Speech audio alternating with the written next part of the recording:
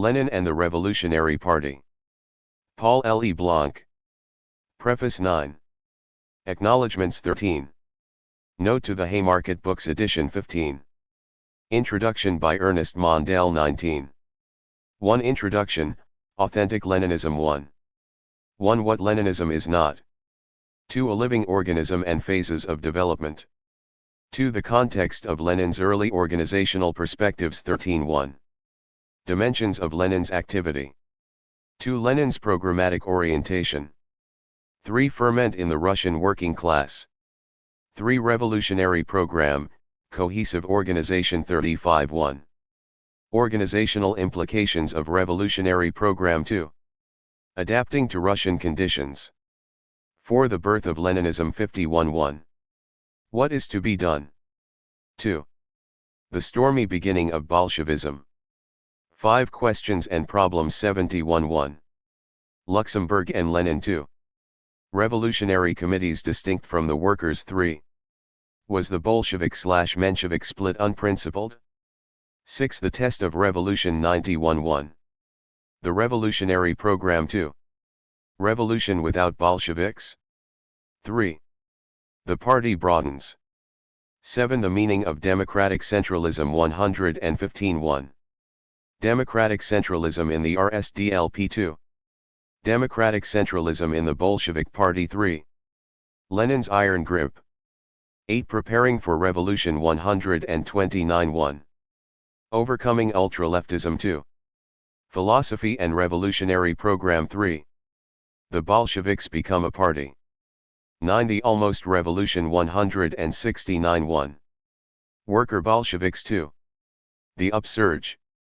10. Party and war 187.1. Revolutionary internationalism 2. The actuality of world revolution 3. How the party functioned. 11. Party and revolution 213.1. Overthrowing Tsarism but not taking power 2. Reorientation 3.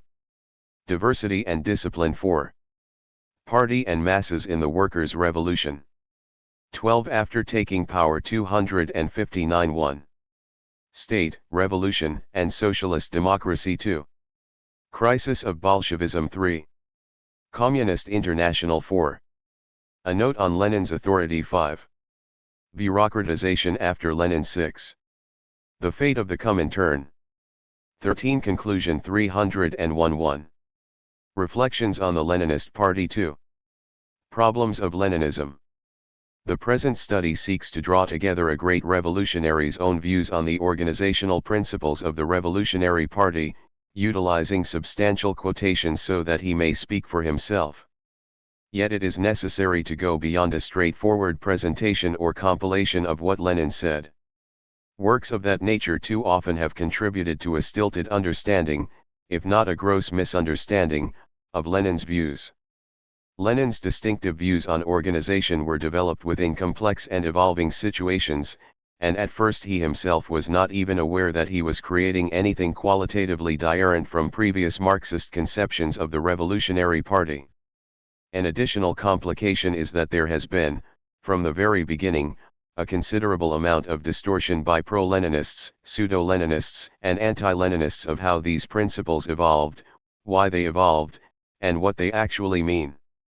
Therefore, it has been necessary to give significant attention to the following areas: identifying and challenging certain distortions, elaborating on the actual contexts within which Lenin's ideas developed, and critically evaluating problems in Lenin's conception or the Bolshevik organization in one period that resulted in later modifications. Too often, Lenin's ideas on organization have been abstracted from his commitment to the working class and socialism, from his views on the revolutionary program, and from the vibrancy of Russia's labor and socialist movements. This approach gives a cold and lifeless quality to Lenin's organizational perspectives. I have tried to avoid that difficulty in this study by giving greater attention to the non-organizational matters that must be grasped to appreciate his views on the Revolutionary Party. Several serious studies of Lenin's thought take up his views on the party, perhaps the most valuable being Marcel Liebman's Leninism under Lenin, Neil Harding's 2-volume Lenin's Political Thought, and Tony Cliff's 4-volume Lenin. While these deal with the whole range of Lenin's politics, the present contribution attempts to focus more sharply on his organizational thought. In doing this, it also challenges some of their interpretations. There seem to me to be underlying deficiencies in the works by Liebman and Harding, both well-deserved recipients of the Isaac Deutscher Memorial Prize, which result in distortions precisely on the question of the Leninist Party. Harding is inclined to bend the stick too far in his argument that the organizational question has been given a position of unwarranted importance as the occasion for the Bolshevik/Menshevik dispute. As a result, he fails to give sufficient attention to the evolving specifics of Lenin's organizational thought. Liebman, on the other hand, recognizes Lenin's passionate determination to defend the revolutionary organization tooth and nail, but he adds, that was what in fact he did, indefatigably, the bites and scratches being sometimes distributed to left and right with more generosity and vigor than restraint or scruple. One at times, Liebman is so put by Lenin's fierce polemics on organization that he, too, fails to examine the specifics around which the polemics revolved, giving the benefit of too many doubts to Lenin's critics. Tony Klee has a more practical-minded approach to such questions, despite other deficiencies such as an ambivalence toward the organizational implications of revolutionary internationalism. Here I want to indicate briefly the thrust of my own interpretation. Two things are fundamental to Lenin: the political program of revolutionary Marxism and the living movement and struggles of the working class. The function of the Revolutionary Party for Lenin is to bring these two phenomena together, to develop the program in a way that advances the workers' struggles, and to help advance the workers' struggles in a way that contributes to the realization of the program. This dual commitment is primary for Lenin. Everything else is subordinate to it, and any hint of abandoning one or the other is fiercely resisted. Lenin sought to build a cohesive nationwide party, integrated into an international socialist movement, whose members would be working together to realize this dual commitment. His organizational approach, contrary to the assertions of many commentators, was not characterized by personal power lust or pragmatic opportunism or elitism or authoritarianism. Rather, it involved a dynamic blend of practical mindedness and profound concern for political principles, and it was essentially democratic in regard both to ends and means. In Lenin's methodological approach there is a great sensitivity to varying and changing contexts. This results in a remarkable flexibility of application within the changing Russian environment and also suggests that Lenin's organizational orientation transcends the specifics of turn-of-the-century Russia. Generally, therefore, Lenin's conception of the party makes sense. It is worth the effort to understand as fully as possible what this conception meant. As final preparations were being made for the publication of this book, a provocative and valuable work was published in English under the title Fire in the Americas, Forging a Revolutionary Agenda, by a U.S. radical named Roger Burbach and a leading Sandinista theorist named Orlando Núñez from Nicaragua. One of the many important passages from that work is so relevant to the concerns of my own contribution that I am moved to reproduce it here. This perspective was reinforced by the obsession of many political activists in the early 1970s, particularly in the United States, with the role played by Lenin in the Bolshevik Revolution. They saw him as a solitary figure who, through his iron will and clear vision, was able to preserve and lead the Bolshevik Party to power. Regardless of whether this view of Lenin is correct, it led many revolutionaries to believe that they could adopt a political strategy, and resolutely carry it to completion, no matter what the political realities. This leads to a broader problem. Once a revolutionary political theory has been developed, it often tends to limit the imagination of future leaders rather than to guide them. This is not to deny the importance of theory. But it does mean that we have to be constantly on guard to ensure that theory does not become dogma. Each new revolutionary struggle and movement must rethink its premises and its theoretical approach as well as its practice. This is only possible if we apply the Marxist method in the most creative manner, without relying on dogma or letting preconceptions distort our understanding. 2. The non-dogmatic thrust of this passage must be a central component in the outlook of any serious political activist. Genuine revolutions cannot be made by solitary figures who, with iron will and clear vision, galvanize small groups of followers to seize power. To think otherwise not only will distort our understanding of what is possible in our own time but also will distort our understanding of Lenin and the history of which he was a part and that he helped to shape. An adequate interpretation of Lenin and the revolutionary party he led, an interpretation that guides us rather than blinds us, must be in harmony with the insights of the passage just quoted. A conception of the Leninist party that conforms to the caricature sketched by the authors not only will disorient would-be revolutionaries but also will prevent us from understanding what actually happened in history. The present study attempts to draw together and synthesize a considerable amount of material. It does not claim to be the last word on the subject of Lenin and the Revolutionary Party, but is aired as a contribution that, I hope, can be of use to those who want to develop an understanding of that subject. 3 of such people. The most important are those with high ideals who have not lost heart, those who are prepared to struggle against all forms of oppression and human degradation, those who want to commit their lives to creating a decent future in which the free development of each person is the condition for the free development of all. The relevance of this study hinges on the existence of such people. Introduction. Paul L. E. Blanc's book represents an excellent analysis of the development of Lenin's conception of the Revolutionary Party, from its inception until the immediate aftermath of the October Revolution. This conception is dialectically linked with the Marxist conception of the self-activity and self-organization of the working class, which Lenin never abandoned, not even in What Is to Be Done? 1. To be sure, there is a dynamic equilibrium between these two constitutive elements in Lenin's thought. Lenin was not only a great theoretician, he was also an eminently practical political person. Many of his writings had an immediate purpose, often at least partially determined by conjunctural circumstances. The stick was sometimes bent too much in one direction, but as Lenin was, above all, a principled politician, he always bent the stick back in the other direction as soon as a sober balance sheet of the previous stage of debate and activity could be drawn. This dynamic equilibrium was in turn determined by the ups and downs of mass activity. As Marcel Liebman has convincingly demonstrated, what was typical of Lenin was that in revolutionary situations he went out of his way to emphasize the self-organization of the working class. 2. This is most clearly expressed in State and Revolution, centered entirely around the Soviets. The leading role of the party is not even mentioned once in this book. Paul L. E. Blanc correctly and critically examines the roots of Lenin's conception of the Revolutionary Party.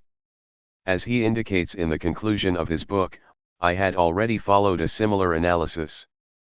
3. The building of a revolutionary party does not correspond in the first place to an organizational need, to the problem of centralizing local, regional, sectoral, and workplace activities, and grouping them around political objects, although of course that need is very real.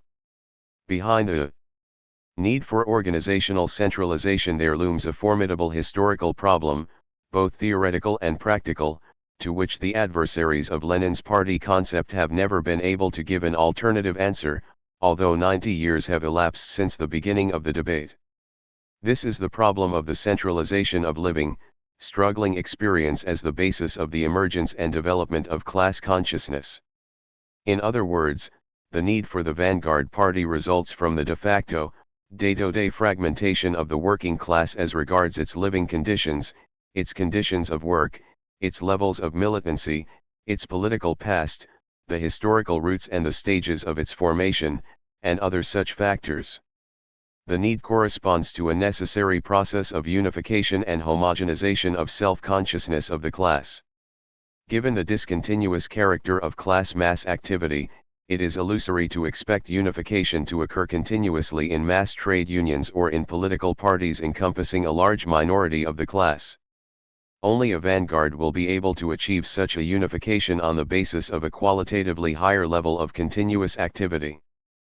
4. But on the other hand, the possibility of making a real proletarian revolution and of building a classless society depends on the capacity of the mass of the workers periodically to reach extraordinary levels of continuous political activity. It follows that the dialectical interrelationship between the revolutionary vanguard party and the capacity for massive self-activity and self-organization of the mass of the wage workers reflects, in the final analysis, precisely that dynamic tension between continuous vanguard militancy and discontinuous but no less real mass activity. 2. Except for some general remarks, Paul L. Blanc's book stops after the October Revolution. It does not take up the central questions which have been discussed for decades among historians and inside the international labor movement, in the light of subsequent developments in the USSR. Did Lenin change his view of the interrelationship between the Soviets and the vanguard party after 1918, after 1920, after 1921, under pressure from the dramatic conditions that were emerging inside Soviet Russia? Was the gradual emasculation of the Soviets rather the inevitable outcome of Lenin's initial conception of the party? Was Lenin at first at least partly unaware of the terrible implications of that emasculation, but did he react later, perhaps too late, yet react indeed, in a consistent way, a reaction that did not lead to any change in Russia's evolution but did conclude Lenin's life in a really tragic way? This short preface cannot substitute for what should have been at least a couple of additional chapters in Paul L. Blanc's book. We can only advance what we believe should be the general line of the answer to the central question posed in the international debate among historians and socialists/communists. The economic and cultural backwardness of Russia worsened rapidly from the devastation of the Civil War and the foreign imperialist intervention and blockade. 5. A catastrophic decline of the productive forces expressed itself in a no less catastrophic numerical and industrial decline of the working class in 1919–20. This led to a significant decline in the political activity of the proletariat. Basically, the workers were not expelled from the Soviets by a Bolshevik conspiracy, they left them in order to fight in the Red Army and to look for potatoes in the countryside. That negative development was amplified by the retreat of world revolution after 1920. Certainly, the retreat was not a rout nor even a grave defeat, except in Italy, where the fascists came to power. The strength of the British labour movement remained great enough to prevent, through the threat of a general strike, an open intervention by Britain on the side of Poland and France in the war against Russia. The most successful general strike in history broke the German counter-revolutionary coup of Kapp von Lüttwitz. The chances of revolutionary victory remained objectively open, at least in Germany and Austria. But the perspective of a short-term extension of the revolution to 2, 3, or 4 Central European countries, which seemed imminent in 1918–19, now became a medium-term perspective at best. Under these circumstances, maintaining Soviet power in Russia became for the time being a question of maintaining Bolshevik party power, at least until a change in internal or international conditions would make a political reactivation of the working class objectively possible. Even the workers' opposition under Shlyapnikov and Kollontai, which tried to oppose its own course to that of the party majority, was dimly aware of this, a fact that puts a question mark over the credibility of its alternative platform. 6. The substitutionist logic of the Bolsheviks, which saw the initiatives of the party cadres as a substitute for the direct action of the working class as a whole, was sketched by Trotsky in a youthful anti-Lenin pamphlet as resulting from Lenin's ideas, but it actually came about as a result of objective conditions and was not opposed by Trotsky himself. 7. In real life, the party, or even worse, the party's central hardcore cadre, exercised power in the name of the workers, but in the beginning at least with the more or less tacit acceptance of the working class. 3. One can discuss indefinitely whether an alternative course would have been possible at the height of the Civil War and of the foreign intervention and the Polish War. In any case, this seems largely an academic debate. When the numerical strength of the working class is reduced by 2/3 and its per capita caloric intake to half the normal level, there is little objective space for direct workers' power. The real turning point occurred in the year 1921. The Civil War was over, the counter-revolution was militarily defeated, the foreign military intervention had been stopped. The decline of the production forces was reversed through the introduction of the new economic policy. Workers' real consumption was rising, and the number of wage workers was rapidly increasing. At that precise moment, the Bolshevik leadership, including Trotsky, but undoubtedly under the impetus of Lenin, took a decision that, in hindsight, we can only characterize as a tragic mistake, as Isaac Deutscher has already observed. 8. The Bolsheviks should have drawn the conclusion, from a favorable evolution of the social relationship of forces, that a large broadening of Soviet and proletarian democracy was now on the agenda, in order to stimulate the political reactivation of the working class. Instead, they decided to narrow democracy in a decisive way, by banning all opposition Soviet organizations and by banning factions inside the Bolshevik Party itself, although not banning tendencies. The reasoning on which this political regression was based ran roughly along the following lines. Precisely because the Civil War had been won and the productive forces were rising again under the NEP, the danger of the revolution's losing political power was growing and not declining. The proletariat, which had concentrated tremendous energies on the conquering and maintaining of power, but had become déclassé under the blows of the decline of the productive forces, would now tend to relax and to defend power much less energetically than in the previous period. Pro-capitalist forces, the NEP men, the kulaks, would therefore have new opportunities to undermine workers' power. This danger was less obvious than that of open military aggression, and therefore potentially much graver. Against the danger the dictatorship must be strengthened. Under the circumstances, this could happen only through the concentration of power in the party cadre. This reasoning includes at least 3 political theoretical mistakes. First, it is simply not true that the kulaks were a bigger threat than Kolchak, Rajul, or Pilsudski for the overthrow of Soviet power. Such an overthrow needs not only a gradual socio-economic evolution, it also needs an active, organized political force. The kulaks were socially too dispersed and politically too demoralized to be capable of playing such a role, at least in the short term.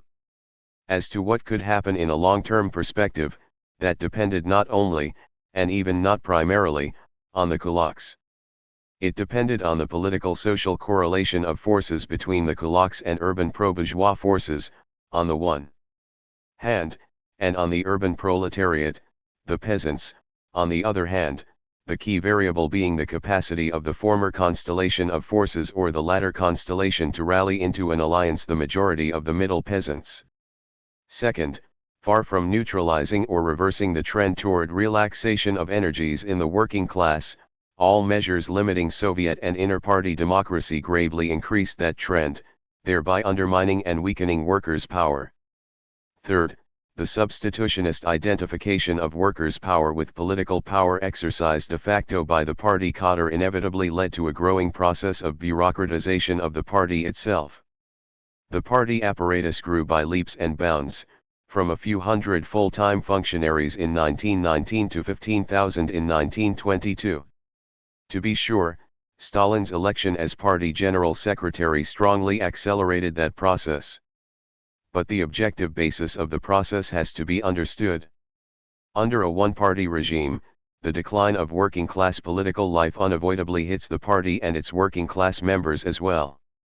9. De facto exercise of power by paid functionaries thereby becomes the most realistic stopgap solution, independently of any calculation by unprincipled maneuvers of the Stalin type. The formula workers' power equals party cadre power equals party leadership power becomes transformed into workers' power equals party leadership power equals party apparatus power equals bureaucracy's power. The party bureaucracy rapidly fuses with the state bureaucracy and identifies itself with it. 10. Far from playing the leading role, the party becomes more and more a tool of the bureaucracy in its totality. 11. Of course Lenin, Trotsky, Bukharin, Rykov, Zinoviev, Kamina, Rakovsky, Preobrazhensky, and Pyatakov did not want this to happen. They sincerely believed that they ruled for the working class and not for the bureaucracy. They saw the danger of their mitter sooner or later, Lenin starting with 1922, Trotsky a bit later, in 1922-23, Zinoviev in 1925-26, Bukharin in 1927-28. but by the time they recognized the danger, especially as they recognized it in a dispersed way, without a clear common plan of counteraction, the process of bureaucratization was already too much advanced to be nipped in the bud. That is the historical balance sheet of the tragic year 1921. 4. Lenin's impressive stature as a revolutionary theoretician and politician of the working class is enhanced by the rapidity with which he recognized the bureaucratization process in society, state, and party, and the near desperation with which he reacted to it. One has to discard the mystified picture of the power-hungry character of Lenin, not to say of Trotsky. 12. It is true that Lenin possessed a unique concentration of energy, impressive singleness of purpose, and a tremendous self-confidence that supported that purpose. For a person of that character to use the words "I am greatly guilty" in the eyes of the Russian working class implies a dramatic and extraordinary effort at self-analysis and self-criticism. 13. In fact, the final 2 years of Lenin's conscious life convey a tragic image of growing desperation. Lenin was conscious of the process of bureaucratic degeneration in Russia and in the Russian Communist Party, but he was increasingly obsessed with a growing sentiment of helplessness, or incapacity to stop the rot. Moshe Lewin has written his well-known book on Lenin's last fight, 14, but in fact it is not only on the Georgian question in which Lenin struggled against Stalin's bullying tactics toward the Georgian national minority that Lewin should have concentrated our attention. 15. Lenin's writings and speeches of 1922 and 1923 are full of a constantly growing denunciation of bureaucratization. A book examining and uniting all the successive episodes of that fight is long overdue. During that fight, Lenin came progressively to conclude that the party apparatus itself was undergoing bureaucratic degeneration. As the sole antidote, he saw a much stronger involvement of direct producers, factory workers, cadres, and working peasants cadres in the Central Worker Bolshevik Party leadership. 16. One must note, however, that at that moment the capacity of the party apparatus to stifle inter-party democracy and to prevent worker Bolsheviks from expressing their opinions frankly had already grown to the point where the practicality of Lenin's proposals is at least open to doubt. 17. The degree of workers' depoliticization and demobilization had strongly increased in 1922-23. The key link between Lenin's conscious insight and his capacity to reverse the wrong party majority course had been in April 1917 and at the time of the Brest-Litovsk Treaty, when there was an active, broad working-class vanguard, and not solely inside the party. In 1922-23 this link was missing. Basically, that is the reason why Lenin's 1922-23 fight and Trotsky's 1923 fight against the bureaucratized party leadership were defeated. For that reason Stalin, with the help of Zinoviev, Kamina and Bukharin, a help that was literally suicidal, was able to consolidate his hold over the party through the apparatus. Thus he could start on the road toward his bloody dictatorship, which would physically destroy the Bolshevik Party. In the light of these developments, the thesis advanced in recent Soviet publications, that Lenin had consciously embarked on the self-thermidorization of the Bolshevik leadership, a thesis based among other things on a sentence that Jacques Sadoul attributed to Lenin, cannot be seriously defended. 18. Again, the decisive moment to reverse this process was 1920-21. And the decisive way to achieve that result would have been a broadening and not a restriction of Soviet and inter-party democracy. Lenin had no time to consciously formulate a self-criticism in that respect. Bukharin and especially Trotsky had time to do it, and they did it. 19. Indeed, the emergence of an all-powerful party apparatus had already assumed such proportions in 1922-23 that Lenin himself had become its prisoner in a direct, personal sense of the word. As Neil Harding has described it, the apparatus now controlled him, dictating his daily regimen, refusing him books and newspapers, forbidding him to communicate. Lenin was trapped and stifled in the web he himself had spun. 20. V. Lenin hesitated on the most efficient way to fight the bureaucratic degeneration of the state and party apparatus during the final political battle of his life. To what degree should an appeal to the rank-and-file party members against Stalin's apparatus be linked to appeals to the party leadership to correct its course? To what extent should such an appeal be complemented by appeals, however cautious, to workers outside the party to participate in that struggle? All the successive oppositions inside the Russian Communist Party, the Democratic Centralists of 1919, the workers' opposition of 1920-21, Lenin in 1922-23, the Trotskyite left opposition of 1923, the United Opposition of 1926-27, the Bukharin-Rykov grouping of 1927-30, the left opposition from 1927 onward were faced with the same problem. 21. What transformed that problem into a real dilemma for Lenin, as it would do later for Bukharin, was his sociological justification of party dictatorship through an analysis of alleged structural long-term deficiencies in the working class. These formulations, which appear frequently in his 1920-21 writings, are in stark opposition to his previous opinions, not only those of the 1917-20 period but also those of 1905, 08, and even earlier ones. But the dictatorship of the proletariat cannot be exercised through an organization embracing the whole of that class, because in all capitalist countries the proletariat is still so divided, so degraded, and so corrupted, that an organization taking in the whole proletariat cannot directly exercise proletarian dictatorship. It can be exercised only by the vanguard that has absorbed the revolutionary energy of the class. The whole is like an arrangement of cog wheels. It cannot work without a number of transmission belts running from the vanguard to the mass of the advanced class, and from the latter to the mass of the working people. 22. Such statements represent an obvious and theoretically unjustified telescoping of conjunctural into structural analysis. They fade away from his writings and speeches after 1921, but they were never fully transcended in his thought. As long as the theoretical contradiction was not solved, the political Gordian knot could not be cut. The problem is very simple, if you reduce it to its inner core. Were the specific déclassé features of the Russian working class in 1920-21 a passing conjunctural result of the exceptional decline of the productive forces in Russia at that moment, in which case they would be gradually overcome by more positive, overarching developments?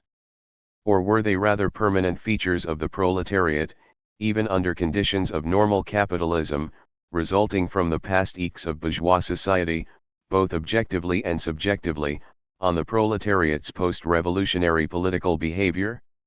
In the latter case, the working class was unfit to exercise its dictatorship directly anywhere, anytime, at least in the foreseeable future. The dictatorship could only be exercised by the party.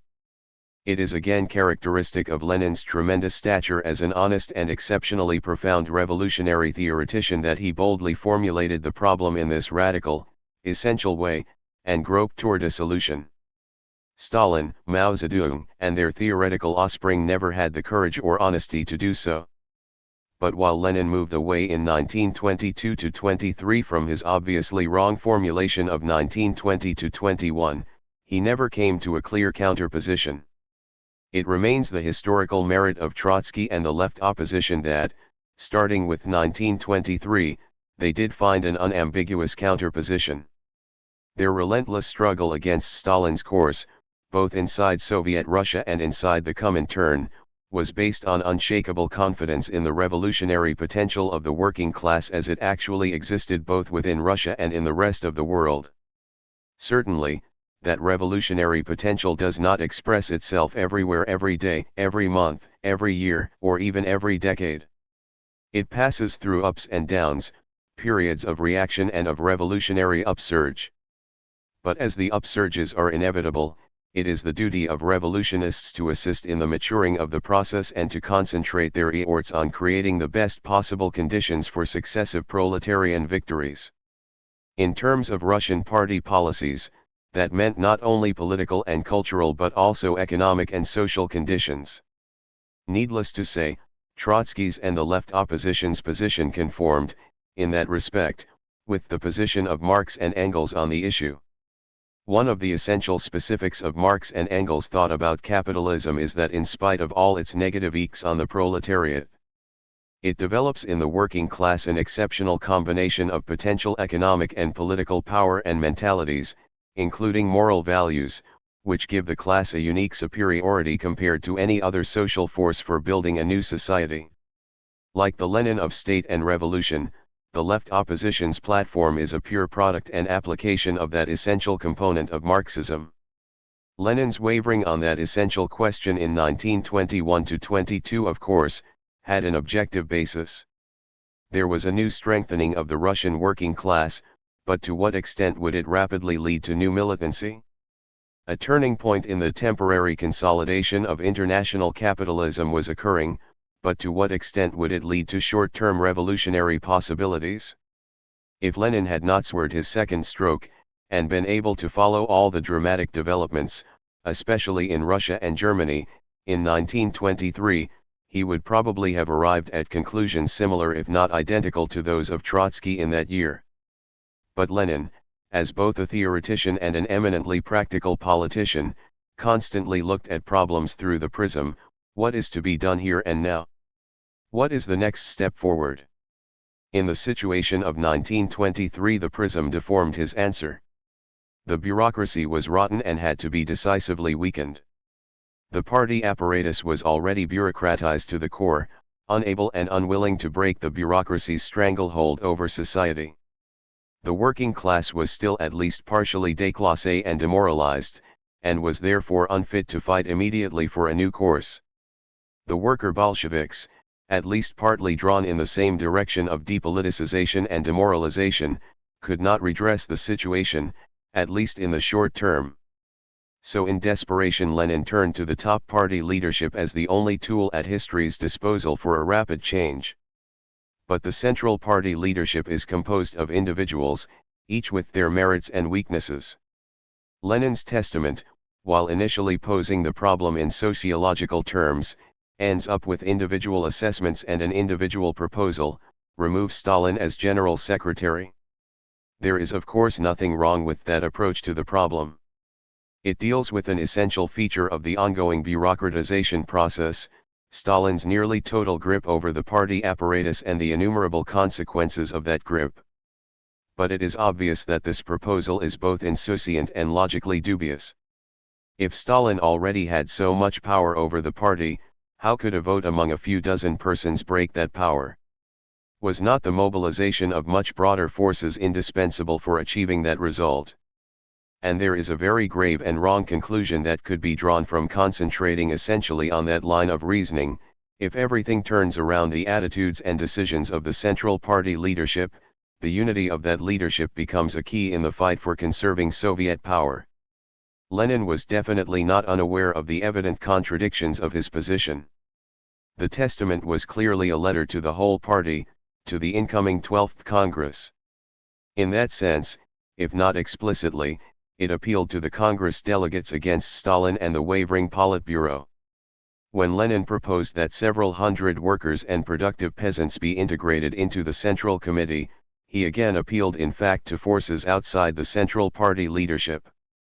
But by posing the question of party unity as the central short-term goal in the struggle against the looming Thermidor, Lenin created a conceptual framework that could play a decisive role in the old Bolsheviks' successive capitulations before Stalin. This is all the more significant as it completely contradicts the real traditions of Lenin's party and faction before 1921. Top leaders of the Bolsheviks had often appealed to party members against what they considered wrong decisions of the leadership, as Lenin himself did in April 1917, during the Brest-Litovsk debates and on several other occasions. Party leaders never hesitated to publish theoretical positions that were not shared by Lenin and the party majority. In several episodes, they even appealed to the general working class public against majority political positions which they considered disastrously wrong. Lenin, admittedly, criticized them, sometimes severely, for these acts. 23 But this never led to inter-party repression, nor did it prevent his comradely, even friendly, collaboration with these leading Bolsheviks. The same is even more true of Lenin's attitude toward Trotsky after the fusion of the latter's tendency with the Bolsheviks.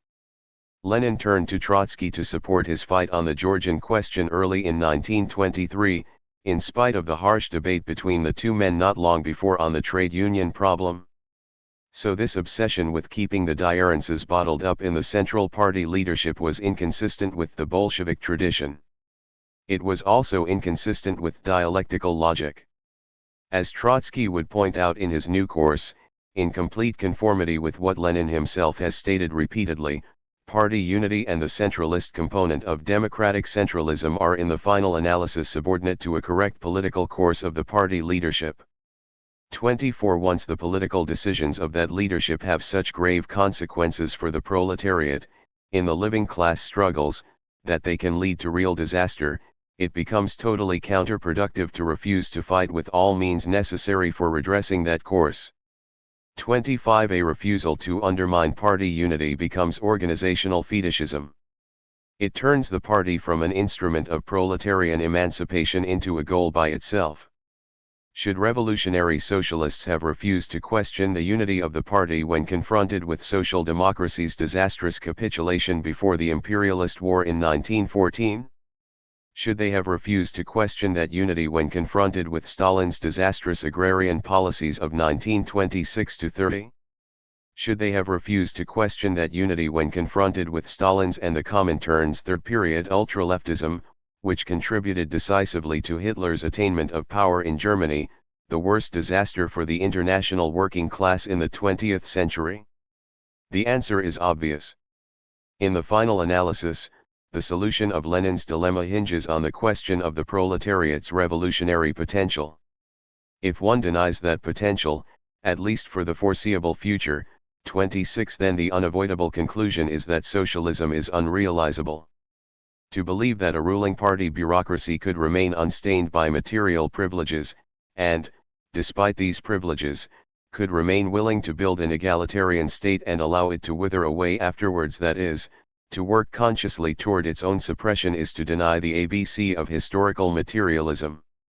All evidence points in the opposite direction. Party, that is to say, party apparatus, meaning party bureaucracy rule, cannot be a long-term substitute for proletarian self-activity and self-organization in the building of socialism. If self-activity and self-organization are not realistic likelihoods, then socialism is not a realistic likelihood. Bukharin, between 1923 and 1927, formulated the opposing theoretical position: Cotters decide everything in the most coherent way. This transitional period is the time when the working class changes its nature in the most diverse ways, when it pushes forward from its reservoir of forces resolute bands of men, who undergo a transformation that is cultural, ideological, technical, etc., and who emerge from this university in another living form. Of Cotters who are able to govern the entire country with a strong hand, to the extent that the working class places these trusted men into the most diverse posts. 27. But if one believes that even in periods of steep decline of proletarian militancy this decline remains a temporary and not a definitive phenomenon, then what is on the agenda for the vanguard is a holding operation, in which the struggle against counter-revolutionary dangers must be combined by force with policies that favor a rebirth of working-class militancy. And in that case, the unity of the party, not to speak of the unity of the party leadership, must be subordinated to the fight for policies that make the rebirth possible. So Trotsky was right, in his fight against bureaucratic degeneration, when he appealed first to the membership of the Russian Communist Party and afterwards to the working class inside and outside the party. Bukharin and the old Bolsheviks were wrong when they drew back from that decisive step, thereby smoothing the way to Stalin's terrorist dictatorship. 28 Lenin took an intermediary position. Quite rightly he would have adjusted it in the direction of Trotsky's position, had his conscious life extended a bit. Ernest Mondale. 1. Introduction, Authentic Leninism. Vladimir Ilyich Lenin was the foremost leader of the world's first working-class socialist revolution, which swept Russia in 1917 and continues to reverberate down to our own time. People throughout the world longing for an end to injustice, war, and oppression have looked hopefully to the example of the Russian Bolsheviks and to the ideas of Lenin as a guide for liberation struggles and social change in their own countries. As another leader of the Bolshevik Revolution, Leon Trotsky, explained, the main work of Lenin's life was the organization of a party capable of carrying through the October Revolution and of directing the construction of socialism. Because of this, revolutionary-minded men and women have given special attention to Lenin's views on the Revolutionary Party. With the triumph of the Bolshevik Revolution, Lenin and his comrades turned their attention to the task of helping revolutionaries in other countries mobilize the workers and the oppressed for the purpose of overthrowing capitalism on a global scale to establish a worldwide cooperative commonwealth in which, as Marx and Engels had written in the Communist Manifesto, the free development of each is the condition for the free development of all. Renaming their own organization the Communist Party, the Bolsheviks established the Communist International in 1919 in order to advance this expansive goal. Millions of people from a rich variety of cultures, traditions, and experiences responded to the revolutionary appeal of Bolshevism and the Communist International. One of these was James P. Cannon, a veteran of the American Socialist Party's left wing and of the militant and colorful industrial workers of the world.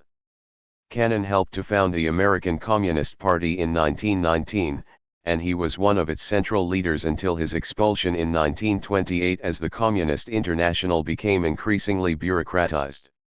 Yet he never abandoned his revolutionary convictions, and in a remarkable essay written in the 1960s continued to arm. 1. The greatest contribution to the arsenal of Marxism since the death of Engels in 1895 was Lenin's conception of the Vanguard Party as the organizer and director of the proletarian revolution.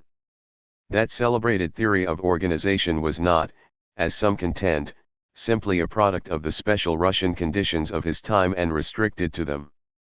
It is deep-rooted in two of the weightiest realities of the 20th century, the actuality of the workers' struggle for the conquest of power, and the necessity of creating a leadership capable of carrying it through to the end. Recognizing that our epoch was characterized by imperialist wars, proletarian revolutions, and colonial uprisings, Lenin deliberately set out at the beginning of the century to form a party able to turn such cataclysmic events to the advantage of socialism. The triumph of the Bolsheviks in the upheavals of 1917, and the durability of the Soviet Union they established, attested to Lenin's foresight and the merits of his methods of organization. His party stands out as the unsurpassed prototype of what a democratic and centralized leadership of the workers, true to Marxist principles and applying them with courage and skill, can be and do. 3. These perceptions have been shared by innumerable workers and peasants and students and intellectuals of every continent. They consider themselves Leninists because they are animated by the categorical imperative to overthrow all conditions in which man is a debased, enslaved, neglected, contemptible being. 4. They are Leninists because they are committed, in a very real and practical way, to replacing the tyranny of capitalism with a socialism in which the immense economic resources of society will be the common property of all people, democratically controlled in order to ensure that the free development of each person can be possible. 1. What Leninism is not. Lenin's ideas on the Revolutionary Party have been greatly distorted by many different kinds of people. It may be useful to survey some of these interpretations. From the triumph of the Bolshevik Revolution down to the present, liberal and conservative ideologists of the capitalist status quo have utilized immense resources to spread the notion that Lenin and his works, especially his concept of the Revolutionary Party, constitute a hideous threat to law, order, simple human decency, and Western civilization. One of the clearest expositions of this viewpoint was offered by the late director of the Federal Bureau of Investigation, J. Edgar Hoover. In Masters of Deceit, the FBI chief gave this explanation to millions of frightened readers. Lenin conceived of the party as a vehicle of revolution. The party must be a small, tightly controlled, deeply loyal group. Fanaticism, not members, was the key. Members must live, eat, breathe, and dream revolution. They must lie, cheat, and murder if the party was to be served. Discipline must be rigid. No deviations could be permitted. If an individual falters, he must be ousted. Revolutions cannot be won by clean hands or in white shirts, only by blood, sweat, and the burning torch. The skill of Lenin cannot be overestimated. He introduced into human relations a new dimension of evil and depravity not surpassed by Genghis Khan or Attila. His concept of party supremacy, girded by ruthless and ironclad discipline, gave communism a fanaticism and an immorality that shocked Western civilization. 5. This basic interpretation is also aired frequently in a more sophisticated and scholarly form by many influential academics and intellectuals who are engaged in the defense of Western civilization. Essential components of that civilization are a myriad of unavoidable inequalities and regrettable injustices, not to mention the immense power of the big corporations and, of course, the aggressively pro-capitalist thrust of U.S. foreign policy. Although undoubtedly sincere, many of these ideologists have, like J. Edgar Hoover, been in the pay of the U.S. government or have been conscious participants in government-controlled or corporate-funded operations designed to generate and spread anti-radical, anti-revolutionary propaganda. They are not objective commentators, they have an axe to grind. And yet their biased interpretations have a substantial impact among many who do not share their particular commitments to U.S. corporate government power. 6 other powerful distortions emanate from a quite different source: the communist movement itself. Many people drawn to it over the years have absorbed interpretations of Lenin's ideas that have little to do with the experience of the Bolsheviks as, in the years leading up to 1917, they grew into a revolutionary party. Instead, these individuals have been trained in more rigid and stilted conceptions that became dominant particularly after Lenin's death in 1924. Such conceptions gained currency as a rising bureaucratic layer, led by Joseph Stalin, sought to consolidate its control and privileges within the Union of Soviet Socialist Republics from the 1920s onward. The Leninism fashioned in this period assumed dominance among revolutionary-minded activists, but it proved to be more useful for enhancing the authority of the new ruling group in the Soviet Union than for duplicating the successes of the Bolsheviks for the peoples of other countries.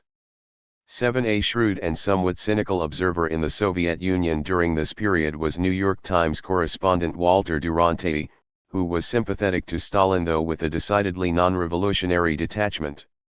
He noted that a growing number of old Bolsheviks were showing signs of restiveness, partly because they saw that Stalinism was progressing from Leninism towards a form and development of its own, partly because they were jealous and alarmed by Stalin's growing predominance. Duranty wrote as follows: "When Lenin died, what ignorant mortal could know whether Stalin or Trotsky was the chosen son? Only results could prove that. Stalin rose and trod. Sky fell, therefore Stalin, inevitably, was right and Trotsky wrong.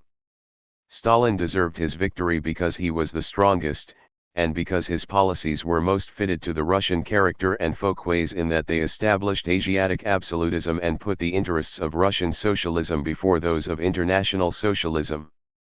8. Stalin portrayed his progression from Leninism, however, as nothing more nor less than the most uncompromising defense of Leninist principles. At Lenin's funeral, he religiously intoned, "Leaving us, Comrade Lenin enjoined on us to hold high and keep pure the great calling of member of the party. We vow to thee, Comrade Lenin, that we will with honor fulfill this thy commandment. Leaving us, Comrade Lenin enjoined on us to keep the unity of our party as the apple of our eye. We vow to thee, Comrade Lenin, that we will with honor fulfill this thy commandment. Leaving us, Comrade Lenin enjoined on us loyalty to the principles of the Communist International. We vow to thee, Comrade Lenin, that we will not spare our lives to strengthen and extend the union of the toilers of the whole world, the Communist International." Instead, Stalin sought to destroy politically all communists, including most of Lenin's closest comrades who challenged his authority, to drive out of the Communist Party of the Soviet Union and communist parties throughout the world all who were unprepared to abandon the old Leninism of the Bolsheviks' heroic period, and to subordinate the revolutionary aspirations of parties belonging to the Communist International to narrowly defined foreign policy considerations of the Soviet Union. He went so far as to formally dissolve the Communist International during World War II in order to reassure his wartime capitalist allies. Yet a typical, even obligatory, comment by communist ideologists while such things were happening was that the party is training its cadres in Bolshevik ideological intransigence, is rallying its ranks still more closely around its Leninist Central Committee, around its leader and teacher, Comrade Stalin.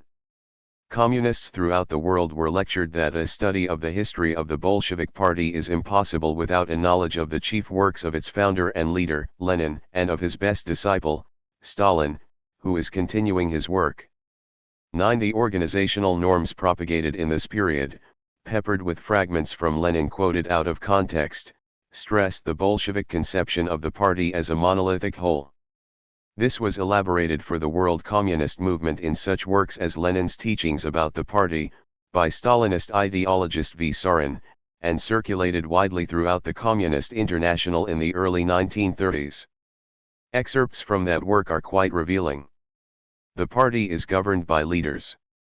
If the party is the vanguard of the working class, then the leaders are the advanced post of this vanguard. The special feature of the 4.4 Communist Party is its strictest discipline, i.e., the unconditional and exact observance by all members of the party of all directives coming from their party organizations. The party must be sure that each of its members will do what the party tells him even if he disagrees with it. Discipline, firm and unrelenting, is necessary not only during the period of underground work and struggle against Tsarism, not only during civil war, but even during peaceful times. The stricter the discipline, the stronger the party, the more dangerous is it to the capitalists. 10. Such follow-the-leader conceptions of Leninism help to overcome the danger of a critical-minded revolutionary membership questioning the policies developed by the Stalinist leadership of the communist movement. But they had little in common with the organization that actually made the world's first socialist revolution. These conceptions continue to influence would-be Leninists of our own time, however. The pamphlet Lenin's Teachings About the Party, for example, was reprinted in the 1970s by former New Left activists who, influenced by the Chinese and Vietnamese revolutions, believed that a new communist party is essential for the revolutionary movement in the United States. Revolutionary-minded people throughout the world have mistaken such distortions for genuine Leninism. Attentive readers may have noticed that the anti-communist and the Stalinist descriptions of the Leninist party have much in common. Sometimes they are blended together, as in the case of Wolfgang Leonhard, a Stalinist functionary and instructor at the Karl Marx Political Academy of the German Communist Party who defected from East Germany in 1949 and became a critical commentator on communist affairs. Leonhard refrained from adopting the bitterly reactionary orientation of many who went through similar breaks, continuing to identify with what he calls humanist Marxism. Yet he urges the following as an objective description. Instead of a democratically organized body representing the interests of all workers who engaged in free discussion, Lenin's doctrine of the party now envisaged an elite led by professional revolutionaries, organized on the principle of democratic centralism, with restricted freedom of discussion, and making great demands on party members, who must operate in unity and with closed ranks in order to lead the working class. 11. Not surprisingly, many revolutionary-minded people have concluded that if this is Leninism, then Leninism is not for them. Within the broadly defined socialist movement there is a particularly influential source for the notion that Leninism is basically authoritarian. This is the moderate socialist current of post-1917 social democracy, many of whose spokespersons refer to themselves as democratic socialists in order to distinguish themselves from authoritarian communism. They tend to perceive democracy as electoral politics within a capitalist framework, to favor the implementation of reform legislation as a means for gradually eliminating the evils of capitalism, and to recognize a kinship with Lenin's moderate socialist rivals in Russia. In many countries they can boast of mass parties, which have sometimes taken oaths and implemented positive social reforms but have never even attempted to overthrow capitalism. Their current orientation in the United States, as Michael Harrington, of Democratic Socialists of America, has put it, holds that the American social democracy is an invisible mass movement consisting of the Liberal Labor Alliance in the Democratic Party with its ranging program for the democratization of the economy and the society. It is natural that the adherents of this position would find intolerable Lenin's dogmatic insistence that it is impossible to peacefully and gradually reform capitalism out of existence. They are inclined to echo, with varying degrees of sophistication, the interpretation articulated for many years within DSA's predecessor, the Socialist Party of America, when it was led by Norman Thomas. Thomas portrayed Leninism as an authoritarian dogmatism which boasts that it is scientific. In 1931 he explained that Lenin's party was organized with military discipline, exacting an unquestioning obedience from its members worthy of the order of Jesus. 20 years later he continued to explain, in Lenin's theory the party was to be a dedicated group bent on serving the interests of the workers and the peasants, which it understood better than the masses themselves. Asserting that Stalin's policies were a continuation of the Leninist commitment to the eventual worldwide triumph of communism, Thomas wrote that Stalin emphasized Lenin's use of any tactics, including unbounded deceit and violence, to achieve that result. 12. This interpretation of Leninism remarkably similar, in important ways, to those aired by apologists for Stalinism, on the one hand, and for capitalism on the other is widely propagated even by formerly New Left adherents of democratic socialism who are not inclined to share Norman Thomas's support for U.S. Cold War policies. Recently there has evolved another source from which a distorted interpretation of Leninism has arisen. Among new Western scholars studying the history of the Soviet Union, there is an innovative current that, while yielding some valuable new research, has also begun to fashion what Sheila Fitzpatrick has delicately termed a less judgmental approach to the Stalin era. Quite similar in temperament and in some of their perceptions to such earlier admirers of Stalin as Walter Duranty, these scholars are also inclined to be somewhat more aloof. There was a wildly impractical and utopian streak in a great deal of Bolshevik thinking, writes Fitzpatrick. She adds the following, however, no doubt all successful revolutions have this characteristic, the revolutionaries must always be driven by enthusiasm and 6. Irrational hope, since they would otherwise make the common sense judgment that the risks and costs of revolution outweigh the possible benefits. Fleetingly entertaining the question of whether in some cosmic sense it was all worthwhile, she draws back with the warning that this is dangerous ground for historians, who should restrict themselves simply to determining what seems to have happened and how it fits together. 13. From this standpoint, Fitzpatrick dispassionately summarizes the Russian Revolution's meaning as terror, progress, and upward mobility. By upward mobility she means the many thousands of workers who rose above their class to get relatively good and high-status jobs in the massive post-revolutionary bureaucracy.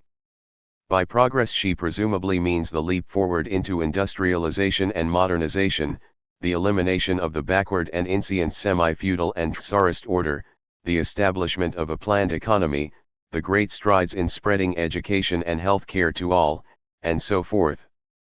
And by terror she means the disruption and destruction of millions of lives, the violence against and coercion of peasants and workers during the revolution from above of collectivization and industrialization under Stalin, the purges and labor camps, and other authoritarian measures. Fitzpatrick asserts that there were important elements of continuity linking Stalin's revolution with Lenin's, and that one element of this continuity was that Stalin used Leninist methods against his opponents. 14. This approach has obvious implications for how one interprets the nature of the Leninist party.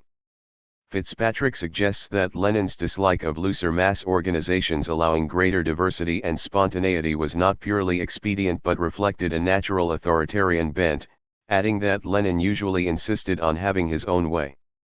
She characterizes the Bolshevik party in this way: it was a party with authoritarian tendencies, one that had always had a strong leader even, according to Lenin's opponents, a dictatorial one. Party discipline and unity had always been stressed.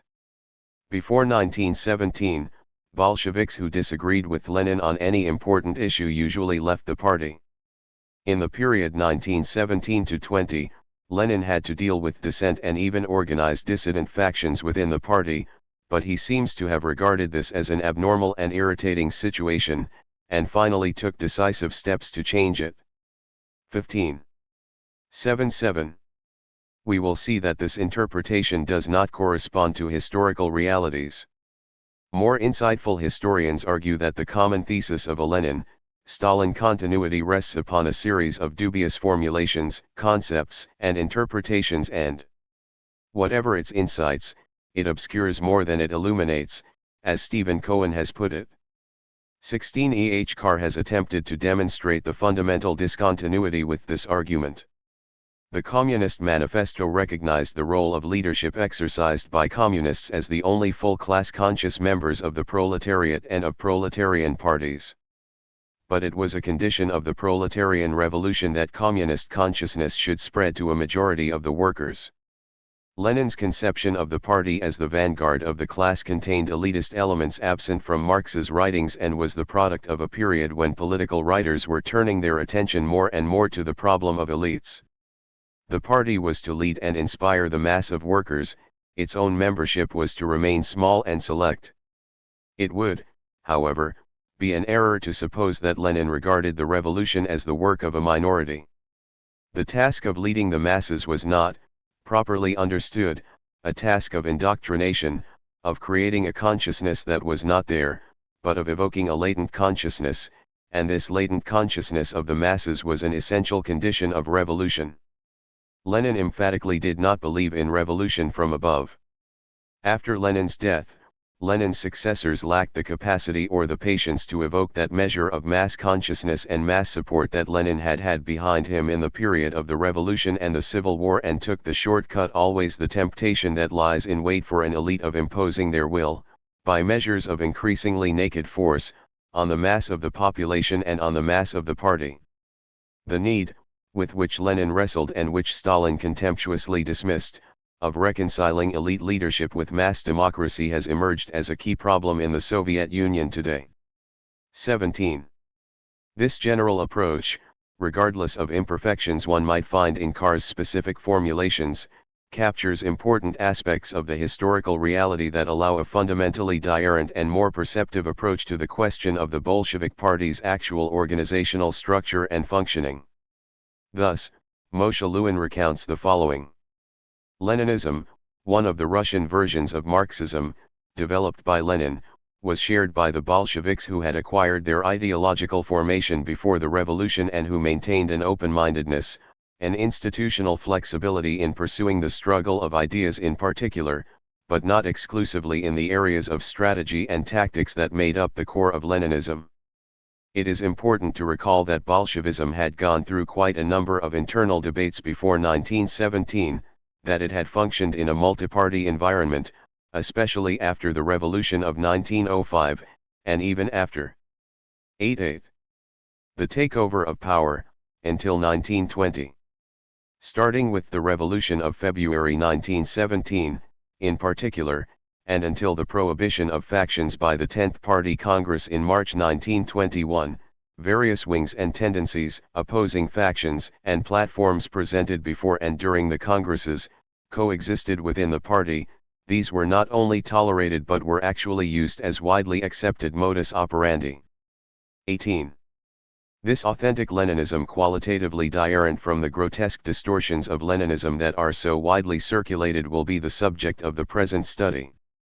To a living organism and phases of development like any living organism, the Bolshevik organization was characterized by a particular set of tensions within itself as well as between it and the larger social reality. These tensions gave it a vibrancy and generated growth, causing the organization to go through quite different phases of development. The organization cannot be adequately understood as a revolutionary force unless it is understood in this way.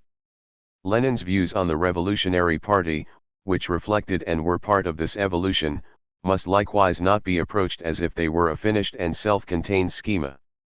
The Leninist conception of the party is animated by certain essential principles and a definite methodological approach. There is an underlying continuity in Lenin's organizational perspectives from the 1890s up to 1917 and beyond. At the same time, there are important shifts in Lenin's thought, flowing from an accumulation of experience and also reflecting changes in the context of the Bolsheviks' activity. A potential problem, even among revolutionaries who recognize a distinction between authentic Leninism and Stalinism, is a failure to grasp this dialectical aspect of Leninism. Leninist organizational principles are seen as an established organizational schema. This schema typically involves a constricting organizational tightness that supposedly constitutes Leninist centralism and party discipline. It is something that Leninist leaders sometimes attempt to superimpose on the membership, often inflexibly, regardless of the actual situation. This is contrary to Lenin's own method, and it has often had destructive consequences for left-wing groups that glorify an abstract Leninism. It may be appropriate for the consolidation of a small sectarian group, but it short-circuits the process of building a working-class party capable of leading a successful struggle for socialism. 19. The present study seeks to recover the actual meaning of Leninist organizational principles by locating them in the specific history of Russia's revolutionary socialist movement. Initially, the organized expression of this movement was the Russian Social Democratic Labor Party, and especially its Bolshevik FAC. 9. From 1903 to 1912, then it was concentrated in the Independent Bolshevik Party, which became the Russian Communist Party after 1917. Within this context, the Leninist organizational perspective can be said to have gone through 6 phases of development from 1900 to 1923. 1900 to 1904. Lenin and other Marxists struggled to establish the RSDLP around the revolutionary program and centralized organizational concepts expounded in the newspaper Iskra. The Iskraists and the RSDLP split into bitterly counterposed majority/minority factions, with Lenin's Bolsheviks advancing the most consistently centralist and uncompromisingly revolutionary orientation. In this period, however, the RSDLP consists mostly of radicalized intellectuals, it has a small minority of workers and a very weak base in the proletariat. 1905 to 1906. The revolutionary upsurge of 1905 catches both Bolshevik and Menshevik factions by surprise. Both factions are swept along by the revolutionary enthusiasm of the workers. Lenin's centralism is tempered by the understanding that looser and more democratic norms can help root the RSDLP in a dramatically radicalizing working class. A convergence of Bolshevik and Menshevik orientations and factions appears to be in process. 1907 to 1912. The defeat of the revolutionary wave and a triumphant reaction destroy the RSDLP mass base within Russia. The new situation reverses the convergence of Bolshevik and Menshevik factions as a fundamental programmatic difference, already visible in 1905, pulls the two factions apart. In the struggle to overthrow Tsarist absolutism, the Mensheviks put greatest weight on an alliance of the working class with the progressive bourgeoisie, while the Bolsheviks counterposed to this a revolutionary alliance of the workers and the peasants. Among the Mensheviks an increasingly strong impulse develops to liquidate the Revolutionary Workers' Party into reformist labor organizations. Among the Bolsheviks an ultra-left sectarian impulse arises, which threatens to draw them into an abstentionist course in the face of opportunities to participate in the actual class struggle. Lenin conducts a bitter war against both liquidators and abstentionists. He drives the latter out of the Bolshevik faction and attempts to drive the former out of the RSDLP altogether. Many non-liquidationist Mensheviks and even some non-abstentionist Bolsheviks fear that Lenin is being too hard, and they seek conciliation with both liquidators and abstentionists in order to preserve the unity of the RSDLP. Lenin forces a decisive organizational split, constituting his faction as a separate party, the Russian Social Democratic Labor Party. 1912 to 1914. The Bolshevik Party, unified on the basis of a revolutionary class struggle program, outstrips the incohesive and squabbling remnants of the non-Bolshevik RSDLP, particularly in the face of a dramatic new wave of working-class militancy. 1914 to 1917. The eruption of the First World War diverts the rising wave of militancy into patriotic hysteria and slaughter. The Bolsheviks and the minority of Menshevik internationalists vehemently oppose the Russian war effort and are savagely repressed. The reformist and pro-war majority of the Mensheviks are able to assume a dominant position in the workers' movement. 1917 to 1923. The devastation of the First World War has a profoundly radicalizing impact on the Russian masses, and the severely weakened Tsarist regime is overthrown by a spontaneous revolutionary upsurge. In the new and volatile situation, the reformist and vacillating Mensheviks are once again outstripped by the Bolshevik Party, which is able to lead the masses forward to a socialist revolution. The eeks of war, civil war, and foreign blockades and interventions result in economic collapse and disintegration of the working class as a political force.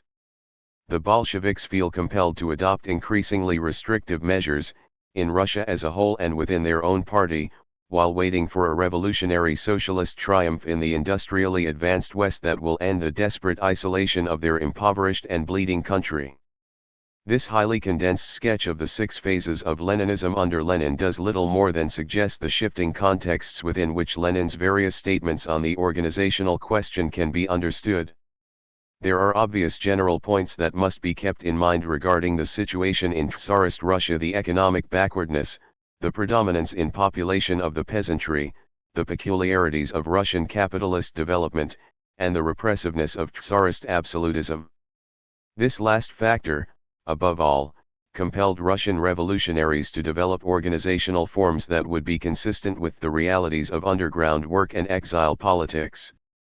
There is much in all of this that necessitated the incorporation into the Leninism of Lenin of qualities that at least at this point have little immediate relevance to the situation of revolutionaries functioning in different contexts. Certain aspects of the Leninist organizational orientation, however, have universal applicability. One is the absolute primacy of the revolutionary program, the principles, general analysis, goals, and strategic and tactical orientation that can 11 lead the class struggle to a revolutionary socialist conclusion. Another is the concept of the Revolutionary Vanguard Party, made up only of activists committed to the revolutionary program. Such a party doesn't attempt to embrace into its ranks the entire working class, but rather seeks to interact with the working class in order to influence it in a revolutionary direction. Finally, organizational centralism and organizational democracy must be combined in such a way that makes the Vanguard Party most effective in applying the revolutionary program to living reality. Given the complex, dynamic, and ever-changing character of reality, it is necessary to be flexible in determining the weight to be given to democracy and centralism in different situations and in different periods. To be true to Lenin's method, revolutionaries must be prepared to apply this orientation creatively to their own specific and changing situations, and to be as innovative as Lenin was from one period to another. In what follows we will concentrate on how this was done in Russia, focusing especially on the years leading up to the working class victory of 1917. 12. 2. The context of Lenin's early organizational perspectives. Turn of the century Russia was a vast country in flux and ferment, beset by profound contradictions. The great majority of Russians were peasants with modest land holdings or none at all, who had barely emerged from serfdom and were still oppressed by the powerful landed nobility. At the same time, a dramatic process of industrialization and urbanization was creating a significant and volatile working class, which faced abominable working and living conditions. The new capitalists, while increasingly important, were allowed only the role of junior partners among Russia's quasi-feudal ruling elite. The government of the Tsar was frankly autocratic, maintaining an oppressive status quo for workers, peasants, and intellectuals, as well as national and religious minorities. It did this with a repressive apparatus that extended from fierce elite army units of mounted Cossacks to vast networks of spies and secret police, from bureaucratic censorship to Siberian prison camps. Yet the repression could not eliminate the growing tensions that resulted from the combined eeks of capitalist modernization and Tsarist recalcitrance. One historian has summed it up in this way: the flux and frustrations in Russian society made it a natural breeding ground for revolutionaries. A volatile combination soon existed, exploited workers, desperate peasants, and angry intellectuals. Only an ideology and an unbending government were needed to set the explosion. The Tsarist system supplied the latter and Karl Marx the former. This didn't happen overnight, however, but was a decades-long process. In the 1890s, Lenin became one of the angry intellectuals who were transforming themselves into professional revolutionaries. Many have seen something ominous in such a label, but Trotsky captured its true meaning in the following description. 1313. A professional revolutionist is a person who completely dedicates himself to the labor movement under conditions of illegality and forced conspiracy. Not everyone is capable of that, and certainly, in any event, not the worst kind of person. The labor movement of the civilized world knows numerous professional authiels and professional politicians. The preponderant majority of that caste is noted for its conservatism, egotism, and narrow-mindedness, living not for the movement, but at its expense. By comparison with the average labor bureaucrat of Europe or America, the average professional revolutionist of Russia cut an incomparably more attractive figure. The youth of the revolutionary generation coincided with the youth of the labor movement. It was the epoch of people between the ages of 18 and 30.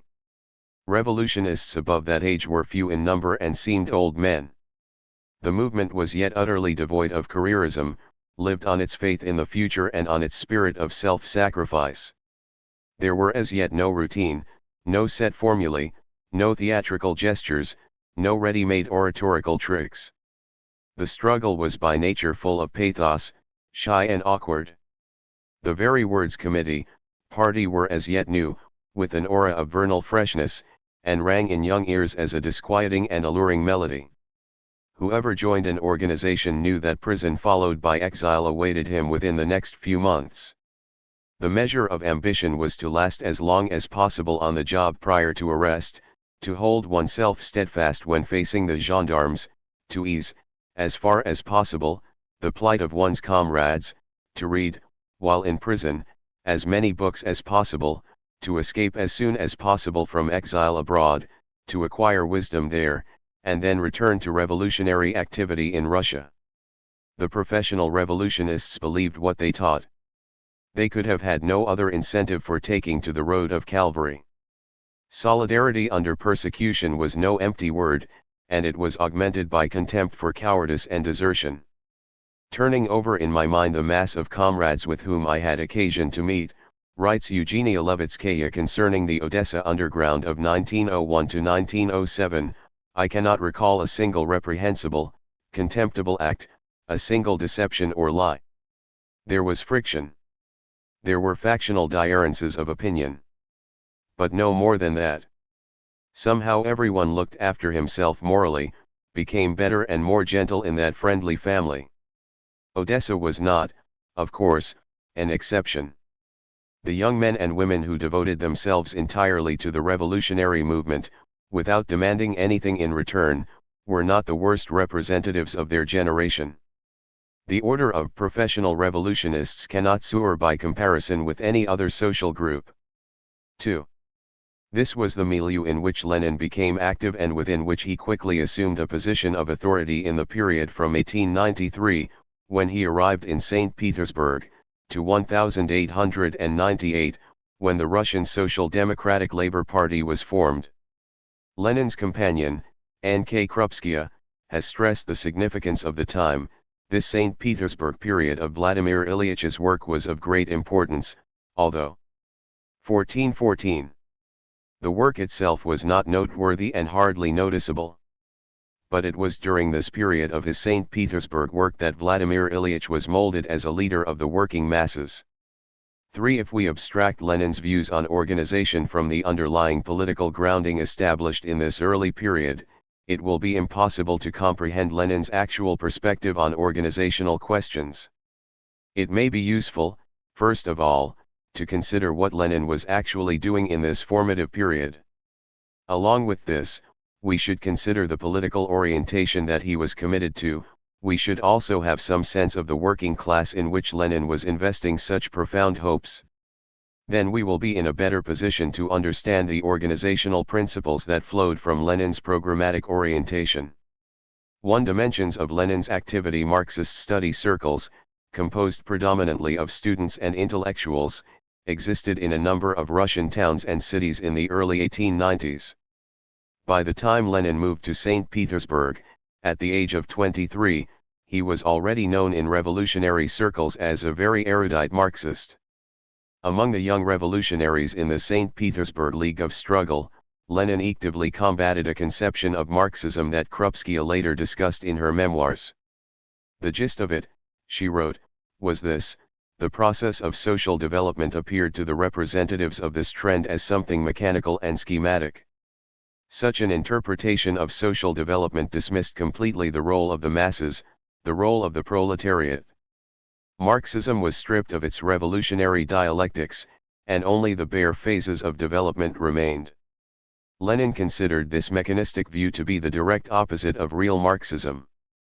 Krupskaya recalled that in his whole approach one sensed just that live Marxism which takes phenomena in their concrete surroundings and in their development, and that with even a seemingly abstract question he linked it up with the interests of the masses. For it is worth taking a moment to give a further sense of the quality of Lenin's Marxism. He believed that by directing socialism towards a fusion with the working class movement, Karl Marx and Friedrich Engels did their greatest service, because the previous separation of the working class movement and socialism gave rise to weakness and underdevelopment in each. The theories of the socialists, unfused with the workers' struggle, remained nothing more than utopias, good wishes that had no effect on real life. The working class movement remained petty, fragmented, and did not acquire political significance, was not enlightened by the advanced science of its time. Consequently, the task of social democracy is to bring definite socialist ideals to the spontaneous working class movement, to connect this movement with socialist 1515 convictions that should attain the level of contemporary science, to connect it with the regular political struggle for democracy as a means of achieving socialism. In a word, to fuse this spontaneous movement into one indestructible whole with the activity of the Revolutionary Party. Lenin saw Marxism as the first to transform socialism from a utopia to a science, to lay a firm foundation for this science, and to indicate the path that must be followed in further developing and elaborating it in all its parts. It made clear the real task of a revolutionary socialist party, not to draw up plans for refashioning society, not to preach to the capitalists and their hangers-on about improving the lot of the workers, not to hatch conspiracies, but to organize the class struggle of the proletariat and to lead this struggle, the ultimate aim of which is the conquest of political power by the proletariat and the organization of a socialist society. He added that to defend such a theory, which to the best of your knowledge you consider to be true, against unfounded attacks and attempts to corrupt it, is not to imply that you are an enemy of all criticism. We do not regard Marx's theory as something completed and inviolable. On the contrary, we are convinced that it has only laid the foundation stone of the science which socialists must develop in all directions if they wish to keep pace with life. 5. For many Russian intellectuals drawn to socialism in this period, Marxism was viewed often quite sympathetically as a fairly rigid economic determinism. Peter Struve, the most prominent legal Marxist intellectual of the 1890s, later recounted, "Socialism, however it be understood, never inspired any emotions, still less a passion in me. It was simply by way of reasoning that I became an adept of socialism, having come to the conclusion that it was an historically inevitable result of the objective process of economic development." George Plekhanov, although considered the father of Russian Marxism and airing a more sophisticated interpretation of Marxist methodology and doctrine, did not succeed in eliminating this one-sided view of Marxist materialism, which was common among would-be Marxists in Russia. As late as 1907, Trotsky felt it necessary to explain to his Marxist readers that the logic of the class struggle does not exempt us from using our own logic. Whoever is unable to admit initiative, talent, energy, and heroism into the framework of historical necessity, has not grasped the philosophical secret of Marxism. 6. Lenin's Marxism was of a substantially higher quality than was common among his contemporaries. Because of this, because of his mastery of a rich and complex body of Marx's works, he was able to give voice to the profoundly non-dogmatic expression of Marxism that we have noted. The other side of this was his rejection of attempts to transcend Marxism by those 1616 who had a more limited grasp of it. In his biography of the young Lenin, Trotsky asserts that he mastered Marxism as the summation of the previous development of human thought. From this highest level yet attained, he did not wish to descend to a lower one. He fiercely defended what he had thought through to the end and had tested out day after day, and he mistrusted in advance the attempts of self-satisfied ignoramuses and well-read mediocrities to replace Marxism with some other, more portable theory. 7. At the same time, as Lenin's close comrade and the first editor of his collected works, L.B.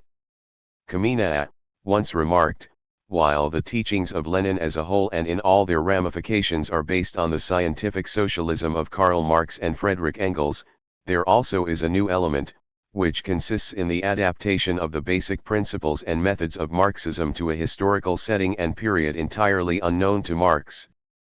Kamina elaborated, in the first period of his activities Lenin, with the help of the methods of Karl Marx, had to solve the problems arising out of the peculiar conditions of a bourgeois democratic revolution taking place in a backward agrarian country, with the proletariat developed and unified out of all proportion to the general backwardness of the country.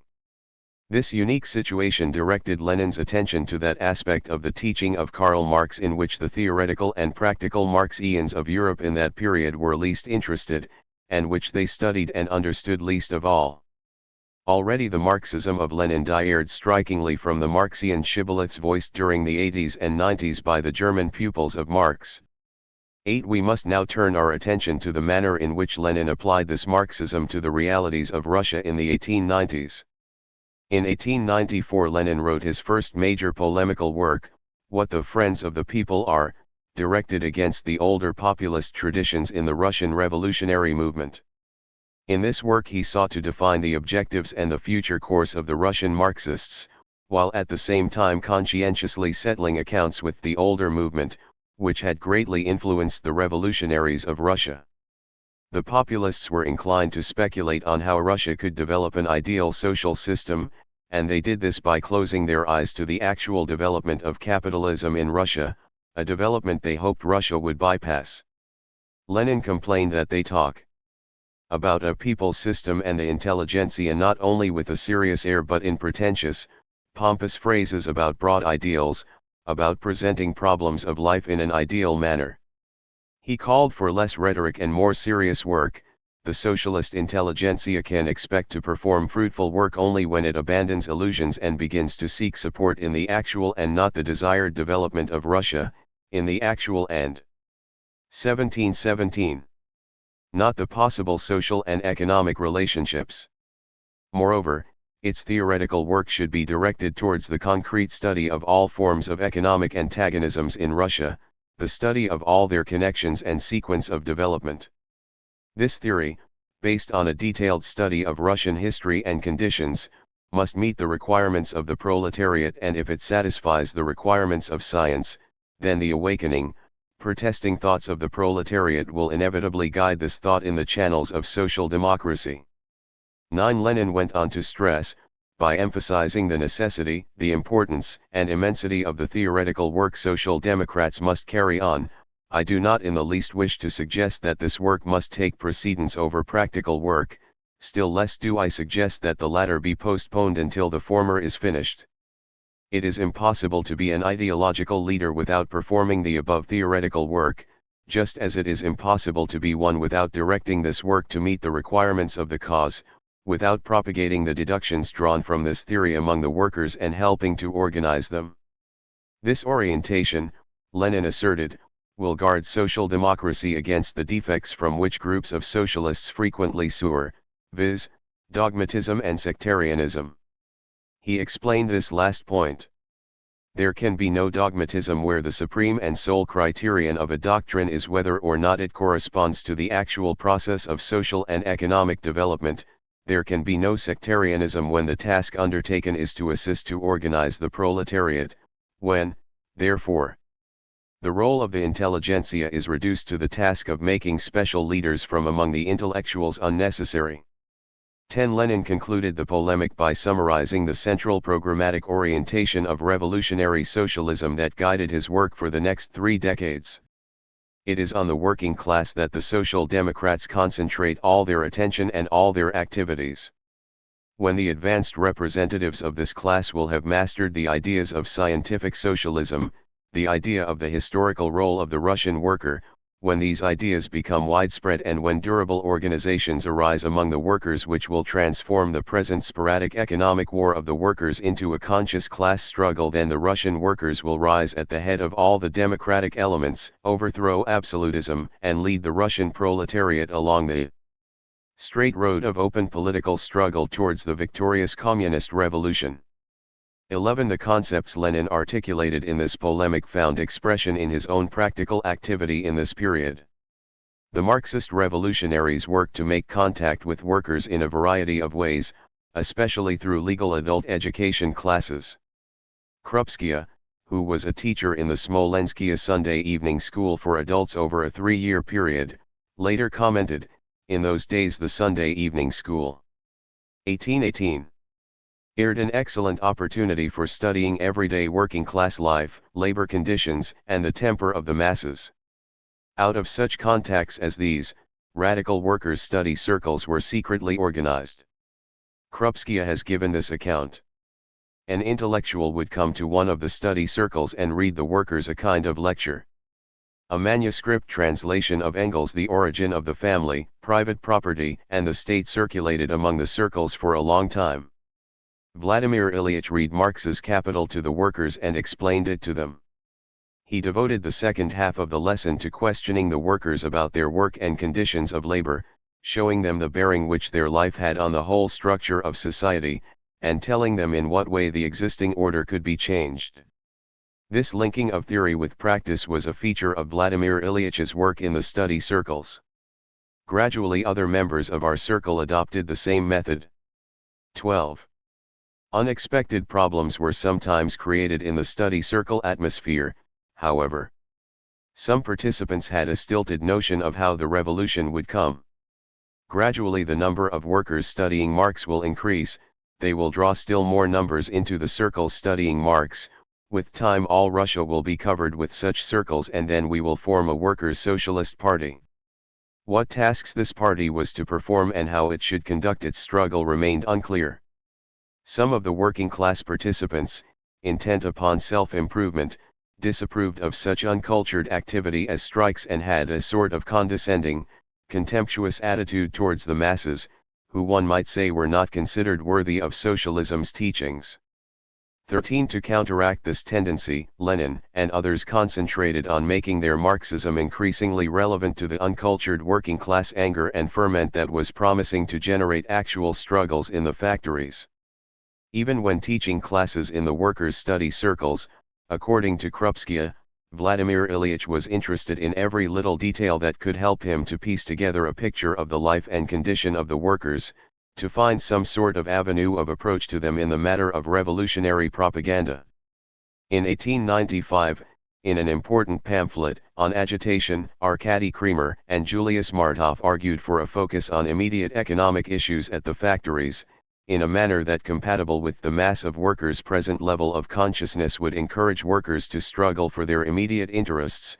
This very struggle will develop in the working class a degree of stability and endurance, of unity, a sense of independence and class self-confidence, which it will need when it comes face to face with the inevitability of the class struggle in the proper meaning of the word. As it enters this stage, the workers' movement will begin little by little to take on a political tinge. 14. 1919. According to Krupskaya, the method of agitation based on the workers' everyday needs struck deep root in our party work. Lenin wrote a pamphlet, An Explanation of the Law on Fines Imposed on Factory Workers, in which he set a brilliant example of how to approach the average worker of that time, and, proceeding from the workers' needs, to lead them step by step to the question of the necessity of political struggle. At that time Vladimir Ilyich had made a thorough study of factory legislation. He believed that explaining these laws to the workers made it much easier to show them the connection that existed between their position and the political regime. Evidences of this study are traceable in quite a number of articles and pamphlets which Ilyich wrote at that time for the workers, notably in the pamphlet The New Factory Act, and the articles on strikes, on industrial courts and others. 15. In addition to pamphlets and articles, Lenin and others wrote and distributed leaflets to factory workers that helped to explain aspects of their oppression and encouraged them to organize unions. One leaflet that Lenin wrote, to the working men and women of the Thornton factory, involved several members of the Marxist Circle of St. Petersburg in gathering information on which the leaflet was based. What a thorough knowledge of the subject it shows, Krupski recalled. And what a schooling this was for all the comrades who worked at that time. That was when we really learned to give attention to detail. And how deeply those details have engraved themselves in our minds. Such work as this enabled the Marxists to play a prominent role in the massive strike movement that spontaneously erupted among the workers in 1896 to 1897. 16. The full scope of Lenin's orientation is illustrated as we look at three additional aspects of his activity in this period. In addition to carrying out practical work among factory workers and revolutionary activists, Lenin gave serious attention to Marxist theoretical work. He participated with a number of prominent academics and literary figures influenced by Marxism in publishing a symposium entitled Materials Characterizing Our Economic Development. 17. Lenin also contributed to intellectually influential periodicals published by legal Marxists, in some cases to challenge those inclined to dilute one or another aspect of revolutionary Marxism. 18. One of Lenin's most substantial 2020 achievements in this period was a massive study of the Russian economy, the development of capitalism in Russia. Also significant was a trip abroad from May to September of 1895. In Switzerland, Lenin met with the pioneers of Russian Marxism, George Plekhanov, Pavel Axelrod, and Varazay Sulich. In France and Germany he established contacts with such leading personalities of international socialism as Paul Lafargue and Wilhelm Liebknecht, at the same time familiarizing himself with the labor and socialist movements of those countries. Far from being a personal holiday, this trip was designed to strengthen efforts toward establishing a cohesive Marxist organization in Russia that would be integrated into the Second International, 19. The worldwide network of labor and socialist parties. It should be remembered that most of Lenin's political activities in Russia were considered illegal. He gave particular attention to the development of underground organizational methods to prevent the disruption of socialist activities by the police. Of all our group, Vladimir Ilyich was the most experienced in secrecy methods of work, Krupski wrote later. He knew the through yards, and was a master hand at giving sleuths the slip. He taught us how to use invisible ink and to write messages in books by a dotted code and secret ciphers, and invented all kinds of aliases. One felt that he had been well schooled in Narodnaya Volya methods. 20. Narodnaya Volya was a revolutionary populist current of the 1870s and 1880s that had exercised an important influence on the early Marxists. It was well known for its active underground methods and highly centralized, disciplined organizational structure, which had been utilized to avoid Tsarist repression. Despite Lenin's own underground skills, he and other leaders of the St. Petersburg Marxists were arrested at the end of 1895. Over the next 4 years, he was confined first to jail and then to Siberian exile. Through the use of underground methods, however, he was able to maintain his involvement in the revolutionary movement. To Lenin's programmatic orientation, the Russian Social Democratic Labor Party was not formally founded until 1898 and would have to wait until 1903 before holding its first truly representative Congress. But Lenin naturally gave his attention to what the political orientation and practical activities of such an organization should be. Manuscripts written in 1895 to 1896 and the end of 1897 provide a clear sense of Lenin's views on what should constitute the program of the Revolutionary Party. By the late 1890s, in Lenin's opinion, it was necessary to emphasize the practical side of social democracy. Its political program, its methods, its tactics. 21. Lenin's draft program begins by explaining the dramatic spread of capitalist in 21. 21. Industry in Russia, stressing the increasing wealth and power of the capitalist class and the increasing oppression of the working class. Out of the isolated revolts of the workers is growing the struggle of the Russian working class, he wrote, going on to indicate how this would lead to socialism. This struggle of the working class against the capitalist class is a struggle against all classes who live by the labor of others, and against all exploitation. It can only end in the passage of political power into the hands of the working class, the transfer of all the land, instruments, factories, machines, and mines to the whole of society for the organization of socialist production, under which all that is produced by the workers and all improvements in production must benefit the working people themselves. 22. The next point Lenin makes is that the movement of the Russian working class is, according to its character and aims, part of the international movement of the working class of all countries. In his later explanation of this point, he writes the following: working class organization and solidarity is not confined to one country or one nationality. The workers' parties of different countries proclaim aloud the complete identity of interests and aims of the workers of the whole world. They come together at joint congresses, put forward demands to the capitalist class of all countries, have established an international holiday of the entire organized proletariat striving for emancipation, thus welding the working class of all nationalities and of all countries into one great workers' army. The unity of the workers of all countries is a necessity arising out of the fact that the capitalist class, which rules over the workers, does not limit its rule to one country. Capitalist domination is international. That is why the workers' struggle in all countries for their emancipation is only successful if the workers fight jointly against international capital. International capital has already stretched out its hand to Russia. The Russian workers are stretching out their hands to the international labor movement. 23. Lenin goes on to note that the main obstacle in the struggle of the Russian working class for its emancipation is the absolutely autocratic government and its irresponsible officials. That is why the struggle of the Russian working class for its emancipation necessarily gives rise to the struggle against the absolute power of the autocratic government. This relates to the belief among Russian Marxists that Russia would have to go through a period of bourgeois democracy and capitalist development before socialism could be realized. Thus, Lenin calls for the struggle against all the vestiges of serfdom and the socialist state system which hinder free competition and against all endeavors to retard the development of capitalism, and consequently the development of the working class. The program therefore concludes with a list of demands that add up to the creation of a demo. 22. Democratic republic that includes important social reforms benefiting the workers and the peasants, but not eliminating capitalism. Instead, the struggle of the Russian working class for its emancipation is a political struggle, and its first aim is to achieve political liberty. In fact, Lenin explains, the workers' allies are, firstly, all those social strata which oppose the absolute power of the autocratic government.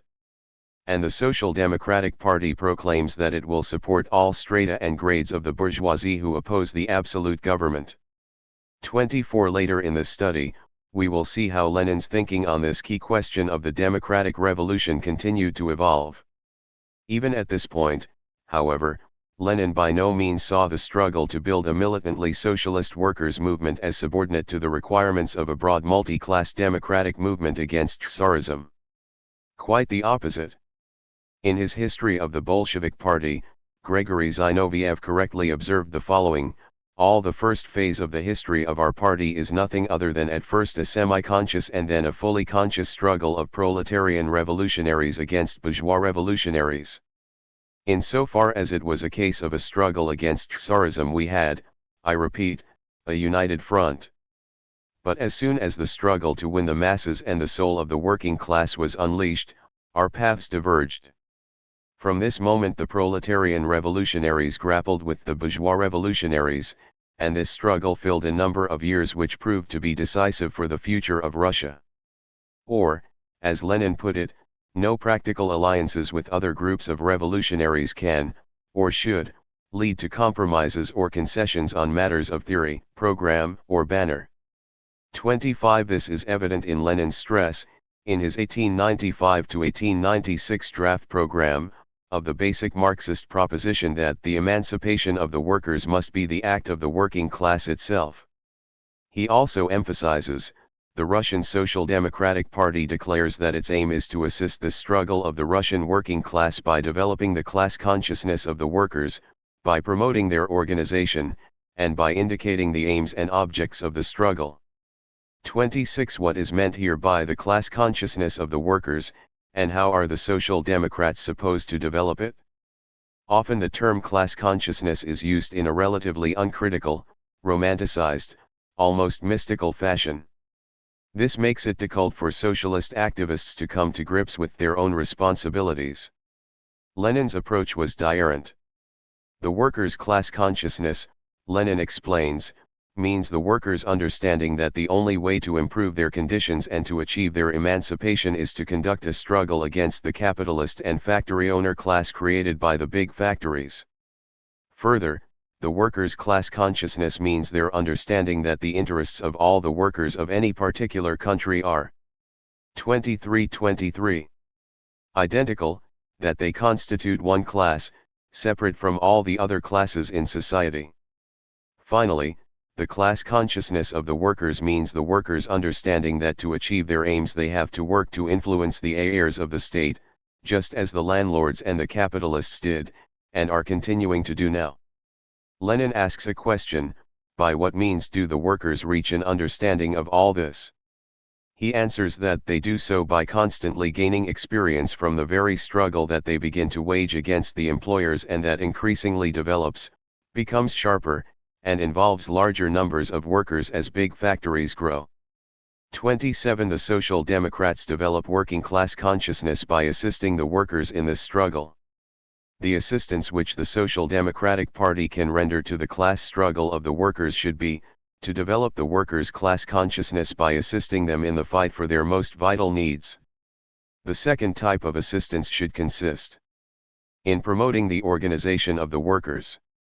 The third consists in indicating the real aims of the struggle, i.e., in explaining to the workers what the exploitation of labor by capital consists in, what it is based on, how the private ownership of the land and the instruments of labor leads to the poverty of the working masses, compels them to sell their labor to the capitalists and to yield up gratis the entire surplus produced by the worker's labor over and above his keep, in explaining, furthermore, how this exploitation inevitably leads to the class struggle between the workers and the capitalists, what the conditions of this struggle and its ultimate aims are.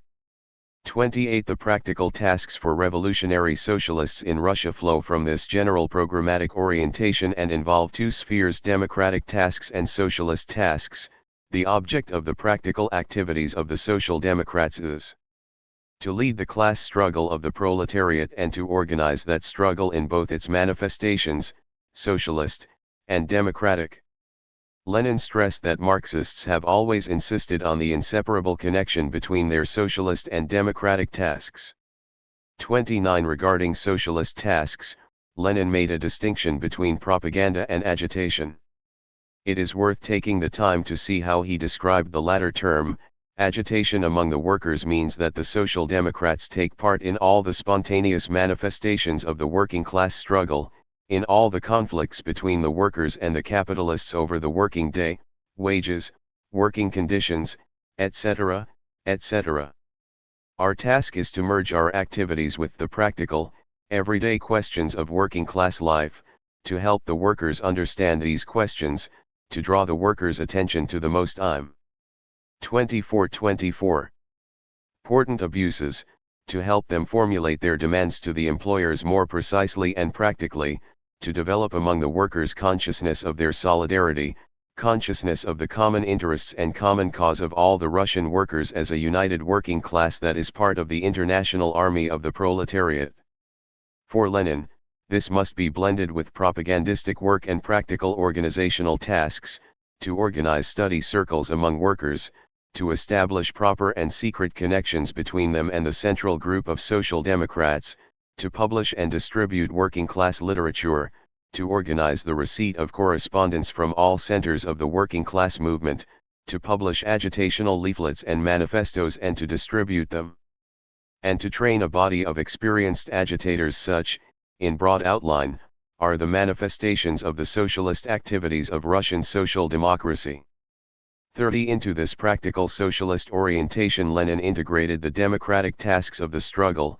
In conducting propaganda among the workers, the Social Democrats cannot avoid political problems, and they would regard any attempt to avoid them, or even to push them aside, as a profound mistake and a departure from the basic principles of international social democracy.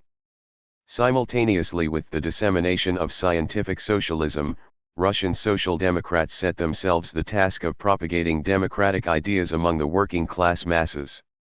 In conducting agitation among the workers on their immediate economic demands, the Social Democrats inseparably link this with agitation on the immediate political needs, the distress and the demands of the working class, agitation against police tyranny, manifested in every strike, in every conflict between workers and capitalists, agitation against the restriction of the rights of the workers as Russian citizens in general and as the class swearing the worst oppression and having the least rights in particular, agitation against every prominent representative and flunky of absolutism who comes into direct contact with the workers and who clearly reveals to the working class its condition of political slavery.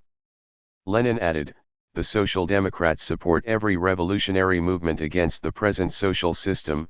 They support all oppressed nationalities, persecuted religions, downtrodden social estates, etc., in their fight for equal rights.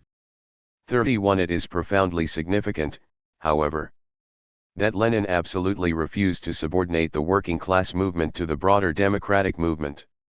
This was to have decisive repercussions for strategy, tactics, and organizational principles. He insisted that in the fight against the autocracy, the working class must single itself out, for it is the only thoroughly consistent and unreserved enemy of the autocracy. Only between the working class and the autocracy is no compromise possible, only in the working class can democracy find a champion who makes no 25 reservations, is not irresolute and does not look back. Airing a concise and insightful summary of the inconsistencies of the bourgeoisie, the rural and urban petty bourgeoisie, and of the class divisions among the oppressed nationalities and persecuted religions, he concluded, the proletariat alone can be the vanguard fighter for political liberty and for democratic institutions. He stressed that to the extent that the working class assumed that role, all the other elements in the democratic struggle would be pushed toward an irrevocable rupture with the whole of the political and social structure of present society.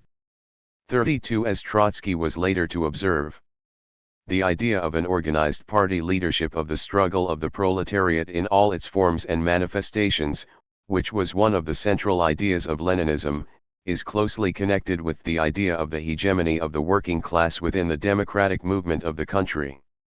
Initially, however, this was not by any means the distinctive standpoint of Lenin alone. It was a cardinal principle of Russian Marxist orthodoxy. In the 1880s, George Plekhanov had written, I insist upon this important point, the revolutionary movement in Russia will triumph as a working class movement or else it will never triumph.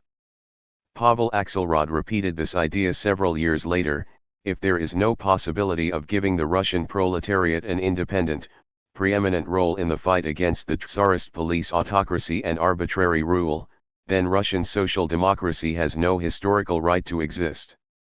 It becomes, in this event, no longer viable, and its very existence, far from assisting the revolutionary movement, retards it. In the manifesto of the Russian Social Democratic Labour Party, written at the founding Congress of the RSDLP, we read the following, the Russian proletariat can only win the political liberty it needs by itself alone. The further to the east of Europe the weaker, more cowardly and baser in its political attitude is the bourgeoisie, and the greater the cultural and political tasks that fall to the proletariat. The Russian working class must and will take upon its strong shoulders the task of winning political freedom. 33. The bulk of the Russian Marxists including Plekhanov, Axelrod, Martov, and others drew the same organizational conclusions from this orientation that Lenin drew. One might say that the distinctive trait of Lenin, and the consequent basis of Leninism, was that he remained true to the political commitment to, and the organizational implications of, the central tenet of revolutionary Marxism: the leading role of the working class in transforming society. 3. Ferment in the Russian working class. It is impossible to grasp the meaning of Lenin's ideas without having some sense. 26 of the development of and ferment within the Russian working class that made those ideas relevant. Within the scope of this study we will not be able to examine this question in all of its richness and complexity, but several key points are worth touching on. In the period we are examining, there was a spectacular increase in urbanization and capitalist industry in Russia. This growth was a focal point of Lenin's The Development of Capitalism in Russia. He noted that from 1863 to 1897, the total population increased by 53.5%, but that in the rural areas the increase was only 48.5%, while in the urban areas it was 97%. The number of rural inhabitants migrating to the towns and cities averaged more than 200,000 per year. As Lenin commented, the diversion of the population from agriculture is expressed, in Russia, in the growth of towns, suburbs, factory and commercial and industrial villages and townships, as well as in non-agricultural migration. The development of capitalism could be gauged by the extent to which wage labor was employed, given that capitalism is that stage in the development of commodity production in which labor power, too, becomes a commodity. It was estimated that by the mid-1890s there were 10 million wage workers in European Russia, out of a total population of about 92 million. Lenin, like other Marxists, believed that capitalism was historically progressive because it brought about an increase in the productive forces of social labor, and the socialization of labor. The development of technology and of socially organized labor vastly increased the quantity and quality of goods that could be produced, while at the same time drawing all of society together in new ways. The very growth of commodity production destroys the scattered condition of small economic units that is characteristic of natural economy and draws together the small local markets into an enormous national market. Production for oneself is transformed into production for the whole of society, and the greater the development of capitalism, the stronger becomes the contradiction between the collective character of production and the individual character of appropriation. This last point, involving the tyranny of a capitalist minority over the economy and over all others who contribute to and are dependent on it, underlay much of what Lenin saw as the negative and dark sides of capitalism. The profound and all-round social contradictions which are inevitably inherent in capitalism, and which reveal the historically transient character of this economic regime. The changes brought about by capitalist development inevitably lead also to a change in the mentality of the population and cannot but lead to a profound change in the very character of the producers. 34 Lenin recognized that these producers, the growing working class, did not constitute simply an undifferentiated proletarian mass. In the development of capitalism. 27. In Russia he sketched out the following 5 distinctions. 1. Agricultural wage workers. These number about 3.5 million. 2. Factory, mining, and railway workers about 1.5 million. Further, 3. Building workers about 1 million. 4. Lumber workers, navvies, railway builders, goods loaders and unloaders, and in general all kinds of unskilled laborers in industrial centers. These number about 2 million. 5. Workers occupied at home for capitalists, and also those working for wages in manufacturing industries not included in factory industry. These number about 2 million. Of these 10 million wage workers, Lenin estimated that 1/4 were women and children. 35 These general estimates, while inexact, were roughly accurate. Yet further distinctions must be highlighted in order to grasp the dynamics of working class ferment in this period. Although the industrial workforce increased nearly fourfold from 1860 to 1913, it would be a profound error to see all of its members as people who thought of themselves as members of a distinctive working class. Many had recently arrived from the countryside and maintained strong ties with the peasant culture from which they came. Characteristics of the peasantry and of these transitional worker peasants were servility, individualism, and indifference to public life, a strong attachment to relatively narrow religious beliefs, a worshipful attitude toward our little father the Tsar, often a serf-like deference to all authority figures, a general acceptance of injustice as God's punishment for sinfulness, a tendency to turn to prayer or vodka instead of rebellion in response to oppressive conditions, and an inclination to place whatever hopes one had for improving one's condition in acquiring and working a little piece of land. 36 Yet many also began to make an important transition, described in the memoirs of a worker who became a prominent Bolshevik activist, S. I. Konachikov. Two feelings were struggling in my soul. I longed for the village, for the meadows, the brook, the bright country sun, the free clear air of the fields, and for the people who were near and dear to me. Here, in the hostile world of Moscow, I felt lonely, abandoned, needed by no one. While at work in the painting shop, which smelled of paint and turpentine, I would remember pictures of our village life, tears would come to my eyes, and it was only with great effort that I could keep from crying. But there was another, more powerful feeling that gave me courage and steadfastness, my awareness of my independence, my longing to make contact with people, to become independent and proud, to live in accordance with my own wishes, and not by the caprice and will of my father. Konachikov goes on to give us a sense of an even profounder shift that was taking place within him, one that caused him to self-consciously embrace the identity of worker, which is an important first step in the development of class consciousness. I began to be gripped.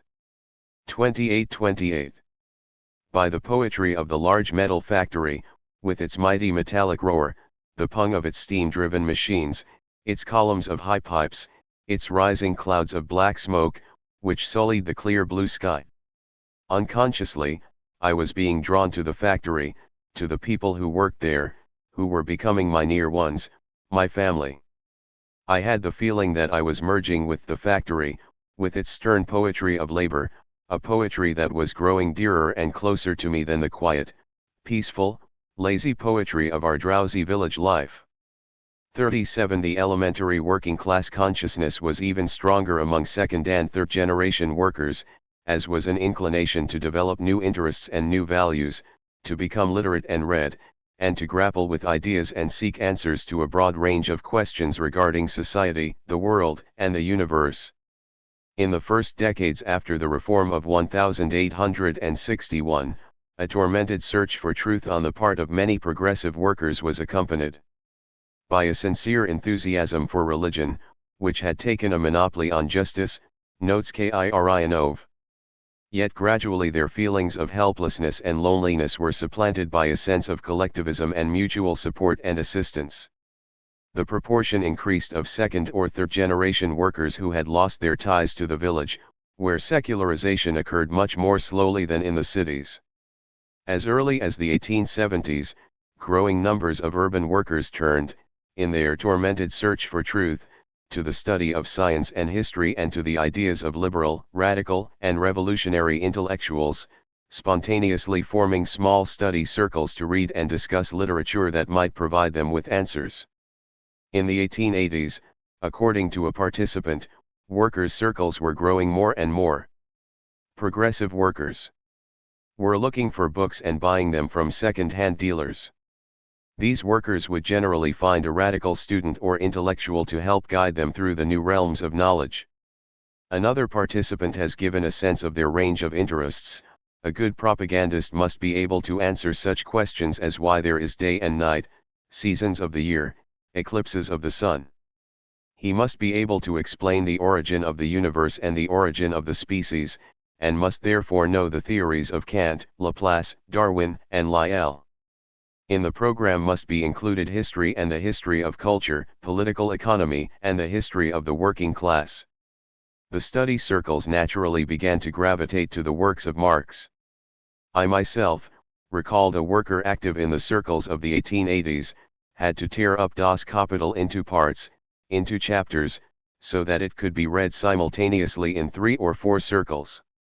38 Participants in these circles then shared their knowledge with fellow workers, often becoming influential figures within the workplace. Historian Reginald Zelnick, 2929, vividly describes one of these conscious workers of the 1890s, a man named Savinov, who worked in a Moscow metal shop. The stranger's bench soon became the center of jocular chatter, interwoven with serious political and religious discussion, marked by the near absence of the heavy cursing that normally salted workshop banter. It was humor most of all that broke the initial barrier between Savinov and his curious co-workers. 39 Zelnick describes the knowledge shared with a younger worker named Senka and the others. A worker should recognize that his hell was here on earth, which was the paradise of the rich. The pains of hell were nothing more than the stratagem of priests whose function it was to obscure the truth from the common people. Then, for the first time, Senka was exposed to quasi-scientific explanations of such phenomena as the origins of the earth and the evolution of man, none the less effective for the simplicity with which they were presented. Once the initial breakthrough had been made, other openings followed swiftly. Senka began to meet frequently with Savinov, who provided him with a varied, eclectic diet of illegal reading materials. These he devoured greedily, his appetite whetted by curiosity, though an element of fear persisted. Some of the works remained vivid to him decades later, translations of Hauptmann's play The Weavers and the Polish radical pamphlet What Should Every Worker Know and Remember, Plekhanov's dramatic recollections of the 1870s The Russian Worker in the Revolutionary Movement. All writings that elevated the worker to center stage, these and other motley readings, coupled with Savinov's contradictory mix of militant atheism, vaguely Marxist socialism, and Tolstoyan commitment to nonviolent resistance to evil, were not the stew from which to fashion a well-defined ideological position. But this was of little import.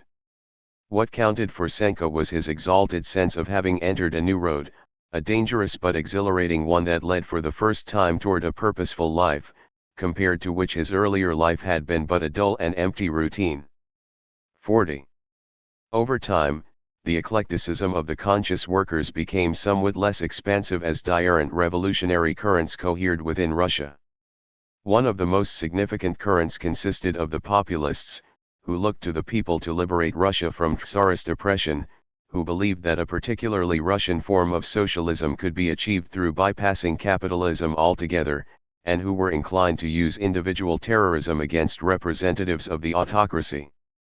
Adherents of this perspective formed the Socialist Revolutionary Party in 1901.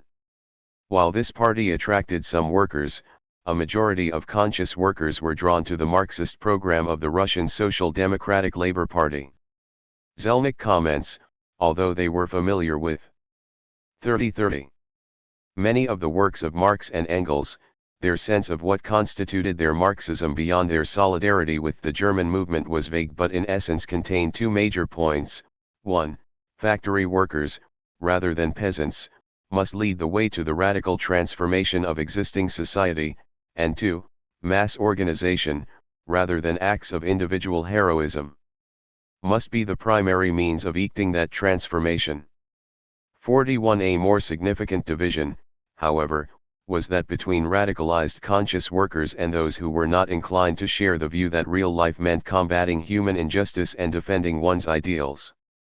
Some of these non-conscious workers, while not averse to mouthing some heretical ideas on the shop floor or in the tavern, were inclined to stay out of trouble and spend their non-working lives in the enjoyment of the distractions of city life or in the quest for personal advancement out of the ranks of the working class. 42. Such distracted workers as these, however, shared with the bulk of the conscious workers the status of skilled workers in the metal shops and semi-artisan crafts. Perhaps the greatest division within the working class was between skilled and unskilled workers. One reason for this was that a far greater number of unskilled workers were newly arrived to the ranks of the working class, maintaining many more psychological and cultural and even economic ties to peasant life. The literacy rate among them was substantially lower as well, and a much higher percentage of them were women, whose status was particularly low in patriarchal Russia.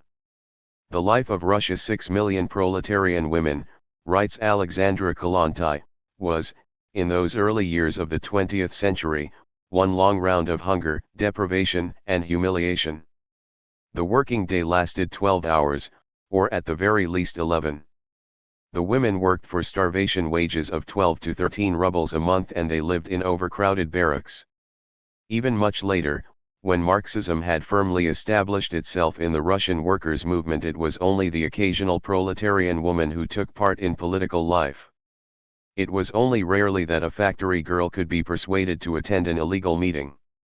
Neither did working women visit the Sunday evening classes held on the outskirts of St. Petersburg, which were the only legal possibilities in those times, the only way the broad masses could make contact with the ideas of Marxism and revolutionary socialism, presented under the guise of harmless lessons in geography and arithmetic. The working women were still avoiding life and struggle, believing that their destiny was the cooking pot, the washtub, and the cradle. 43 Actually, at least by the late 1890s, there were female conscious workers participating in socialist study circles, but rarely, and they came largely from the small 31% of women employed in the skilled trades. No less decisive than the gender or the village background of many unskilled workers was the very nature of their work. One observer noted that skilled workers were generally able to earn enough to secure moderately decent living standards, but that in addition the nature of the work itself must develop in a man the urge toward individuality. Here there must be room for creativity. The worker must think a great deal, reason in the very process of work. And, therefore, the very essence of his work gives him a push toward self-determination. Compare that with the following description of unskilled textile workers. The weaver and spinner are of a totally diarrhea type. They are the slaves of the machine. The machine has devoured them with all their essence. It is stubbornly mechanical work. Here the people are numbers. Here, on the faces is written that which is most terrible in a work atmosphere, the hopelessness of labor. People grow dull and go to seed. Absence of demand for individual creativity. In another account of women textile workers, this assertion appears: exhausted, sick from unhealthy, endless mill work, knowing no peace at home, from morning to night, day in and day out, month after month, the worker mother drudges and knows only need, only worry and grief. Her life passes in gloom, without light. 44 Not only did such conditions inhibit the intellectual and political development of unskilled workers, but the differences between unskilled and skilled workers created barriers between these two strata of the working class. One worker had the following recollection: at that time, the difference between metal and textile workers was like the difference between the city and the countryside. Metal workers considered themselves aristocrats among other workers.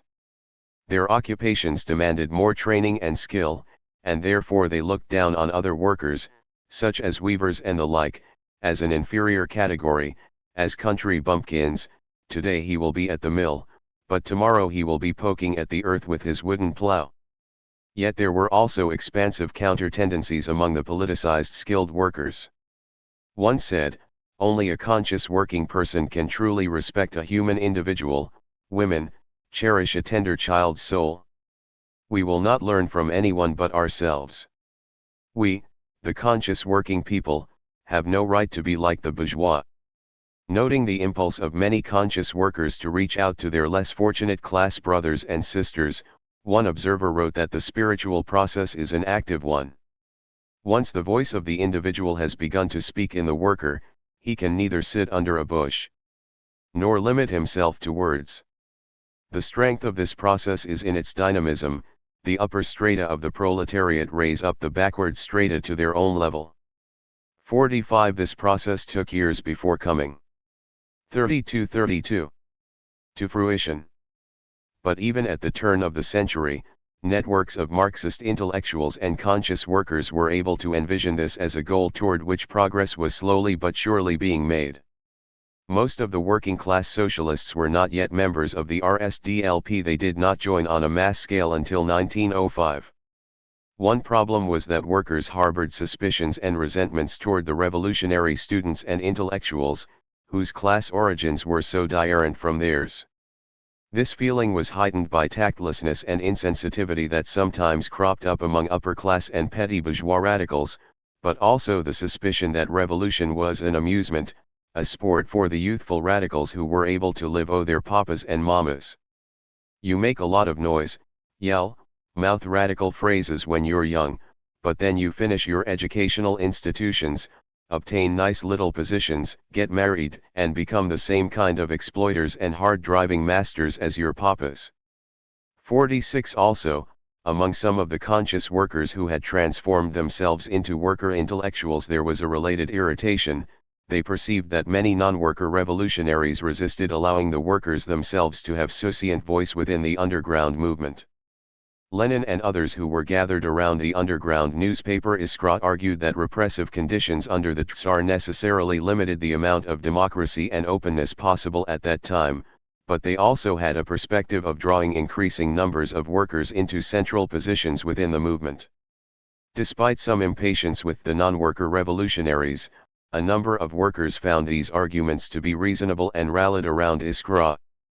As one later commented, the relative isolation of a single conscious worker is a difficult thing, and is why for the workers a comradely milieu, an organization, and eventually a party become his family home and hearth, and his comrades in struggle take the place of his brothers, sisters, father, and mother. And it is then that the distinctions between him and those who came from another class, but have burned all their bridges behind them, are east. 47 Other workers did not immediately see things this way, and finally drew away from the social democratic milieu for a time. Some continued to carry on educational activities of their own while engaging, in some cases, in trade union efforts. The Tsarist police were particularly eager to encourage this development and, under the initiative of the imaginative police agent Sergei Zubitov, actually sponsored the establishment of legal non-political trade unions in order to drive a wedge between workers and revolutionaries in the early 1900s. Thousands of workers flooded into these organizations, but soon they became too militant for the Tsarist authorities, and the consequent restrictions and repression drove them in a radical direction. Many of the conscious workers involved in these ventures, as well as many who had dropped out of all organized activity, were later drawn into the revolutionary upheaval of 1905, and afterward assumed prominent roles in the labor and socialist movements and membership in the RSDLP. 48 The labor and socialist movements in Russia were still in their infancy, however, at the turn of the century. Yet the existence and evolution of critical-minded, independently active workers who were coming to Marxism on their own was an essential component for the future success of a revolutionary socialist movement. One participant in the workers' circles of the 1890s later commented, "The mass of workers at that time did not understand the intelligentsia's language. Thanks only to a cadre of translators, so to speak, from the ranks of the semi-intelligentsia workers was activity at all successful." 49 How could a cohesive organization be built that was capable of translating Marxism to the working class in a manner that would draw together the dire strata of that class, generating an active challenge to the power of the Tsarist autocracy and the capitalists? What would it take to transform the workers' circles, the embryonic trade unions, the ferment into a force that could overthrow the Tsar and pave the way for socialism? Lenin, not content with a fatalistic Marxism, concentrated his attention on precisely these questions. 34 3 Revolutionary Program, Cohesive Organization. In the period 1899 to 1902, Lenin articulated the essential aspects of his organizational perspective, and spelled out his views on the particular requirements of functioning and surviving under the extremely repressive conditions of Tsarist Russia at the turn of the century. These issues are by no means the same, although they are often blurred together. The consequence of this blurring together is a grotesque distortion of Lenin's ideas. To avoid this, we will give separate attention to these two aspects of Lenin's organizational views. 1. Organizational implications of revolutionary program. In 1898, the Russian Social Democratic Labor Party had been formally established, but it remained theoretically, programmatically, and organizationally incohesive. This was a problem that Lenin and the great majority of leading Russian Marxists were committed to overcoming. Between 1899 and 1902, they were in fundamental agreement on how to understand the problem and how to overcome it. This influential current became known as the Iskraists, because in 1900 they founded a monthly underground newspaper called Iskra in order to propagate their views in the Russian socialist and labor movements. "One against us," wrote Lenin, "against the tiny groups of socialists hidden in the expanses of the Russian underground, there stands the huge machine of a most powerful modern state that is exerting all its forces to crush socialism and democracy. We are convinced that we shall, in the end, smash that police state, because all the sound and developing sections of our society are in favor of democracy and 35 socialism, but in order to conduct a systematic struggle against the government, we must raise revolutionary organization, discipline, and the technique of underground work to the highest degree of perfection." Lenin did not believe that this could be accomplished simply by an act of will, a simple democratic decision of the Russian revolutionaries. To establish and consolidate the party means to establish and consolidate unity among all Russian social democrats. Such unity cannot be decreed, it cannot be brought about by a decision, say, of a meeting of representatives, it must be worked for. First there must be a process of developing programmatic clarification. We Russian Social Democrats must unite and direct all our efforts towards the formation of a single, strong party, which must struggle under the banner of a revolutionary social democratic program, which must maintain the continuity of the movement and systematically support its organization. Time and again, Lenin stressed the central importance of the program. It goes without saying, he acknowledged, that every step of real movement is more important than a dozen programs, as Karl Marx said. But neither Marx nor any other theoretician or practical worker in the social democratic movement has ever denied the tremendous importance of a program for the consolidation and consistent activity of a political party. His explanation continued. At the present time the urgent question of our movement is no longer that of developing the former scattered amateur activities, but of uniting of organization. This is a step for which a program is a necessity. The program must formulate our basic views, precisely establish our immediate political tasks, point out the immediate demands that must show the area of agitational activity, give unity to the agitational work, expand and deepen it, thus raising it from fragmentary partial agitation for petty, isolated demands to the status of agitation for the sum total of social democratic demands. Today, when social democratic activity has aroused a fairly wide circle of socialist intellectuals and class-conscious workers, it is urgently necessary to strengthen connections between them by a program and in this way give all of them a sound basis for further, more extensive activity. Lastly, a program is urgently necessary because Russian public opinion is very often most profoundly mistaken in respect of the real tasks and methods of action of the Russian Social Democrats. These mistaken views in some cases grow naturally in the morass of political putrefaction that is our real life, in others they are artificially nurtured by the opponents of social democracy. In any case, this is a fact that has to be taken into account. The working class movement, merging with socialism and with the political struggle, must establish a party that will have to dispel all these misunderstandings, if it is to stand at the head of all the democratic elements in Russian society. 4. There were some who objected that the attempt to elaborate a program for the RSDLP at that time would, because of differences of opinion, have the actual F.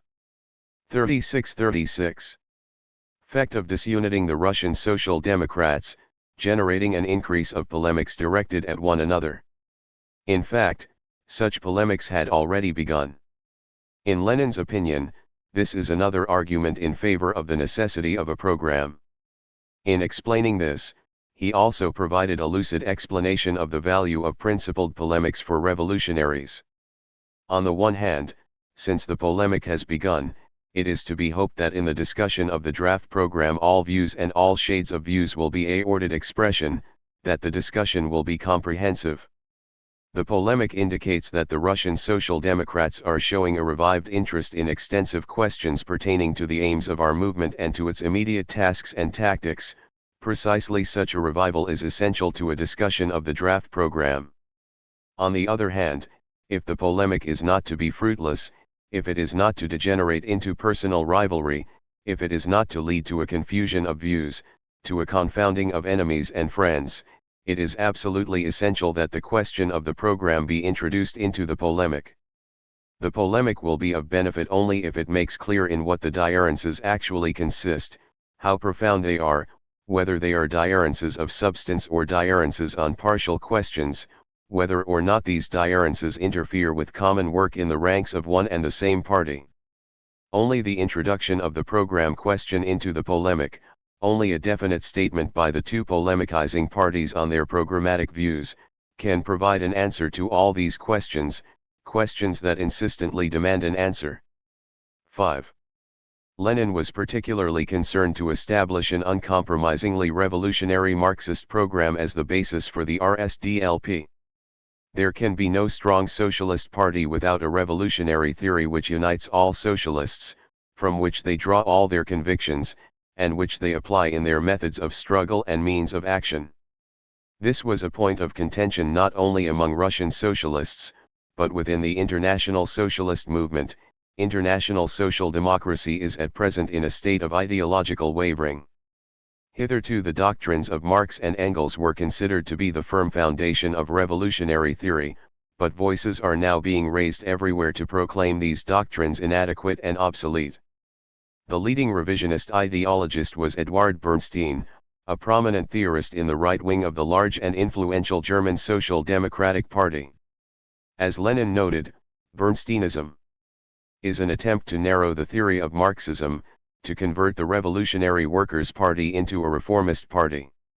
6. Among the Russian Marxists, this trend was reflected in a current that came to be known as economism, whose adherents stressed the importance of economic struggles of the workers and argued that the broader political struggle was a diversion. Before examining Lenin's views further, it may be useful to look at the orientation of important elements within this current. One of the most extreme theorists, 3737, of economism advanced the following argument: the fundamental law that can be discerned by studying the working class movement is that of the line of least resistance. Changing conditions of capitalism had shifted this line of least resistance, giving rise in the West to what is now called Bernsteinism, the crisis of Marxism. It is difficult to imagine a more logical course than the period of development of the labor movement from the Communist Manifesto to Bernsteinism, and a careful study of this whole process can determine with astronomical exactitude the outcome of this crisis. Intolerant Marxism, negative Marxism, primitive Marxism will give way to democratic Marxism, and the social position of the party within modern society must undergo a sharp change. A more practical reformist gradualism will thereby gain ascendancy over the sectarian tasks of the socialist movement. In Russia, the line of least resistance will never tend towards political activity on the part of the actual workers' movement, because on that front, these weak forces are confronted with a wall of political oppression. The economic struggle too is hard, but it is possible to wage it, and it is in fact being waged by the masses themselves. The talk about an independent workers' political party merely results from the transplantation of alien aims and alien achievements to our soil. The bourgeois democratic liberal elements in Russia were, according to this conception, the logical leaders of the anti-Tsarist struggle. Our Marxists, forgetting that the working class in the West entered political activity after that field had already been cleared, are much too contemptuous of the radical or liberal opposition activity of all other non-worker strata of society. The economists proposed a more practical orientation. For the Russian Marxists there is only one course: participation in, i.e., assistance to, the economic struggle of the proletariat, and participation in liberal opposition activity. Many of the economists rejected the identification of their orientation with Bernstein's revisions of Marxist theory and preferred to consider themselves practical-minded revolutionaries and orthodox Marxists rather than reformists. But their practical orientation meshed with this forthright, if extreme, Call for a democratic and non-sectarian Marxism à la Bernstein. 7. Russian social democracy is passing through a period of vacillation and doubt bordering on self-negation, Lenin commented. On the one hand, the working class movement is being sundered from socialism, the workers are being helped to carry on the economic struggle, but nothing, or next to nothing, is done to explain to them the socialist aims and the political tasks of the movement as a whole. On the other hand, socialism is being sundered from the labor movement. Russian socialists are again beginning to talk more and more about the struggle against the government having to be carried on entirely by the intelligentsia because the work. 38. ERS confine themselves to the economic struggle. To the extent that such a course is followed, Lenin warned, the working class movement becomes petty and inevitably becomes bourgeois. In waging only the economic struggle, the working class loses its political independence, it becomes the tail of other parties and betrays the great principle, the emancipation of the working class must be conquered by the working classes themselves. 8. Lenin, as we saw earlier, defined working class consciousness in a down-to-earth, practical manner. In criticizing the economists, he defined the term class struggle in a similarly non-romanticized way. We are all agreed that our task is that of the organization of the proletarian class struggle. But what is this class struggle? When the workers of a single factory or of a single branch of industry engage in struggle against their employer or employers, is this class struggle? No, this is only a weak embryo of it. The struggle of the workers becomes a class struggle only when all the foremost representatives of the entire working class of the whole country are conscious of themselves as a single working class and launch a struggle that is directed, not against individual employers, but against the entire class of capitalists and against the government that supports that class. Only when the individual worker realizes that he is a member of the entire working class, only when he recognizes the fact that this petty day-to-day struggle against individual employers and individual government officials is against the entire bourgeoisie and the entire government, does his struggle become a class struggle. 9. The organizational implications of the economists' orientation was to continue the localized, loosely organized networks, and to elevate this narrowness to the rank of a special theory. Lenin's orientation required a diarrhent conception of organization.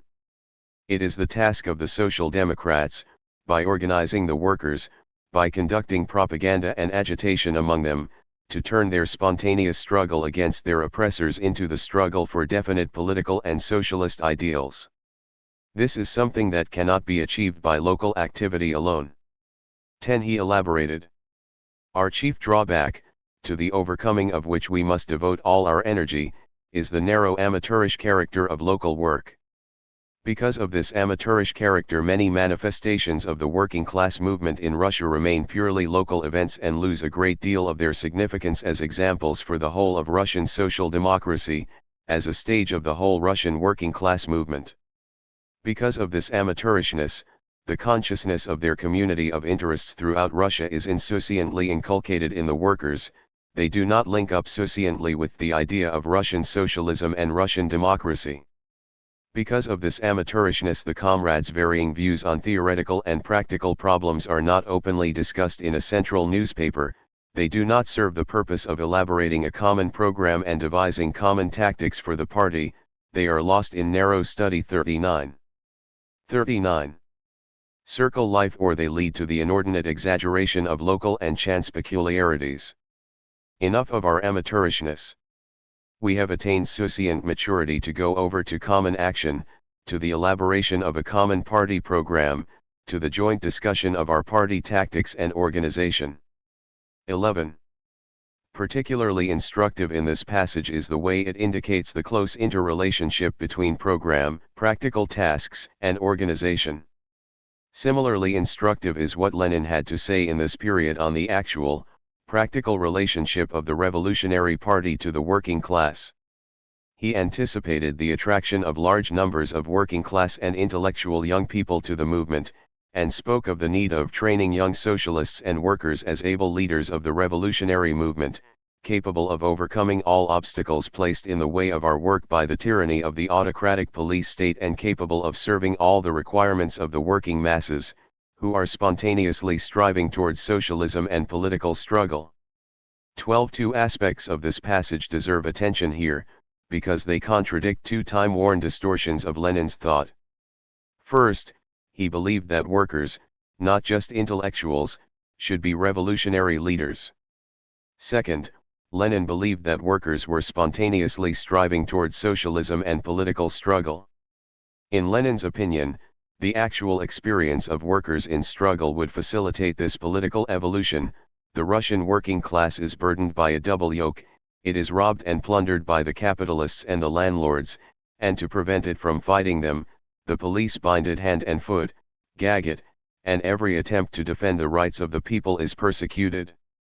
Every strike against a capitalist results in the military and police being let loose on the workers. Every economic struggle necessarily becomes a political struggle. 13 At the same time, Lenin did not expect all workers consequently to become professional revolutionaries or even stalwarts of the socialist movement. He saw within the working class a stratification that had great relevance for the Revolutionary Party. The history of the working class movement in all countries, he observed, shows that the better situated strata of the working class respond to the ideas of socialism more rapidly and more easily.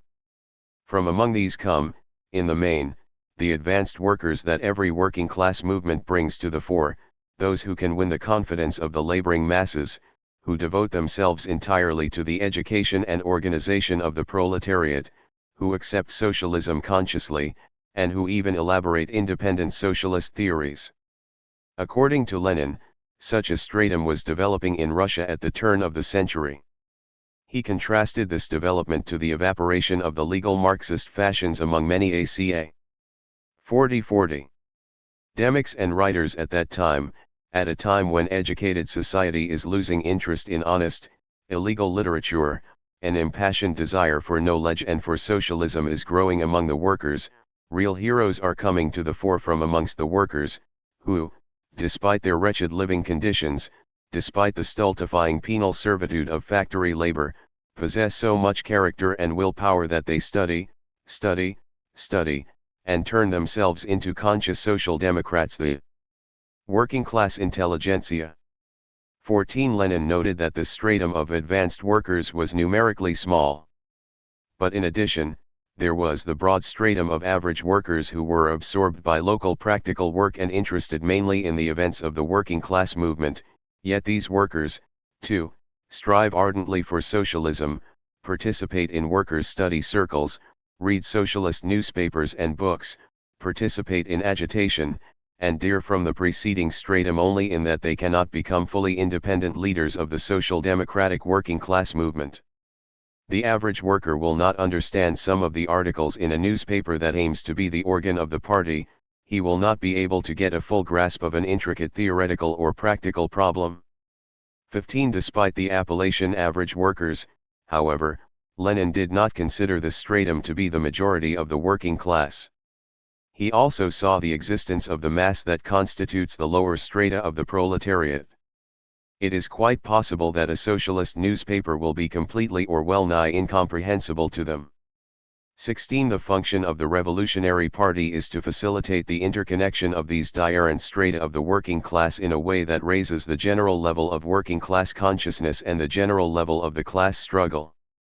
Therefore, it would be counterproductive for the professional revolutionary to adapt himself to the lowest level of understanding in a manner that would put the demands and interests of the given moment in the foreground and push back the broad ideas of socialism and the political struggle.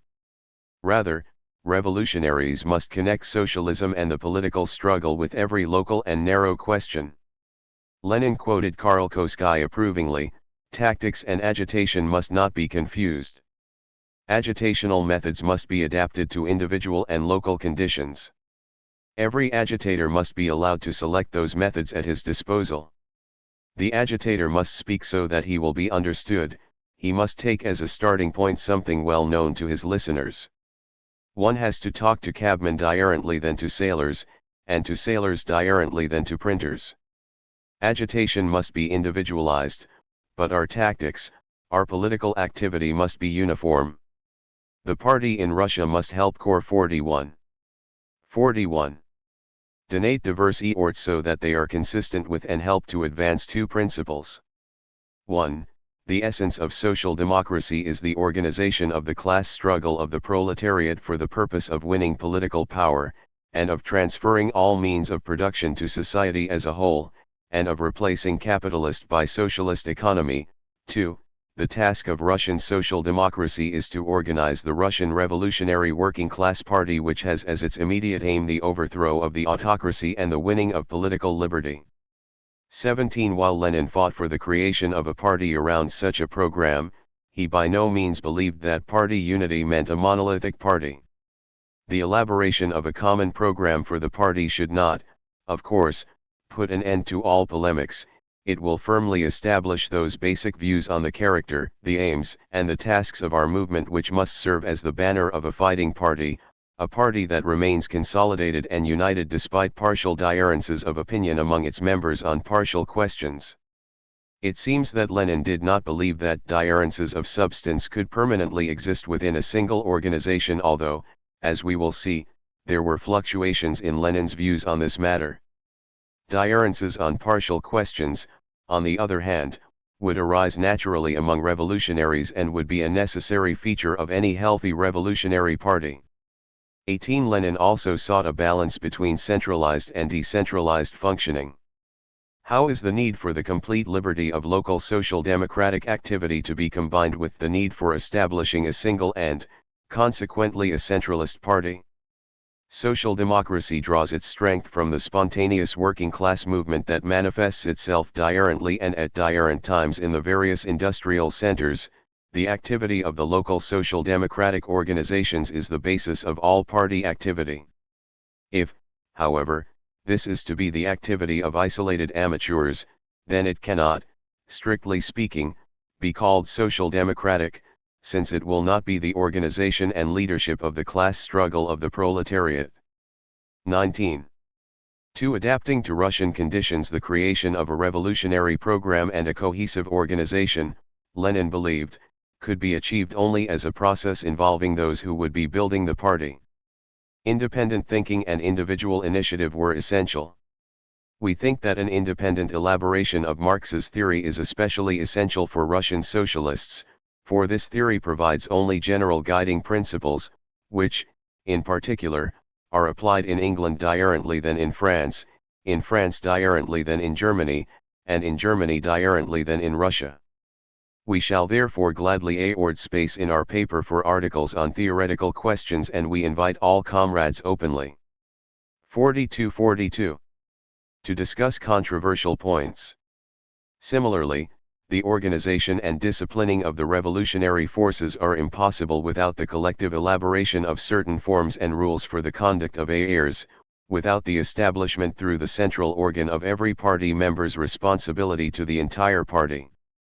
20. Such a process must involve a critical-minded absorption of previous experience and lessons of the revolutionary movement, the history of socialism and democracy in Western Europe, the history of the Russian revolutionary movement, the experience of our working class movement. Such is the material we must master to elaborate a purposeful organization and purposeful tactics for our party. The analysis of this material must, however, be done independently, since there are no ready-made models to be found anywhere. On the one hand, the Russian working class movement exists under conditions that are quite different from those of Western Europe. It would be most dangerous to have any illusions on this score. On the other hand, Russian social democracy differs very substantially from former revolutionary parties in Russia, so that the necessity of learning revolutionary technique and secret organization from the old Russian masters does not in any way relieve us of the duty of assessing them critically and elaborating our own organization independently. 21. The peculiarities of Russia's reality, Lenin believed, necessitated two particular emphases that would not otherwise be as important: a central newspaper that will appear regularly and be closely connected with all the local groups. 22. And the development of a more active and comprehensive underground apparatus and mode of functioning. Both of these emphases, he felt, must shape the organizational structure of the party. the necessity to concentrate all forces on establishing a regularly appearing and regularly delivered organ, he wrote, arises out of the peculiar situation of Russian social democracy as compared with that of social democracy in other European countries and with that of the old Russian revolutionary parties.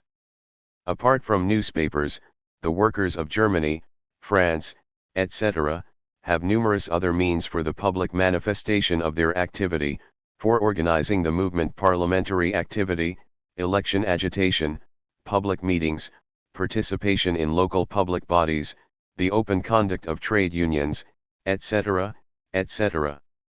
In place of all of that, yes, all of that, we must be served until we have won political liberty by a revolutionary newspaper, without which no broad organization of the entire working class movement is possible.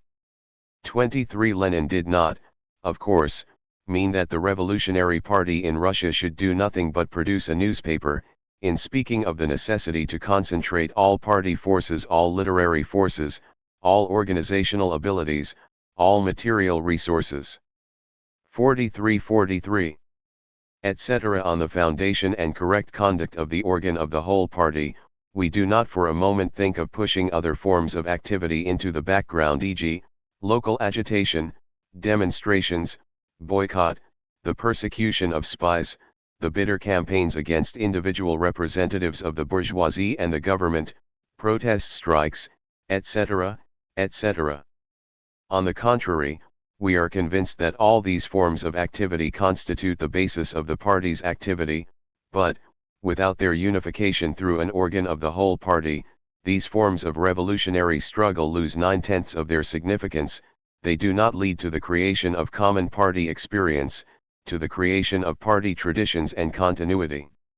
The party organ, far from competing with such activity, will exercise tremendous influence on its extension, consolidation, and systematization.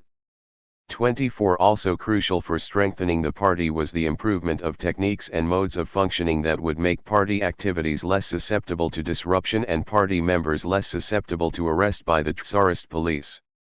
The improvement of revolutionary organization and discipline, the perfection of our underground technique are an absolute necessity. Lenin returned to this question with increasing frequency in the period we are examining. In this respect we lag considerably behind the old workers in the Russian revolutionary movement. We must frankly admit this defect and exert all our efforts to devise methods of greater secrecy in our work, to propagate systematically the proper methods of work, the proper methods of deluding the gendarmes and of evading the snares of the police. We must train people who will devote the whole of their lives, not only their spare evenings, to the revolution. We must build up an organization large enough to permit the introduction of a strict division of labor in our work. 25. We will conclude this section with a more detailed examination of how Lenin integrated this underground perspective with his general orientation on organization. His thinking on the question undeniably had a profound impact on what came to be known as Leninism. It must be stressed, however, that he saw these not as generally applicable principles of organization but, and we shall see Lenin himself emphasizing this, as very specialized forms necessitated by the repressive conditions created by the Tsarist autocracy. During this period he seems to have viewed the German Social Democratic Party as the appropriate model of socialist organization for countries where relatively democratic conditions prevailed. In this, and in the basic outlines of his organizational thinking, the majority of leading Russian Marxists were in agreement with him. We have always protested and will, of course, continue to protest against confining the political struggle to conspiracy, Lenin wrote. But this does not, of course, mean that we deny the need for a strong revolutionary organization. In 44. Form such a strong revolutionary organization in an autocratic country may be described as conspiratorial. Secrecy is such a necessary condition for this kind of organization that all the other conditions must be made to conform to it. 26. Lenin explicitly contrasted the positive model of German social democracy with the harsh organizational necessities imposed by Russian realities.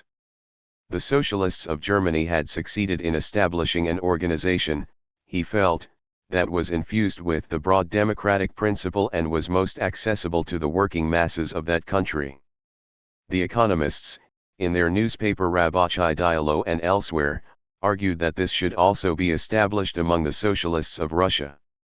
Lenin explained his strong disagreement in this way. Everyone will probably agree that the broad democratic principle presupposes the two following conditions: first, full publicity, and secondly, election to all OCs. It would be absurd to speak of democracy without publicity, moreover, without a publicity that is not limited to the membership of the organization. We call the German Socialist Party a democratic organization because all its activities are carried out publicly, even its party congresses are held in public. But no one would call an organization democratic that is hidden from everyone but its members by a veil of secrecy. What is the use, then, of advancing the broad democratic principle when the fundamental condition for this principle cannot be fulfilled by a secret organization? Nor is the situation any better with regard to the second attribute of democracy, the principle of election. In politically free countries, this condition is taken for granted. They are members of the party who accept the principles of the party program and render the party all possible support, reads Clause 1 of the rules of the German Social Democratic Party. Since the entire political arena is as open to the public view as is a theater stage to the audience, this acceptance or non-acceptance, support or opposition, is known to all from the press and from public meetings. Everyone knows that a certain political figure began in such and such a way, passed through such and such an evolution, behaved in a trying moment in such and such a manner, and possesses such and such qualities. Consequently, all party members, knowing all the facts, can elect or refuse to elect this person to a particular party OS. The general control exercised over every act of a party man in the political field brings into existence an automatically operating mechanism which produced what in biology is called the survival of the fittest. Natural selection by full publicity, election, and general control provides the assurance that, in the last analysis, every political figure will be in his proper place, do the work for which he is best fitted by his powers and abilities, feel the aches of his mistakes on himself, and prove before all the world his ability to recognize mistakes and to avoid them. Try to fit this picture into the frame of our autocracy. Is it conceivable in Russia? 45. For all who accept the principles of the party program and render the party all possible support to control every action of the revolutionary working in secret? Is it possible for all to elect one of these revolutionaries to any particular OS, when, in the very interests of the work, the revolutionary must conceal his identity from 9 out of 10 of these all? Reflect somewhat over the real meaning of the high-sounding phrases to which Рабочий Dialog gives utterance, and you will realize that broad democracy in party organization, amidst the gloom of the autocracy and the domination of the gendarmerie, is nothing more than a useless and harmful toy. It is a useless toy because, in point of fact, no revolutionary organization has ever practiced, or could practice, broad democracy, however much it may have desired to do so. It is a harmful toy because any attempt to practice the broad democratic principle will simply facilitate the work of the police in carrying out large-scale raids, will perpetuate the prevailing primitiveness, and will divert the thoughts of the practical workers from the serious and pressing task of training themselves to become professional revolutionaries to that of drawing up detailed paper rules for election systems. 27. Given the considerable distortion to which Lenin's actual views have been subjected, by hostile critics and would-be followers alike, it is worth emphasizing some of the points made in this passage. In politically free countries, Lenin favors socialist parties in which the entire political arena of the party is as open to the public view as is a theater stage to the audience, and in which the entire party membership, knowing all the facts, is able to set the policies, elect the leadership, and control the functioning of the party.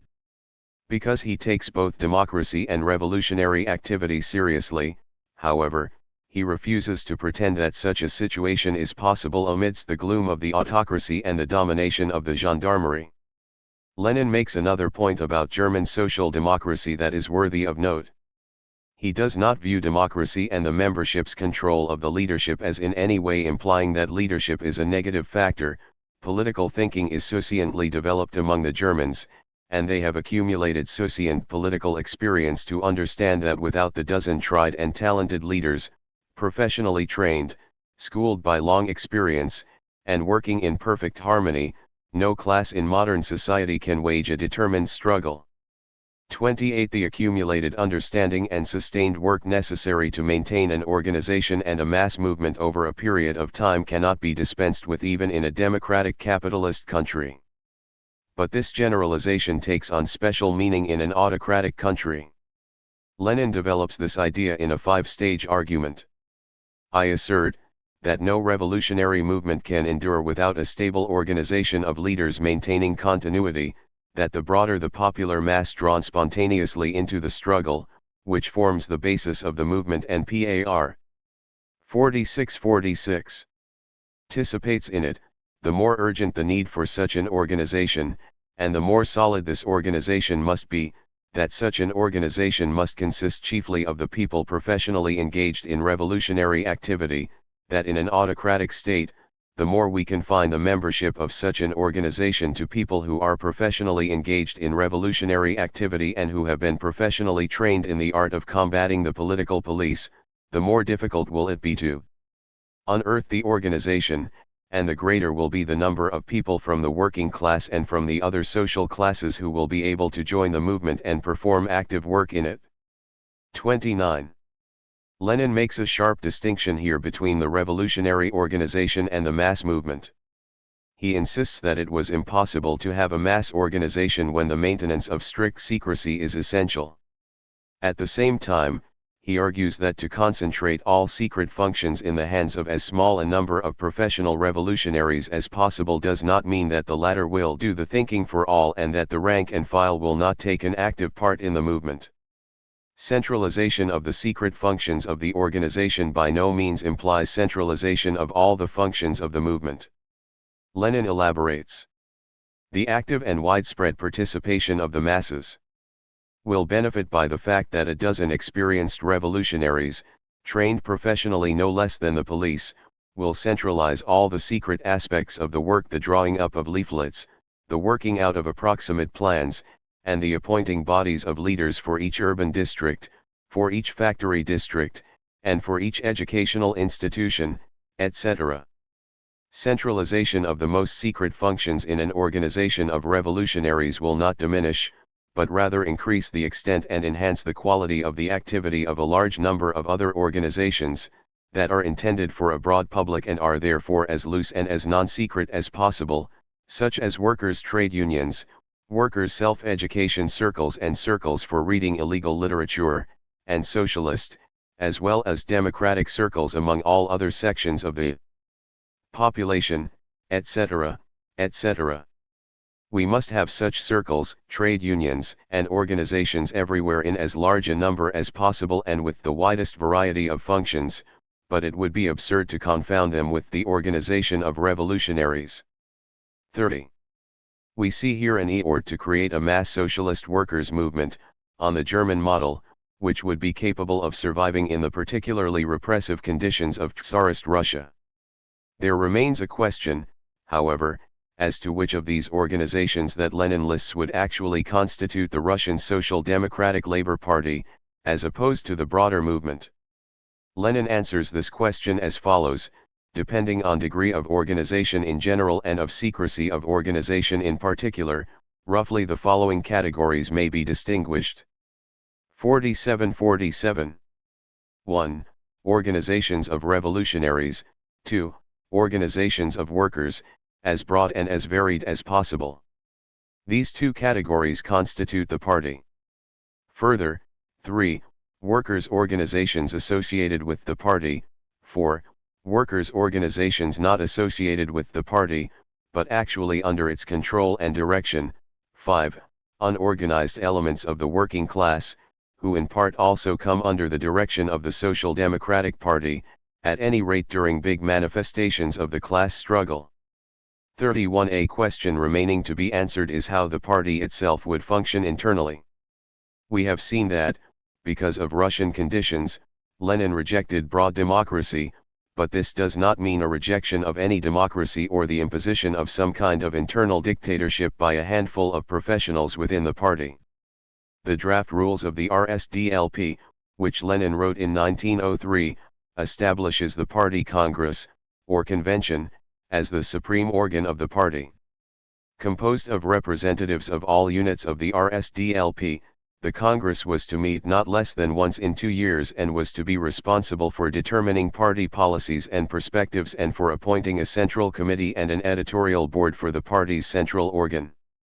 The Central Committee coordinates and directs all the practical activities of the party, while the editorial board gives ideological guidance. The draft rules suggest a balance between democracy and centralization. For example, each committee, union, organization, or group recognized by the party has charge of affairs relating specifically and exclusively to its particular locality, district or national movement, or to the special function assigned to it, being bound, however, to obey the decisions of the Central Committee and the central organ. On the one hand, any party member and any person who has any contact with the party is entitled to demand that any statements made by him should be transmitted in the original to the Central Committee, the central organ, or the party Congress. On the other hand, it is the duty of every party organization to award both the Central Committee and the editorial board of the central organ every opportunity of becoming acquainted with all its activities and its entire composition. Most important, however, all party organizations and collegiate bodies decide their affairs by a simple majority vote and have the right of co-optation. A 2/3 majority vote is required for co-optation or expulsion of members. 32. 48-48. Despite the democratic nature of these draft rules, however, Lenin was keenly aware of severe limitations on democratic functioning imposed by the necessity of underground work. Yet even with these limitations, one finds a deeply democratic sensibility in Lenin's orientation. The only serious organizational principle for the active workers of our movement should be the strictest secrecy, the strictest selection of members, and the training of professional revolutionaries. Given these qualities, something even more than democratism would be guaranteed to us, namely, complete, comradely, mutual confidence among revolutionaries. This is absolutely essential for us, because there can be no question of replacing it by general democratic control in Russia. It would be a great mistake to believe that the impossibility of establishing real democratic control renders the members of the revolutionary organization beyond control altogether. They have not the time to think about toy forms of democratism, but they have a lively sense of their responsibility, knowing as they do from experience that an organization of real revolutionaries will stop at nothing to rid itself of an unworthy member. Moreover, there is a fairly well-developed public opinion in Russian revolutionary circles which has a long history behind it, and which sternly and ruthlessly punishes every departure from the duties of comradeship. 33. Even if one factors out the special underground conditions necessitated by Tsarist repression, and even if one keeps in mind that Lenin in this period viewed German social democracy as a positive model, one finds in Lenin's early organizational thinking particular emphases and distinctive qualities that were to have an impact in Russia and, ultimately, throughout the world. It is not, as anti-Leninists assert, an elitist authoritarian orientation. It is something qualitatively different, a serious organization of real revolutionaries, a body of comrades in which complete, mutual confidence prevails and in which all have a lively sense of their responsibility. For Lenin, the preconditions for this phenomenon are a commitment to a revolutionary Marxist political program and flowing from that an actively, centrally organized party that encourages critical thinking and local initiative, the integration of such thinking and experience into a party-wide process of development, and, inseparable from all of this, a deeply ingrained democratic sensibility that manifests itself even when unusual conditions preclude the formal observance of democratic procedures. A democratically centralized organization based on a revolutionary program. This was to be the essence of the Leninist conception of organization. 49-49-50. For the birth of Leninism. The birth of Leninism is generally traced to the year 1902, when the pamphlet What Is to Be Done appeared. Knowledgeable historians point out that the distinctiveness of Lenin's orientation was not clear to most of his comrades until the tumultuous 1903 Congress of the Russian Social Democratic Labour Party.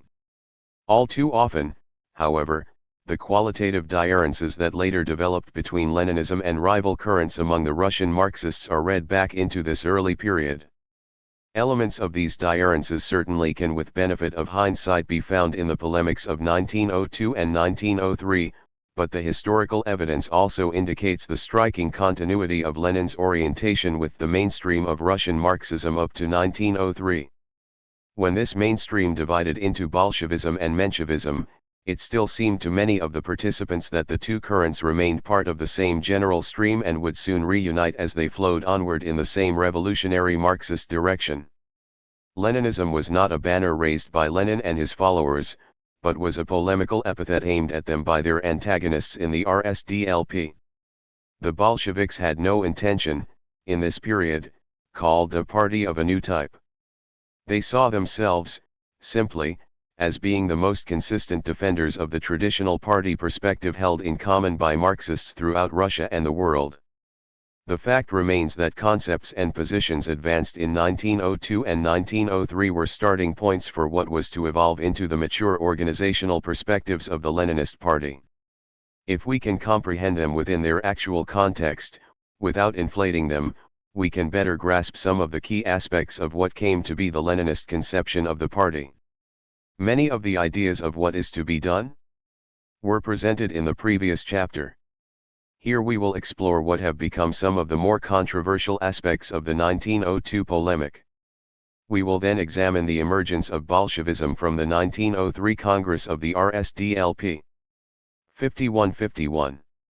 1. What is to be done?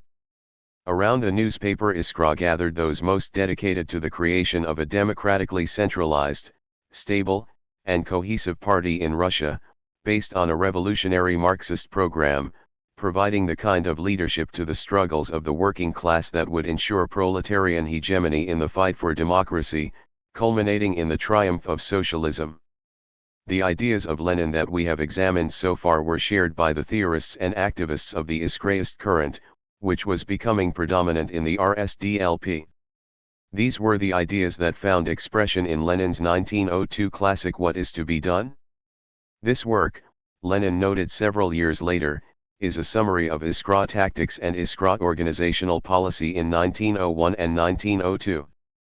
Precisely a summary, no more and no less.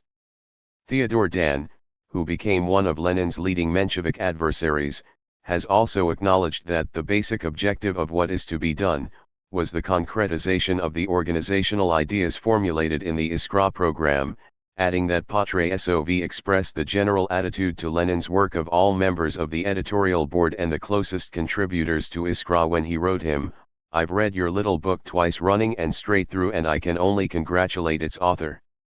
The general impression is superlative.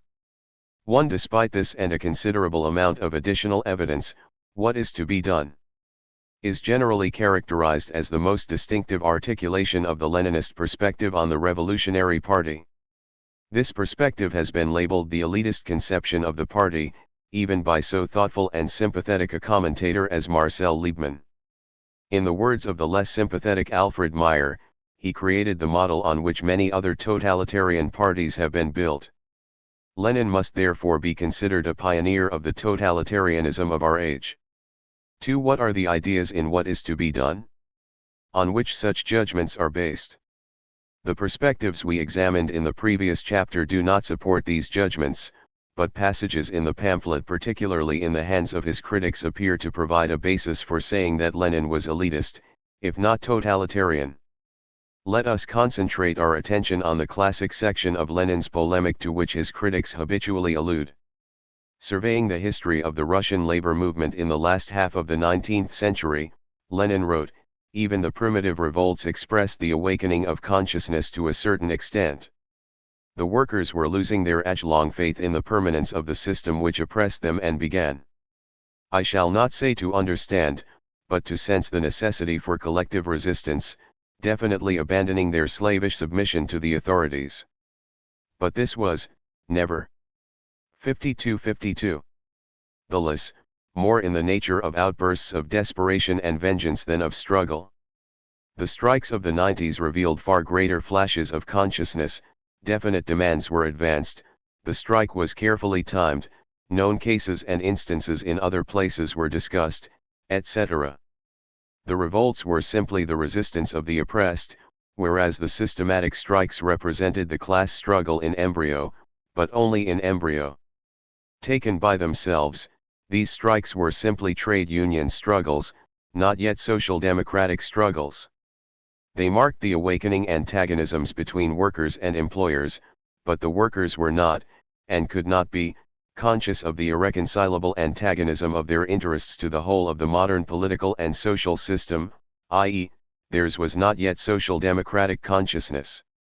In this sense, the strikes of the 90s, despite the enormous progress they represented as compared with the revolts, remained a purely spontaneous movement.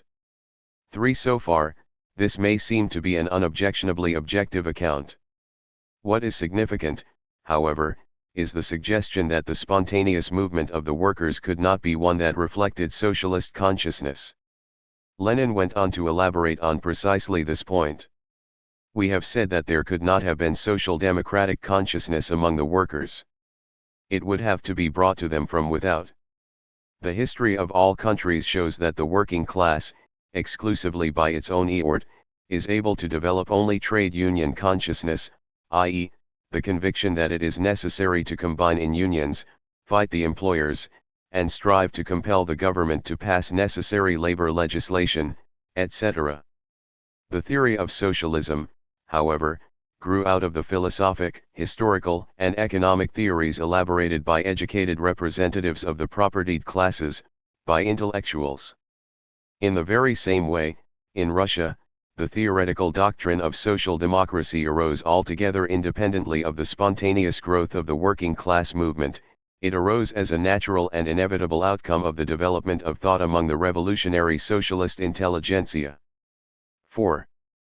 Focusing on this passage, numerous critics have aired interpretations in which, as the late Bertram D. Wolfe has written, Lenin proposed that the Revolutionary Party should be made up of professional revolutionists and that the masses and their wider, more elementary organizations should be directed and controlled by this underground party of professionals.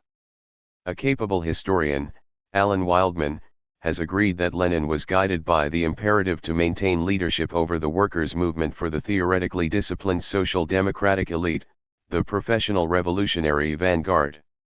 The liberal political scientist Alfred G. Meyer has explained that according to Leninism, the carriers of proletarian consciousness were bourgeois intellectuals. The party is therefore to be composed of intellectuals, what 53? 53. Ever their background, who have turned into revolutionaries by profession, men whose vocation is to conspire against the existing order and to prepare a proletarian dictatorship. Meyer comments, thus the party seems to negate the role attributed to the working class by Marx, that of the chosen people who would destroy the social structure of capitalism and construct a socialist commonwealth. The far-left writer Antonio Carlo agrees, if a class is unable to elaborate its own consciousness and its own revolutionary organization and must borrow them from other classes, it is subordinate to these other classes and cannot be the subject in the building of a new order. At best, it can only be an instrument in the hands of others. Understanding this, Carlo suggests, Lenin stressed a strong centralized party, based on the power of 10 vigorous minds, which would guide, educate, and politicize the masses in the course of the struggle. 5. This interpretation distorts Lenin's views in several ways. It also glosses over the fact that the points made in What Is to Be Done, including those we have just touched on, come out of the mainstream of Russian Marxism rather than constituting a specific Leninist variant. Although this point has been fully documented, the constant glossing over necessitates a repetition of some of the key facts. George Plekhanov, 18 years before What Is to Be Done, was asserting that the socialist intelligentsia must become the leader of the working class in the impending emancipation movement, explain to it its political and economic interests and also the interdependence of those interests, and must prepare them to play an independent role in the social life of Russia. He stressed that even the mere possibility of such a purposeful movement of the Russian working class depends in a large degree upon the work referred to above being done by the intelligentsia among the working class, and that the Social Democrats will bring consciousness into the working class, and without that it is impossible to begin a serious struggle against capital. Similarly, Pavel Axelrod wrote in 1898 that one of two perspectives exists. One possibility is that the workers' movement does not leave the narrow course of purely economic clashes of the workers with the employers, and in itself is, on the whole, devoid of political character. The other is that social democracy organizes the Russian proletariat in an independent political party. Axelrod argued for the second option, explaining that the proletariat, according to the consciousness of the Social Democrats themselves, does not possess a ready-made, historically elaborated social ideal, and it goes without saying that these conditions, without the energetic influence of the Social Democrats, may cause our proletariat to remain in its condition as a listless and somnolent force in respect of its political development. All of the Iskreists accepted the idea expressed in the Austrian Social Democratic Heinfeld program of 1888 to 1889, socialist consciousness is something that is brought into the proletarian. 54-54. Class struggle from outside. Not something that organically develops out of the class struggle. All agreed with Karl Koski, the world's leading interpreter of Marxism at that time, when he argued that socialism and the class struggle arise side by side and not one out of the other, each arises under diurent conditions. Modern socialist consciousness can arise only on the basis of profound scientific knowledge. What is more, they were all in agreement with Julius Martov that in the code of revolutionary behavior the demands of organizational rules and discipline should overrule all personal feelings, with Plekhanov that only organized revolutionary forces seriously influenced the course of events, and with issue number 5 of Iskra that in despotically ruled countries, the socialist groups must maintain a rigid and secret conspiratorial organization and confine themselves to a small number of members. 6. It is also important to recognize the dialectical interaction that Lenin perceives between socialist consciousness and the spontaneous struggles of the working class. In the previous chapter we saw Lenin referring to the working class who are spontaneously striving towards socialism and political struggle. In What is to be done? He elaborates, it is often said that the working class spontaneously gravitates towards socialism.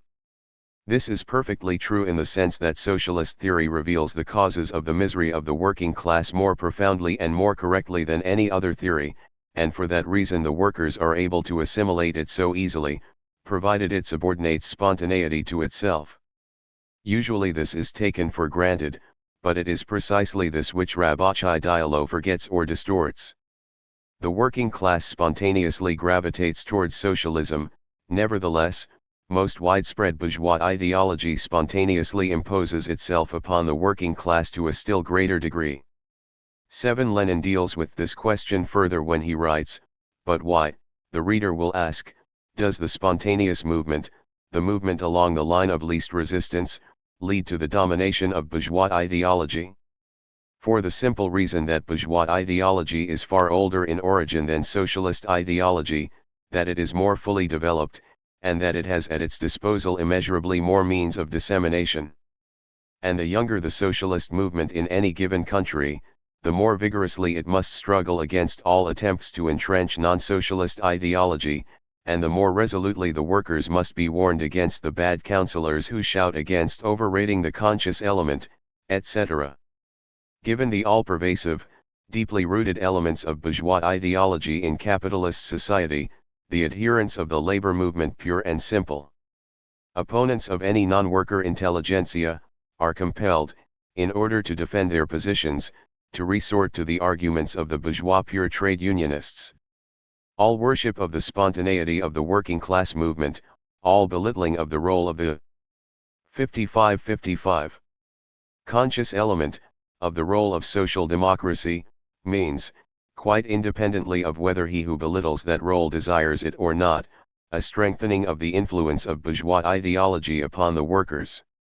8. It is worth noting that Lenin is here rejecting the crudely economic determinist, fatalistic, and romantic mystical notion that workers will automatically or spontaneously become revolutionary socialists.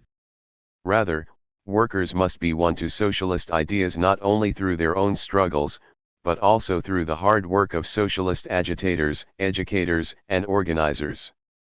Lenin is not airing a historical principles or desired ideals. He is not advocating that socialist ideas and analyses originate outside the working class. Instead, he is describing a historical situation in which we had both the spontaneous awakening of the working masses, their awakening to conscious life and conscious struggle, and a revolutionary youth, armed with social democratic theory and straining towards the workers. 9. It is the transcendence of this reality, not its celebration, that what is to be done was designed to facilitate. Yet we should return, for a moment, to Lenin's classic formulation: the history of all countries shows that the working class exclusively by its own effort, is able to develop only trade union consciousness. The theory of socialism, however, grew out of the philosophic, historical, and economic theories elaborated by educated representatives of the propertied classes, by intellectuals. In defending Lenin from those who utilize this formulation to distort his ideas, we should avoid defending too much. Consider the following comment of Trotsky, writing as the defender of the Bolshevik-Leninist tradition: according to Lenin's representations, the labor movement, when left to its own devices, was inclined irrevocably toward opportunism. Revolutionary class consciousness was brought to the proletariat from the outside, by Marxist intellectuals. The author of What is to be Done? Himself subsequently acknowledged the biased nature, and therewith the erroneousness, of his theory, which he had parenthetically interjected as a battery in the battle against economism and its deference to the elemental nature of the labor movement. After his break with Lenin, Plekhanov came out with a belated, but all the more severe, criticism of what is to be done. 10. In the polemic to which Trotsky referred, The Working Class and the Social Democratic Intelligentsia, Plekhanov wrote, excluding socialism from the mass and the mass from socialism, Lenin proclaimed the socialist intelligentsia the demiurge of the socialist revolution. Given earlier assertions of Plekhanov we have seen, it seems unfair of him to tie a tin can to Lenin's tail for this. Yet Plekhanov did go on to offer a more balanced account of the historical interrelationship between the labor movement and the rise of Marxism.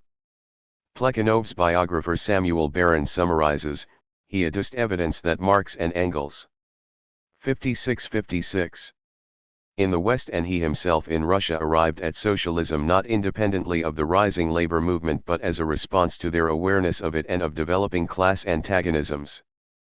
Plekhanov argued that the workers' experience under capitalism generated not only trade unionism but also anti-capitalist sentiments and ideas that made them responsive to the more systematic analyses of socialist intellectuals. In fact, he went so far as to claim that if the socialist revolution is a necessary consequence of the contradictions of capitalism, then it is clear that at a certain stage of social development the workers of capitalist countries would come to socialism even if left to themselves. 11. We can afford to set aside the abstract and somewhat fatalistic speculation of this last point. The fact remains that Plekhanov's argument provides an important corrective to the one-sided formulation of Lenin. Of course, Lenin based this on the similarly one-sided formulations of Koskai and of Plekhanov himself. As late as 1903, when he was defending What is to be Done, Plekhanov argued, Lenin was writing not a treatise on the philosophy of history, but a polemical article against the economists, who said, we must wait for the working class to catch up, without the help of the revolutionary bacillus. The latter is forbidden to tell the workers anything, precisely because it was a revolutionary bacillus, that is because it possessed theoretical consciousness.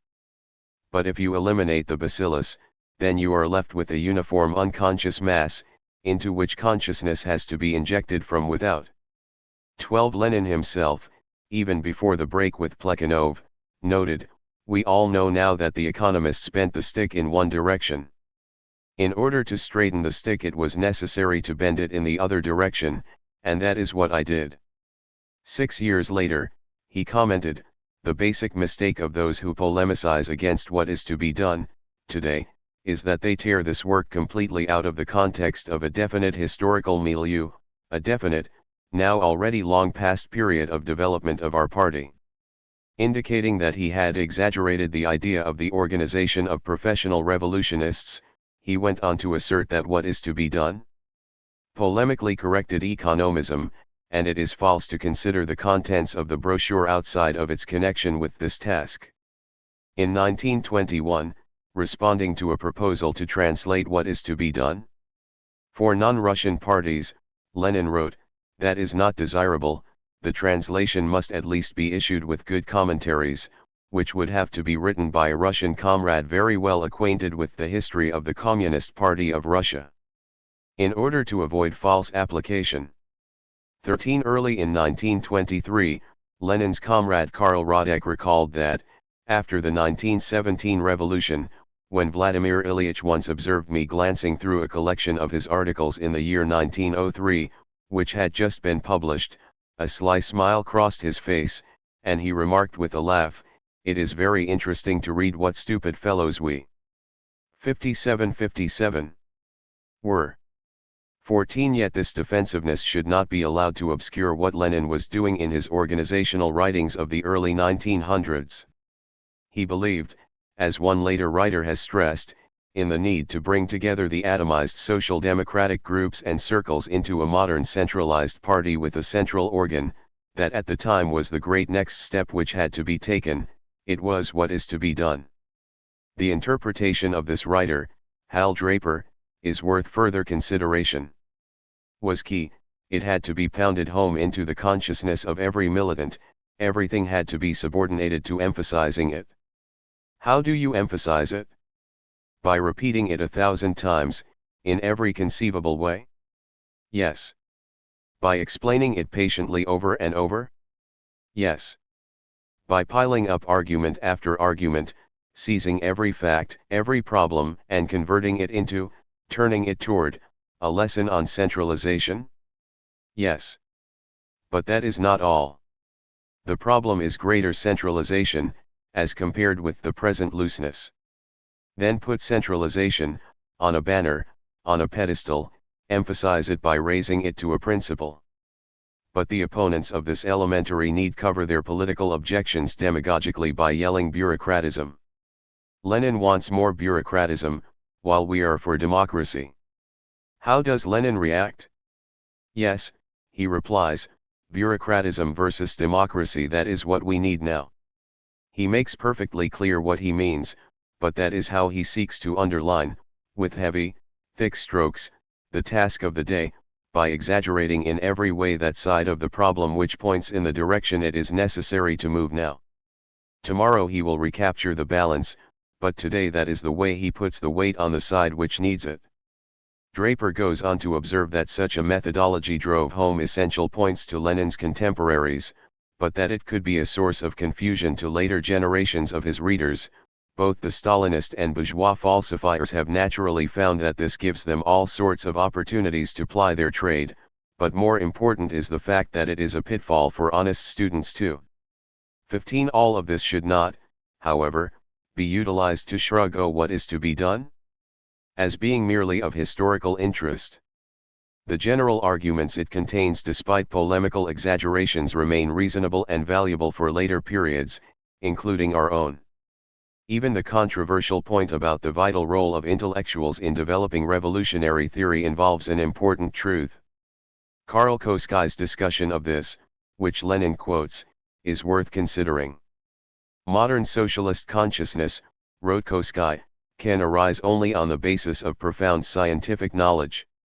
One could argue, correctly, that a general class struggle orientation, an antagonism toward capitalism, and even a socialist vision can be generated more or less spontaneously by the oppressive realities of capitalist society. But is that enough to create a movement capable of actually overturning capitalism and replacing it with a better, so? 58. Socialist society?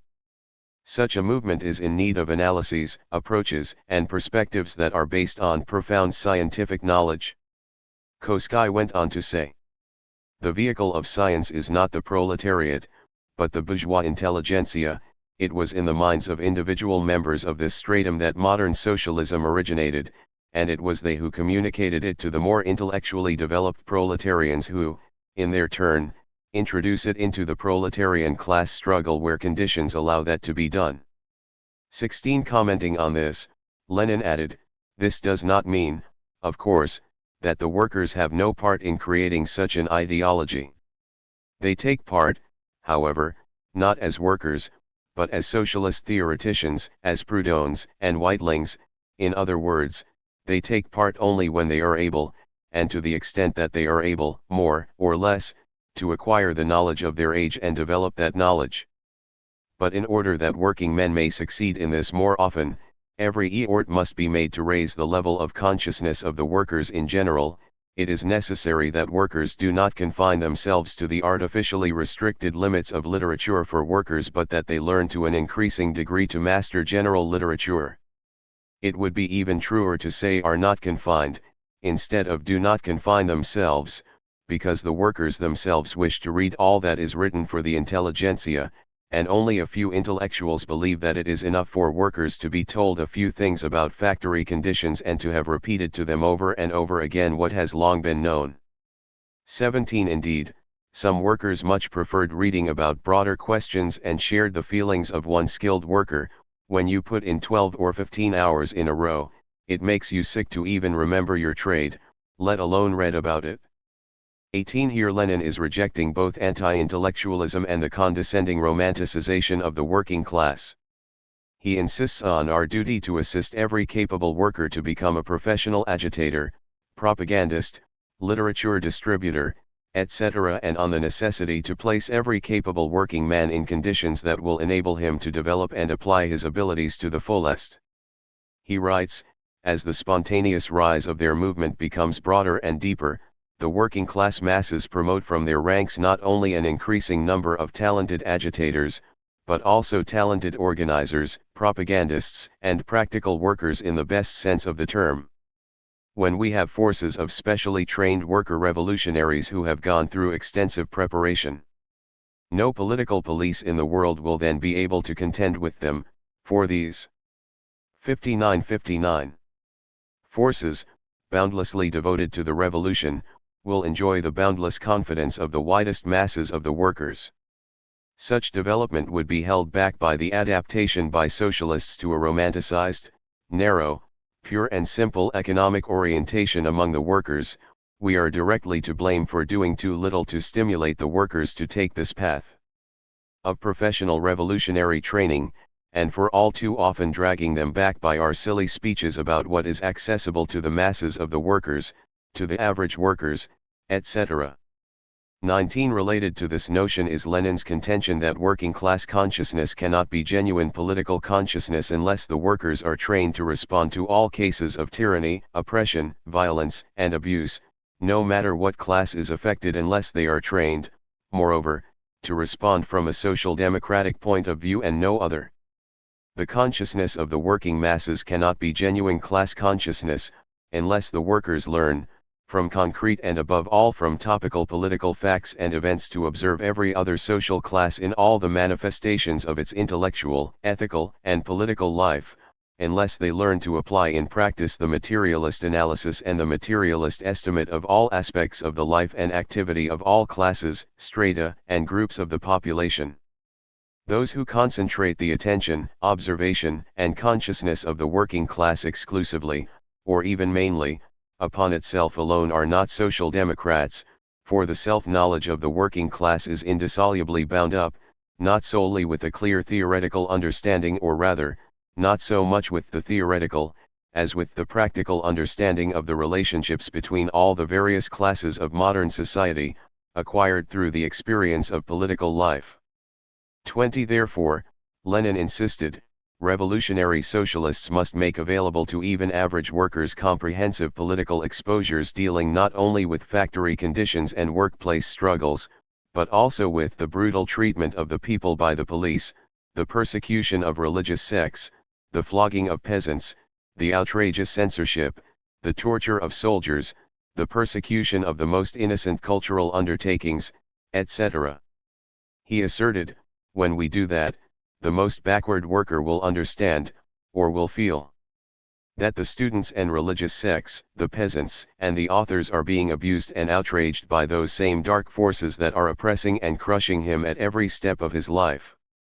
Feeling that, he will know how to hoot the censors one day, on another day how to demonstrate outside the house of a governor who has brutally suppressed a peasant uprising, on still another day to teach a lesson to the gendarmes in surplices who are doing the work of the Holy Inquisition, etc. 21 Lenin summed it up by saying that the Social Democrats' ideal should not be the trade union secretary, but the tribune of the people, who is able to react to every 60 manifestation of tyranny and oppression, no matter where it appears, no matter what stratum or class of people it ekes, who is able to generalize all these manifestations and produce a single picture of police violence and capitalist exploitation, who is able to take advantage of every event, however small, in order to set forth before all his socialist convictions and democratic demands. In order to clarify for all and everyone the world historic significance of the struggle for the emancipation of the proletariat. He insisted that it is not enough to call ourselves the vanguard, the advanced contingent, we must act in such a way that all the other contingents recognize and are obliged to admit that we are marching in the vanguard. 22 The creation of such a revolutionary workers' party, guided by a serious-minded utilization of socialist theory and scientific analysis, drawing increasing numbers of working people into a highly conscious struggle against all forms of oppression. This could not be expected to arise easily or spontaneously. It had to be created through the most persistent, serious, consistent efforts of revolutionary socialists. The working class would not automatically become a force for socialist revolution, but it could develop into such a force with the assistance of a serious revolutionary workers' party. Such a party making past lessons, the most advanced social theory, and a broad social vision accessible to increasing numbers of workers would be a vital component in the self-education and self-organization of the working class, helping to develop spontaneous working class impulses toward democracy and socialism into a cohesive, well-organized, and powerful political force. In recent years some left-wing writers have felt a need to distance themselves from what Tony Klee, for example, has called Lenin's mechanical overemphasis on organization in what is to be done. 23 But the powerful stress in that work on the practical implementation of revolutionary perspectives continues to have an impact after 8 decades. It is worth repeating that Lenin shared this orientation with all those gathered around Iskra. Speaking of the upcoming party congress, Martov wrote, "There will be a storm, but from that storm revolutionary social democracy will emerge once more strengthened, and whatever the unpopularity of that small bunch of the orthodox, the more popular will become those ideas for which they sacrificed their popularity." 24 As it turned out, however, Lenin was one of the few leaders of the Iskra current who was prepared to follow the implications of this orientation through to the end. To the stormy beginning of Bolshevism, the Second Congress of the Russian Social Democratic Labour Party was held in Brussels and London in 1903. The founding First Congress of the RSDLP in 1898 had been a semi-abortive affair. There had been only 9 delegates, and they were 61 arrested at its conclusion. The loose network of Marxist groups throughout Russia was unable to maintain a cohesive national organization in the following period. The Second Congress was designed to establish precisely such an organization. By the time of the 1903 Congress, those adhering to the views expressed in the newspaper Iskra were predominant in the embryonic party. Also attending the Congress were representatives of the economist trend, as well as members of the Jewish Bund. The economists favored a loose organizational structure, and the Bundists wanted to maintain an autonomous Jewish organization within a loose Russian federation of socialist groups. The Iskraists insisted on the need for a centralized and disciplined national organization based on a revolutionary Marxist program. What erupted at the 1903 Congress was a fierce battle, first of the economists and Bundaists against the Iskraists, and then unexpectedly among the Iskraists themselves. The Iskraists divided into two factions, Hards, who were led by Lenin and Plekhanov, and Softs, who were led by Martov and Axelrod. The Hards had won a majority by the end of the Congress, and this gave rise to the factional labels of Bolsheviks and Mensheviks. The RSDLP was torn into two ultimately irreconcilable factions. Many historians have explained this by utilizing what was eventually to become the classic Menshevik interpretation. For example, according to Israel Getzler, Menshevism had its origins in 1903-04 in the revolt of the large majority of the founders and leaders against Lenin's bid for personal domination of the party and for a hypercentralist scheme of organization which threatened to confine the party to an elite conspiracy of professional revolutionaries. The so-called Softs of the Second Congress broke with Lenin in revulsion against the ruthless tactics he had adopted during and after the Congress in order to impose his leadership, and against the organizational concepts set forth in his What is to be Done? And a Letter to a Comrade. They also resented some of Lenin's Hards, an aggregation of close personal followers, tough and unscrupulous Iskra agents, and young rank-and-filers from the provincial party organizations. 25 Yet this Menshevik bias does violence to the facts. Even more crudely, Bertram D. Wolfe has described Lenin as the man who split the Iskra editors and Iskrites at the Second Congress in 1903 on the niceties of two slightly differing definitions of a member of the party in the first paragraph of the draft statutes, and laid the foundation of a separate party of pure Leninists on that issue. 26 This too is a distortion, but it does identify the issue on which Lenin and Martov first openly opposed each other at the 1903 Congress. 62-62. A year after the Congress, Martov noted that at that time the RSDLP was, by European standards, nothing more than an organization of leaders of the proletarian struggle, but not an organization of struggling proletarians. To alter this situation, he proposed that a member of the party be defined as one who accepts its program and supports it both materially and by regular cooperation under the leadership of one of its organizations. He hoped this relatively loose definition, not requiring members to actually be active in a party organization, would result in an all-embracing mass party. He agreed with the comments of Axelrod, who argued, first and foremost we are, of course, creating an organization of revolutionaries, but, since we are the party of a class, we must take care not to leave outside the party ranks people who consciously, though perhaps not very actively, associate themselves with that party. Martov expanded on this idea, the more widespread the title of party member the better. We could only rejoice if every striker, every demonstrator, answering for his actions, could proclaim himself a party member. For me, a conspiratorial organization only has meaning when it is enveloped by a broad social democratic working class party. 27 Lenin disagreed with this conception because the borderline of the party remains absolutely vague. What benefit is there in this looseness? A widespread title.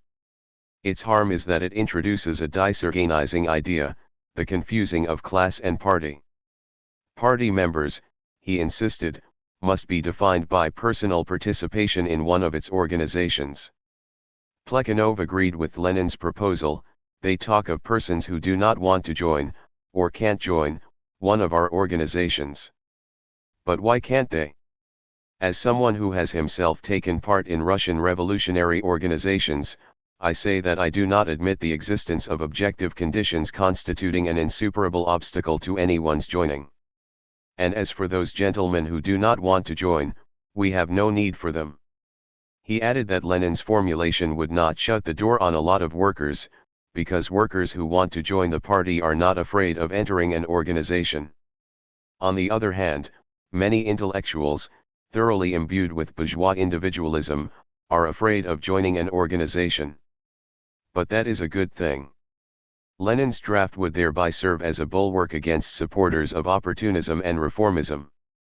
Lenin elaborated, In the period of the party's life which we are now passing through, it is just this elasticity that most certainly opens the door to all the elements of confusion, vacillation, and opportunism. He stressed the urgency of safeguarding the firmness of the party's line and the purity of its principles.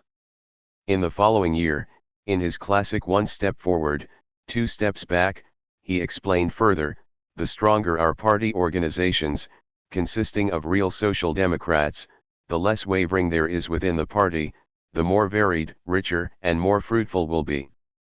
63-63. The party's influence on the elements of the masses surrounding it and guided by it. The party, as the vanguard of the working class, must not be confused, after all, with the entire class. 28. We have seen how, in What is to be Done, Lenin argued that a revolutionary party should be a close and compact body of comrades in which all are infused with a lively sense of their responsibility. At the 1903 Congress he argued in a similar vein that we must not forget that every party member is responsible for the party, and that the party is responsible for every one of its members. 29. Such a dynamic interrelationship between the individual members and the party as a whole, he believed, was essential for an organization capable of making a revolution. Here it may be helpful to step back from this disagreement among Russian revolutionaries in order to gain a greater sense of perspective than even Lenin was capable of at that time. We have seen that all of the Russian Marxists, including Lenin, used the German Social Democratic Party as their model. In their own minds, they were simply attempting to adapt this model to very specific and occult Russian conditions. It may add to our understanding if we look at the German party more closely. The German Social Democratic Party was a mass party that allowed for a wide range of principles and opinions among its members on a number of basic political questions, despite a formal adherence to a revolutionary socialist program.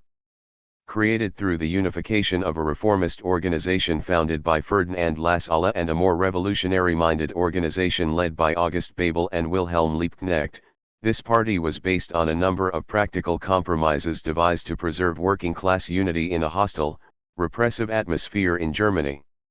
As time went on, the German Social Democrats made enormous gains, developing a powerful and comprehensive organizational apparatus.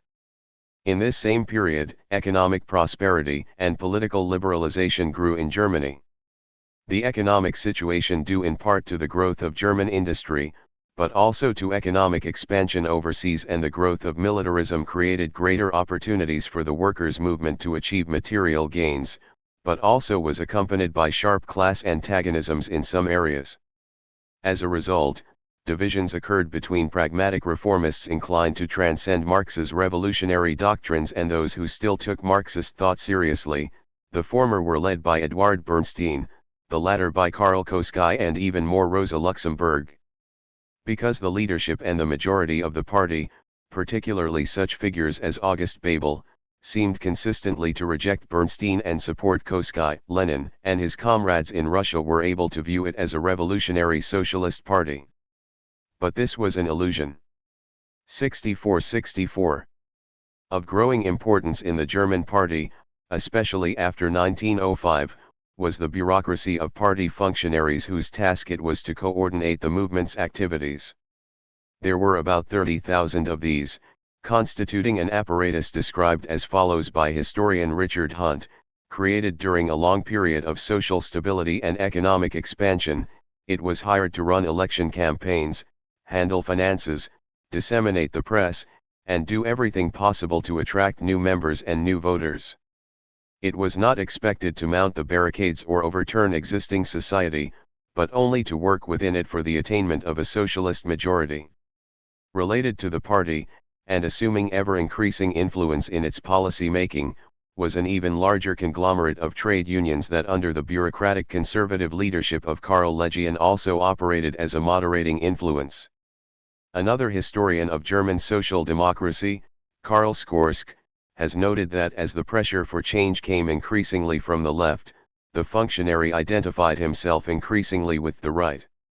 To the extent that a revolutionary vanguard continued to exist in the German Social Democratic Party, it was almost by definition not in the central party leadership, whose function was to coordinate the movement's activities in such a way as to ensure internal unity and stable growth. Yet the party leadership's continued lip service to orthodox Marxism obscured this reality from most people, including the Russian Marxists. 30. Lenin's adaptation of the German social democratic model of organization to Russia actually constituted a qualitatively different kind of organization, a fact that Lenin himself never fully understood before 1914. While the classic Social Democratic Party sought to embrace the entire working class, the party Lenin was building was designed to interact with it, influence it. The social democratic conception of the party involved the absorption of many politically diverse elements, tending to place revolutionary Marxists in the left wing of the party and to place conservative, unity-minded functionaries in the leadership.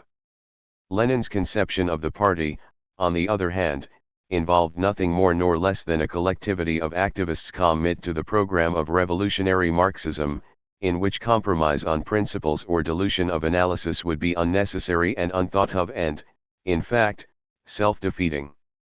Far from striving for a party of pure Leninists, Lenin believed that he was, in concert with others committed to the Marxist program, helping to create a Russian section of the international social democratic movement. Nor was he prepared to split that party over the niceties of two slightly differing definitions of a member of the party. It was Martov's definition, not Lenin's, that was adopted by the 1903 Congress, by a vote of 28 to 23. Lenin commented, "I by no means consider our difference so vital as to be a matter of life or death for the party. We shall certainly not perish because of an unfortunate clause in the rules." 31. Rather than staging a walkout, he continued to participate fully in the Congress, utilizing other questions before the delegates in order to win comrades to his organizational perspectives. Trotsky has written, Lenin attempted to obtain sharp and explicit boundaries for the party, a compact composition of the editorial board and severe discipline. Martov and his friends preferred a looser organization, more on the order of a family circle. However, both sides were still merely feeling their way and, despite the sharpness of the conflict, no one yet thought these differences of opinion most serious. According to Lenin's pointed observation of a later day, the struggle at the Congress was in the nature of an anticipation. This last point, however, was hindsight. The fierceness of the debates at the Congress, and the consequent tearing apart of the organization, were unexpected, and in the immediate aftermath Lenin did not talk about an anticipation, but about a frenzied struggle and irrationality and madness. He wrote the following words to Patrusov, who had sided with Martov, "And so I ask myself, over what, in point of fact, would we be parting company as enemies for life?" He added, "I go over all the events and impressions of the Congress, I realize that I often behaved and acted in a state of frightful irritation, frenziedly.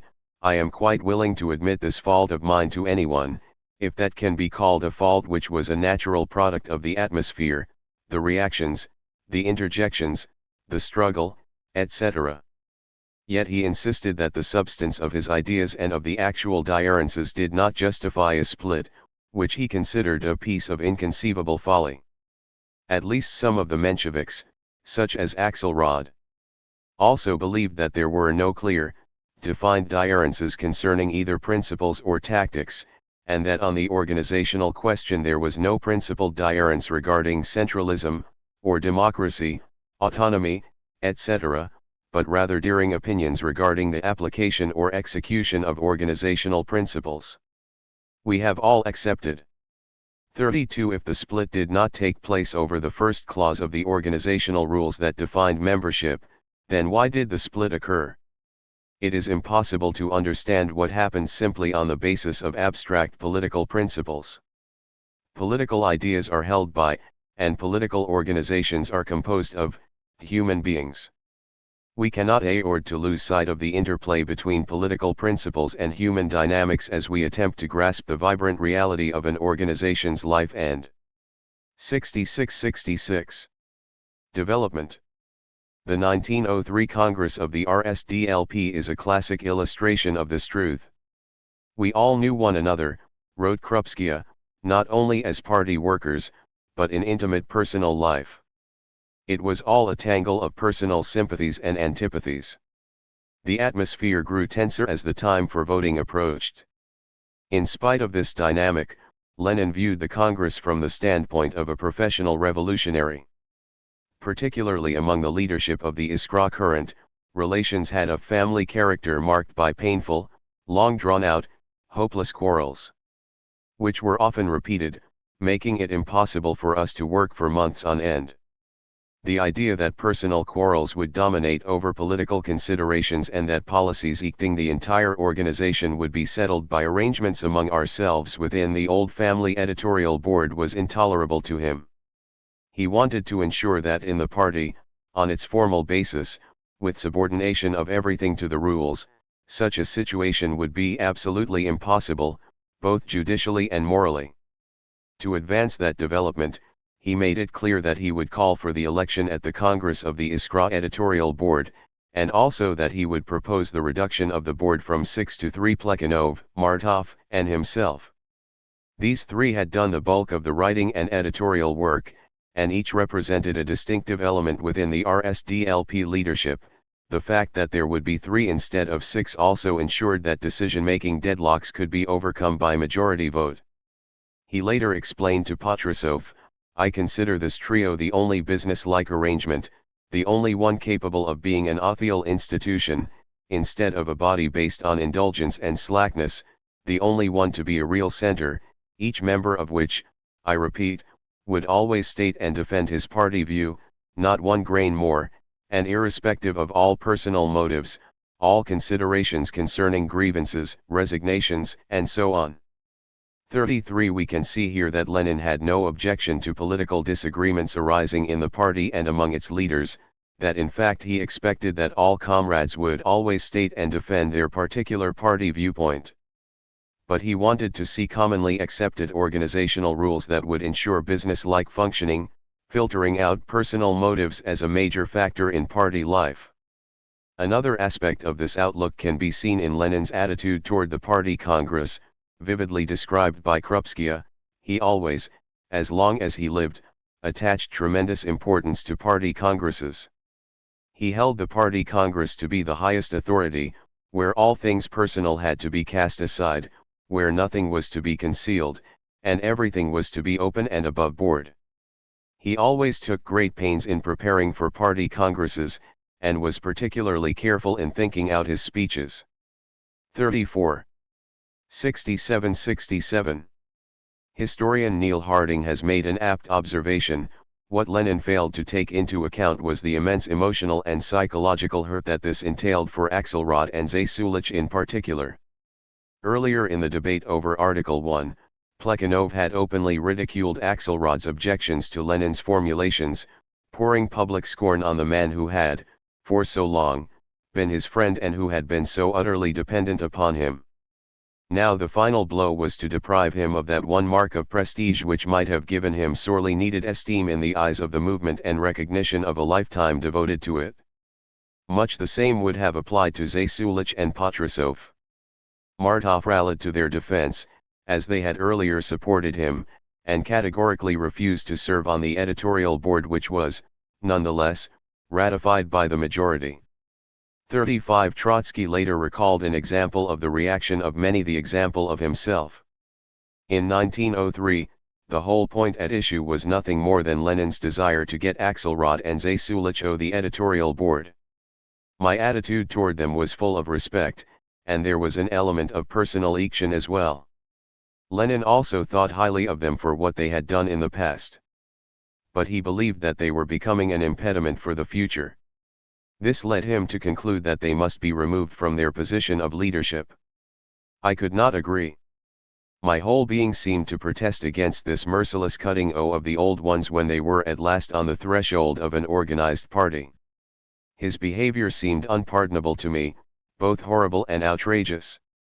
This statement is corroborated and supplemented by Krupskaya. Many were inclined to blame Plekhanov's tactlessness, Lenin's vehemence and ambition, Pavlovich's pinpricks, and the unfair treatment of Zasulich and Axelrod, and they sided with those who had a grievance. They missed the substance through looking at personalities. Trotsky was one of them. He became a fierce opponent of Lenin. And the substance was this, that the comrades grouped around Lenin were far more seriously committed to principles, which they wanted to see applied at all cost and pervading all the practical work. The other group had more of the man in the street mentality, were given to compromise and concessions in principle, and had more regard for persons. 36 After the Congress, Lenin wrote to a concerned comrade, "The story goes that the Pretorians ousted people because of a slanderous accusation of opportunism, that they cast slurs on and removed people, etc. That is mere idle talk, the fruit of an imaginary grievance, rien de plus. No one, absolutely no one had slurs cast upon him or was removed, prevented from taking part in the work. Someone or other was merely removed from the central body. Is that a matter for offense? Should the party be torn apart for that? Should a theory of high 68% be constructed on that account? Should there be talk of rule by rod of iron, etc., on that account?" 37 As the pro-Menshevik historian Israel Getzler has noted, Lenin was perceived and publicly denounced as an authoritarian seeking solitary power, a man inclined both by temperament and by conviction to think little of party morals or personal loyalties. Almost 2 years after the Second Congress, the German left socialist Parvus addressed Martov and Axelrod admonishingly, "Lenin rings all the time in your ears, Leninism sits in your heads, and whatever one may say to you, you can only comprehend it in terms of pro or contra Lenin." Getzler has observed that at the Second Congress, Lenin clearly won. But though he used his slight majority to gain control of the central institutions of the party, Martov was soon in a position to counterattack, to discredit Lenin considerably, and to deprive him of many of the fruits of his victory. Martov and his friends had responded to Lenin's victory at the Second Congress by abstaining from voting at the Congress and then boycotting the party organs. Martov's supporters refused to become members of the Central Committee, to join the editorial board, or even to contribute to Iskra. 38 In the face of this campaign, Plekhanov wavered and then went over to the Mensheviks, among whom were those who had been his oldest friends and comrades. He insisted that the old editors of Iskra who had been removed be taken back onto the editorial board. At this point, Lenin wrote, "I resigned from the editorial board, for I considered this modification of the Congress under the influence of the rows taking place abroad to be incorrect. But personally, of course, I did not want to prevent peace if peace was possible, and therefore I withdrew from the editorial board, without, however, refusing to contribute." 39 Two hardened factions, Bolsheviks and Mensheviks, remained. Writing to Lenin at the beginning of 1904, a worker active in the RSDLP inside Russia complained of this terrible, crushing blow, and added, "Now, what I cannot understand at all is the fight that's going on now between the majority and the minority, and to a great many of us it seems wrong. Look, comrade, is it a natural state of affairs when all energies are spent on traveling around the committees for the one purpose of talking about the majority and minority? I don't mean to say, of course, that the struggle over this issue should be given up altogether, no, only I think it should be of a different kind and should not lead us to forget our principal duty, which is to propagate social democratic ideas among the masses, for if we forget that we shall rob our party of its strength. I don't know if it is fair or not, but when I see people trampling the interests of the work in the mud and completely forgetting them, I call them all political intriguers." 40. 69. And yet, in this very same letter, the correspondent touched on an important point that was ultimately to cause many of the workers in the RSDLP to go over to Bolshevism. What's the use of having congresses if their decisions are ignored and everybody does just what he pleases, saying that the Congress decision is wrong, that the Central Committee is inequal, and so on.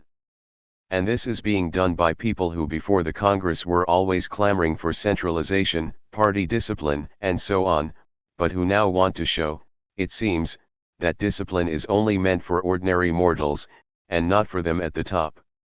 Lenin responded, the squabbles abroad among the writers and all the other generals will cease to be dangerous to the party only when the leaders of committees in Russia become more independent and capable of firmly demanding the fulfillment of what their delegates decide at the party congress. 30 years later, Trotsky wrote, "At bottom, the separation was of a political nature and merely expressed itself in the realm of organizational methods. I thought of myself as a centralist. But there is no doubt that at that time I did not realize what an intense and imperious centralism the Revolutionary Party would need to lead millions of people in a war against the old order. Independently, I still could not see Lenin's centralism as the logical conclusion of a clear revolutionary concept." 42. 2 points must be made here, however. First, although we can see with benefit of hindsight a clear link between Lenin's organizational perspective and a consistent attitude toward the revolutionary program, this connection was to become fully evident, in life, only with the passage of time, at least up to the period following the revolutionary events of 1905, the Bolsheviks and Mensheviks appeared to have a common, and commonly understood, revolutionary program. Second, Lenin's centralism was not of the authoritarian or bureaucratic variety, it was profoundly democratic. And as Neil Harding has pointedly observed, there is no evidence that after 1903 the Mensheviks did in actual practice make the local committees they controlled any more democratic, open, or proletarian in composition than those of their Bolshevik opponents. In his study of the organizational structure and social composition of the two factions, The Roots of Russian Communism, David Lane suggests that unlike the Menshevik organizational structure, the Bolshevik was more open. The young Bolsheviks were able to advance rapidly to positions of authority which may help to explain the faction's more radical activity. 43 There were, however, problems and questions that the Bolsheviks had to deal with before they were able to become the revolutionary force they hoped to be. 70. 5 questions and problems. Lenin's organizational perspectives contained contradictory elements that reflected the contradictions of the larger realities facing the Russian revolutionaries. This situation resulted in tensions within the Leninist concept of the party that persist to this day, similar to the tensions in any living organism. It also generated problems that were resolved only through the experience of revolutionary struggle, resulting in the further evolution and enrichment of Bolshevism. If we were to restrict our study of the Leninist conception of the party to Lenin's pronouncements of 1902, 1903, and 1904, we would have a skewed understanding. To grasp the crucial later developments, however, we must give more attention to certain questions and problems that existed in the aftermath of Bolshevism's birth. First, we will examine a critique of Lenin's organizational orientation advanced by Rosa Luxemburg. After sorting out weaknesses and insights of this critique, we will examine an important aspect of its relevance for the early Bolshevik organization. Finally, we will turn our attention to a programmatic divergence between Bolshevism and Menshevism that was to overshadow the early disagreements and problems regarding organization, although, in fact, there was a link between the organizational and programmatic divergences. 1. Luxemburg and Lenin. Perhaps the most important critique of Lenin's views on organization, from a revolutionary Marxist standpoint, was advanced by Rosa Luxemburg. Anyone seriously concerned with Lenin's ideas must come to grips with Luxemburg's 1904 polemic against Lenin. Unfortunately, most commentators have been satisfied with a badly garbled account of the disagreement between these two revolutionaries. Standard interpretations of Luxemburg's critique have her demonstrate the bulletin. 71. Reocratic tendencies inherent in Lenin's conception, speaking prophetically of the inevitable strangling of individual initiative in such an organization, and pointing out clearly that bureaucracy can just as easily work against as for the revolution. This is the interpretation of the ex-communist Franz Borkenau, who continues, where Lenin, instead of the belief in the proletarian revolution, had put his hopes in a centralized group under his leadership, Rosa Luxemburg almost alone continued to believe in the proletariat.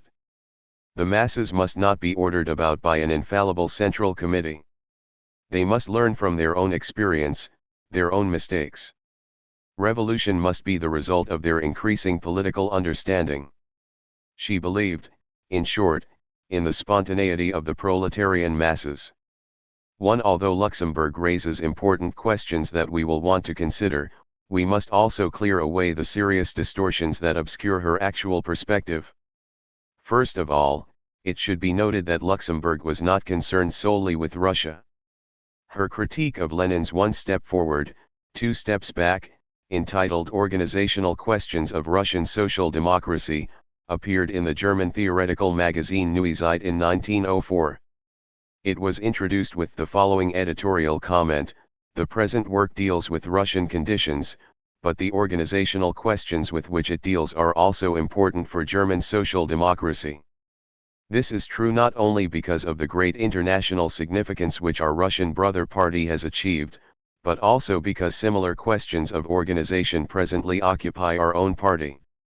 2. Max Schachtman has insightfully pointed out that the professional revolutionists, whom Luxemburg encountered in Germany, were not, as in Russia, the radical instruments for gathering together loose and scattered local organizations, uniting them into one national party imbued with a firm Marxist ideology and freed from the opportunistic conceptions of pure and simple trade unionism. Quite the contrary. In Germany, the professionals were careerists, the conservative trade union bureaucrats, the lords of the ossifying party machine, the reformist parliamentarians, the whole crew who finally succeeded in disemboweling the movement. The centralism of Lenin forged a party that proved able to lead the Russian masses to a victorious revolution. The centralism that Luxemburg saw growing in the German social democracy became a conservative force and ended in a series of catastrophes for the proletariat. 3. If we fail to recognize the very different context in which Luxemburg's critique was developed, we will not be able to understand what she is actually saying. It is also worth noting that while, in this period, Lenin tended to idealize the German social democratic model, Luxemburg was already poignantly aware of its deficiencies. 72-72. Of course, Luxemburg's article has a relevance transcending the German context. The very way in which she frames the problem has had a universal relevance even down to our own time. On the one hand, we have the mass, on the other, its historic goal, located outside of existing society.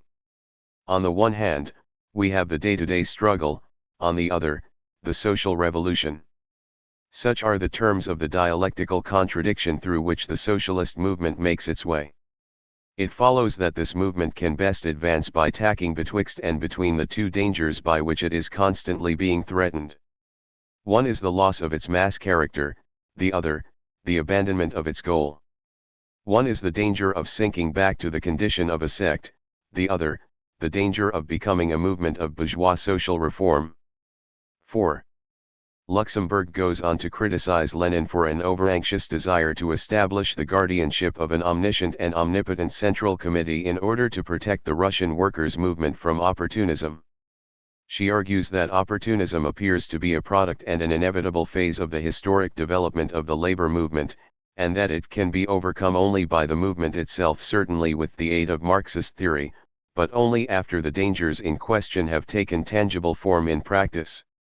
5. Compressed into this point is a complex argument that is far richer than such interpreters as Bourkenaw imply. Certain aspects of this argument, we shall see, are fully compatible with Lenin's views, while others may not be. The fact remains that the entire argument is advanced as a polemic against Lenin's views, and Luxemburg did not fully grasp what these views were, in part because she, like most well-read Marxists outside of Russia, was influenced by what the Mensheviks were asserting.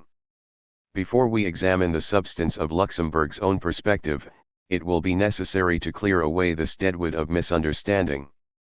In doing this, it is useful to refer to Lenin's generally ignored reply to Luxemburg's famous critique. Luxemburg writes that one step forward, two steps back is a methodical exposition of the ideas of the ultra-centralist tendency in the Russian movement. The viewpoint is that of pitiless centralism.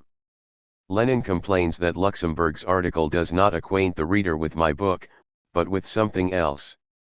Comrade Luxemburg says, for example, that my book is a clear and detailed expression of the point of view of intransigent centralism.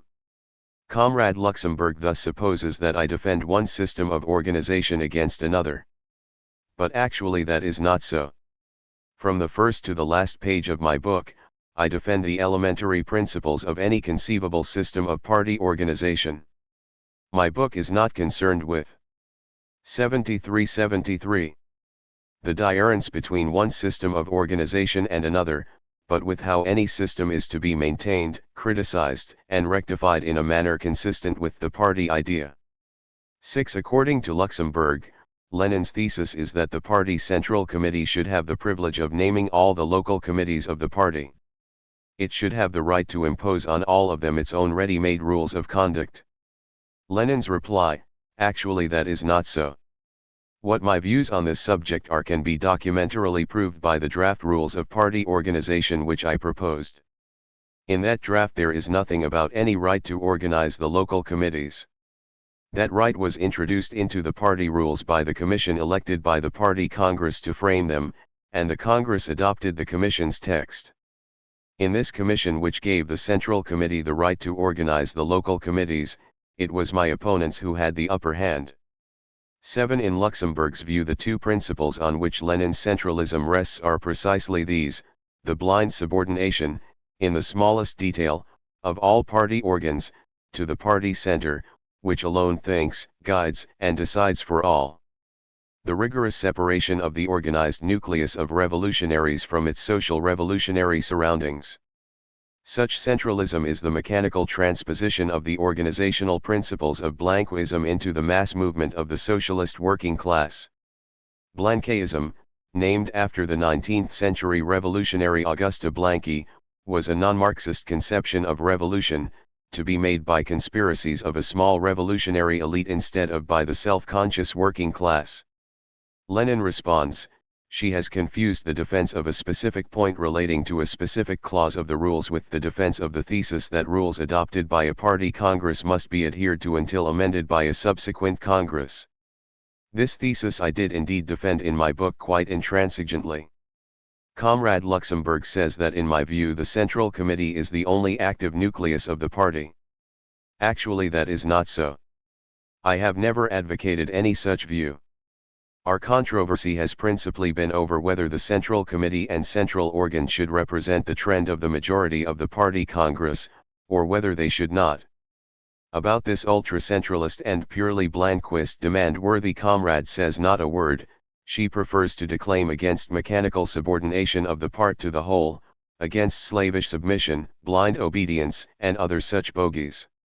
I am very grateful to Comrade Luxemburg for explaining the profound idea that slavish submission is very harmful to the party, but I should like to know, does the comrade 74-74 consider it normal for supposed party central institutions to be dominated by the minority of the party Congress?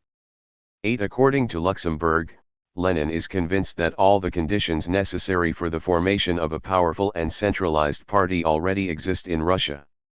Lenin replies: the thesis I advanced and advance expresses something else. I insisted, namely, that all the conditions already exist for expecting party Congress decisions to be observed, and that the time was past when a party institution could be supplanted by a private circle. 9. In Luxemburg's words, Lenin declares that it is no longer the proletarians but certain intellectuals in our party who need to be educated in the matters of organization and discipline. He glorifies the educative influence of the factory, which, he says, accustoms the proletariat to discipline and organization. Saying all this, Lenin seems to demonstrate again that his conception of socialist organization is quite mechanistic. What is there in common between the regulated docility of an oppressed class and the self-discipline and organization of a class struggling for its emancipation? Lenin protests. Comrade Luxemburg declares that I glorify the educational influence of the factory. That is not so. It was my opponent, not I, who said that I pictured the party as a factory. I properly ridiculed him and proved with his own words that he confused two different aspects of factory discipline, which, unfortunately, is the case with Comrade Luxemburg too. 10 Luxemburg writes, the social democratic movement is the first in the history of class societies which reckons, in all its phases and through its entire course, on the organization and the direct, independent action of the masses. Lenin seems to slight this fact when he presents in his book the opinion that the revolutionary social democrat is nothing else than a Jacobin indissolubly joined to the organization of the proletariat, which has become conscious of its class interests. Again Lenin protests, it was P. Axelrod, not I, who first started talking about Jacobinism. He was the first to liken our party trends to those of the days of the Great French Revolution. I merely observed that the parallel could only be allowed in the sense that the division of present-day social democracy into a revolutionary and an opportunist wing corresponded to some extent to the division into Montagnards and Girondists. The old Iskra, which the party Congress endorsed, often drew such a parallel.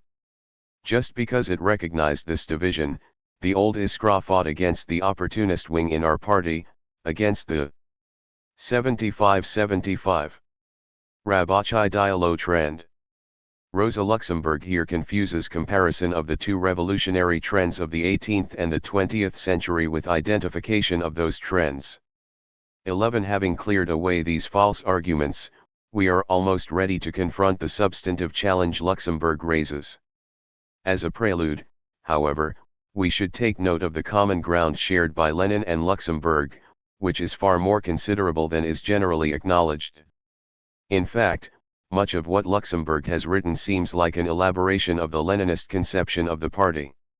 Even in her 1904 polemic, she stresses the need for a proletarian vanguard, conscious of its class interests and capable of self-direction in political activity, and this self-direction she also calls social democratic centralism. She defines this as the self-centralism of the advanced sectors of the proletariat. It is the rule of the majority within its own party. Far from denigrating organization on behalf of spontaneity, she insists on the need for a party that possesses the gift of political mobility, complemented by unflinching loyalty to principles and concern for unity. 2 years later, in her classic The Mass Strike, the political party and the trade unions often interpreted as a spontaneous document, she would write, the Social Democrats are the most enlightened, most class-conscious vanguard of the proletariat. They cannot and dare not wait, in a fatalist fashion, with folded arms for the advent of the revolutionary situation, to wait for that which in every spontaneous people's movement, falls from the clouds. On the contrary, they must now, as always, hasten the development of things and endeavor to accelerate events. If the widest proletarian layer should be won for a political mass action of the Social Democrats, and if, vice versa, the Social Democrats should seize and maintain the real leadership of a mass movement, should they become, in a political sense, the rulers of the whole movement, then they must, with the utmost clearness, consistency, and resoluteness, inform the German proletariat of their tactics and aims in the general period of coming struggle.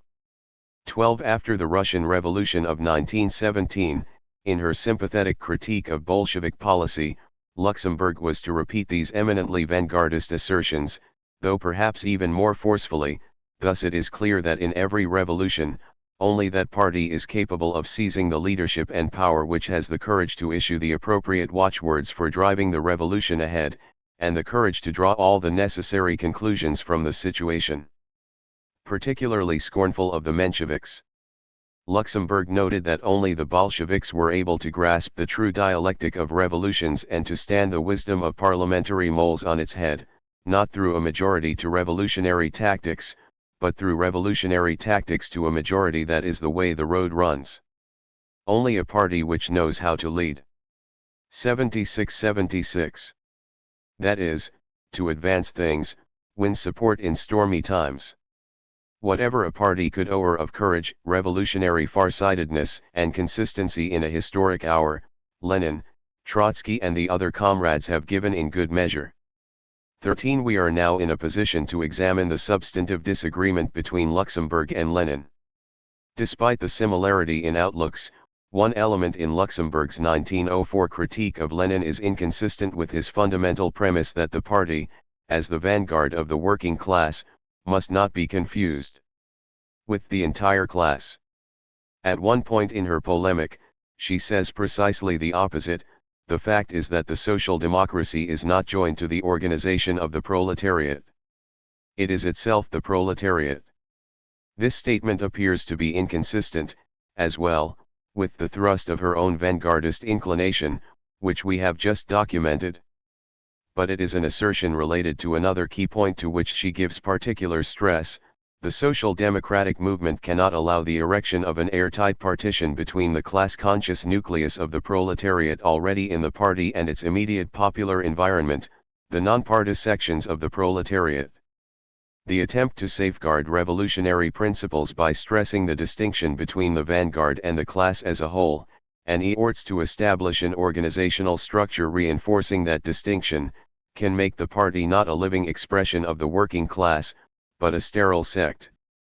Stop that natural pulsation of a living organism, and you weaken it, and you diminish its resistance and combative spirit in this instance, not only against opportunism but also against the existing social order. The proposed means turn against the end they are supposed to serve. 14. There is a problem, however, with the organizational perspective that Luxemburg appears to be proposing in this criticism of Lenin. She urges no clear alternatives to Lenin's orientation, except the organizational form of German social democracy, with its growing bureaucratic conservatism and opportunism elements that she was more keenly aware of than Lenin, but that she concluded arise out of unavoidable social conditions and appear to be a product and an inevitable phase of the historic development of the labor movement. The problem would be corrected, she seems to feel, by the crises of capitalist society and by the working class radicalism and upsurges generated by those crises. Marxist theory urges us a reliable instrument enabling us to recognize and combat typical manifestations of opportunism, she writes. At the same time, the working class demands the right to make its mistakes and learn in the dialectic of history. 15. Yet subsequent developments were to challenge the adequacy of Luxemburg's solution to this problem. Luxemburg and her revolutionary comrades found 77 themselves trapped in the left wing of a bureaucratized mass party that, when World War I erupted in 1914, supported the imperialist war effort instead of organizing working-class resistance.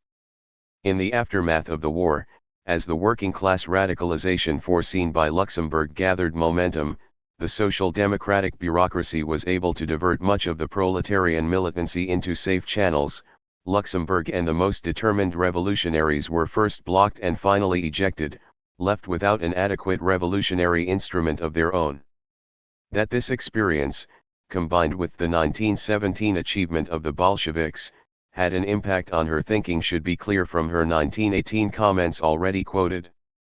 There is also the testimony of those who knew her.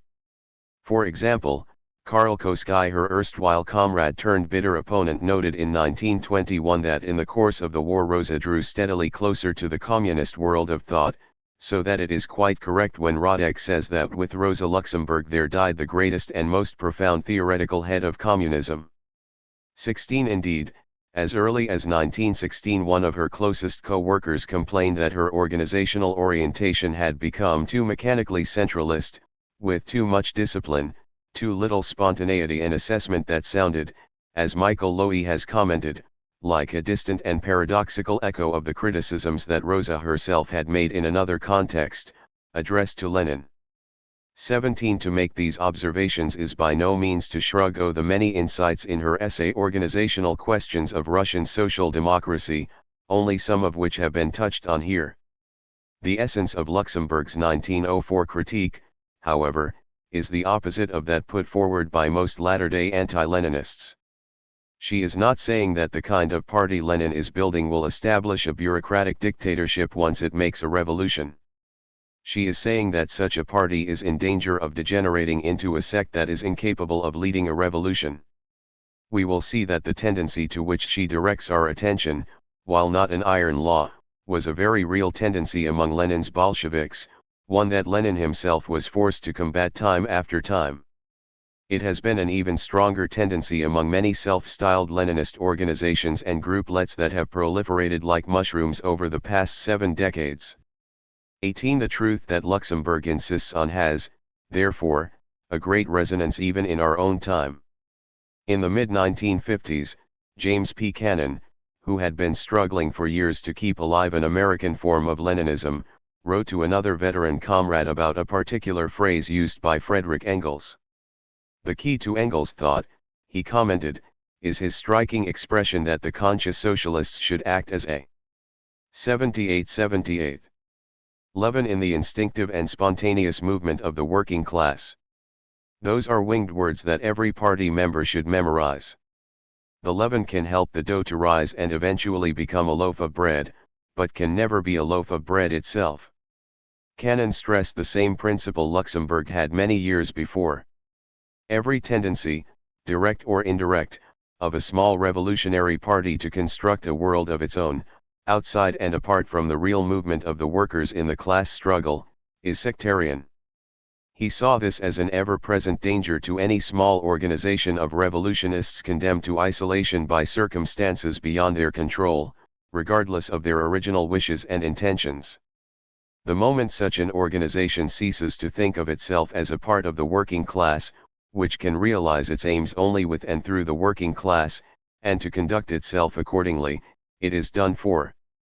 19. This has been a problem in the United States and many other countries where relatively marginalized radicals have been inclined, like their counterparts in the early RSDLP, toward intellectualized but impractical organizational constructions.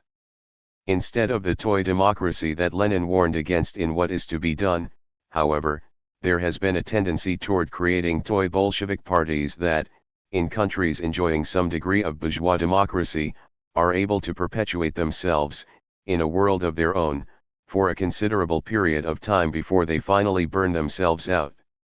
We will see, however, that a similar tendency, the focus of Luxemburg's critique, threatened the Bolshevik organization in its infancy.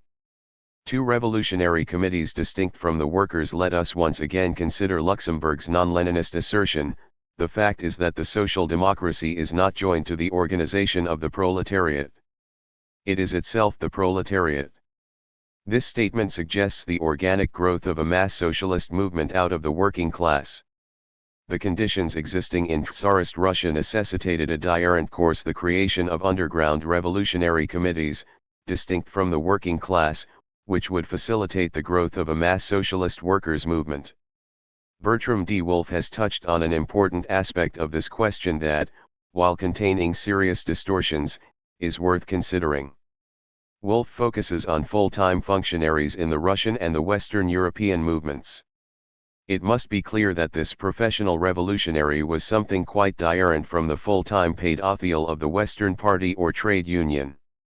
These latter are chosen by and responsible to the rank and file. Expertness, a machine, or the passivity and inertia of the rank and file, might give them more or less permanent tenure. But always there remained the possibility of their being overruled, even re 79. Moved by their membership. Lenin's plan, on the other hand, involved men who were self-chosen, who had chosen themselves as professional revolutionaries and professional leaders of a movement they were to create in their own image. At the top were the self-appointed Iskra editors. They, in turn, were to select their agents by careful winnowing and send them into the localities. These in turn, would select their local following with equal care. This organization, constructed hierarchically from the top downward, would set up or seek to control all broader organizations of actual workingmen, and, in the name of the workingmen, would attempt to assume leadership over the activities of other oppositional classes. 20. Wolfe's formulations tend to warp one's understanding of the reality. First of all, we should note that in the 1902 to 1903 period, this general orientation was not simply Lenin's plan, but was the orientation of all Iskraists, and that it more or less describes the manner in which both Bolsheviks and Mensheviks functioned. Furthermore, Wolfe characteristically utilizes words with negative connotations, making reasonable notions seem quite sinister. Thus, self-chosen revolutionaries seek to control broader workers' organizations, and so forth. More accurately, those who have made a commitment to building a revolutionary socialist movement would seek to win over broader organizations of workers to that goal. There is nothing elitist in trying to win a majority of the working class to the struggle for the most thoroughgoing political and economic democracy. Wolff also passes over in silence the internal democracy that was to be part of the organization the Israelists sought to establish. Moreover, he gives a misleading impression of the possibility that existed for the rank and file of Western social democracy to overrule or remove the bureaucratic apparatus of their parties and trade unions. This possibility was realized only under the most unusual circumstances, for example, during the colossal upheaval following World War I. Generally, the full-time paid officialdom, expertly utilizing its bureaucratic machinery within party and trade union, was able to create enough relative passivity among the rank and file to ensure the relative permanence of its own tenure. 21 Particularly after 1914, in Germany and elsewhere, social democratic officialdom proved quite capable of utilizing severe repression, sometimes in collaboration with the bourgeois state apparatus, against militant workers and dissident comrades. The growing officialdom of the social democratic movement had a significant motivation in maintaining itself that the professional revolutionaries of Russia did not have. As Wolff acknowledges, the professional revolutionaries' lives were not as comfortable, or their pro-80 profession as well paid, as that of the full-time officials to other European organizations, not to mention the salaries of our American trade union leaders. 22 Often they volunteered their talents and energies to the revolutionary movement while supporting themselves with modest jobs. Only small stipends were paid to those able to work full-time for the revolutionary movement. The fact remains that there is an element of truth in Wolff's description, which was to create serious problems for the Bolsheviks in the early period. In his letter to a comrade on our organizational tasks, Lenin endorsed and elaborated on the organizational proposals of an underground organizer in St. Petersburg, calling for local committees of professional revolutionaries, answerable only to the Central Committee of the RSDLP, that would direct all local work and all the local organizations of the party. 23 The St. Petersburg organizer, American Samoa, it turned out, was someone who helped form the Menshevik faction in the following year. The scheme of highly centralized committees, far from being a Leninist concoction, was a general product of underground conditions. Nonetheless, the Bolshevik committeeman emerged as a specific type in the early years. As Krupskaya was to write later, the committeeman was usually a rather self-assured person. He saw what a tremendous influence the work of the committee had on the masses, and as a rule he recognized no inter-party democracy. Inter-party democracy only leads to trouble with the police.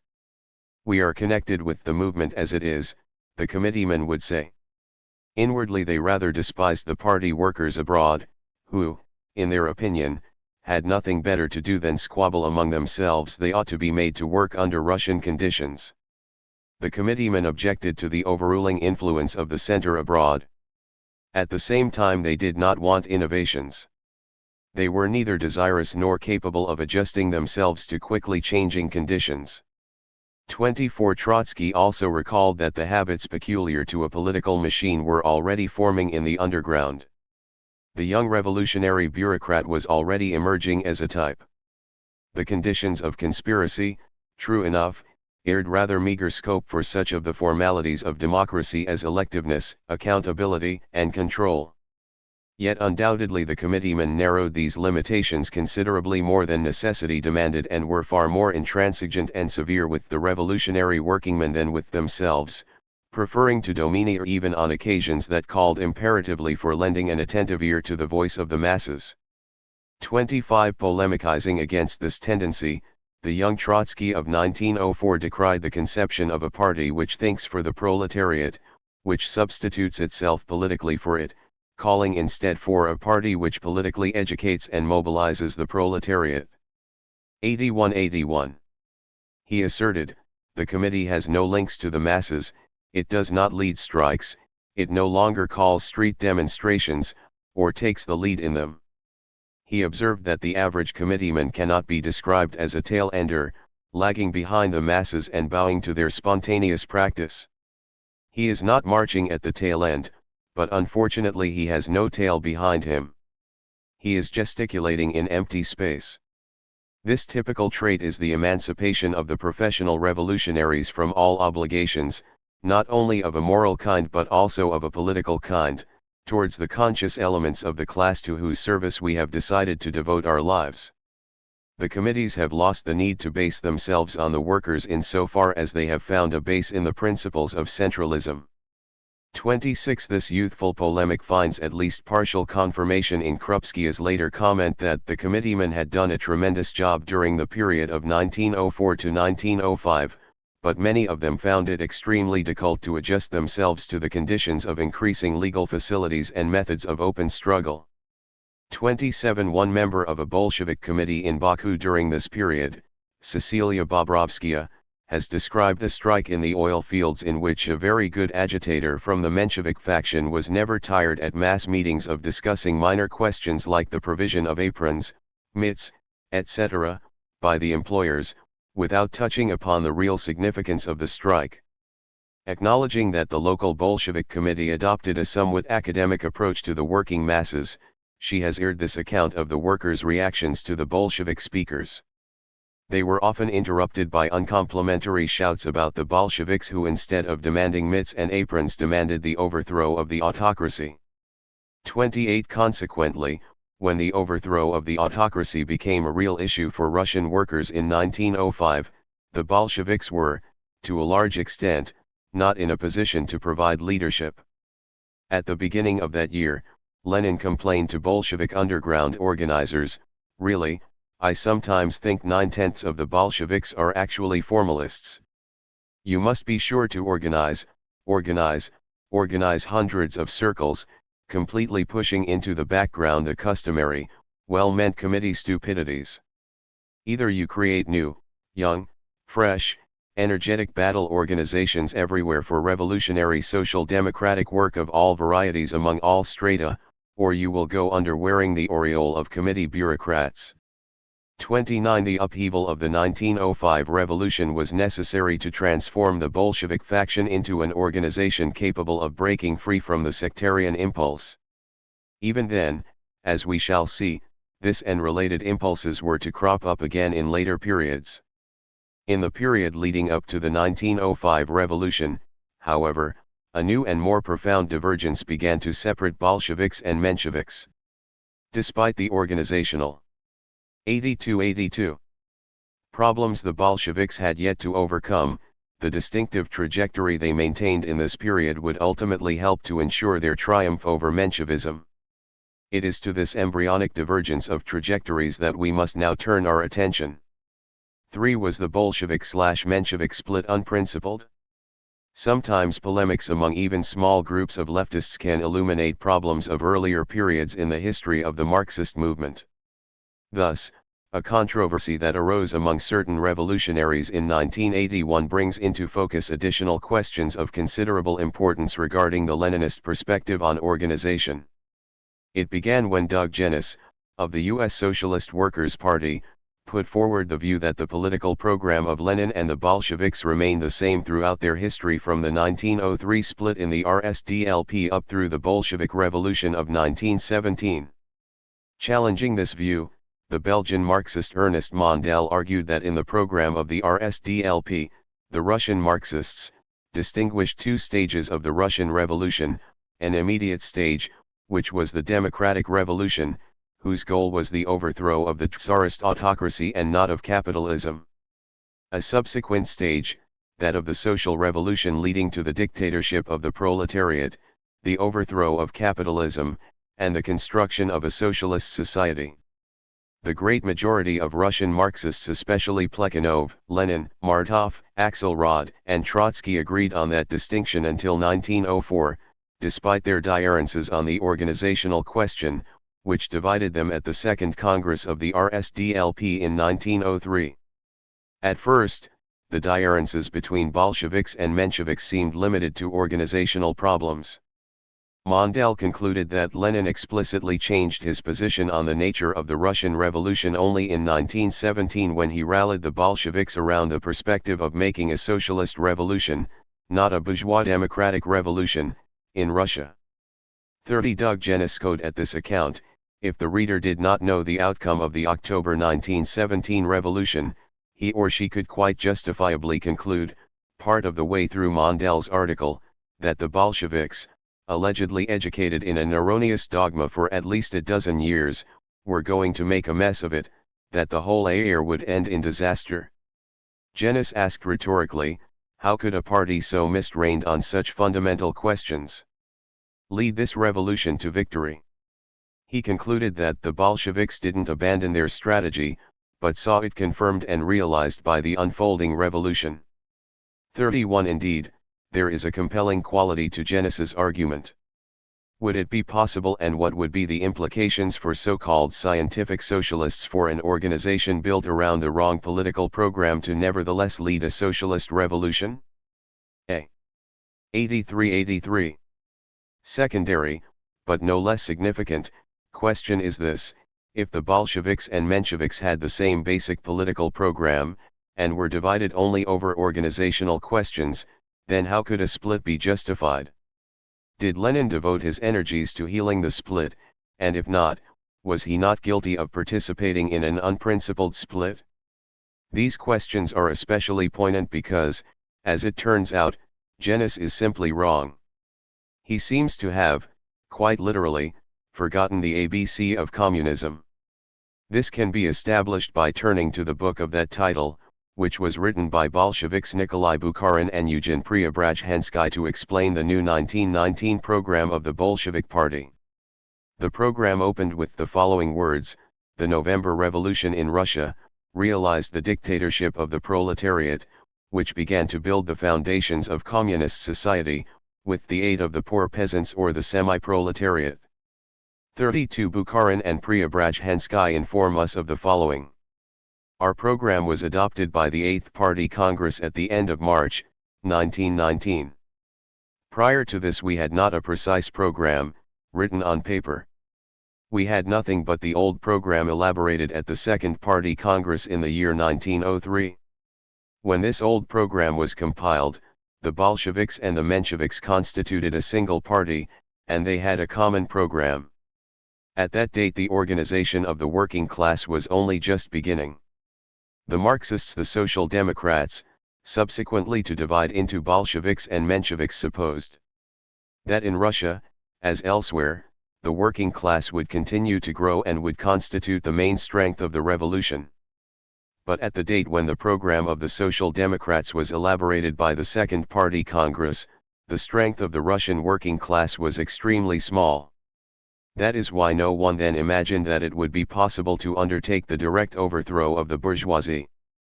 At that time the best policy seemed, to break the neck of Tsardom, to win freedom of association for the workers and peasants in conjunction with all others, to establish the 8-hour day, and to reduce the power of the landowners.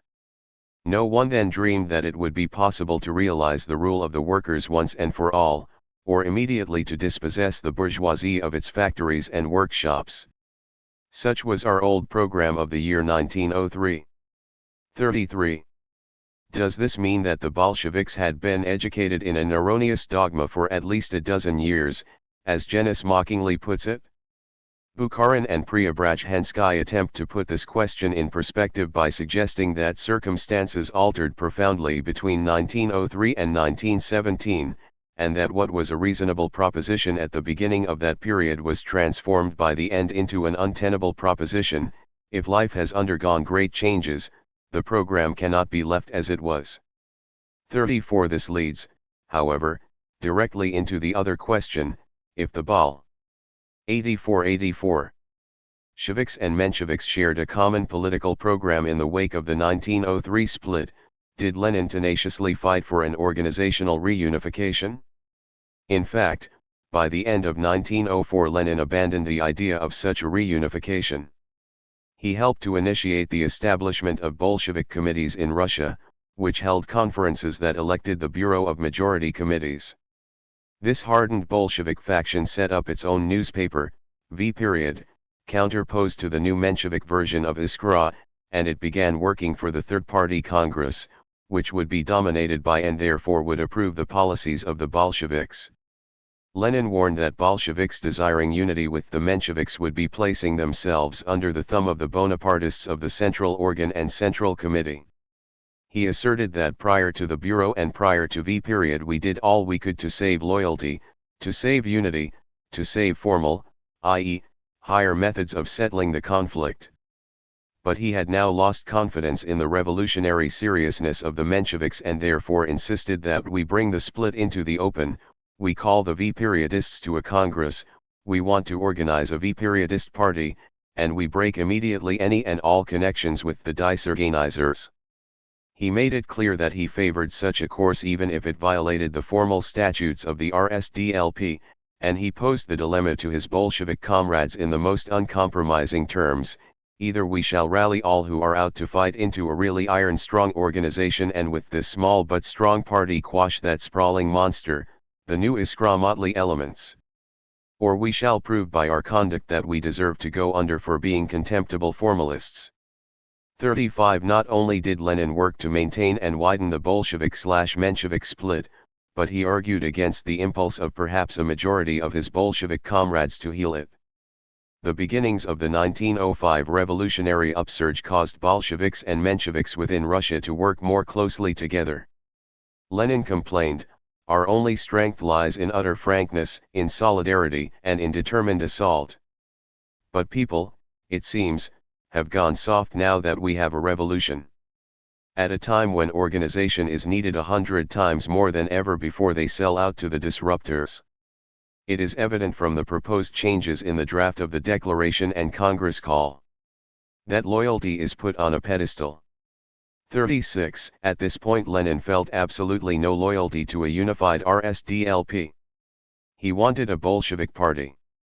It would be wrong, however, to see this as simply the triumph of petty and narrow factionalism on Lenin's part. Rather, there was the beginning of a programmatic divergence that profoundly influenced his thinking. 85. Although the Bolsheviks and Mensheviks formally adhered to one and the same program, Lenin believed that in practice only the Bolsheviks were advancing that program. The motley elements who made up the Menshevik wing of the RSDLP might include genuinely revolutionary-minded activists, but they also included the more reformist-minded economists.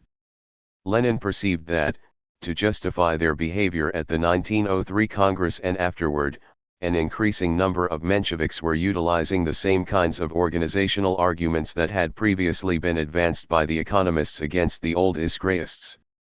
The economist influence, and the overall dynamics among the motley elements of Menshevism, Lenin believed, would generate a vacillation on the more substantive aspects of the revolutionary program. And in the autumn of 1904, the Mensheviks did give voice to an orientation that represented a shift away from the 1903 program of the RSDLP. This view was held not only by Lenin, but also by one of the leading Mensheviks, Theodor Dan, who, with historical hindsight, 35 years later wrote that the organizational disagreements that, at the Second Congress, divided the Iskra people into Bolsheviks and Mensheviks were merely the cover for incipient intellectual and political divergences. It was not an organizational but a political divergence that quickly split the Russian social democracy into two factions, which sometimes drew close and then clashed with each other even at a time when they were nominally within the framework of a unitary party. Dan noted that on the question of the relations between the party and the laboring masses the Mensheviks had gone a long way towards the organizational ideas of economism. But he also identified the underlying political divergence. The basic ideas of the Iskra platform were, as we have seen, the primacy of political tasks over the task of leading an economic struggle of the proletariat, and the originating, dominant role of the social democracy, its hegemony in the all-national struggle for political liberation. There is no doubt that Bolshevism carried on this Iskra political tradition. The Mensheviks, on the other hand, came to believe in leaving the dominant role in the solution of the all-national task of the revolution, the task of replacing the Tsarist by a revolutionary government, to non-proletarian, bourgeois social forces that were trying to give the proletariat no more than the role of an influential opposition, pushing the bourgeoisie towards political radicalism and compelling it to make substantial socio-economic concessions to the working class. It meant, essentially, liquidating the whole concept of hegemony. 37 Dan went on to point out that in theory Menshevism never abandoned this concept and later on appealed to it more than once. 38 Such verbal adherence to the idea of working-class political independence and leadership in the revolutionary struggle at the time confused many revolutionary socialists about the actual political. 86 Trajectory of Menshevism. But Dan identified the point at which the Menshevik leadership tacitly shifted its programmatic focus. It was the autumn of 1904, the period in which Lenin also abandoned the idea of real unity between Bolsheviks and Mensheviks.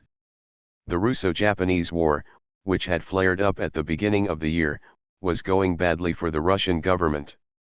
Discontent was visibly growing among the major sectors of society: workers, peasants, the intelligentsia, and even sectors of the capitalist class. The Tsarist government, losing confidence, began to waver between granting and refusing to grant concessions to those demanding reforms. The bourgeois liberals launched a campaign for political, social, and economic reforms through the local organs of self-government called Zemstvos. Pavel Axelrod outlined the Menshevik orientation in this way. In the person of the liberal Zemstvos and Dumas we have to deal with the enemies of our enemy, who are not, however, willing or able to go as far in the struggle against him as is required by the interests of the proletariat. But in coming out authorely against absolutism and confronting it with demands aimed at its annihilation, by that alone they show themselves to be our allies. Within the limits of the struggle against absolutism, and particularly in its present phase, our attitude towards the liberal bourgeoisie is defined by the task of imbuing it with more courage and impelling it to join in those demands being put forward by the proletariat led by the social democracy. But we should be falling into a fateful blunder if we set as our goal the forcing at this very moment of the Zemstvos or other organs of the bourgeois opposition, by means of energetic measures of intimidation, to make a formal promise, under the influence of panic, to present our demands to the government. Such a tactic would compromise the social democracy, since it would transform our entire political campaign into a lever for the reaction. 39.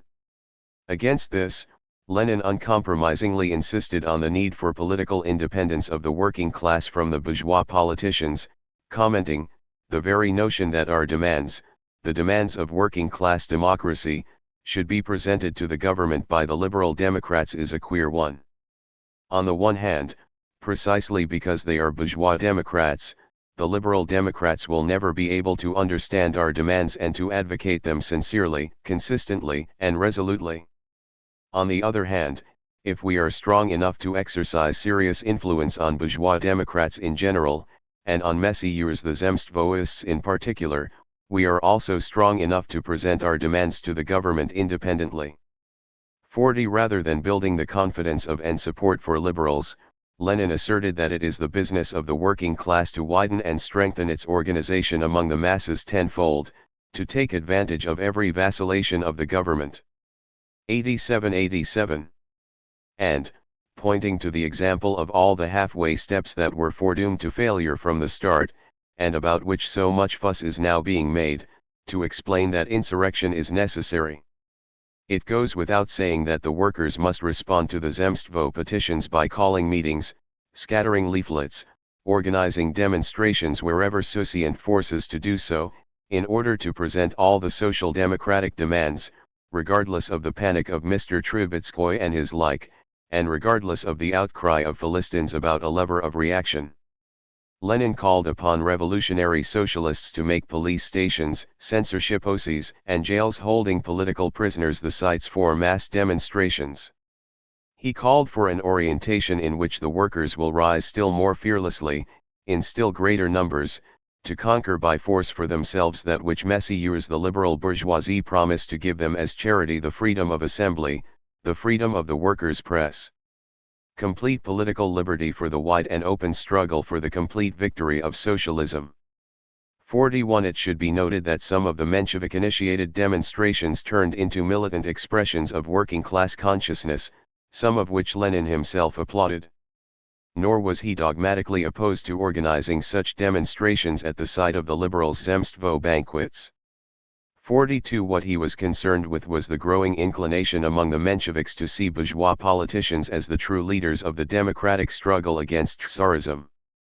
The incipient divergence in programmatic orientation, the question of whether the workers should rely on bourgeois liberals to lead the democratic struggle or should maintain their own political independence from the bourgeoisie, provided a basis, in Lenin's mind, for two distinct organizations. What is more, the essential element in the Bolshevik orientation, the political independence of the working class and its hegemony in the coming revolution, had an inherent logic that, while not clearly grasped by Lenin until 1917, suggested a flowing over of the democratic revolution into the socialist revolution. This idea of proletarian hegemony was the programmatic key to which the Bolsheviks remained true throughout their history, and it stood them in good stead regardless of the vital questions remaining to be clarified in the future. Out of the programmatic divergence of Bolshevism and Menshevism, a difference in organizational structure logically suggests itself. If one is inclined to follow the lead of the liberal bourgeoisie in the upcoming democratic revolution, then it makes sense to shift towards the organizational ideas of economism, as Theodore Dan puts it. Similarly, if one sees the working class as the driving force and the political vanguard of the democratic revolution, then one may be drawn to what came to be identified as Bolshevik organizational principles. In criticizing the theoretical 88 position of the Mensheviks, who have deviated from revolutionary social democracy towards opportunism, Lenin noted what he viewed as false theories regarding the organizational question, one such is the organization as process theory, which reduces Marxism to an apologia for disorganization and intellectualist anarchism. Another is the reversion to the false ideas concerning the relation of party to class, which lower the tasks of the party as vanguard, leader, and organizer of the class. In the words of Theodore Dan, in contrast to Bolshevik discipline, the basic organizational slogan of Menshevism became workers' initiative. 43. Lenin saw this as a rhetorical cover for a slide into economism. In early 1905, Lenin expressed the opinion that in fact, there are now two Russian social democratic labor parties. Only the Bolsheviks constituted the real revolutionary party, and adherents of the party principle have no alternative but to work separately from, and independently of, these disorganizers, who should not be admitted to membership in any organization of our party. But Lenin was, even at the Bolshevik-dominated Third Congress of the RSDLP, unable to win a majority of Bolsheviks to this intransigent position. As Theodore Dan remarked, at that time the political character of the split was far from immediately apparent, not only to the spectators on the sidelines but to the participants in the factional struggle themselves. 44. In adjusting to the Bolshevik sentiment for unity, Lenin reformulated his position after the Third Congress without essentially abandoning it. The minority has now severed itself from the party, this is an accomplished fact.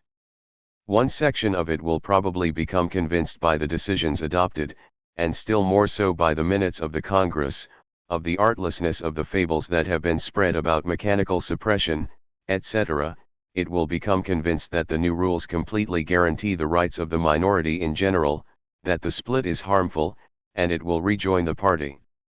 The other section may persist for some time in refusing to recognize the party Congress. With regard to this section, all we can do is to express the wish that it organize itself as quickly as possible into a united organization with its own tactics and its own rules. The sooner this happens, the easier will it be for everybody, for the large mass of party workers, to understand the causes and the significance of the split, the easier will it be to conclude practical agreements between the party and the seceded organizations according to the local requirements of work, and the sooner will the way be indicated to the inevitable future restoration of party unity. 45. Before such a process could run its course, however, both factions of the RSDLP were to be subjected to severe tests, particularly the test of the 1905 revolutionary upheaval. 89-90. 6. The test of revolution. In late 1904, a growing ferment in the Russian working class found expression outside the framework of the RSDLP. In the course of the following year, this ferment developed into revolutionary storms that dramatically changed the political landscape of Russia and transformed the RSDLP into a mass workers' party. Bolsheviks and Mensheviks alike were forced to adjust to these qualitative changes. Swept up in the insurgent flood and undergoing an invigorating experience of mass struggle, they found that much of what divided them was washed away. Most relevant for us, the Bolsheviks were compelled to transform their organization in a manner resulting in a more open, democratically centralist organization than had been possible during the 2 previous years. The Mensheviks, too, experienced an organizational transformation and for a time also veered away from their programmatic orientation toward the liberal bourgeoisie. By the end of the year, Lenin himself had set aside the view that there are now 2 Russian social democratic labor parties and instead became a sincere advocate of Bolshevik/Menshevik unity. After the revolutionary flood receded, giving way to triumphant reaction, the old differences between Bolsheviks and Mensheviks re-emerged more sharply than ever. Among the Bolsheviks, the sectarian impulse that we have already noted grew to such proportions that Lenin was forced to use all of his considerable energy to prevent it from overwhelming his organization. More serious than this, however, was the problem that did overwhelm the Mensheviks, a fundamental flaw in their programmatic orientation that led to a profound organizational crisis and made it impossible for them, at the decisive moment, to provide revolutionary leadership to the future working-class insurgencies. This backward shift resulted in the revival of factional strife and culminated in a definitive organizational split. In Chapter 8 of this study, we will give attention to these post-1905 developments. Here we will 91-91. Concentrate on the manner in which the events of 1905 transformed the Bolshevik organization.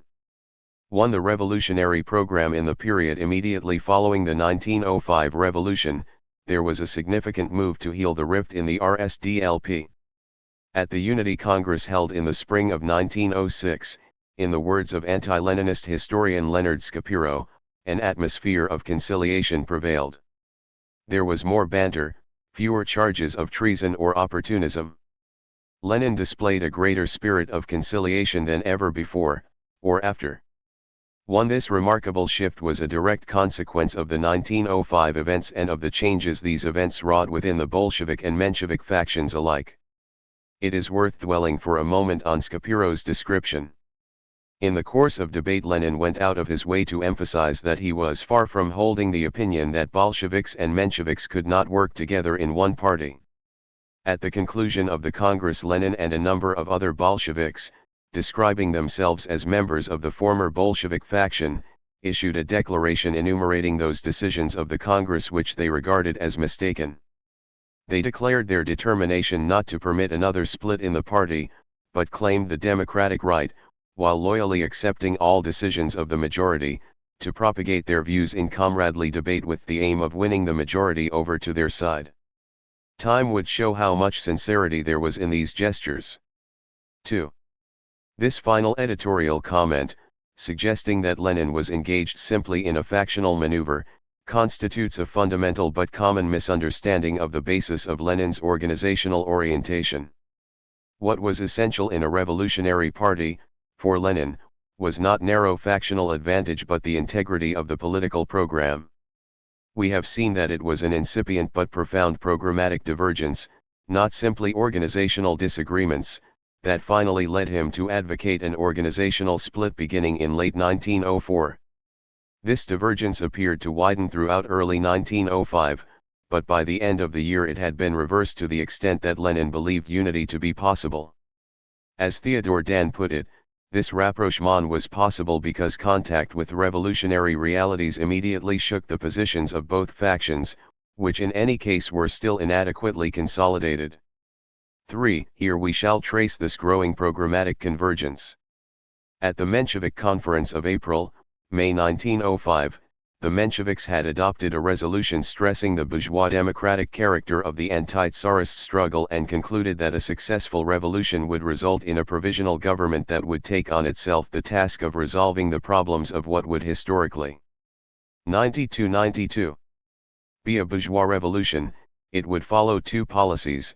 by regulating the contest between antagonistic classes of the newly liberated nation, it would be obliged on the one hand to advance the process of revolution, but on the other to combat those elements which threaten the foundations of the capitalist system. Therefore, the RSDLP should endeavor to maintain, throughout the course of the revolution, whatever position will best enable it to advance the revolutionary cause, not tying its hands in the struggle with the inconsistent, self-seeking policies of bourgeois parties and not allowing itself to become merged in bourgeois democracy. It follows that the party should not aim to seize power or share it within a provisional government, but should remain a party of the extreme revolutionary opposition. For as we shall see, there were contradictory elements in the positions adopted by the Mensheviks at their conference, but this basic idea that the working class must not fight for power was the element they stressed through the first part of 1905. A.S. Martynov, a former economist who was now a leading Menshevik, explained this position in his pamphlet Two Dictatorships. The proletariat cannot win political power in the state, either wholly or in part, until it has made the socialist revolution. But that being the case, it is evident that the coming revolution cannot realize any political forms against the will of the whole bourgeoisie, for the latter will be the master of tomorrow. That being the case, the revolutionary struggle of the proletariat, by simply frightening the majority of the bourgeois elements, can have but one result: the restoration of absolutism in its original form. The struggle to influence the course and outcome of the bourgeois revolution can find expression only in the exertion of revolutionary pressure by the proletariat on the will of the liberal and radical bourgeoisie, and in the compulsion on the part of the more democratic lower strata of society to bring the upper strata into agreement to carry through the bourgeois revolution to its logical conclusion. 5. Lenin and the Bolsheviks denounced policies through which they believed the proletariat may be transformed into a mere appendage of bourgeois democracy. This is how they viewed the position voiced by Martynov. It is worth noting first, however, the points of agreement they had with the Mensheviks. The Bolsheviks acknowledged that under the present social and economic order this democratic revolution in Russia will not weaken but strengthen the domination of the bourgeoisie, that the democratic reforms in the political system, and the social and economic reforms that have become a necessity for Russia, do not in themselves imply the undermining of capitalism, the undermining of bourgeois rule. On the contrary, they will, for the first time, make it possible for the bourgeoisie to rule as a class. They also agreed with the Mensheviks that the removal of all the remnants 93-93 of the old order which hamper the broad, free, and rapid development of capitalism is of absolute advantage to the working class. They favored the democratic revolution which clears the ground for a new class struggle. Believing that to the proletarian the struggle for political liberty and a democratic republic in a bourgeois society is only one of the necessary stages in the struggle for the social revolution which will overthrow the bourgeois system. 6. They did not, however, agree that leadership of the democratic revolution could be entrusted to the bourgeoisie.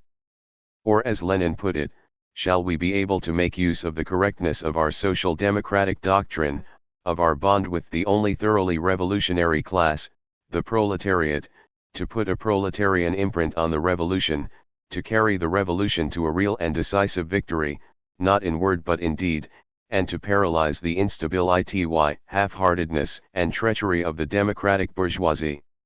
He explained, the very position the bourgeoisie holds as a class in capitalist society inevitably leads to its inconsistency in a democratic revolution. The very position the proletariat holds as a class compels it to be consistently democratic. The bourgeoisie looks backward in fear of democratic progress which threatens to strengthen the proletariat. The proletariat has nothing to lose but its chains, but with the aid of democratism it has the whole world to win. Lenin warned that the liberals would be attracted to striking a bargain with Tsarism, and that to leave the leadership of the democratic revolution to the liberal haggling of the landlords and manufacturers would result merely in a wretched deal. 7. The Bolshevik orientation was dramatically different from that of the Mensheviks. To avoid finding itself with its hands tied in the struggle against the inconsistent bourgeois democracy, the proletariat must be class-conscious and strong enough to rouse the peasantry to revolutionary consciousness, guide its assault, and thereby independently pursue the line of consistent proletarian democratism. Only the proletariat can be a consistent fighter for democracy. It can become a victorious fighter for democracy only if the peasant masses join its revolutionary struggle. If the proletariat is not strong enough for this, the bourgeois will be at the lead of the democratic revolution and will impart an inconsistent and self-seeking nature to it. Nothing but a revolutionary democratic dictatorship of the proletariat and the peasantry can prevent this. 8. A key aspect of Lenin's innovative conception of the democratic dictatorship of the proletariat and the peasantry, of course, was the attention it focused on the Russian peasants, who made up close to 80% of the population.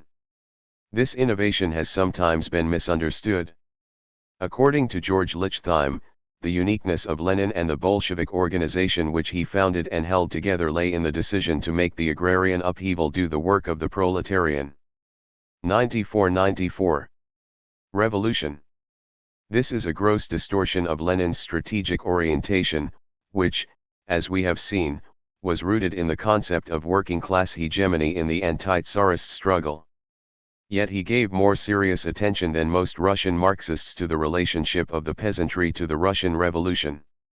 Lenin's concept of alliance of the working class and the peasantry, Hamza Alavi has commented, was a major advance on earlier Marxist propositions, for it was based on a detailed analysis of the transformations that were taking place in the agrarian economy of Russia and the pattern of social forces that was emerging as a result. Even such a severe academic critic of Lenin as Esther Kingston Mann has acknowledged that unlike the Mensheviks, Lenin did not use his Western-centered assumptions as a justification for turning his back on the would-be capitalist majority of the population, but attempted instead to bring peasant demands into some sort of constructive relationship to a Marxist economic analysis. She notes that within the context of his own struggle with a Marxist tradition of condescension toward and contempt for the peasantry, and in the face of hostile criticism from inside and outside the RSDLP, it was evident that Lenin was trying very hard to enlarge the Marxist revolutionary perspective. After 1902 there developed what would become a permanent separation between Lenin and those Marxists who were unsure if Marxist theory permitted them to support revolutionary action by such inappropriate actors as the Russian peasantry. Indeed, the conception of a worker-peasant alliance was the red thread running through Lenin's evolving strategic perspective from the early 1900s until his death, and it became a hallmark of Bolshevism.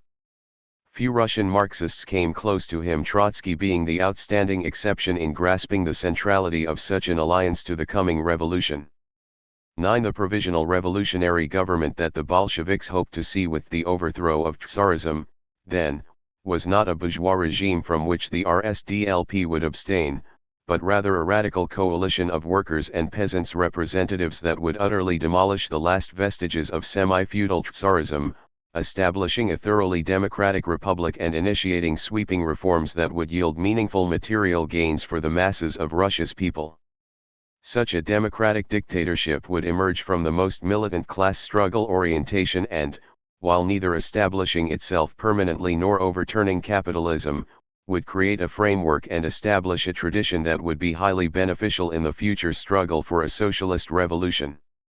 10. Although the thrust of the Bolshevik program seemed sharply counterposed to that of the Mensheviks, there were significant inconsistencies in the Menshevik 95-95 position in early 1905 that were to contribute to a rapprochement.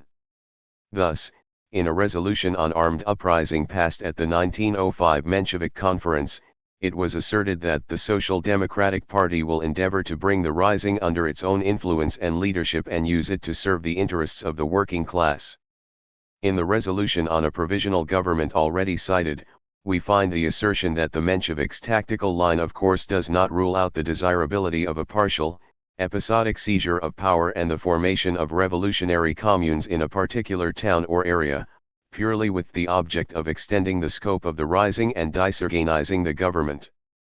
11. On the left fringe of the Menshevik ranks, however, there were voices calling for an orientation similar to that of the Bolsheviks, particularly the voices of Parvus and Trotsky.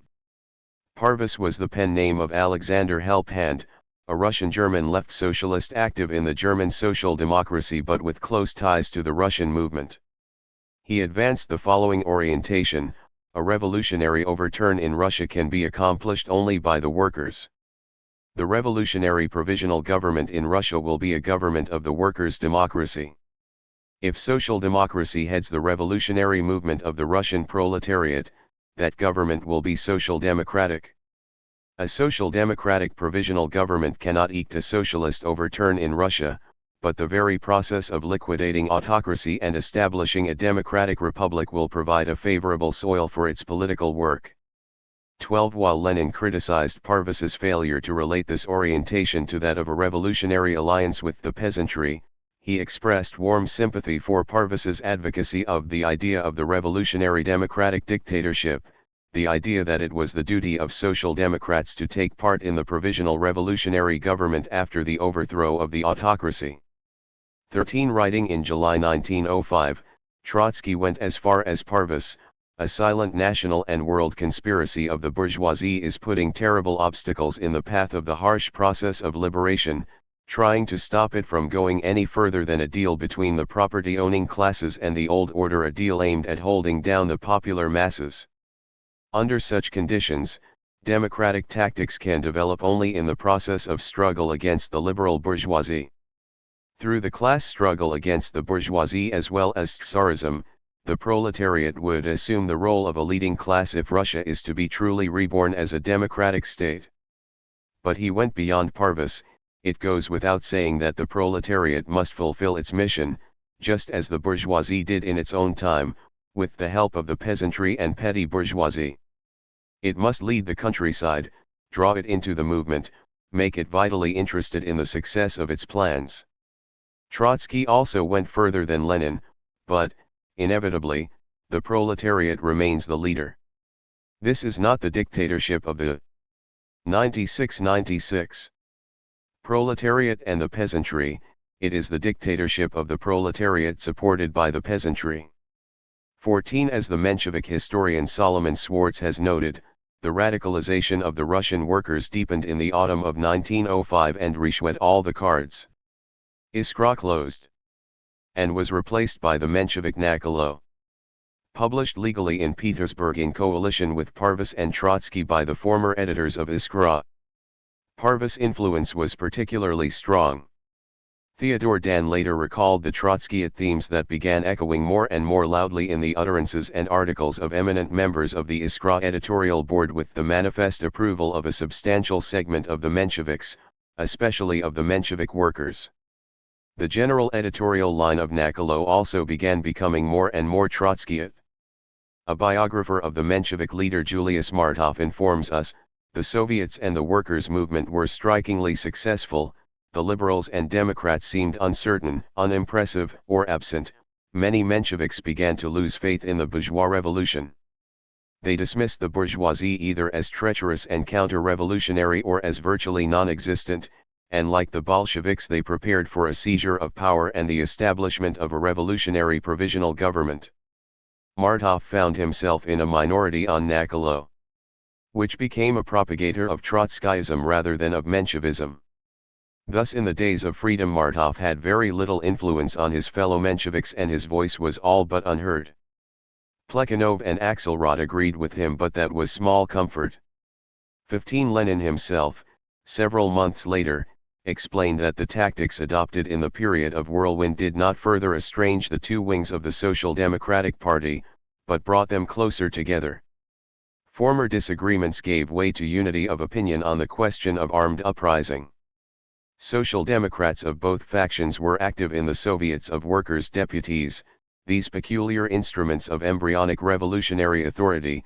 They drew the soldiers and peasants into these Soviets.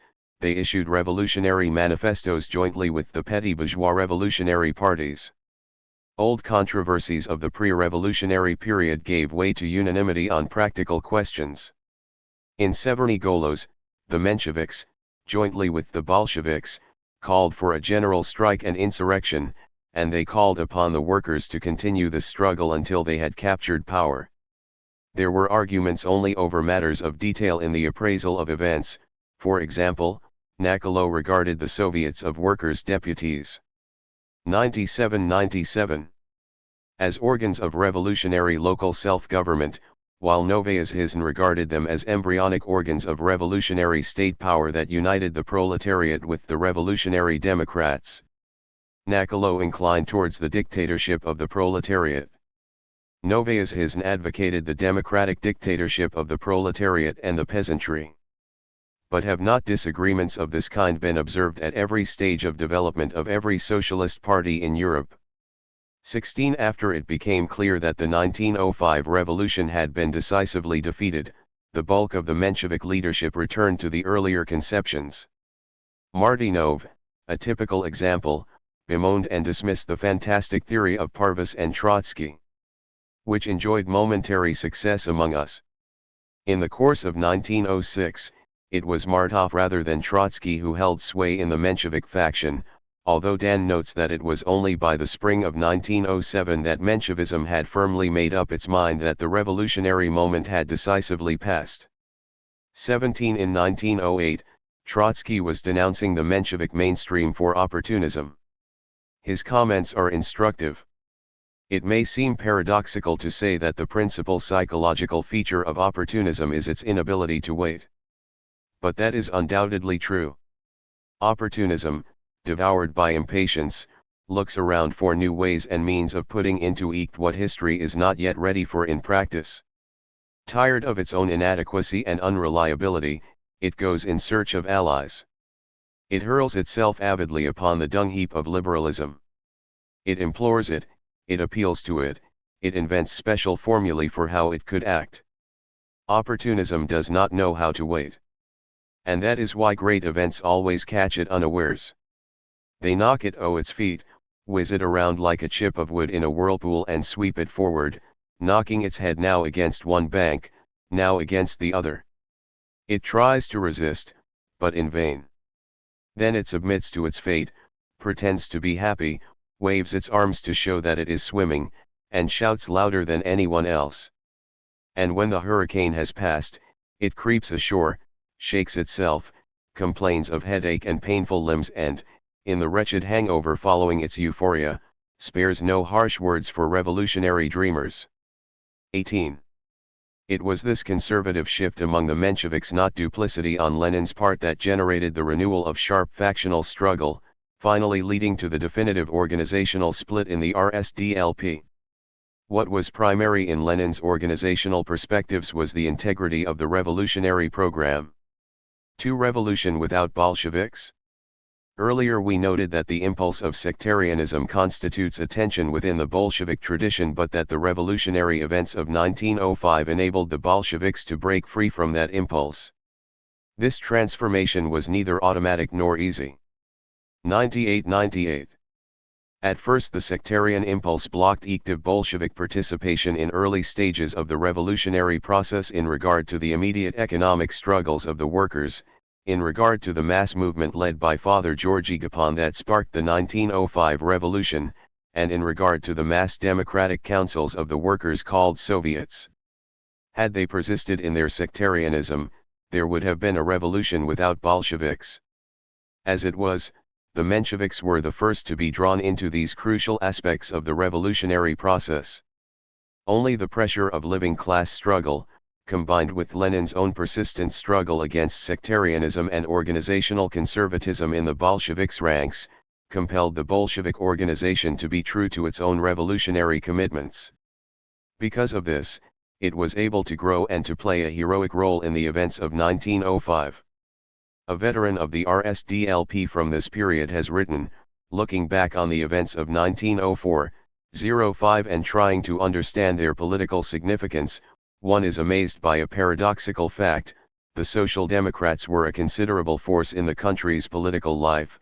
They were listened to, not only by a great many workers, but also by sizable groups of the intelligentsia and of so-called cultured society, yet the Social Democratic Party taken as a whole, as the sum total of social democratic organizations, was extremely weak.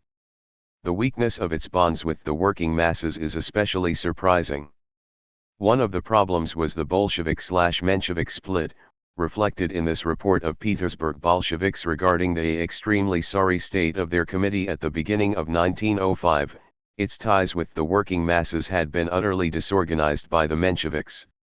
We managed to preserve them, with great effort, only in the city sector, on Vasilev Ostrov, and in the Vyborg sector.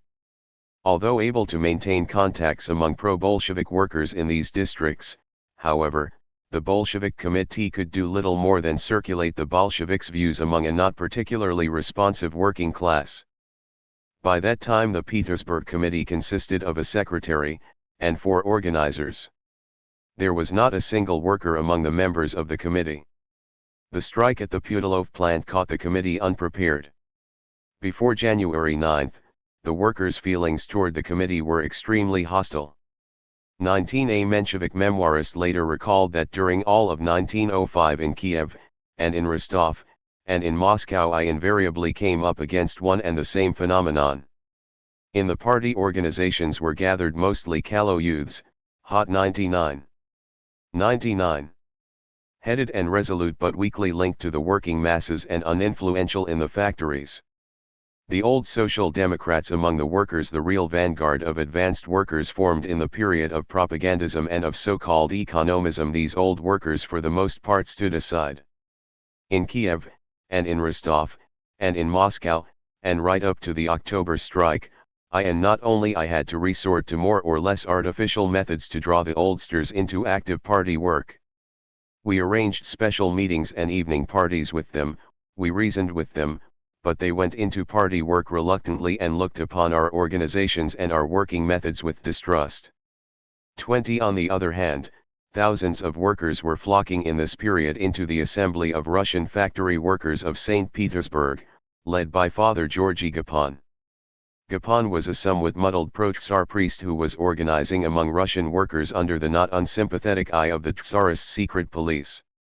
This organization existed primarily to benefit its members spiritually and morally as well as materially, to awaken and strengthen Russian national consciousness in the worker members, and to form and develop in them responsible views on the obligations and rights of workers.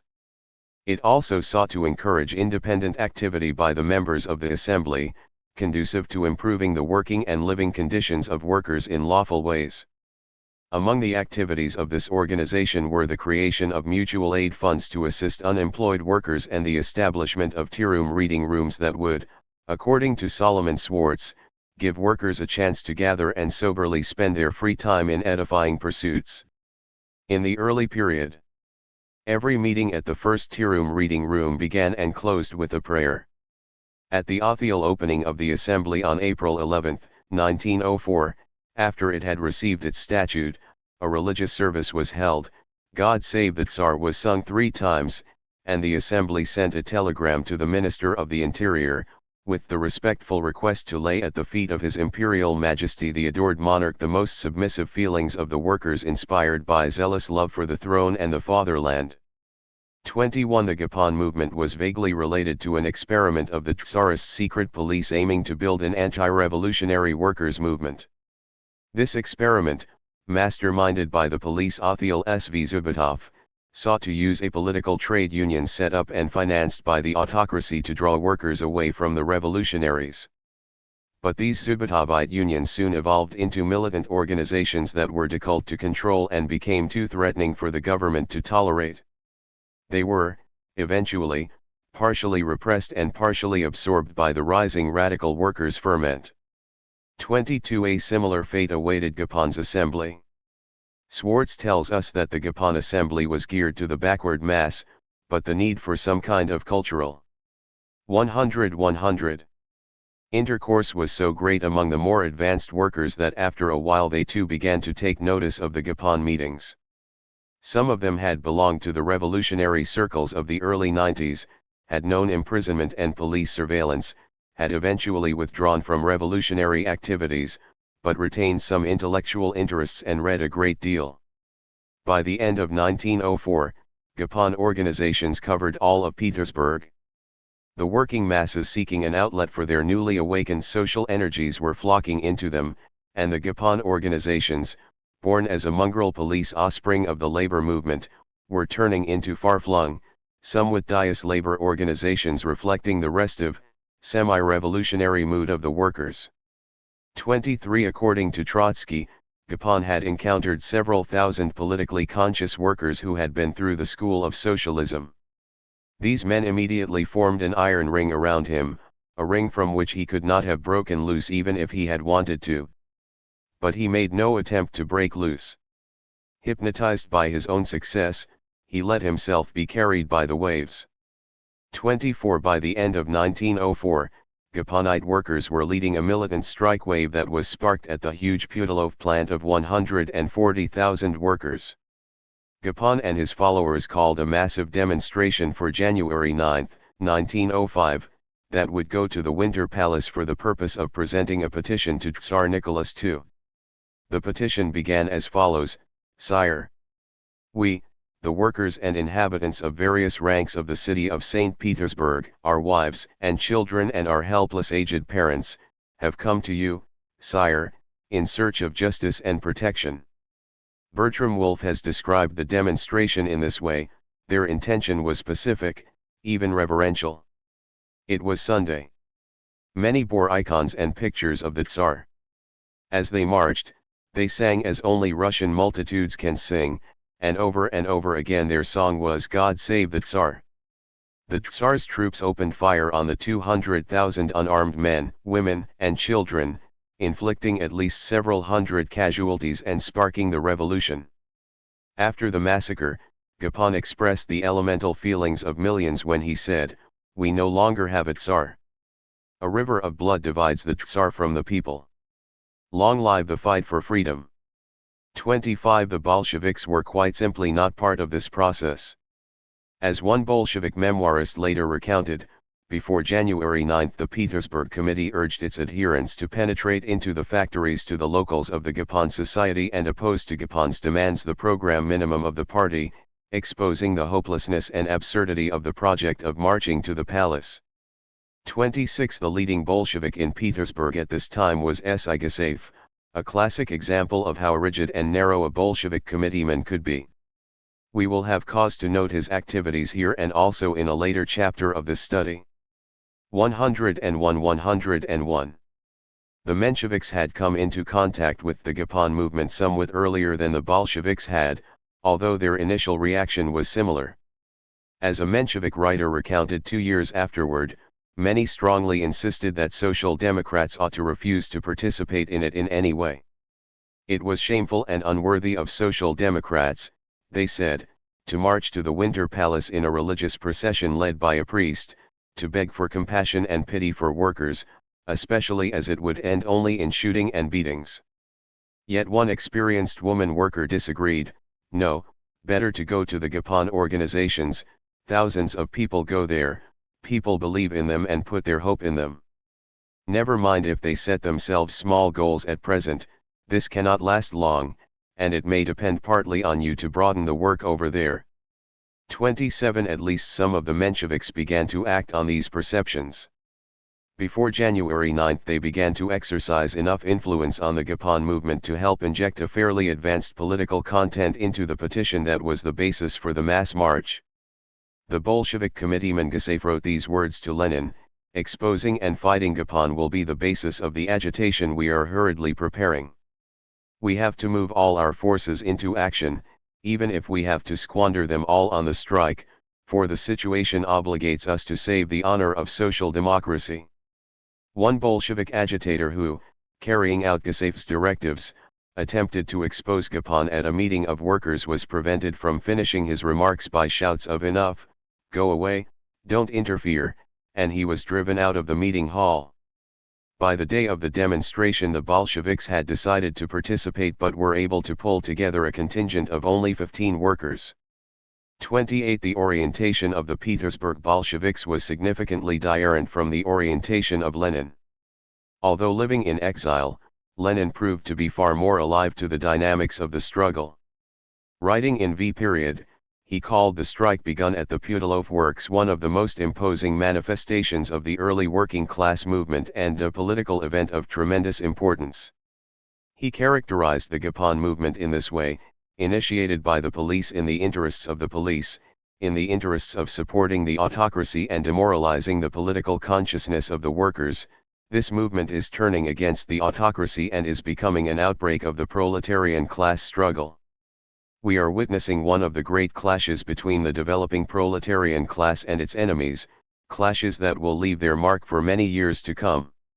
Noting that conscious social democratic influence is lacking or is but slightly evident, Lenin asserted that the primitive character of the socialist views held by some of the leaders of the movement and the tenacity with which some elements of the working class cling to their naive faith in the Tsar enhance rather than lessen the significance of 102. The revolutionary instinct now asserting itself among the proletariat.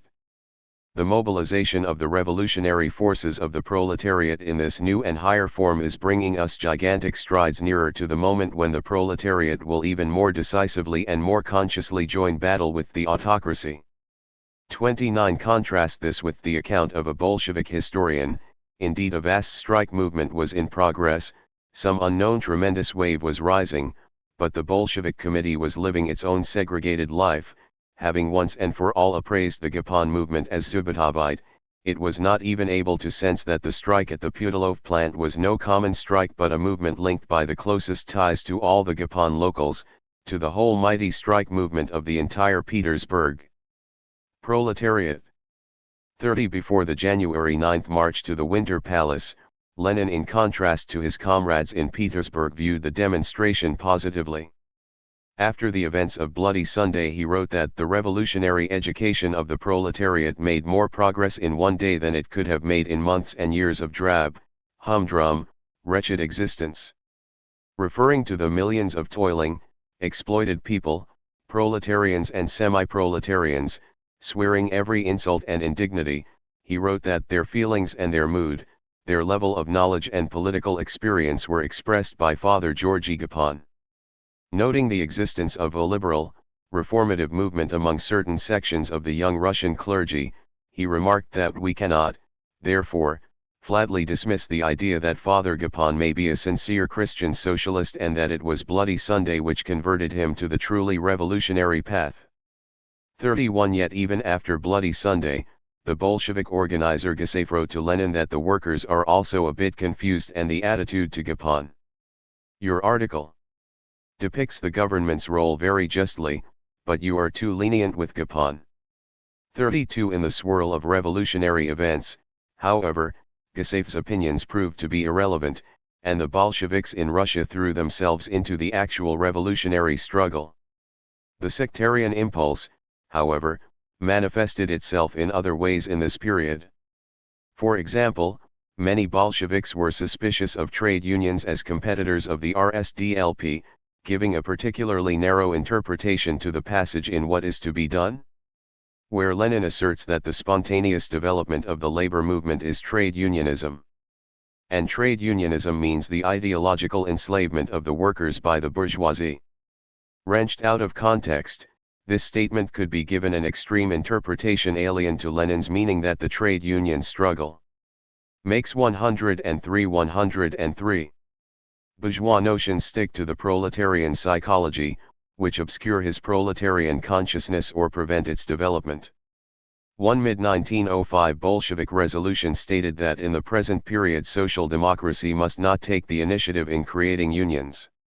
A compromise resolution advanced by Gusev stressed the need to expose all the illusions about trade unions, to emphasize that the most vital, primary task is to prepare immediately for an armed uprising, and to carry on an energetic ideological struggle against the so-called Mensheviks, who are reverting, on the issue of trade unions, to the narrow, erroneous viewpoint of the economists, which demeans the tasks of social democracy and holds back the thrust of the proletarian movement. 33. Lenin objected, we must beware of overstressing the struggle with the Mensheviks over this question. Trade unions are likely to start emerging very soon now. We must not stand aside from them and above all give no cause to think that one should stand aside, but try to participate, influence, and so on. It is important for Russian social democracy to strike the right note about unions from the very beginning, to create from the first a tradition of social democratic initiative in this matter, of social democratic participation, social democratic leadership. 34 Yet even such prominent Bolsheviks as Alexander Bogdanov and Anatoly Lunacharsky were inclined to belittle trade union activity in this period. A spontaneous strike over individual economic demands, Lunacharsky asserted, is a weapon in the class struggle of a still backward proletariat, and no theories of stages can make us view such a strike as some sort of perfection. He counterposed to this a political mass strike, in conjunction with an armed uprising. Bogdanov dismissed the spontaneous strikes sparked by Bloody Sunday as anarchic striking and stressed the importance of discipline for saving and concentrating the revolutionary forces. According to Solomon Swartz, who was a Bolshevik agitator in this period, this wary attitude to the growing strike movement prevailed among the leading Bolsheviks right up to the general strike of October. It was not, however, a hostile attitude. In the climate of 1905, a hostile attitude was psychologically impossible for a revolutionary party. In many places the Bolsheviks found themselves drawn into strikes and playing an active part in them despite themselves, as it were, especially where they made up most of the party organizations, as, for instance, in Central Russia.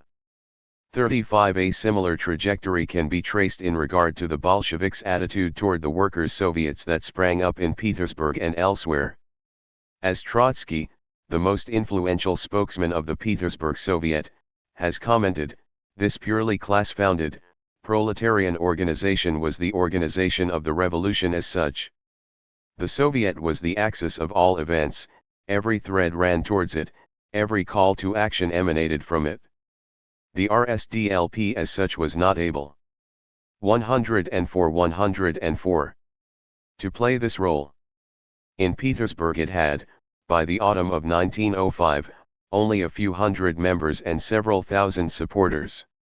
Trotsky notes that the RSDLP was able to speak for the masses by illuminating their immediate experience with the lightning of political thought, but it was not able to create a living organizational link with these masses, if only because it had always done the principal part of its work in clandestinity, concealed from the eyes of the masses.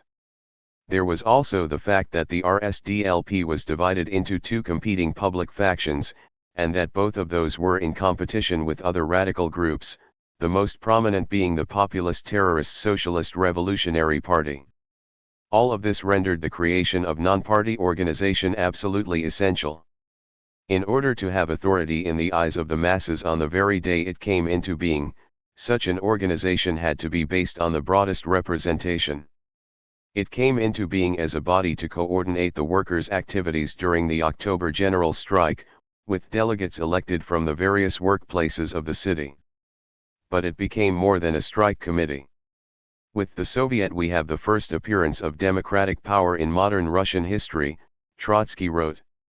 The Soviet is the organized power of the mass itself over its separate parts. It constitutes authentic democracy, without a lower and an upper chamber, without a professional bureaucracy, but with the voters' right to recall their deputies at any moment. Through its members, deputies directly elected by the workers, the Soviet exercises direct leadership over all social manifestations of the proletariat as a whole and of its individual groups, organizes its actions and provides them with a slogan and a banner.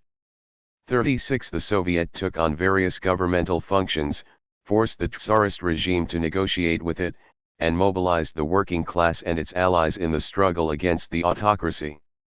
The Bolsheviks initially viewed the Soviets mistrustfully as a Menshevik maneuver, then decided to participate in them but saw them as politically amorphous and socialistically immature workers' organizations created by the spontaneous revolutionary movement of the proletariat. Years later, Trotsky recalled that the Petersburg contingent, led by Bogdanov, of the Bolshevik Central Committee resolutely opposed the creation of an elective non-party workers' organization. The negative attitude of the Bolshevik summit in Petersburg continued until Comrade Lenin's arrival in Russia. Bogdanov proposed the following plan, put before the Soviet, in the name of the Bolshevik faction, the proposal to accept the Social Democratic program and the general leadership of the party, if the Soviet decided against it, leave the Soviet. 37 When the Bolshevik proposal was rejected, however, the Bolsheviks decided to remain within it. When Lenin returned to Russia, he articulated a conception of the Soviets that, as Solomon Schwartz points out, came close to Trotsky's variant of the Menshevik 105-105 viewpoint. Lenin wrote, "It seems to me that Comrade Radin is wrong in raising the question. The Soviet of Workers' Deputies or the party? I think that the decision must certainly be, both the Soviet of Workers' Deputies and the party. It seems to me that the Soviet of Workers' Deputies, as an organization representing all occupations, should strive to include deputies from all industrial, professional, and OS workers, domestic servants, farm laborers, etc., from all who want and are able to fight in common for a better life for the whole working people, from all who have at least an elementary degree of political honesty, from all but the black hundreds." Lenin therefore found it inadvisable to demand that the Soviet of Workers' Deputies should accept the Social Democratic program and join the Russian Social Democratic Labor Party. In sharp contrast to his comrades who believed the Soviets should be confined to being simply temporary strike committees, Lenin suggested that politically the Soviet of Workers' Deputies should be regarded as the embryo of a provisional revolutionary government. 38 Lenin was unable to win the Bolshevik organization as a whole to this outlook until after the defeat of the 1905 revolution. But his position helped to diminish his comrades' sectarian hostility to the Soviets. In the last months of 1905 this enabled the Bolsheviks to play a more active role in the desperate but heroic armed resistance that took place as the Tsarist forces moved to crush the revolution. 3. The party broadens the radical upsurge in the Russian working class and, in the face of mass pressure, the partial liberalization of the Tsarist regime involving a dramatic expansion of such democratic rights as freedom of speech and press, legalization of many kinds of organizations, and so on created a qualitatively new situation for the socialist movement. The Mensheviks were the first to adjust. Eva Broido, a Menshevik organizer in Baku and Petersburg during this period, describes how she helped win over workers who had been following the Bolsheviks. Several districts and factory groups came over to us. The ease with which we won them was, however, at least partly due to the fact that the workers involved had little understanding of the factional conflicts and differences. They came over to us simply because they were dissatisfied with the conditions in this particular Bolshevik organization. But, of course, the structure of the Bolshevik Party with its elite of professional revolutionaries demanding absolute obedience from the rank and file accorded badly with the spirit of a mass movement, particularly at that time. The fact that the Bolshevik Baku Committee did not allow democratic elections only weakened its influence. And the exaggerated and quite unnecessary secretiveness in which it shrouded itself was also a mistake.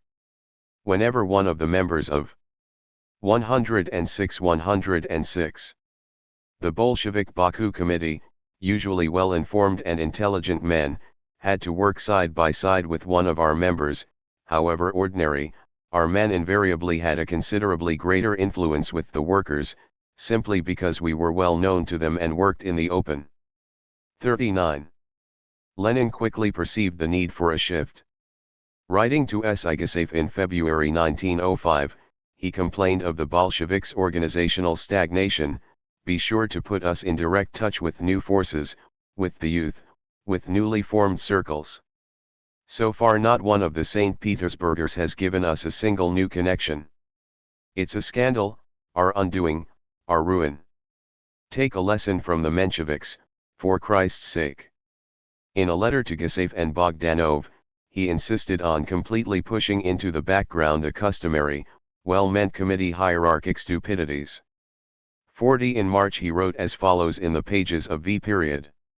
"We must reckon with the growing movement, which has increased 100-fold, with the new tempo of the work, with the freer atmosphere and the wider field of activity. The work must be given an entirely different scope. Young fighters should be recruited more boldly, widely, and rapidly into the ranks of all and every kind of our organizations. Hundreds of new organizations should be set up for the purpose without delay. Yes, hundreds, this is no hyperbole, and let no one tell me that it is too late now to tackle such a broad organizational job. No, it is never too late to organize. We must use the freedom we are getting by law and the freedom we are taking despite the law to strengthen and multiply the number of party organizations of all varieties. Whatever the course or the outcome of the revolution may be, however early it may be checked by one or other circumstance, all its real gains will be rendered secure and reliable only insofar as the proletariat is organized. If we fail to show bold initiative in setting up new organizations, we shall have to give up as groundless all pretensions to the role of vanguard. If we stop helplessly at the achieved boundaries, forms and confines of the committees, groups, meetings, and circles, we shall merely prove our own incapacity. 41. Later in the year, Lenin wrote that it was absolutely necessary to create new legal and semi-legal organizations, noting that our party has stagnated while working underground. While by no means under the illusion that it would be possible to eliminate the underground apparatus, he insisted that the new form of organization, or rather the new form of the basic organizational nucleus of the Workers' Party, must be definitely much broader than were the old circles. Apart from this, the new nucleus will most likely have to be a less rigid, more free, more loose organization. Far from seeing the elective principle as the useless and harmful toy it had been amidst the gloom of the autocracy in 1902, he favored a decisive step towards the full application of the democratic principle in Party 107 organization and stressed the general importance of the elective principle in the party. In building up a genuinely proletarian social democratic party on new lines, the clandestine committees of professional revolutionaries would necessarily find their roles changing. Lenin suggested that our committees must show great tact. Previous formal prerogatives inevitably lose their significance at the present time. It was also now necessary to proletarianize the committees in a way that had not been possible before. At the Third Congress of the party I suggested that there be about 8 workers to every 2 intellectuals in the party committees.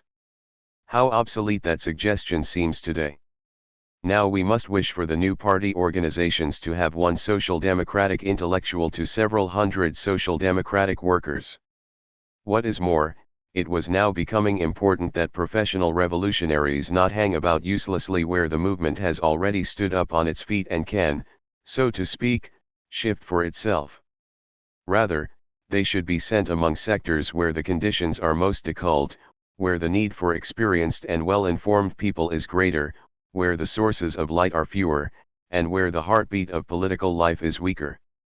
42. At the Third Congress, in April 1905, the Bolshevik committeemen had revolted against such ideas and defeated a proposal aired by Lenin and Bogdanov reflecting this new orientation. But as with the sectarian impulses we noted earlier regarding various political questions, the pressure of events vindicated Lenin's more open and flexible approach. By the close of 1905, the Bolsheviks had about 8,400 members. By April 1906 they had 13,000 members, and the Mensheviks had 18,000. By October of that year it was estimated that there were 33,000 Bolsheviks and 43,000 Mensheviks. By 1907, the RSDLP had 150,000 members, over 46,000 were Bolsheviks, and over 38,000 were Mensheviks. Furthermore, as Lenin observed in the spring of 1906, the whole party organization is now built on a democratic basis. This means that all the party members discuss and decide questions concerning the political campaigns of the proletariat, and that all the party members determine the line of tactics of the party organizations. 44. Some of the Bolsheviks had been concerned that such developments would mean that the party would be dissolved among the masses, it would cease to be the Con. 108. Sias vanguard of the class. Lenin explained the factors he believed would ensure revolutionary continuity. We Bolsheviks have demanded class consciousness from those joining the party. We have insisted on the tremendous importance of continuity in the party's development. We have preached discipline and demanded that every party member be trained in one or other of the party organizations. We have a firmly established party program which is officially recognized by all social democrats and the fundamental propositions of which have not given rise to any criticism. We have resolutions on tactics which were consistently and systematically worked out at the Second and Third Congress and in the course of many years' work of the Social Democratic Press. We also have some organizational experience and an actual organization. 45 such factors as these enabled the Bolsheviks to absorb the influx of new members in a way that strengthened the organization.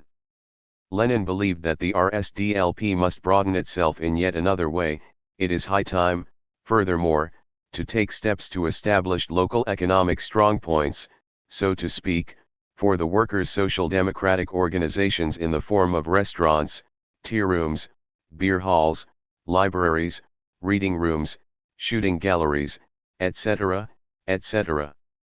Marcel Liebman has observed that in St. Petersburg and also in the provinces there appeared political associations and workers' clubs, in the formation of which the Mensheviks usually took the initiative, but which the Bolsheviks also helped to form. A new phenomenon in Russian political life, they translated into reality the party's desire to open itself to the masses. 46 Eva Broido's vivid description of the Petersburg workers' clubs of the RSDLP is worth quoting at length. The most important centers of party work were our clubs. In them we concentrated all our propaganda activities, our propaganda was distributed from them, and there the workers came to hear lectures on current affairs. There, too, our members in the Duma came to report to us on their work. Virtually all the organizational work was centered on these clubs. General and special party meetings were held there, party publications were distributed from there. There were the addresses of the local district and sub-district branches, there all local news was collected, from there speakers were sent to factory meetings. And these were also the places where enlightened workers, men and women, could meet for friendly exchange of ideas and to read books and newspapers. All clubs aimed above all at having good libraries. And eventually they also encouraged art, there were music and song groups and the like. At first clubs were exclusively political, but soon their character changed. Propaganda meetings gave place to lectures and discussions of a more general nature, the clubs became colleges of Marxism. Representatives of all club committees combined to work out systematic courses of lectures, to provide and distribute the NEC 109. 109. Essary books and to supply book catalogs. And already in the winter of 1906-07 the programs included physics, mathematics, and technology alongside economics, historical materialism and the history of socialism and the labor movement. Apart from their educational functions, varied and important as these were, the clubs provided the workers with their first training ground in practical politics. This was their main value for the future and for the historical development of the Russian proletariat.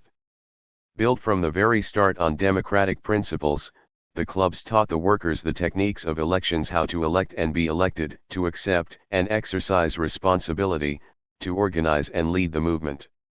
It was in the clubs and in the trade unions that the elite of the Russian proletariat was trained. All in all, the clubs can fairly be described as the pioneers of the new proletarian culture. In the past, after a century under the yoke of absolutism, workers had no place to meet in their leisure hours except the tavern. But now new and better ways of life were being created in the clubs, and this explains the devotion that the workers brought to them. 47. Lenin also stressed other aspects of the broadening process. We must not forget, he wrote, that so far we have had to deal too often only with revolutionaries coming from a particular social stratum, whereas now we shall have to deal with typical representatives of the masses. He called for a change in the methods of propaganda and agitation and a more popular style, ability to present a question, to explain the basic truths of socialism in the simplest, clearest, and most convincing manner. While saying that he did not want in the least belittle the great role played by consciousness in the working class movement, nor in any way detract from the tremendous importance of Marxist theory and Marxist principles, Lenin suggested that the relation between the functions of the intellectuals and of the proletariat in the social democratic working class movement can probably be expressed, with a fair degree of accuracy, by the following general formula: the intelligentsia is good at solving problems in principle, good at drawing up plans. good at reasoning about the need for action while the workers act, and transform drab theory into living reality. He added, "We have theorized for so long in the unhealthy atmosphere of political exile, that it will really not be amiss if we now bend the bow slightly, just a little, the other way and put practice a little more in the forefront." Lenin himself bent the stick back away from one of his formulations of 1902, writing now that the working class is instinctively, spontaneously social democratic, and more than 10 years of work put in by social democracy has done a great deal to transform this spontaneity into consciousness. 48 Lenin forcefully raised two practical questions in the context of the 1905 revolution: the United Front and the armed struggle. 110. The term United Front did not exist in this period, but Lenin clearly advanced the concept in February in response to Father Gapon's appeal to all the socialist parties of Russia to enter immediately into an agreement among themselves and to proceed to the armed uprising against Tsarism. Lenin wrote, "We consider that the agreement is possible, useful, and essential.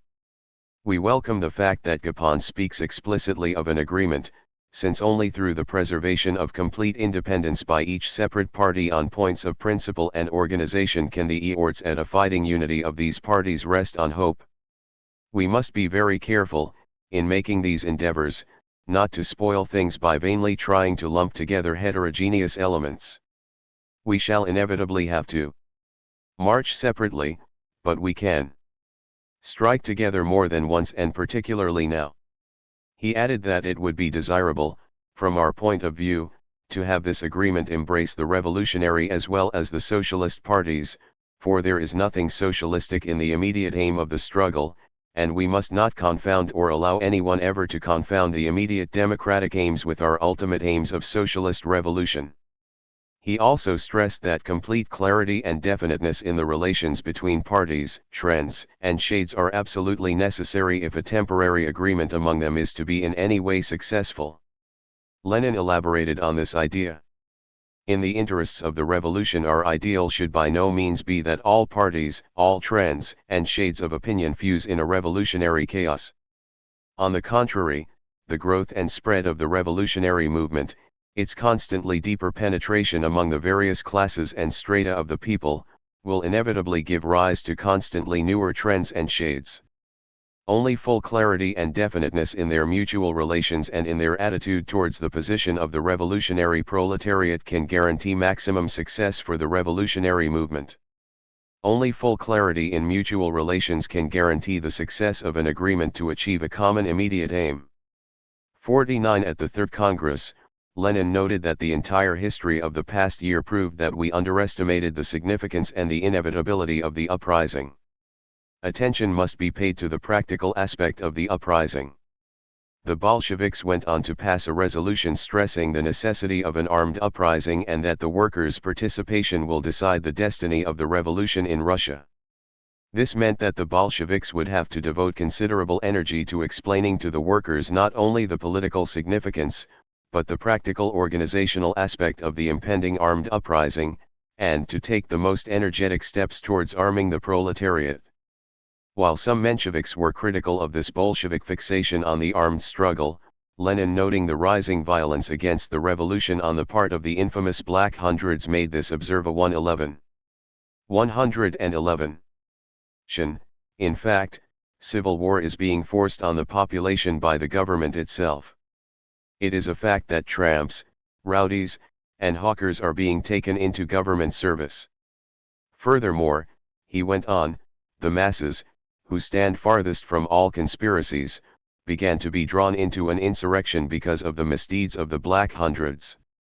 50 Trotsky has explained, to look on passively would have meant, for the Tsarist government, to let itself be scrapped.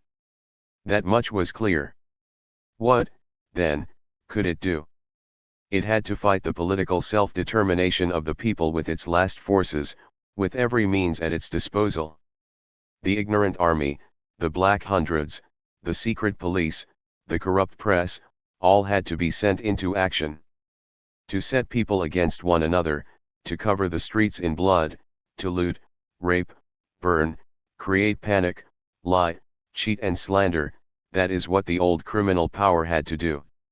Speaking of the orientation of the Petersburg Soviet, Trotsky asserted, to prepare for an inevitable insurrection, meant to us, first and foremost, enlightening the people, explaining to them that open conflict was inevitable, that all that had been given to them would be taken away again, that only might can defend right, that a powerful organization of the working masses was necessary, that the enemy had to be met head-on, that the struggle had to be continued to the end, that there was no other way.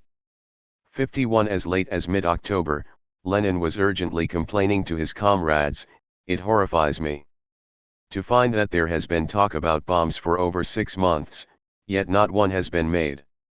Form fighting squads at once everywhere, among the students, and especially among the workers, etc., etc. Let groups be at once organized of 3, 10, 30, etc. persons. Let them arm themselves at once as best they can, be it with a revolver, a knife, a rag soaked in kerosene for starting fires, etc. You must proceed to propaganda on a wide scale. Let 5 or 10 people make the round of hundreds of workers and students' study circles in a week, penetrate wherever they can, and everywhere propose a clear, brief, direct, and simple plan, organize combat groups immediately, arm yourselves as best as you can, and work with all your might. We will help you in every way we can, but do not wait for our help, act for yourselves."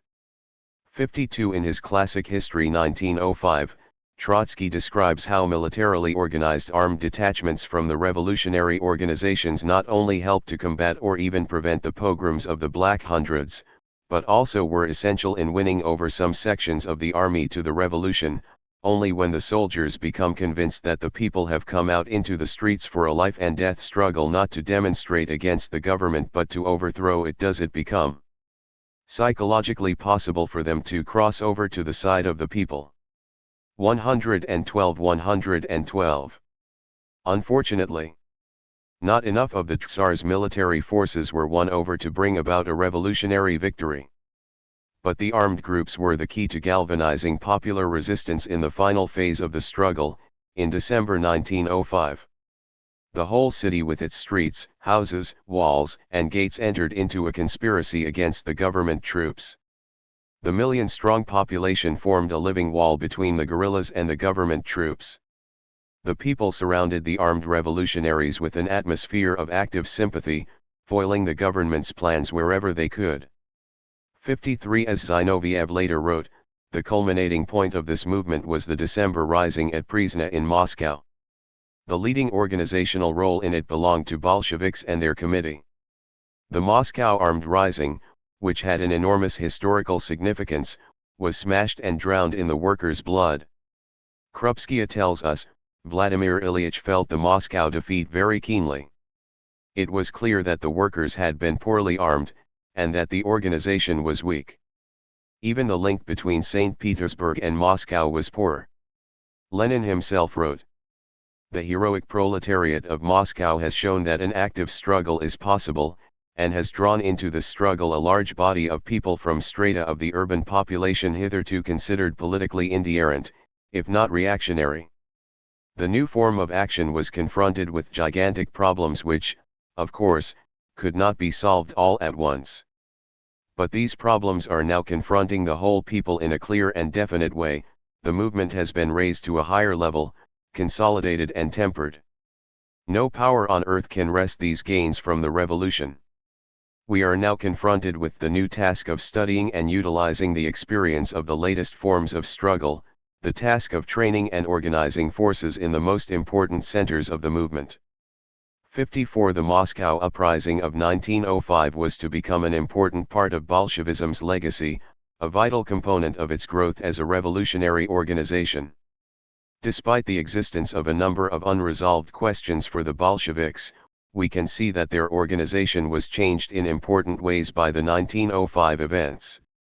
The most important factor was the creative and largely self-generated mass action of the workers and their allies, which, as historian Laura Engelstein has aptly noted, frightened the Tsarist regime into making the first constitutional concessions in its history, but which also pressured the socialist parties into altering their own expectations and strategies.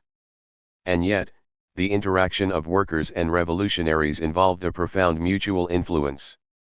There was certainly no question about either RSDLP faction being in command of the proletarian upsurge. The masses were learning how to think under party tutelage, the editors of Iskra pointed out, but they would not listen to the party's instructions on how 113 to act.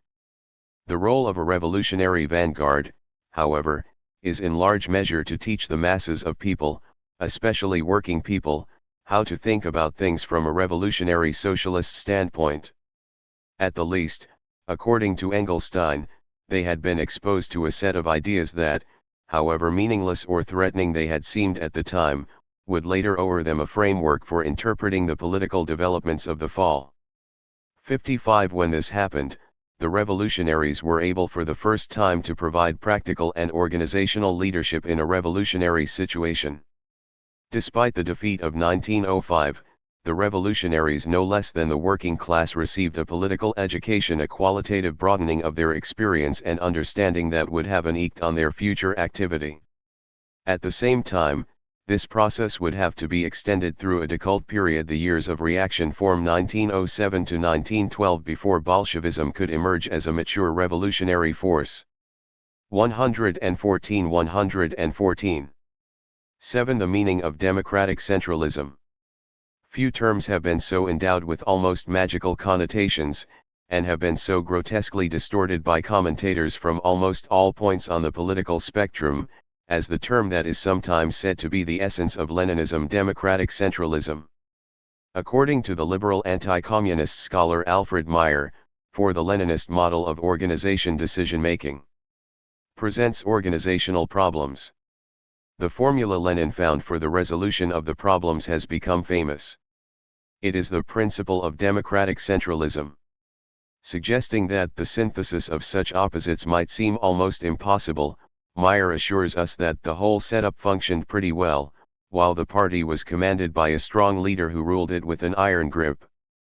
He writes, Lenin liked to speak of the party as a genuinely collectivist organization, consciously and joyfully submitting to the leadership imposed on it by the senior members.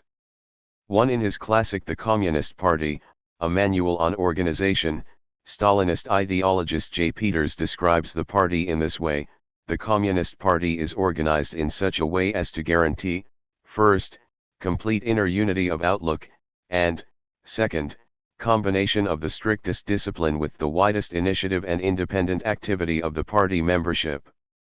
Both of these conditions are guaranteed because the party is organized on the basis of democratic centralism.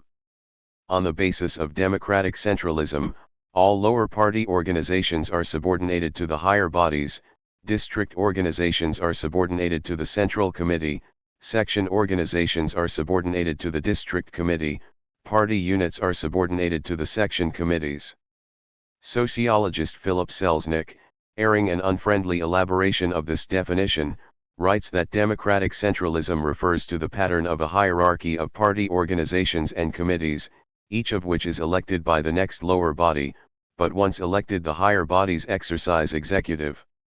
115 Authority over the lower ones. Typically, it is the latter aspect which is stressed, elections becoming ratifications of choices made by the permanent leadership.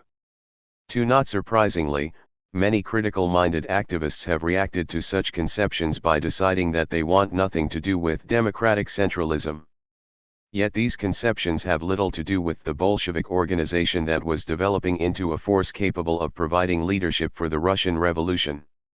Recent scholarship has done much to undermine this mythology, even compelling Leonard Shapiro to add this demystifying footnote to the revised edition of his anti-Leninist history, The Communist Party of the Soviet Union. It will be recalled that, in the Russian context, the phrase was of Menshevik origin. Historically, the phrase originated in the German Social Democratic movement, and was first used in 1865 by J. B. Schweitzer, one of the principal followers of Lassalle. 3. Considerable light will be shed on the meaning of this term if we examine the manner in which it was defined by those who began to utilize it within the RSDLP. 1. Democratic centralism. In the RSDLP, the term democratic centralism was first put forward and adopted at the Mensheviks All-Russian Conference on November 20, 1905. The Menshevik resolution on the organization of the party included these statements. The RSDLP must be organized according to the principle of democratic centralism. All party members take part in the election of party institutions. All party institutions are elected for a period, are subject to recall and obligated to account for their actions both periodically and at any time upon demand of the organization which elected them. Decisions of the guiding collectives are binding on the members of those organizations of which the collective is the organ. Actions affecting the organization as a whole must be decided upon by all of the members of the organization. Decisions of lower-level organizations are not to be implemented if they contradict decisions of higher organizations. 4. The term surfaced in the Bolshevik Conference of December 12 to 17, 1905, in the resolution on party reorganization. Recognizing as indisputable the principle of democratic centralism, the conference considers the broad implementation of the elective principle necessary, and, while granting elected centers full powers in matters of ideological and practical leadership, they are at the same time subject to recall, their actions are given broad publicity, and they are to be strictly accountable for these activities. 5. As has already been noted, the Bolshevik/Menshevik convergence seemed to 116 be taking place on a deeper level than simply organizational terminology. In the wake of the 1905 revolution, Menshevik leader Pavel Axelrod asserted that on the whole, the Menshevik tactics have hardly differed from the Bolshevik. I am not even sure that they differed from them at all. Trotsky put it more eloquently, the differences of opinion between our factions are so insignificant, so uncertain, so minute, that they seem like chance wrinkles on the great brow of the revolution. Nor did Lenin disagree. The tactics adopted in the period of whirlwind did not further estrange the two wings of the Social Democratic Party, but brought them closer together. The upsurge of the revolutionary tide pushed aside disagreements, compelling Social Democrats to adopt militant tactics. 6. At the RSDLP Unity Congress of Bolsheviks and Mensheviks on April 25, 1906, therefore, it did not seem surprising that such Leninist organizational rules as these were adopted without controversy. 1. A member of the party is one who accepts the party program, supports the party financially, and belongs to some party organization. 2. All party organizations are built on the principles of democratic centralism. 3. All party organizations are autonomous with respect to their internal activities. Every approved party organization has the right to issue party literature in its own name. 7. The Central Committee and the editorial board of the central organ are elected at the Congress. The Central Committee represents the party in relations with other parties, it organizes various party institutions and guides their activities, it organizes and conducts undertakings of significance for the party as a whole, it allocates party personnel and funds, and has charge of the central party treasury, it settles conflicts between and within various party institutions and it generally coordinates all the activity of the party. 8. The Congress is the supreme organ of the party. Regular congresses are summoned annually by the Central Committee. An extraordinary congress must be called within 2 months upon the demand of not less than one-half of the party membership. All approved party organizations are represented at the Congress. Elections to a Congress are conducted on democratic principles. 7. With relatively minor variations, these remain the fundamental organizational principles of Bolshevism up to and beyond the Bolshevik Revolution.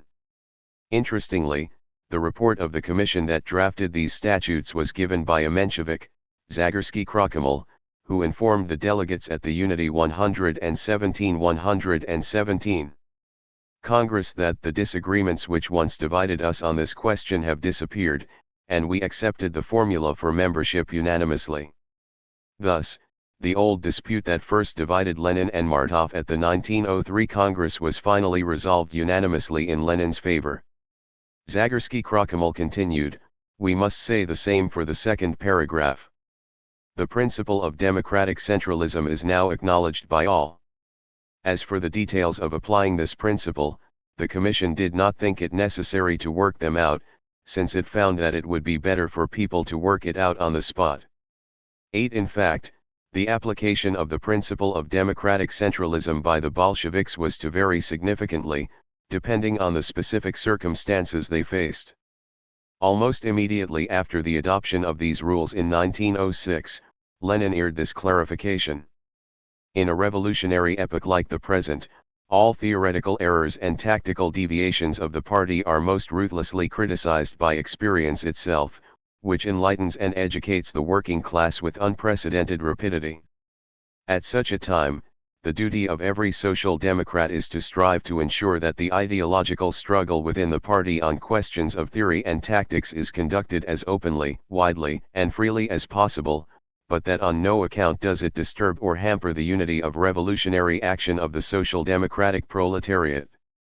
We are profoundly convinced that the workers' social democratic organizations must be united, but in these united organizations there must be wide and free discussion of party questions, free comradely criticism and assessment of events in party life. We were all agreed on the principles of democratic centralism, guarantees for the rights of all minorities and for all loyal opposition, on the autonomy of every party organization, on recognizing that all party functionaries must be elected, accountable to the party and subject to recall. 9. Not long afterwards, Lenin published some additional thoughts on the meaning of democratic centralism. The Central Committee of the RSDLP had proposed limits within which the decisions of party congresses may be criticized. It assured full freedom to express personal opinions and to advocate individual views in the party press and at party meetings, but not at public meetings. Lenin complained that this was too restrictive. He wrote, "The principle of democratic centralism and autonomy for local party organizations implies universal and full freedom to criticize so long as this does not disturb the unity of a definite action. It rules out all criticism which disrupts or makes difficult the unity of an action decided on by the party." Lenin argued that the Central Committee has defined freedom to criticize inaccurately and too narrowly, and unity of action inaccurately and too broadly. He insisted that criticism within the limits of the principles of the party program must 118 be quite free. Not only at party meetings, but also at public meetings. 10. It is worth remembering that on the eve of the Unity Congress, Lenin, who was not confident that the Mensheviks would prove to be consistent partisans of the revolutionary program, confided to A.V. Lunacharsky, "If we have a majority in the Central Committee we will demand strictest discipline. We will insist that the Mensheviks submit to party unity. And if the Bolsheviks were a minority? We won't permit the idea of unity to tie a noose around our necks," Lenin replied, "and we shall under no circumstances permit the Mensheviks to lead us by the rope." 11. As it turned out, the Central Committee emerging from the Unity Congress had a Menshevik majority. This may help explain why Lenin favored giving significantly greater weight to the democratic component of democratic centralism at this time. Yet Lenin's formulations are hardly a cynical maneuver. First of all, it is clear that at all times his touchstone is the revolutionary program. In his comments to Lunacharsky, it is that program that Lenin is talking about, safeguarding from the Menshevik tendency to rely upon the liberal bourgeoisie. In his most elastic formulation of democratic centralism, the limits he sets are the principles of the party program. Indeed, it was the apparent leftward shift, in words and practice, among the Mensheviks in 1905 that had been the basis for the healing of the factional split in the RSDLP. It should also be remembered that the 1905 upsurge had loosened the repressive grip of Tsarism and had brought a massive working-class influx into the RSDLP, creating conditions that Lenin felt necessitated greater openness in the party. Lenin believed that a dramatic increase in party democracy would help to enlighten and educate the working class, particularly the new cadres, the only limit being that this should not hamper the unity of revolutionary action of the social democratic proletariat. Lenin put it succinctly: freedom of discussion, unity of action, this is what we must strive to achieve. This principle was consistent, he felt, with the need to wage a most determined, open, and ruthless ideological struggle against certain Menshevik positions through the widest possible discussion of the decisions of the Congress. In the press, at meetings, in circles, and at group meetings. Yet in regard to RSDLP participation in the 1906 Duma elections, decided upon over Bolshevik objections, Lenin asserted, "The Congress has decided, we will all take part in elections, wherever they take place. During the elections there must be no criticism of participation in elections. Action by the proletariat must be united." Another example would be an insurrection. Here unity of action in the midst of the struggle is absolutely essential.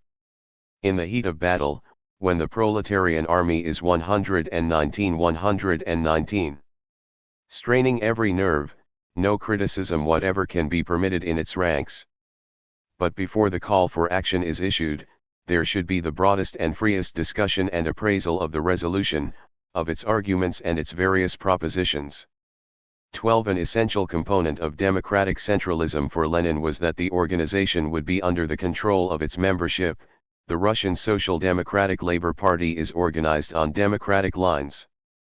This means that all the affairs of the party are conducted, either directly, or through representatives, by all the members of the party, all of whom without exception have equal rights. Moreover, all officials, all leading bodies, and all institutions of the party are subject to election, are responsible to their constituents, and are subject to recall. He also stressed that when the party was dealing with significant disputes, all the members of the organization should have an opportunity to express their opinion on the point at issue before the whole organization. 13. Related to this was the need to work tirelessly to make the local organizations the principal organizational units of the party in fact, and not merely in name, a point Lenin stressed more than once. The rules of our party very definitely establish the democratic organization of the party, he wrote. The whole organization is built from below upwards, on an elective basis. The party rules declare that the local organizations are independent in their local activities. While the Central Committee coordinates and directs all the work of the party, Lenin insisted that it has no right to interfere with local activities that are consistent with the basic decisions of the Party Congress. 14. Marcel Liebman, in his useful and influential study Leninism under Lenin, sees 1905 to 1906 as the golden age of Leninism, when the river that during the dry season had been only mud was once more flowing broad and full of life. Liebman contrasts this to the period of 1907 to 1912, in which it all once again turned to mud. One could go on indefinitely, he writes mournfully, accumulating examples of the invective indulged in by Lenin in his pursuit of what he himself called an implacable campaign. Liebman describes the period this way. It was in a party such as this, turned in upon itself for a long time by force of circumstances, cut off from its working-class hinterland, often reduced to the sluggish conditions of exile, enfeebled, split and scattered, that sectarian tendencies developed which were destined to set their imprint upon the subsequent history of communism. Among these must be mentioned first and foremost a deliberate striving to transform the party into a monolithic bloc. This resulted from an attitude of strictness on two fronts against Menshevism, and against those tendencies within Lenin's organization whose strategy, or merely tactics, conflicted with Lenin's own ideas. 15. Liebman's error here is one that we must avoid. He has found Lenin quotes 120 that he likes from 1905 to 1906, and has elevated them to fashion a good Leninism, counterposed to a bad Leninism based on nastier quotes from other periods. 16. Despite Liebman's superficial references to the historical context, however, this is an ahistorical approach that badly mutilates the Leninist organizational perspective. What Lenin did in the muddy years of 1907 to 1912 is central to the whole meaning of Leninism. Only by comprehending this will we be able to grasp the revolutionary organizational principles that are vitally relevant for our own time. In Chapter 8 we will examine the evolution of Leninism and the Bolshevik organization in the years over which Liebman renders his somber judgment. But it may be worth skipping ahead to get some sense of the flexibility as well as the continuity in the Bolshevik application of democratic centralism. To democratic centralism in the Bolshevik Party in 1912, the Bolsheviks split totally from the Mensheviks and other elements of the RSDLP by establishing their own party, the Russian Social Democratic Labor Party. They did this by calling a congress of the RSDLP and on their own organizing it in such a manner that their opponents in the party refused to recognize the congress's legitimacy or participate in it. The Bolsheviks then declared the bulk of these opponents to be outside of the party. All of this constituted, obviously, a departure from the normal functioning of the democratic centralist principle. The Bolsheviks justified their actions by referring to programmatic resolutions adopted in 1908 and 1910 by Congresses of the RSDLP as a whole, that, however, the Mensheviks and others had been systematically violating. After a year and a half of existence as an independent party, the Bolsheviks were pressured by the prestigious World Federation of Socialist Parties, the Second International, in conjunction with various Russian socialists, to reunify with the other elements of what had once been the RSDLP. In response, Lenin acknowledged that the workers do need unity, but he added that unity cannot be promised, that would be vain boasting, self-deception. Unity cannot be created out of agreements between intellectualist groups. To think so is a profoundly sad, naive, and ignorant 121 delusion. He went on to refer to the principle of democratic centralism. Unity without organization is impossible. Organization is impossible unless the minority bows to the majority.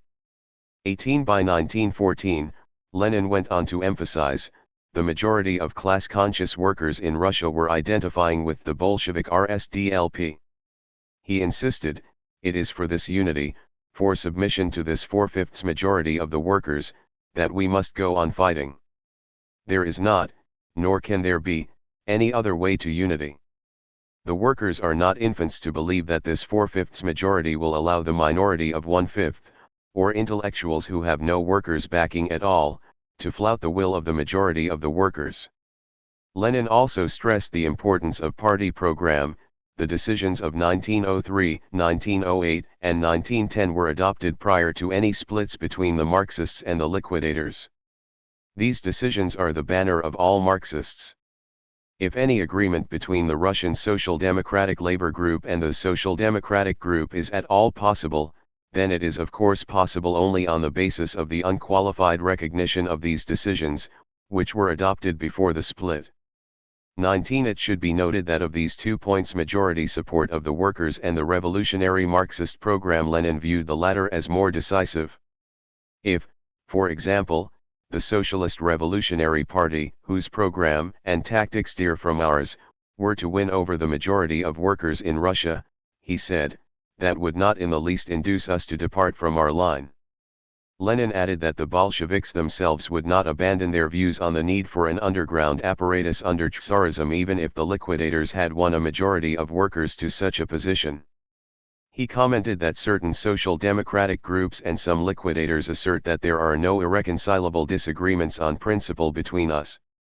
We are obliged to point out their inconsistency to these groups and individuals, when they refuse to submit to the majority. 20. Obviously, he believed that it would be necessary and possible to win a working-class majority to a correct revolutionary program, which precluded any compromise on basic political principles. The Bolsheviks were in the process of accomplishing precisely that in 1914. But more is implied in Lenin's argument.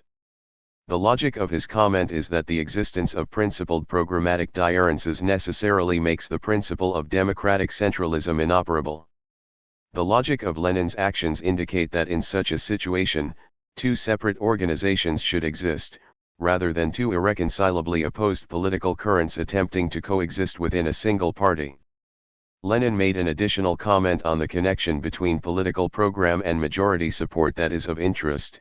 We have been convinced of the correctness of our line on tactics and organization primarily by our long years of acquaintance with the workers' social democratic movement in Russia, and by our participation in it, as well as by our theoretical Marxist convictions. But we are of the opinion that the practical experience of the mass working class movement is no less important than theory, and that this experience alone can serve as a serious test of our principles. Theory, my friend, is gray, but the tree of life is eternally green. Therefore, the fact that, after 2.5 years of struggle against liquidationism and its allies, 4/5 of the class-conscious workers have expressed themselves in favor of Pravdism, strengthens our convictions that our line is correct and makes this conviction unshakable. 21. This statement conveys, with almost telegraphic brevity, the dynamic tension which exists in Lenin's view of the interplay between the revolutionary program and the movement and struggle of the working class. There are, inevitably, ambiguities here that can be resolved only with reference to specific situations. Similarly, democratic centralism is a living reality only in its necessarily varied application in specific contexts. At this time Lenin articulated requirements for party membership and democratic centralism designed to preserve the Bolshevik Party and to sharply delineate it from the liquidators and those inclined to compromise with the liquidators. Not surprisingly, then, these seem considerably more restrictive than his formulations of 1906. In the intervening 8 years, of course, much had changed. The political divergence between Bolsheviks and Mensheviks had deepened and widened dramatically. Through years of discussion and debate, a number of major issues had been clarified within the workers' movement, substantial numbers of working-class activists had been won to Bolshevism, and the Mensheviks had conclusively demonstrated their unwillingness to abide by majority decisions with which they disagreed. Now a cohesive mass organization, adhering to a revolutionary program, existed in the form of a distinct Bolshevik party, and Lenin was determined to prevent its dissolution into a heterogeneous tangle of squabbling factions. Thus a number of positions were deemed deserving of condemnation and not be tolerated in the ranks of illegal RSDLP. This included deprecating the role and importance of the underground, failing to devote all efforts to promoting the development of the illegal press and illegal leaflets, supporting the creation of a purely legal workers' party in Tsarist Russia, opposing revolutionary mass strikes and demonstrations, denigrating the slogans of a democratic republic and Confis 123-123. Cation of landed estates, entering into unauthorized alliances with non-social democratic parties, advancing positions on the question of oppressed nationalities at variance with the 1903 Congress decisions of the RSDLP, and the advancing of positions in the trade unions and other broad workers' organizations at variance with positions of the RSDLP. 22. Lenin also insisted that the principle of federation, or of equality for all trends shall be unreservedly rejected. And the only principle to be recognized shall be that of loyal submission of the minority to the majority. He added that the minority shall have the right to discuss before the whole party, disagreements on program, tactics, and organization in a discussion journal especially published for the purpose, but shall not have the right to publish, in a rival newspaper, pronouncements disruptive of the actions and decisions of the majority. 23. Absent from all of this is the almost unlimited openness and freewheeling tone that seems to characterize Lenin's discussion of democratic centralism in 1906. At the same time, there is an essential continuity between the principle he advocated for the unified party of 1906, in which Bolshevik and Menshevik factions were to coexist, and for the uncompromisingly Bolshevik party established in 1912. And, although the term democratic centralism was apparently absent from Lenin's vocabulary before 1906, the same principle runs through his thinking on organization from the 1890s onward. At this point we can fruitfully summarize Lenin's organizational perspective. 1. The Workers' Party must, first of all, be based on a revolutionary Marxist program and must exist to apply that program to reality in a way that will advance the struggle for socialism. 2. The members of that party must be activists who agree with the basic program, who are committed to collectively developing and implementing the program, and who collectively control the organization as a whole. 3. To the extent that it is possible, the party should function openly and democratically, with the elective principle operating from top to bottom. 4. The highest decision-making body of the party is the Party Congress, made up of delegates democratically elected by each party unit. The Congress should meet at least every 2 years and should be preceded by a full discussion throughout the party of all questions that party members deem important. 5. Between Congresses, a central committee should ensure the cohesion and coordinate the work of the party on the basis of the party program and the decisions of the Congress. In addition, the central committee has a responsibility to keep all local units of the 124 party informed of all party experiences and activities, while the local committees have a responsibility to keep the central committee informed of their individual experiences and activities. Under conditions of severe political repression and in the midst of major struggles, the authority of the central party leadership may assume much greater weight than at other times, yet that leadership is always bound by the revolutionary Marxist program of the party, by the decisions of the Party Congress, and by a responsibility to the membership as a whole. 6. It is assumed that within the general framework of the revolutionary program there will be shades of difference on various programmatic, tactical, and practical questions. These should be openly discussed and debated, particularly before party congresses. Within limits which vary depending on time, place, and circumstance, such differences can be aired publicly. All members should be encouraged to participate in this discussion process and should have an opportunity to make their views known to the party as a whole. It is assumed that at times, groupings will form around one or another viewpoint or even around a full-fledged platform that certain members believe the party should adopt. This, as opposed to groupings based on personal likes and dislikes, and ill-defined moods and biases, provides a basis for ongoing political clarity and programmatic development, which are essential to the health and growth of the party. 7. All questions should be decided on the basis of democratic vote, after which the minority is expected to function loyally in the party, and particularly, to in no way undermine the specific actions decided on. 8. Local units of the party must operate within the framework of the party program and of the decisions of the party as a whole, but within that framework they must operate under the autonomous and democratic control of the local membership. This list describes an organization functioning according to the principle of democratic centralism. It also describes the way in which Lenin thought an organization should function in 1900, in 1906, as well as in 1914 and afterward. The manner in which democratic centralism could or should be applied would vary depending on the specific circumstances. But the Bolshevik Party functioned according to the democratic centralist principle from 1912 until well after the Bolshevik Revolution of 1917. 3. Lenin's iron grip. We have noted Alfred Meyer's view that democratic centralism operated success 125 fully only while the party was commanded by a strong leader who ruled it with an iron grip. As we can see, such a notion is inconsistent with the democratic centralist principle. But what about the actual practice? Lenin was the central leader of the Bolsheviks from 1903 until his illness and death in 1923 to 1924. Why was this the case? Does it indicate an element of truth in Meyer's assertion? Perhaps democratic centralism applied equally to all, but Lenin was more equal than others. It is worth asking if in some sense he operated above the democratic centralist principle, or somehow ensured that it was applied in a manner that guaranteed his rule over the organization. Scholars such as Robert V. Daniels have asserted that despite Lenin's verbal obeisance to democratic principles, his centralist conceptions when consistently applied rendered the democratic ideal an empty illusion. The problem was that Lenin was a man who could bow to no contrary will. 24. Actually, Lenin continually faced disagreements and opposition from his comrades.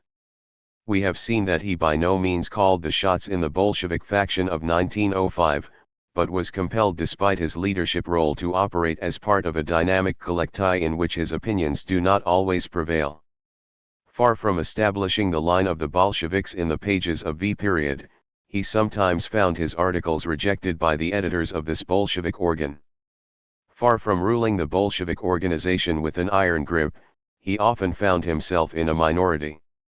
This was true not only in 1905, but also initially in an internal struggle among the Bolsheviks in 1907 to 1909, it was the case immediately after Lenin won this particular struggle, and in the period leading up to the founding of the Bolshevik Party in 1912.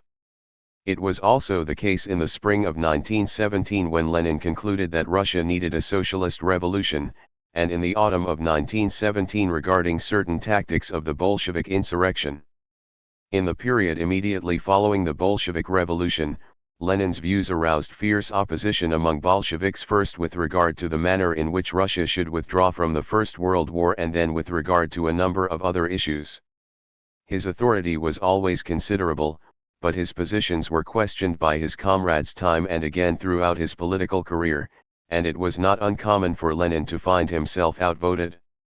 More often than not, after initial defeats, Lenin eventually was able to win majorities to his positions.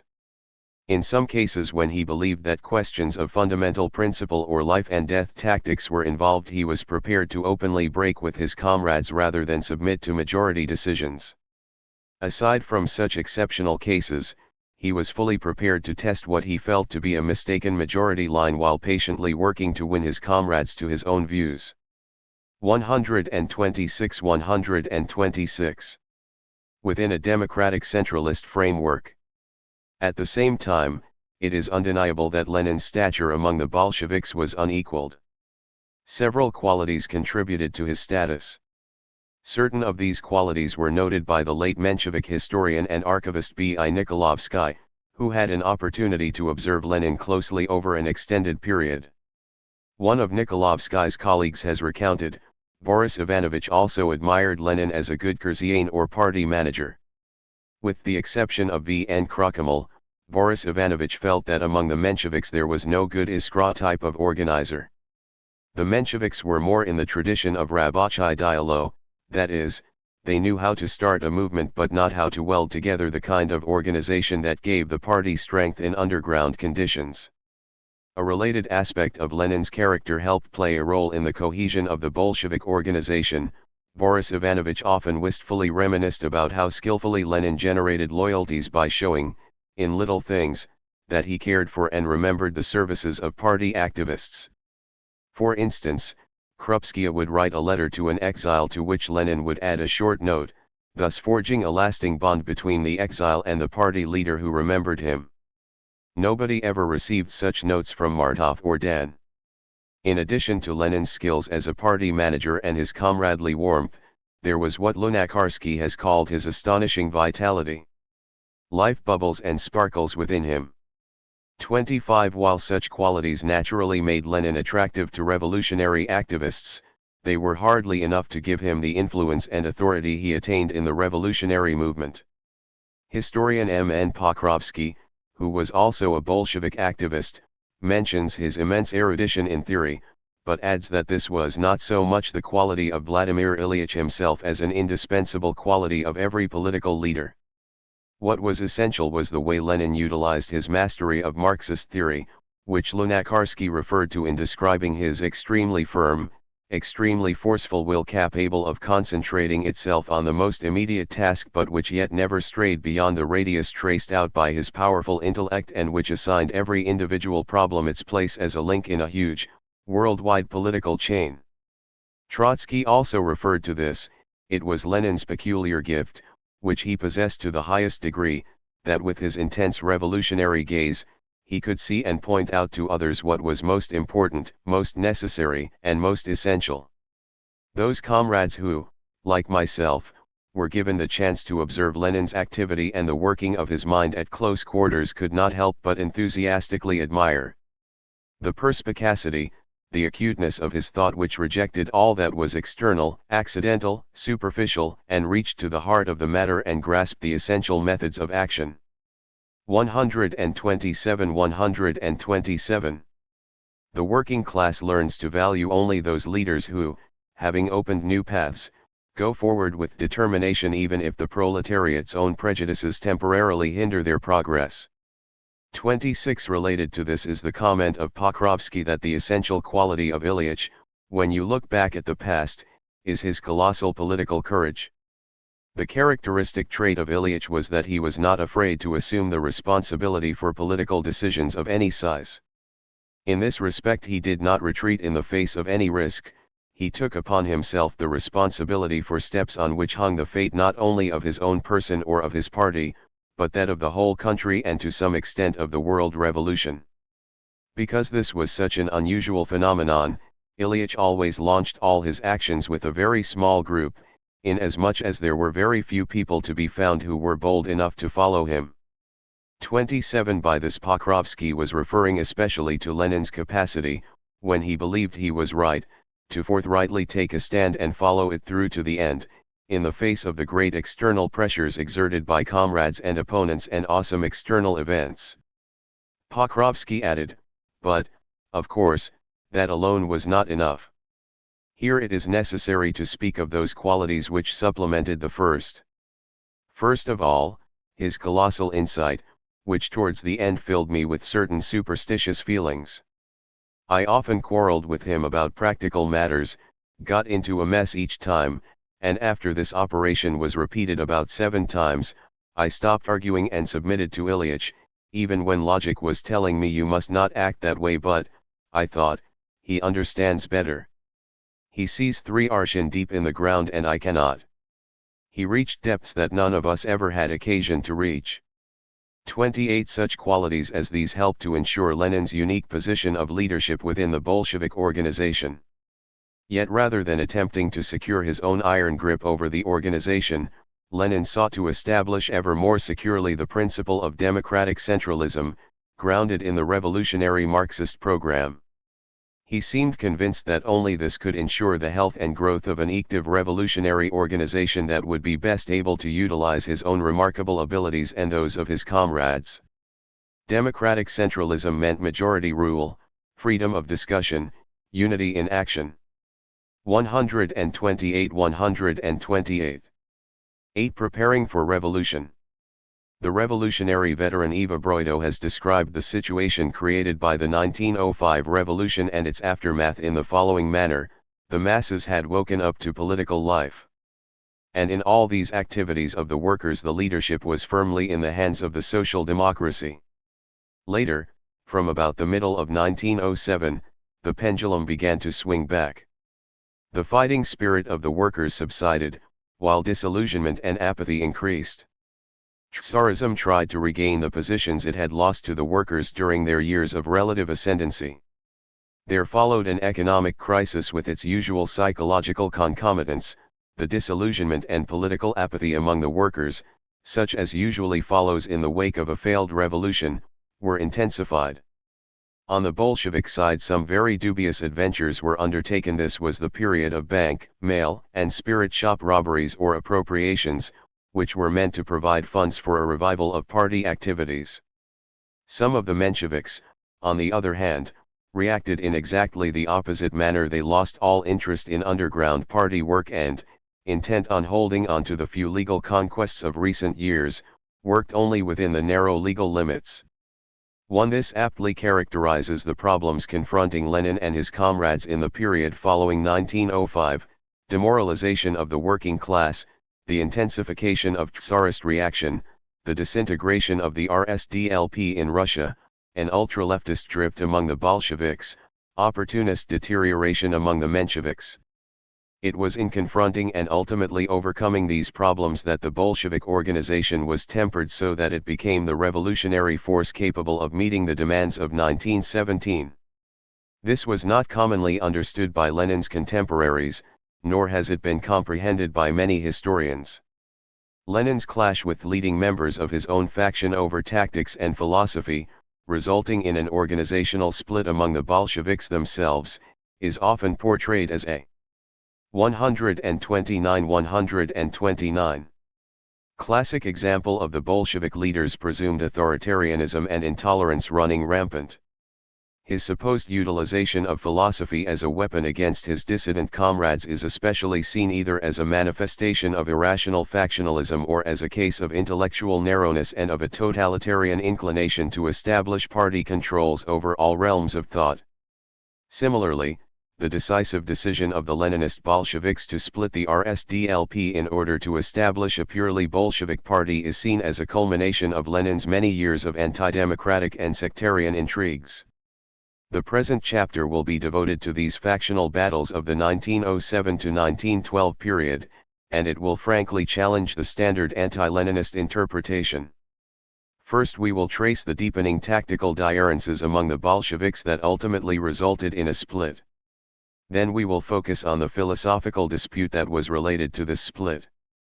We will describe the distinctive orientation of Alexander Bogdanov and contrast it with that of Lenin, and suggest how these counterposed philosophies relate to practical politics. Finally, we will examine the 5-year dispute of Lenin and his co-thinkers with the Mensheviks that led to the Bolshevik organization's establishing itself as a distinct party. What will be argued here is that, in each case, the general thrust of Lenin's position made sense, being consistent with the principled revolutionary politics of democratic centralism and of Marxism to which he was committed.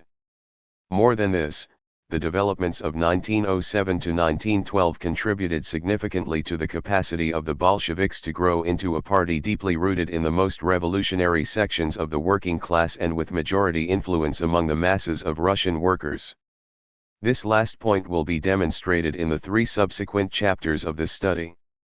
1. Overcoming ultraleftism. The activities of the Bolshevik organization in 1905 to 1907 were overseen by the Troika of Lenin, Alexander Bogdanov, and Leonid Krusin.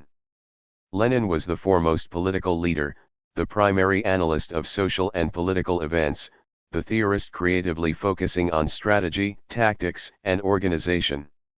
With the assistance of N.K. Krupskaya, he was involved in the overall direction of Bolshevik activities but as an émigré functioning abroad. Bogdanov coordinated the Bolsheviks' practical work inside Russia itself, and he also directed the work of the Bolshevik deputies elected to the Second Duma, a quasi-parliament set up by the Tsarist regime in 1906. Krusin, an engineer by training, had been won to Bolshevism by Bogdanov. Before his conversion to Bolshevism he had been the only member of the RSDLP Central Committee inside Russia who had not been arrested, and when he threw his support to the Bolshevik Third Congress of 1905, he gave it a certain legitimacy it would 130 not have had otherwise. As part of the Troika, Krusin assumed responsibility for procuring funds to support Bolshevik activities, was in charge of coordinating the Bolsheviks' armed fighting groups, and was centrally involved in the technical work of producing and distributing Bolshevik newspapers. 2. In the aftermath of the 1905 revolution, the Bolshevik organization became divided over a growing number of political questions.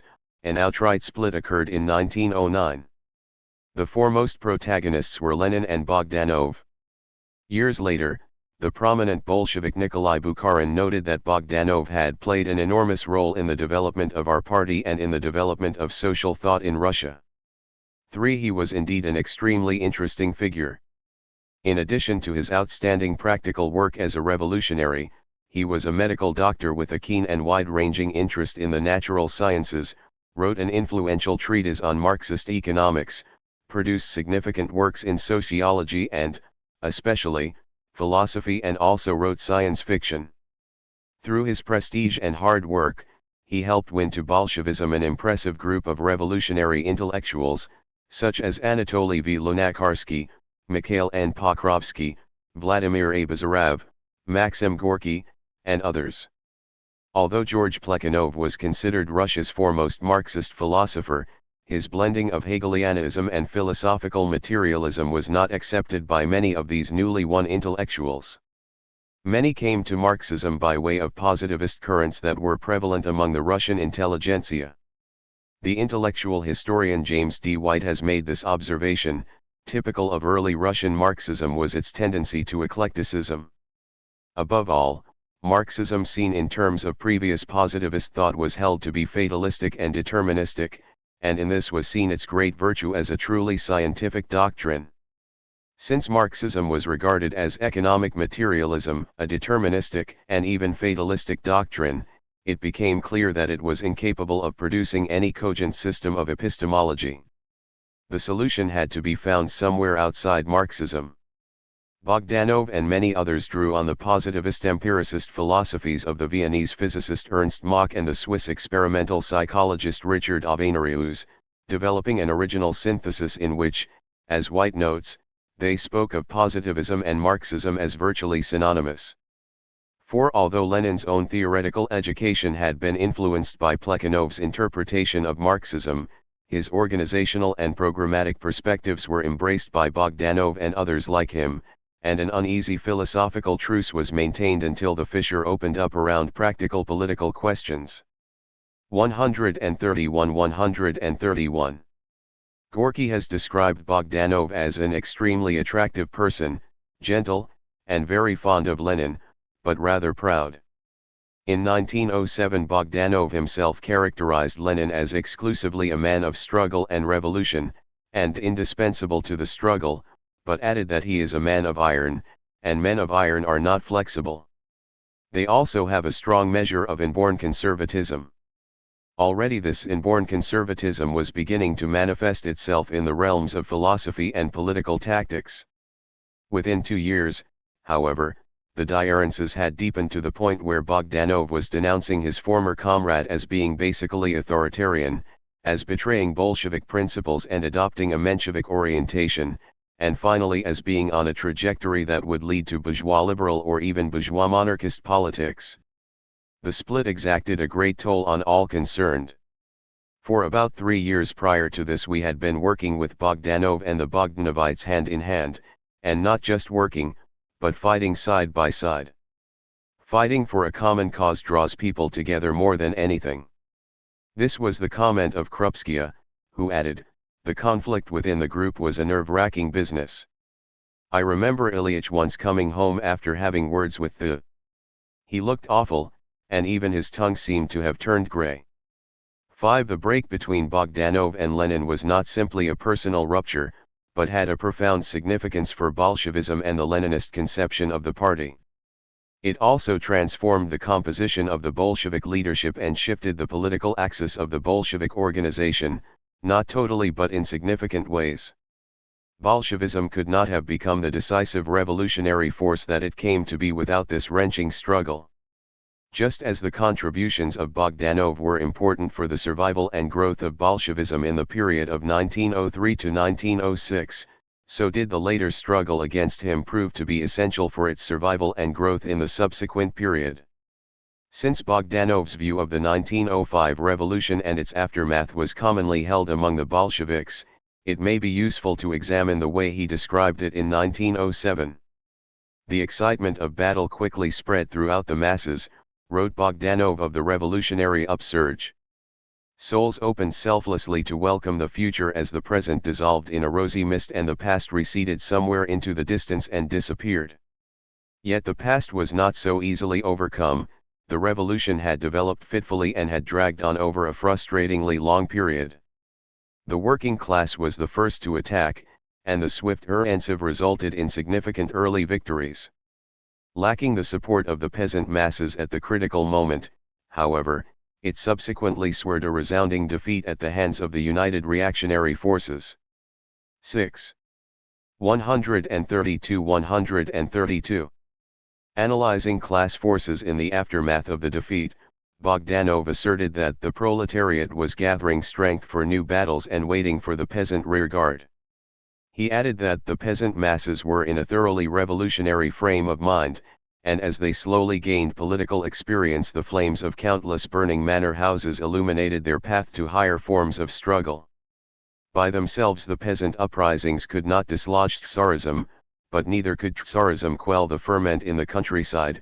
Besides bloodily repressing the peasantry, the old regime also attempted to bribe part of it by selling plots of land, but the whole scheme was managed so idiotically and on such a petty scale that nothing came of it. Meanwhile, the bourgeoisie Exhausted by the storms of revolution and intimidated by the independence and energy of the first offensives of the proletariat, drifted further and further to the right. 7. The analysis up to this point was shared by all Bolsheviks. But on the question of what to do next, differences began to emerge. Bogdanov observed that the landowners and bourgeoisie entered into negotiations with the government, haggling to settle their internal differences so as to be able to crush the revolution once and for all. Disguised in the form of a parliamentary comedy, these attempts repeatedly ran aground against the uncompromising attitude of the reactionary feudal landlords. Puppet parliaments were convened and brutally dissolved one after the other. These puppet parliaments were called Dumas. The first Duma had been promised during the tumultuous events of 1905, and the revolutionary parties not inclined to compromise with Tsarism had declared a boycott of the March 1906 Duma elections. As a consequence, the new bourgeois liberal Constitutional Democrat Party became the dominant force in the first Duma.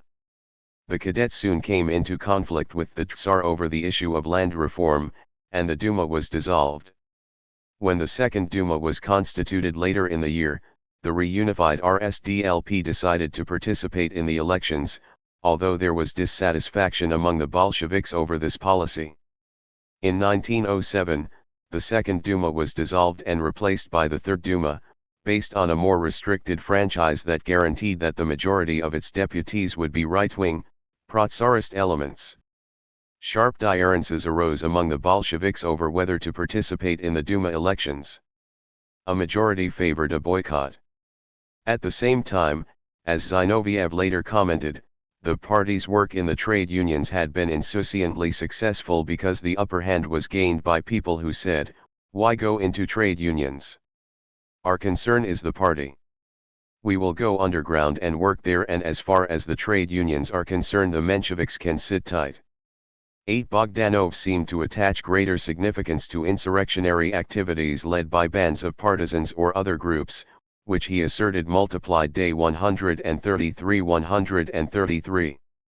By day, he believed that we were clearly on our way toward new and decisive battles, that it was obviously impossible to maintain a balance between reaction and terror. A new upsurge was inevitable and near at hand. 9. This viewpoint coincided with the impulses of the Bolshevik majority at that time. In the latter part of 1905 and into the first months of 1906, Lenin had also given great stress to insurrectionary activity, believing that the 1905 upsurge had not been decisively defeated, and as Bogdanov put it, that a new upsurge was near at hand. Lecturing a Menshevik worker at the Unity Congress of 1906, he admonished, "Your friends want to sit in Parliament, while we are convinced that the working class has got to prepare for battle." 10. In the autumn of 1905, he had urgently written the following to his comrades. Squads must at once begin military training by launching operations immediately, at once. Some may at once undertake to kill a spy or blow up a police station, others to raid a bank to confiscate funds for the insurrection, others again may drill or prepare plans of localities, etc. But the essential thing is to begin at once to learn from actual practice. Have no fear of these trial attacks. They may, of course, degenerate into extremes, but that is an evil of the morrow, whereas the evil today is our inertness, our doctrinaire spirit, our learned immobility, and our senile fear of initiative. Let every group learn, if it is only by beating up policemen, a score or so victims will be more than compensated for by the fact that this will train hundreds of experienced fighters, who tomorrow will be leading hundreds of thousands. 11. That the Bolsheviks should think in such terms is hardly surprising, given the context. The regime they were up against was prepared to shoot down hundreds of unarmed men, women, and children of the working class engaged in peaceful protest, as Bloody Sunday had shown. It was similarly inclined to organize the goon squad/death squad networks of the Black Hundreds, to unleash vicious and lethal pogroms against the Jews and other scapegoats, and to engage in massacres among the rebellious peasantry. 12. Only through the most relentless armed struggle could such a murderous tyranny be vanquished, and the opportunity seemed to exist in 1905. The working-class poet Yevgeny Tarasov expressed a common sentiment of radicalized workers, particularly the younger militants swept up in the 1905 upheaval, when he wrote, "Only what is taken by 134 4/will live, will be holy/will be taken forever." 13 For the following year and a half, Lenin continued to support the organization and activity of the armed groups. One of the most controversial aspects of their activity were the expropriations, armed robberies to finance Bolshevik activities. The Mensheviks in particular were horrified by this policy and created a scandal to discredit the Bolsheviks. But even among the Bolsheviks themselves there was opposition. Cecilia Bobrovskaya, a veteran Bolshevik underground worker, later wrote, "In the summer of 1906 our armed workers units, which had played such a militant role in the October-December days in 1905, although formally connected with our party organization, began gradually to drift away from it and finally broke up into disorganized groups of boyviki, independently becoming expropriators, and bringing the poison of decay into our ranks." Another veteran Bolshevik, Mikhail Almansky, recalled that not a few of the fine youth perished on the gibbet, others degenerated, still others were disappointed in the revolution. At the same time people at large began to confound revolutionists with ordinary bandits. Bobrovskaya added, in the autumn of 1906 the Ivanovo Committee issued a leaflet in which it disclaimed all connection with the boyviki or their expropriation activities which had degenerated into mere robbery and even murder. In order to give a political color to their misdeeds the boyviki eared part of their spoils to our organization, but we refused to touch their money under any circumstances. 14 For a time Lenin did not share this attitude. As Trotsky later noted, the Bolsheviks, in direct contact with the fighting detachments, had extremely convincing observations of their own, which Lenin, again an emigrant, did not have. Without corrections from below, the leader of the greatest genius is bound to make crude errors. Yet as early as the autumn of 1906, comments Jory Swain, Lenin was becoming worried by the independence of the fighting groups from party control, especially since Krusin had his own secretariat for military affairs, although Lenin's wife, Krupskaya, acted as secretary in all political matters. All too easily, Krusin's units seemed to get involved in adventures or go to extremes. Nonetheless, Krusin spent much time and money during 1906 in gun running and buying explosives so that the fighting groups were well armed. By late 1907, as Trotsky later wrote, Lenin changed front and came out more resolutely than ever against the tactic of expropriations, which for a time became the heritage of the left wing among the Bolsheviks. 15 This coincided with Lenin's conclusion, after the Tsar's dissolution of the Second Duma, that the revolutionary wave of 1905 had receded for the foreseeable future. He had always, as we have seen, had misgivings about the impulse among many of his comrades to abstain from what were 135 perceived as unrevolutionary activities of the masses of the workers. Now he dramatically broke with them over the question of participation in the Duma. The July 1907 Fourth Congress of the RSDLP provided the occasion for this confrontation, around the issue of what to do regarding the Third Duma.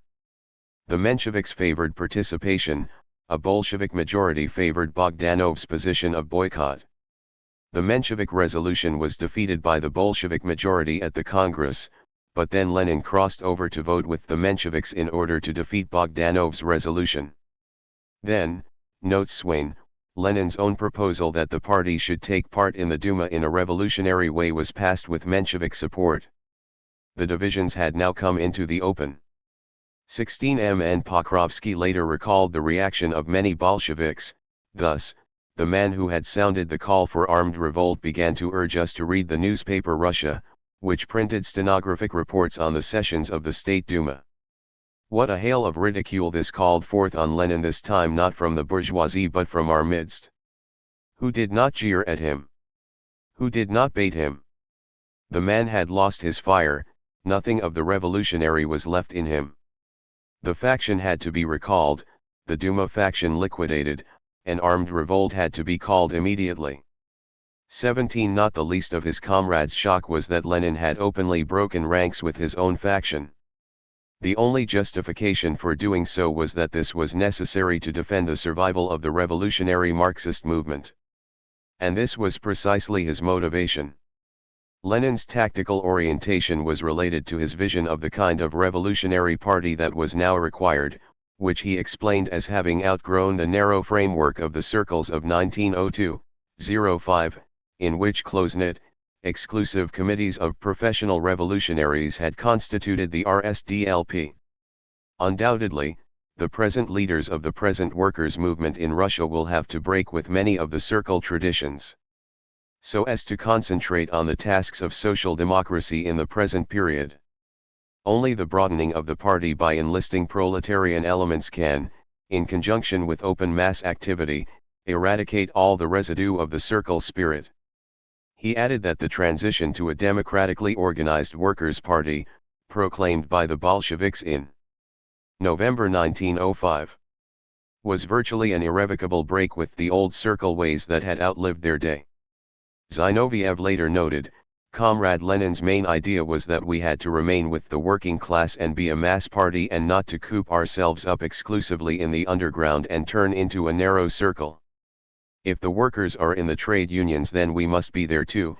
If we can send just one man into the Tsar's Duma, then we shall. Let him tell the workers the truth and we can publish his speeches as leaflets. If something 136 can be done for the workers in the workers' clubs, then we shall be there. We have to use every legal opportunity, so as not to divorce ourselves from the masses. 18. Bogdanov and like-minded thinkers, on the other hand, saw the three principal tasks of the party as being cultivation of the illegal organization of the party, extension of socialist information and propaganda, and theoretical and practical military preparations for the oncoming revolution. As Jory Swain observes, also, Bogdanov and Krasin diverted party funds into revolutionary partisan operations and vigorously opposed Bolshevik participation in the new parliament. By the summer of 1908, the Bogdanovites were preparing to found a school for party activists at Maxim Gorky's summer mansion at Kopri. They hoped this would provide a center around which non-Leninist Bolsheviks could organize themselves and thereby achieve the revitalization of Bolshevism. 19. N. K. Krupskaya later wrote the following: a Bolshevik, they declared, should be hard and unyielding. Lenin considered this view fallacious.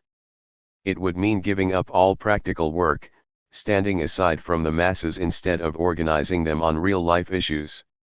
Prior to the revolution of 1905, the Bolsheviks showed themselves capable of making good use of every legal possibility, of forging ahead and rallying the masses behind them under the most adverse conditions.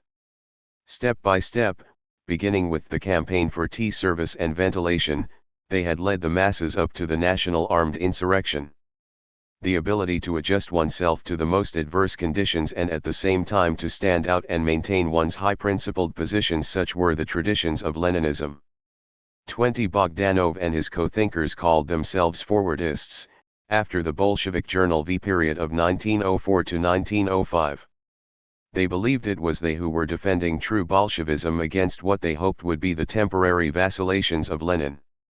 Bogdanov later explained that Lenin and others have come to the conclusion that we must radically change the previous Bolshevik evaluation of the present historical moment and hold a course not toward a new revolutionary wave, but toward a long period of peaceful, constitutional development. This brings them close to the right wing of our party, the Menshevik comrades. Bolshevism continues to exist as before. Comrades, a glorious cause, political, cultural, social, stands before us. It would be shameful for us if leaders who have outlived their times, overcome by adversity, should prevent us from fulfilling it. We will proceed on our way according to the old slogan, with our leaders, if they wish, without them if they do not, against them, if they oppose us. 21. 137. Lenin, however, insisted that the new period required a shift. During the revolution we learned to speak French, i.e., to introduce into the movement the greatest number of rousing slogans, to raise the energy of the direct struggle of the masses and extend its scope.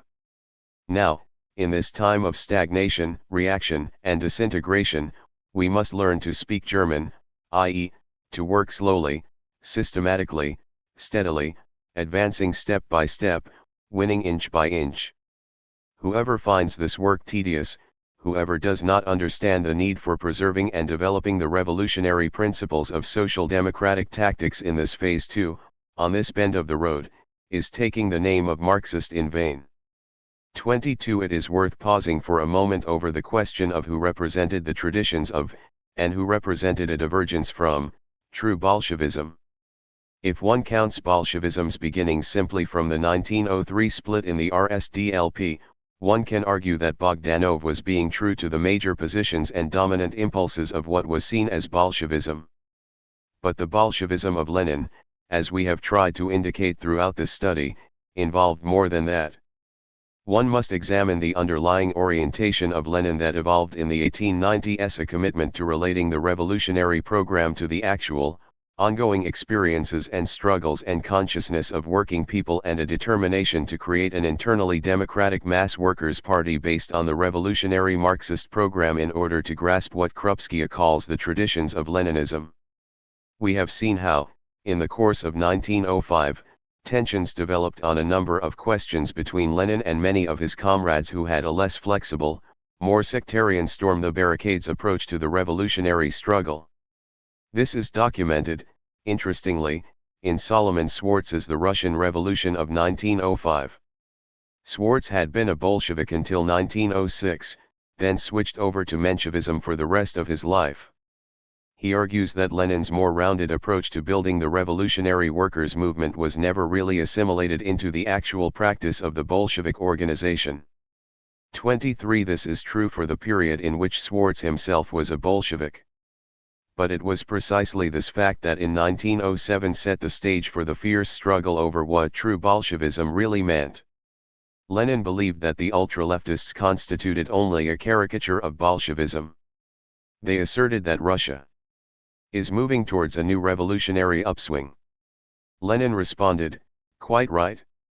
She is only moving towards an upswing, i.e., there is no upswing yet. That is what this means, both in logic and grammar. It appears, however, that this still non-existing upswing is characterized by a sharp conflict, etc. The result is utter nonsense. The ultra-leftists, he concluded, are incapable of characterizing the present. They characterize the future, which we are moving towards, in order to cover up failure to understand the present. 24. 138. Taken separately, the daring positions of Bogdanov and Lenin could be termed merely tactical differences. Taken together, they eventually constituted a sharp strategic, practical programmatic divergence, which also found expression in the realm of theory and philosophy. The divergence within the Bolsheviks' leading troika eked the entire Bolshevik organization, necessitating the creation by mid-1907 of a more broadly representative Bolshevik center to coordinate the faction's activities. Bogdanov had considerable authority, and a majority or near majority of Bolshevik groups in Russia were first inclined to support him. Soon the balance began to shift. Among those rallying to Lenin's orientation were activists inside Russia who were to become some of Bolshevism's foremost leaders, such as Gregory Zinoviev, Lev Kamina, Alexei Rykov, and Mikhail Tomsky. While their opponents and unsympathetic historians have been inclined to dismiss them as Lenin's yes-men, they proved to be talented, capable, and independent-minded revolutionary leaders who were fully prepared to disagree with Lenin on a variety of issues. But they happened to disagree with Bogdanov's basic orientation even more. At the beginning of 1909, they concurred with Lenin on the need to expel Bogdanov and Kherson from the Bolshevik center. It should be remembered that these two were channeling Bolshevik funds into maintaining the armed groups, into preparing their own school at Kopri, and into other activities not supported by the Bolshevik organization as a whole. 25. Bogdanov demanded a general conference of the Bolshevik faction, convinced that he would be able to win a majority, overturn the decisions and authority of the Bolshevik center, and save Bolshevism from Lenin's semi-Menshevik orientation. Instead, Lenin and a majority of the Bolshevik center decided to conclude the 18-month struggle inside the Bolshevik faction by engineering a conference of the extended editorial board of the Bolshevik newspaper Proletariat. This conference stated in its resolutions that tendencies were beginning to appear within the Bolshevik section which run counter to Bolshevism with its specific tactical principles, and which disassociated the Bolshevik faction from the ultra-left positions of Bogdanov and those sharing his views. When Bogdanov declared that he would refuse to accept the decisions of this rather irregular conference, he was expelled from the Bolshevik faction. When he again demanded a more authoritative conference of the Bolshevik faction, Lenin and the remaining Bolshevik leaders refused to comply. Lenin stated, "The Bolsheviks have to lead the party. To do so they must know their course, they must stop hesitating, they must stop wasting time on persuading waverers, and fighting dissidents in their own ranks." 26 He elaborated as follows, 139-139. In our party Bolshevism is represented by the Bolshevik section. But a section is not a party. A party can contain a whole gamut of opinions and shades of opinion, the extremes of which may be sharply contradictory. That is not the case with a section. A section in a party is a group of like-minded persons formed for the purpose primarily of influencing the party in a definite direction, for the purpose of securing acceptance for their principles in the party in the purest possible form. For this, real unanimity of opinion is necessary. The diarrhent standards we set for party unity and sectional unity must be grasped by everyone who wants to know how the question of the internal discord in the Bolshevik section really stands. 27. Some historians have asserted that at the Proletariat meeting Bogdanov and his followers were presumptuously expelled from the party by Lenin, but as we can see, this is false. As Lenin explained to Maxim Gorky, the separation of the two Bolshevik currents within the RSDLP framework would show the workers clearly, directly, and definitely two ways out. The Social Democratic workers will make their choice easily and swiftly, for the tactics of preserving the revolutionary words of 1905-06 instead of applying the revolutionary method to a new, diarrhent situation, to a changed epoch, which demands diarrhent methods and diarrhent forms of organization. These tactics are dead. The proletariat is moving towards revolution and will come to it, but not in the way it did prior to 1905. Lenin emphasized that Bogdanov and his followers were distinct from Lenin's faction but not outside the party. The divergence resulting from this is, undoubtedly, deep enough to make a split at least abroad inevitable. But it does not come anywhere near the split between the Bolsheviks and Mensheviks, if one is to speak of the depth of the split in the party, in social democracy, among Marxists. 28 Regardless of the insights one might gain from this, one should not fail to recognize that Lenin's mode of operation within the Bolshevik faction at this point, utilizing an expanded conference of the Proletariat editorial board rather than a broader and more representative conference of the faction as a whole in order to defeat Bogdanov, appears to contradict the principles of democratic centralism. This is precisely the kind of muddy problem that Marcel Liebman referred to when criticizing Lenin's implacable campaign against opponents in the RSDLP. A hostile historian of Leninism, Bertram D. Wolfe, has grappled with this question in a more skillful manner than Liebman, and what he says merits attention. The question arises, why did Lenin choose to expel such subjectively loyal revolutionists, in place of taking his chances on persuading them, or persuading his faction? 140 against them, while permitting them to remain within it. The answer to this we find in Lenin's temperament, in the orthodoxy-heresy atmosphere of Russian political thought, in the bitterness of the years of reaction, in Lenin's conception of the nature of a faction, and, above all, in his fear that they might capture the group machinery or get in the way of its proper functioning. They were the more dangerous to him because the type of instinctively rebellious workers to whom Bolshevism appealed was easily influenced by this one-sided, romantic extension of a major aspect of that in Lenin which appealed to them most. 29. The point should be made that the separation from the ultra-left was not simply the result of an organizational maneuver, but was the conclusion of a thoroughgoing ideological dispute in which counterposed perspectives were openly laid out. Lenin explained, "We did everything possible, we left nothing untried, to persuade dissenting comrades, we were at it for over 18 months. But as a wing, i.e., a union of like-minded people in the party, we cannot work without unanimity on fundamental issues." 30. It must be realized also that this was an extraordinarily difficult period. Truly extraordinary measures were required to preserve an organization capable of advancing the revolutionary program to which Lenin was committed. We saw in the 1905 to 1906 period how flexible was Lenin's conception of democratic centralism.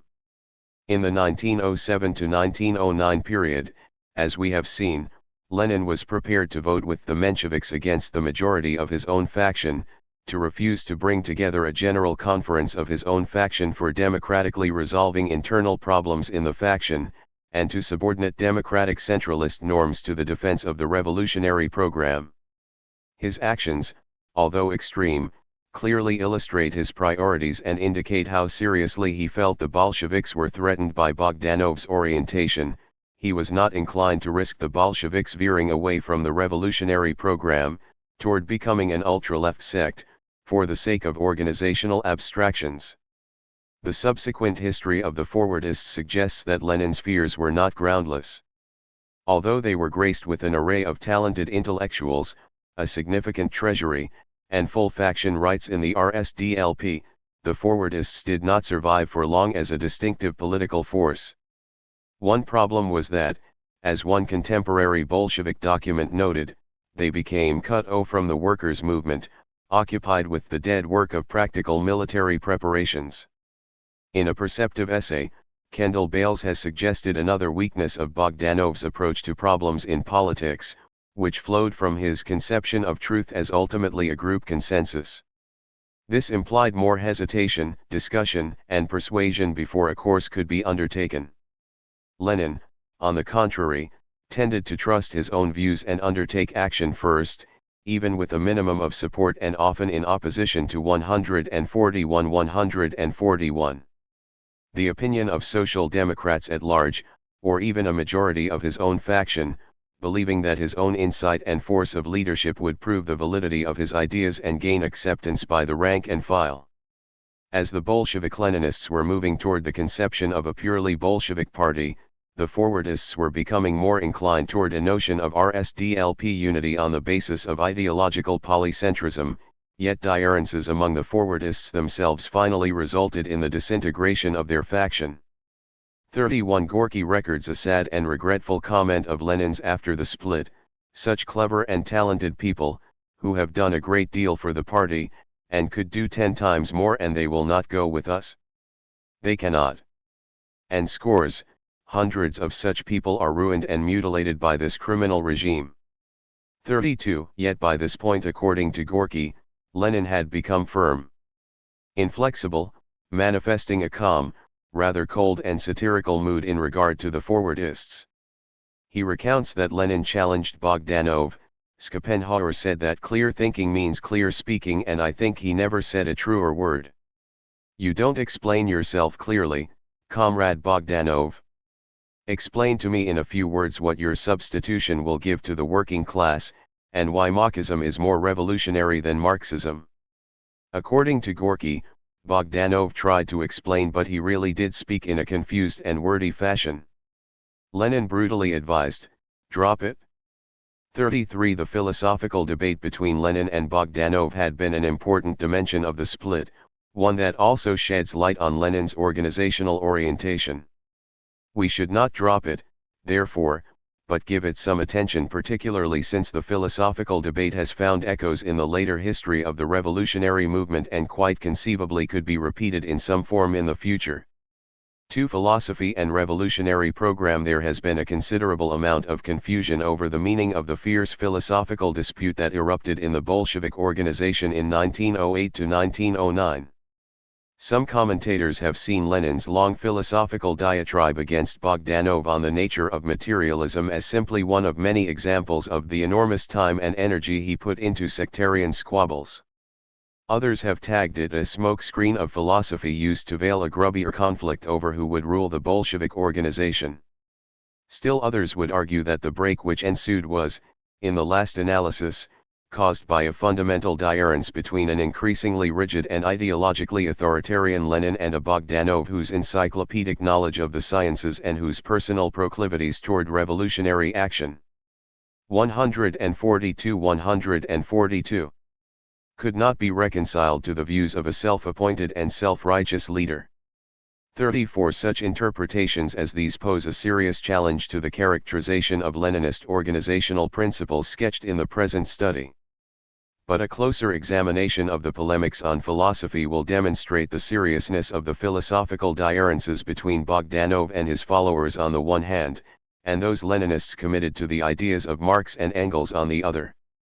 And the philosophical divergence, as we shall see, had programmatic implications no less significant than the tactical differences we have just examined. Bogdanov and his co-thinkers blended the ideas of Marx and Engels with the empiria criticism of Ernst Mach and Richard Avenarius. A. V. Lunacharsky later explained, "We were all deeply interested in the philosophical side of Marxism and we were anxious to strengthen its epistemological, ethical, and aesthetical aspects, independently of Kantianism. And without falling into the narrow French encyclopedist orthodoxy on which Plekhanov was seeking to base Marxism." According to Bogdanov, the philosophy of the proletariat needs further elaboration, not only because Marx and Engels did not succeed in formulating it fully enough, but also because of the new accumulation of new scientific material which philosophy must take into account. Such an approach was by itself guaranteed to generate controversy. Bogdanov called his synthesis empirio-monism and asserted that it corresponded to the philosophy of the proletariat. 35 Lenin was hardly the only Russian Marxist to attack Bogdanov's philosophy, nor were his criticisms nastier than those of the other critics.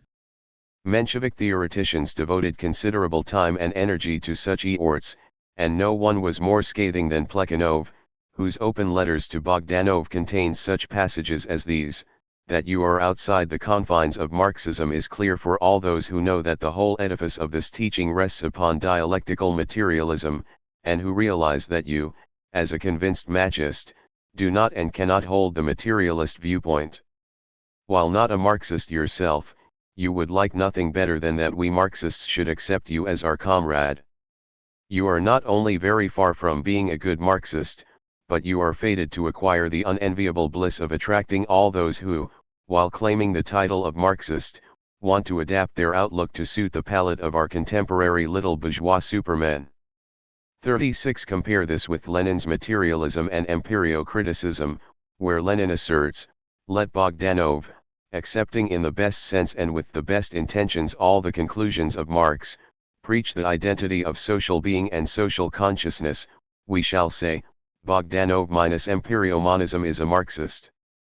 37 143 Lenin had been aware of Bogdanov's distinctive views since at least 1902, and at least since 1904 he had been convinced that the blend of Marxism and empiria criticism posed a serious challenge to what he viewed as the scientific and dialectical materialist foundations of Marxism.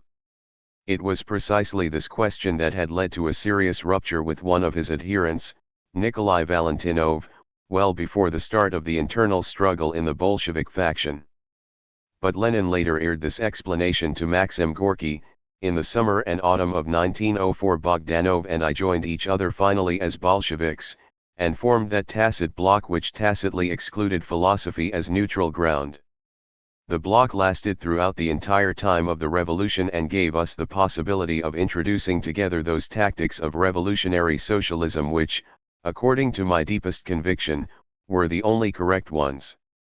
He added that a certain amount of conflict among the Bolsheviks on the philosophical question is, I think, unavoidable, but that we must carry on our scrap with each other about philosophy in a way that would not hamper the cause of carrying out the tactics of revolutionary social democracy in the party.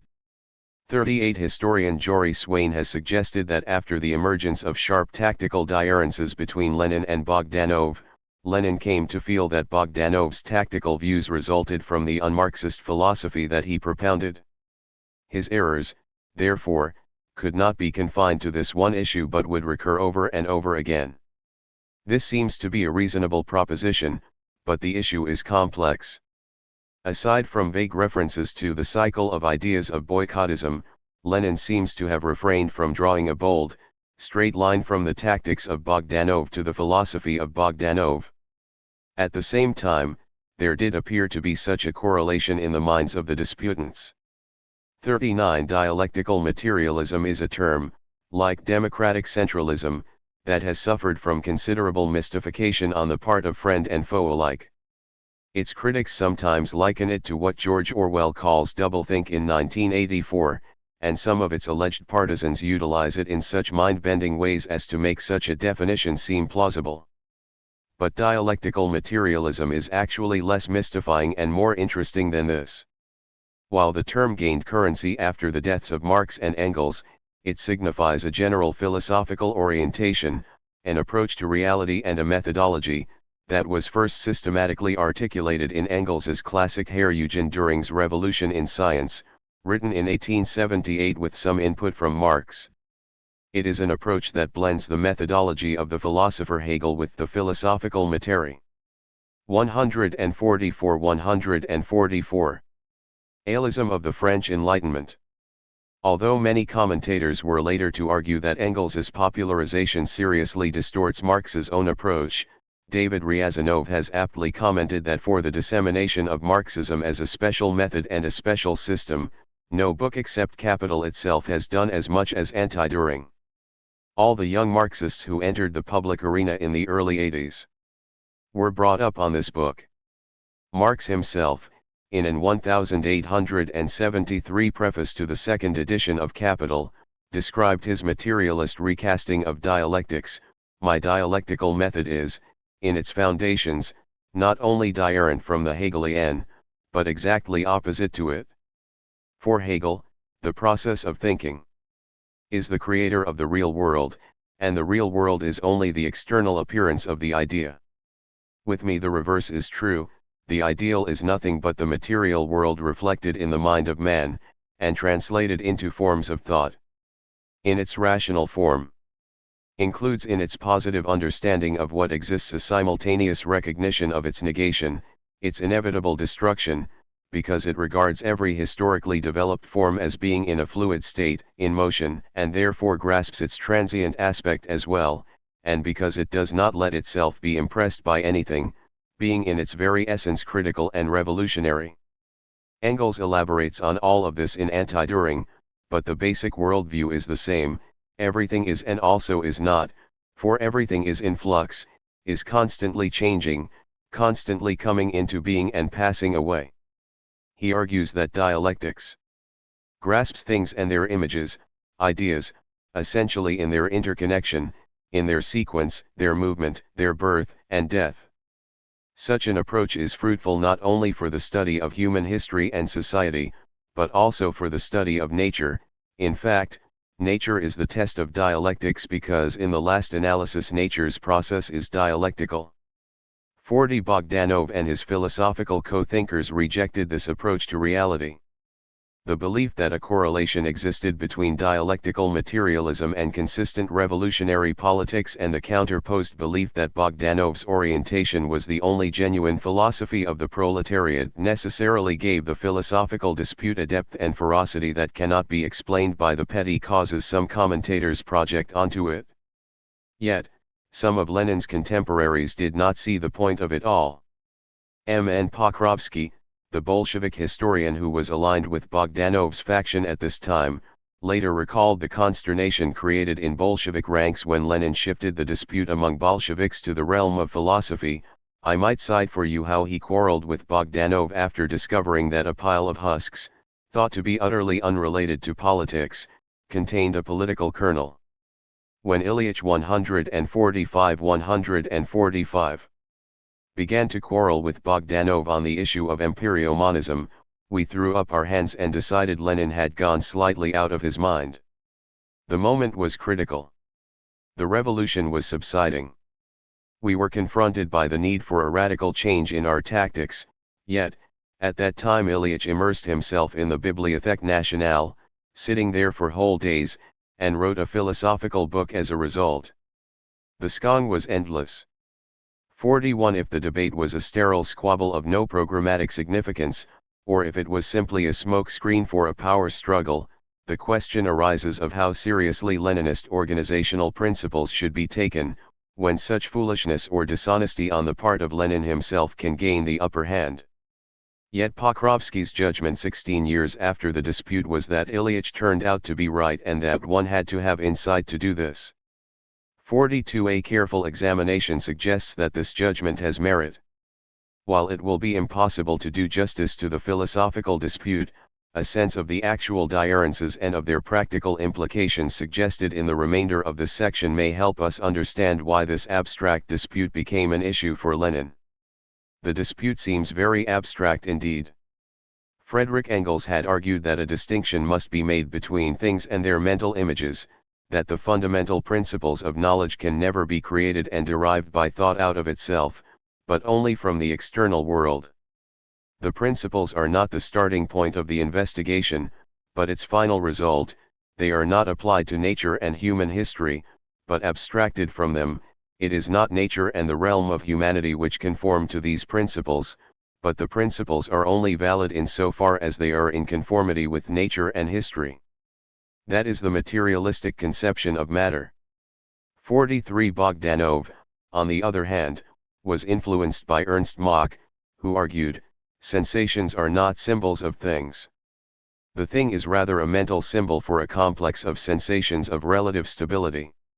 Not the things but colors, sounds, pressures, spaces, times are the real elements of the world. Following Mach, Bogdanov asserted that matter does not exist as a thing in itself but rather is inseparable from human sensations, that matter, the material world, objective reality are only concepts constructed on the basis of human sensations or experience, and do not exist beyond experience. Engels believed that truth could be grasped only through the disciplined study of objective reality.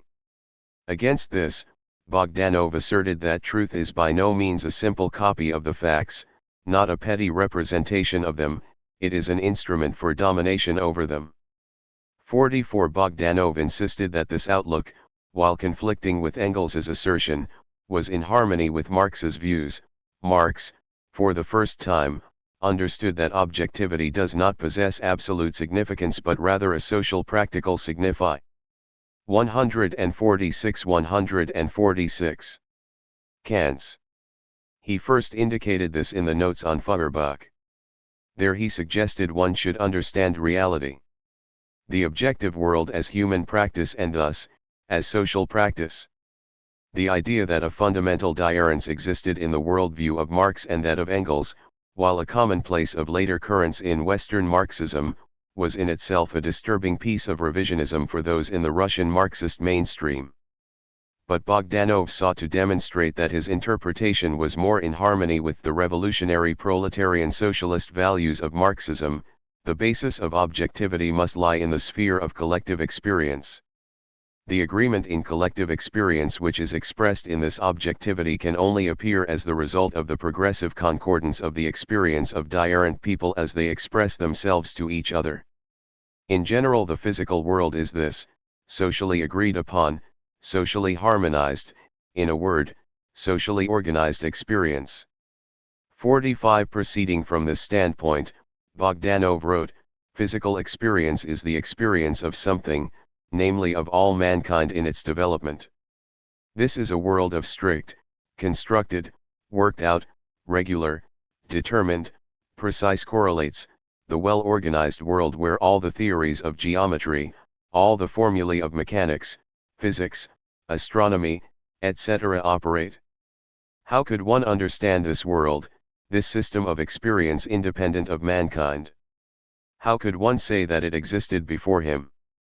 A sympathetic latter-day expositor of Bogdanov's viewpoint, Michael Bohl, explains that Bogdanov was not really denying that the world existed before mankind. Of course the world existed before man.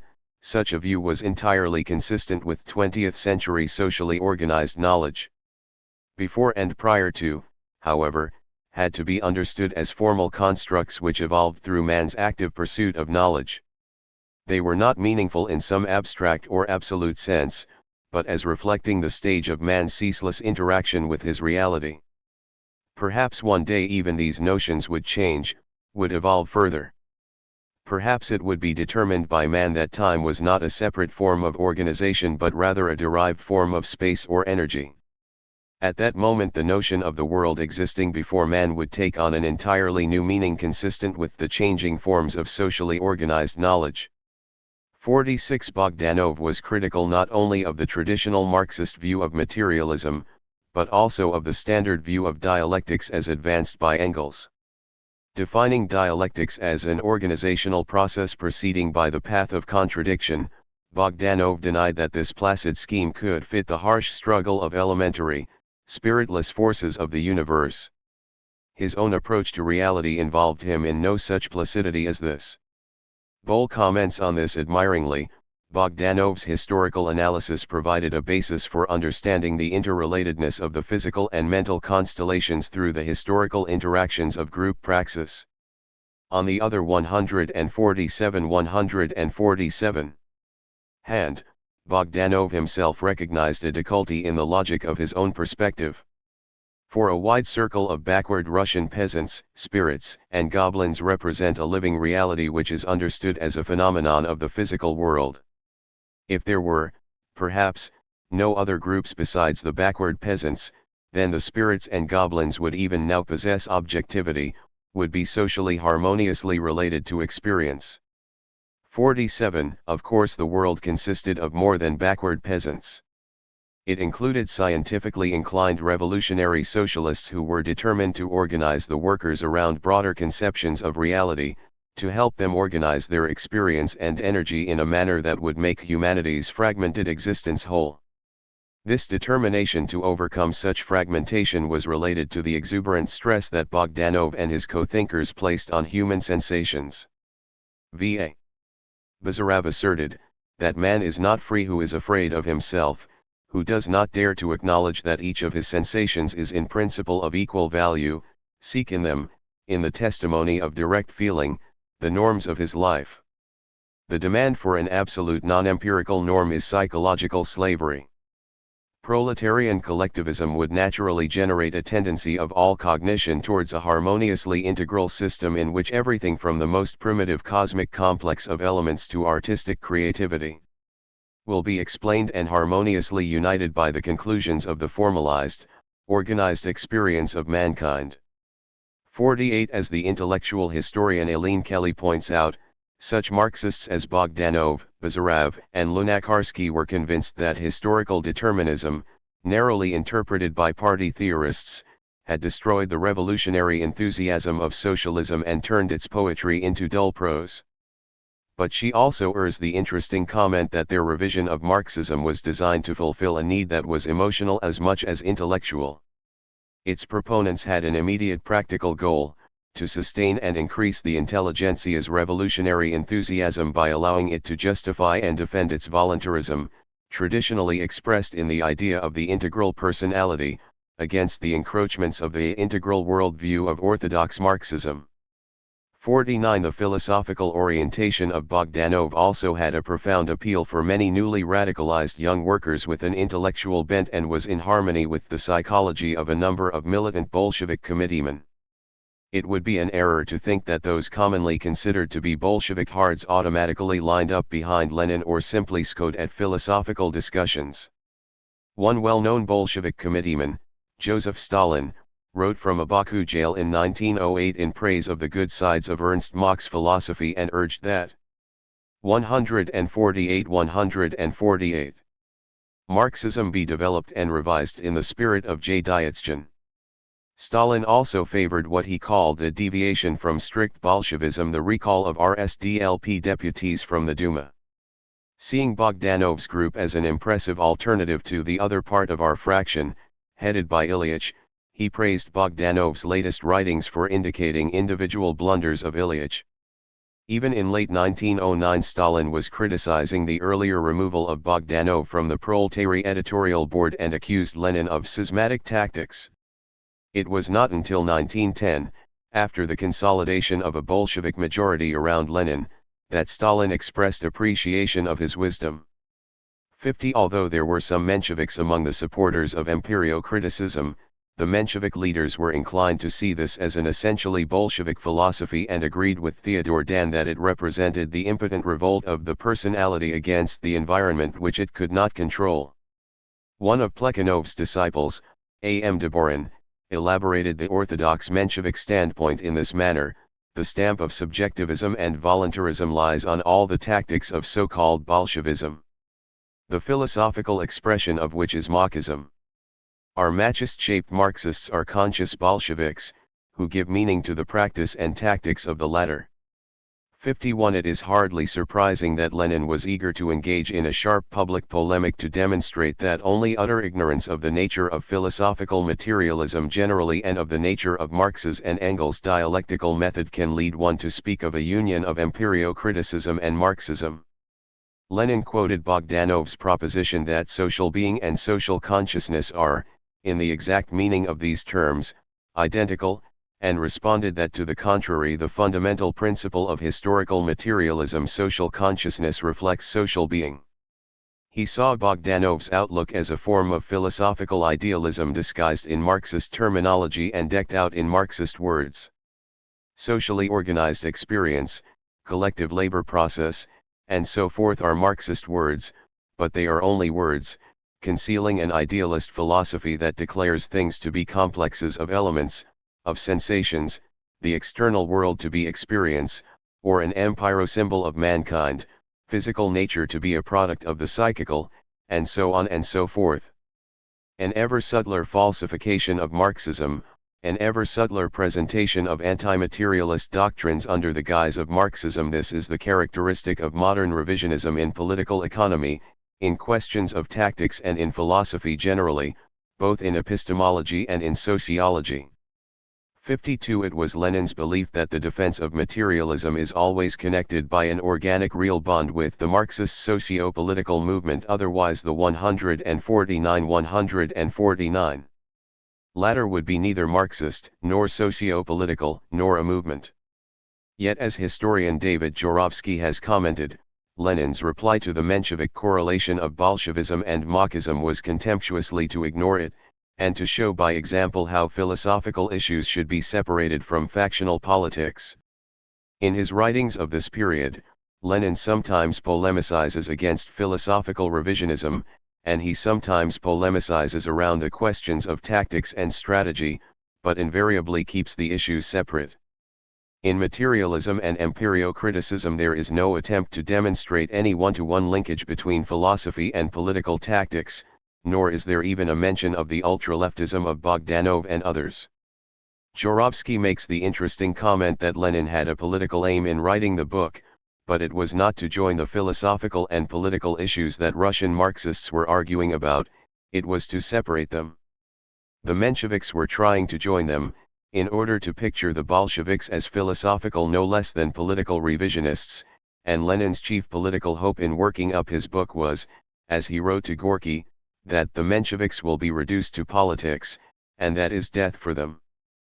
53. The significance of this approach for the Revolutionary Party will be examined shortly. Given the controversy surrounding the philosophical respectability of Lenin's materialism and empirio-criticism, it is interesting to note a comment of Bertram D. Wolfe, the ex-communist who carried on what E. H. Carr once called a lifelong love-hate affair with Lenin. 54. While spending considerable time denigrating Lenin's polemic, Wolfe also writes that its primary concerns are to defend orthodox Marxism. But over and above this, the work has a more ambitious aim, to expound afresh the basic philosophical position of Marx and Engels, and to evaluate from its standpoint the main philosophical currents and scientific discoveries of Lenin's day. In the midst of all the anti-rationalism that surrounds him in the post-1905 reaction, and that surrounds us in our own day, Lenin's plea for a rational, experimental approach to nature and society represents an important contribution. 55. The existence of an objective world that is knowable is a prerequisite for testing and advancing human knowledge. Lenin put it as follows: For the materialist, the success of human practice proves the correspondence between our ideas and the objective nature of the things we perceive. He endorsed Engels's view that freedom does not consist in the dream of independence of natural laws, but in the knowledge of these laws, and in the possibility of making them work towards definite ends. Lenin commented that Engels takes the knowledge and will of man, on the one hand, and the necessity of nature, on the other, and says that the necessity of nature is primary, and human will and mind secondary. He insists that those who deny this will inevitably arrive at subjectivism. 56. 150. This comment suggests that for Lenin there is an important interrelationship between philosophy and practical politics. He is not trying simply to establish his credentials as a good Marxist nor, as David Jorovsky tends to argue, simply to make philosophy a non-issue in the Bolshevik/Menshevik dispute. Krupski recalls that he took the struggle in the philosophic front very much to heart and felt that philosophy was a weapon in the struggle, organically bound up with the question of evaluating all phenomena from the point of view of dialectic materialism, with the questions of the practical struggle in all directions. In his 1910 critique of the forwardist group's political platform, one can see his counterposition of the limitations imposed by objective realities to the Bogdanovite blurring of reality with subjective desire. The revolution must again strive for and achieve the overthrow of Tsarism, say the authors of the new platform. Quite right. But that is not all that a present-day revolutionary social democrat must know and bear in mind. He must be able to comprehend that this revolution is coming to us in a new way and that we must march towards it in a new way, that the autocracy itself is not the same as it was before. In his careful analysis, Lenin held that there had been a mutual adaptation of Tsarism and capitalism in Russia, creating a new stabilization, a transition period between the 1905 revolution and a future revolutionary upsurge. In order to prepare for the second revolution, we must master the peculiarities of this transition, we must be able to adapt our tactics and organization to this difficult, hard, obscure transition forced on us. Acknowledging that this was devoid of outward glamour to be found in the forwardist stirring statements, Lenin insisted that objective realities quite independently of revolutionary desires necessitated humble methods of struggle designed to prepare and rally the forces, and not to bring them into immediate and decisive actions. 57. The interrelationship of philosophy and practical politics is too complex to allow for easy generalizations. Lenin's philosophical orientation coincided with that of certain leading Mensheviks who remained consistent political opponents. Yet it is undeniable that Bogdanov's political orientation was not able to assist the forwardist Bolsheviks in surviving as a political force, while the distinctive approach to party building advanced by Lenin contributed substantially to the survival and ultimate triumph of Bolshevism. Perhaps no iron law precluded Bogdanov's development of a sounder political orientation. The fact remains that such an orientation was the fruit of Lenin's political analysis, and of his analytical method, which was grounded in a philosophical approach rejected by Bogdanov.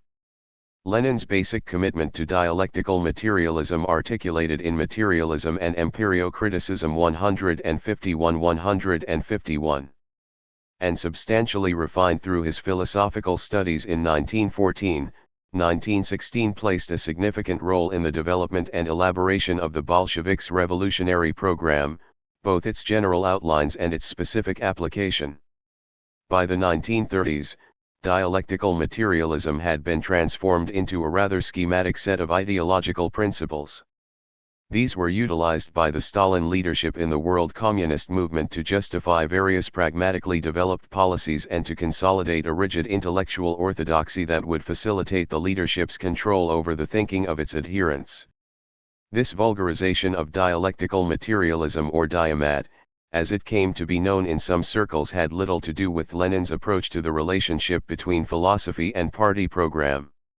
He utilized and propagated a dialectical materialist approach to reality, but refrained from the kind of assertion that Stalin made in 1938, dialectical materialism is the world outlook of the Marxist-Leninist Party.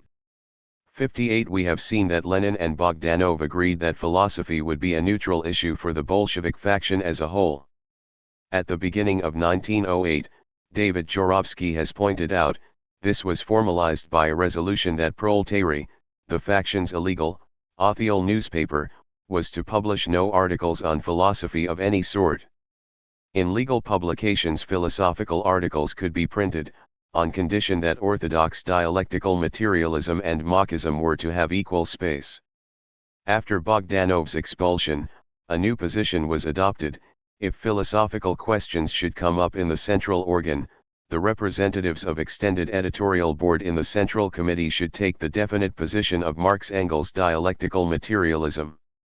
Yet Lenin firmly opposed a formal condemnation of Bogdanov's philosophy. He wanted to be in a position neither of calling into question the 1908 resolution on philosophical neutrality nor of contradicting his own argument in materialism and empirio-criticism that philosophical issues transcended factional politics in the RSDLP. Nor was he inclined to urge the establishment of a philosophical line mandatory for all Bolsheviks, or to suggest the desirability of any ongoing supervision of philosophical inquiry and discussion on the part of some central committee. Ironically, Jorovsky comments, some of the Marxists who accused him of authoritarianism came somewhat closer to the narrow concept of partiness than he did, Plekhanov and his disciples, by arguing a one-to-one correlation between philosophical and political trends, Bogdanov and the V-periodists by demanding a clearly defined Bolshevik line in philosophy. Lenin, although determined to defend and utilize dialectical materialism and to prevent the association of Bogdanov's empirio-monism with Bolshevism as such, was not inclined to impose a rigid philosophical orthodoxy on the members of the Revolutionary Party. 59. 152-152. 3. The Bolsheviks become a party. So far in this chapter we have focused on Lenin's battle and break with ultra-leftist elements within the Bolshevik faction. No less important, however, was the battle he carried on at the same time against the Mensheviks. This conflict ultimately meant an even more significant kind of break. The period spanning 1907 to 1912 culminated in the transformation of the Bolshevik faction into a separate political party, which meant a rupture with all other distinctive currents in the RSDLP. It also meant a very serious struggle with many moderate members of Lenin's faction who were committed to the traditional and quite popular concept of unity within the RSDLP. We have seen that in late 1904 and early 1905 Lenin had favored an uncompromising organizational split from the Mensheviks and the creation of an exclusively Bolshevik party. This was because of what he perceived as a growing programmatic divergence. By the end of 1905 he had reversed himself on the basis of a reversal of this divergence. Even when some of the differences re-emerged, Lenin did not at first give up on the idea of RSDLP unity. Krupskaya notes that in 1906, although the Mensheviks had shown themselves in their true colors, Ilyich still hoped that the new wave of the revolution, of whose rise he had no doubt, would sweep them along with it and reconcile them to the Bolshevik line. 60. As we have seen, however, the expected new wave of revolution was delayed, and the Mensheviks continued to evolve in a direction of seeking greater collaboration with the liberal bourgeoisie and, in some cases, of significant compromise with the Tsarist order. When he became convinced that revolutionary events would not once again heal the rift, Lenin reverted to the split perspective, which he believed was necessary for the future effectiveness of a genuinely revolutionary vanguard.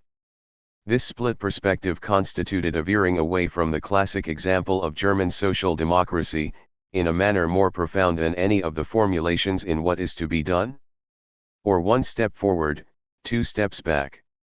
The German Social Democratic Party contained within it revolutionary and anti-revolutionary currents and was held together, particularly from 1905 onward, largely by balancing orthodox theory with reformist practice.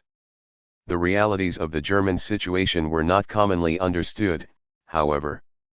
Particularly from Russia, it seemed that the orthodox Marxists were firmly in control of the German party.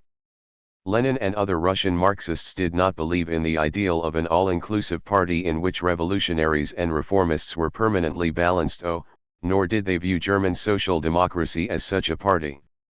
We have seen that in the 1890s and early 1900s Lenin appears to have questioned whether such substantive diarences could permanently coexist in the same organization, although in 1906 153 he did express the idea that right up to the social revolution there will inevitably always be an opportunist wing and revolutionary wing of social democracy.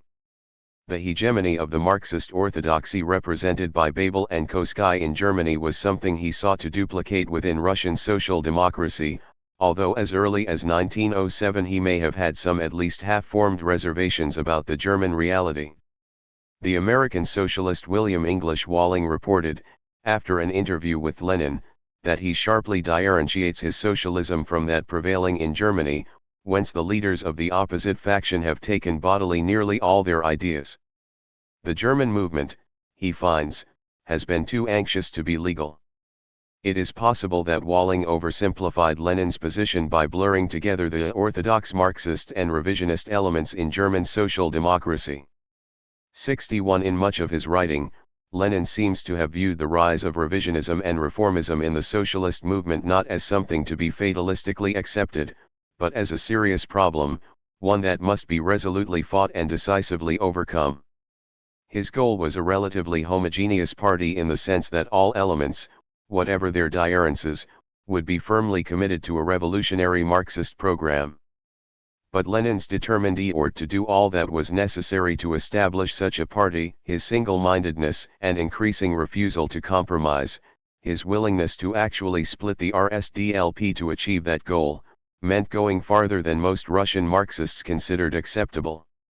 Given all of this, it is hardly surprising that by 1912 almost the entire RSDLP, the different elements among the Mensheviks, the non-faction party members such as Trotsky, the remnants of Bogdanov's forwardists, and even a significant conciliator wing of the Bolshevik faction itself could be found indignantly and furiously opposing the Leninist Bolsheviks as irresponsible splitters and sectarians within the workers' movement.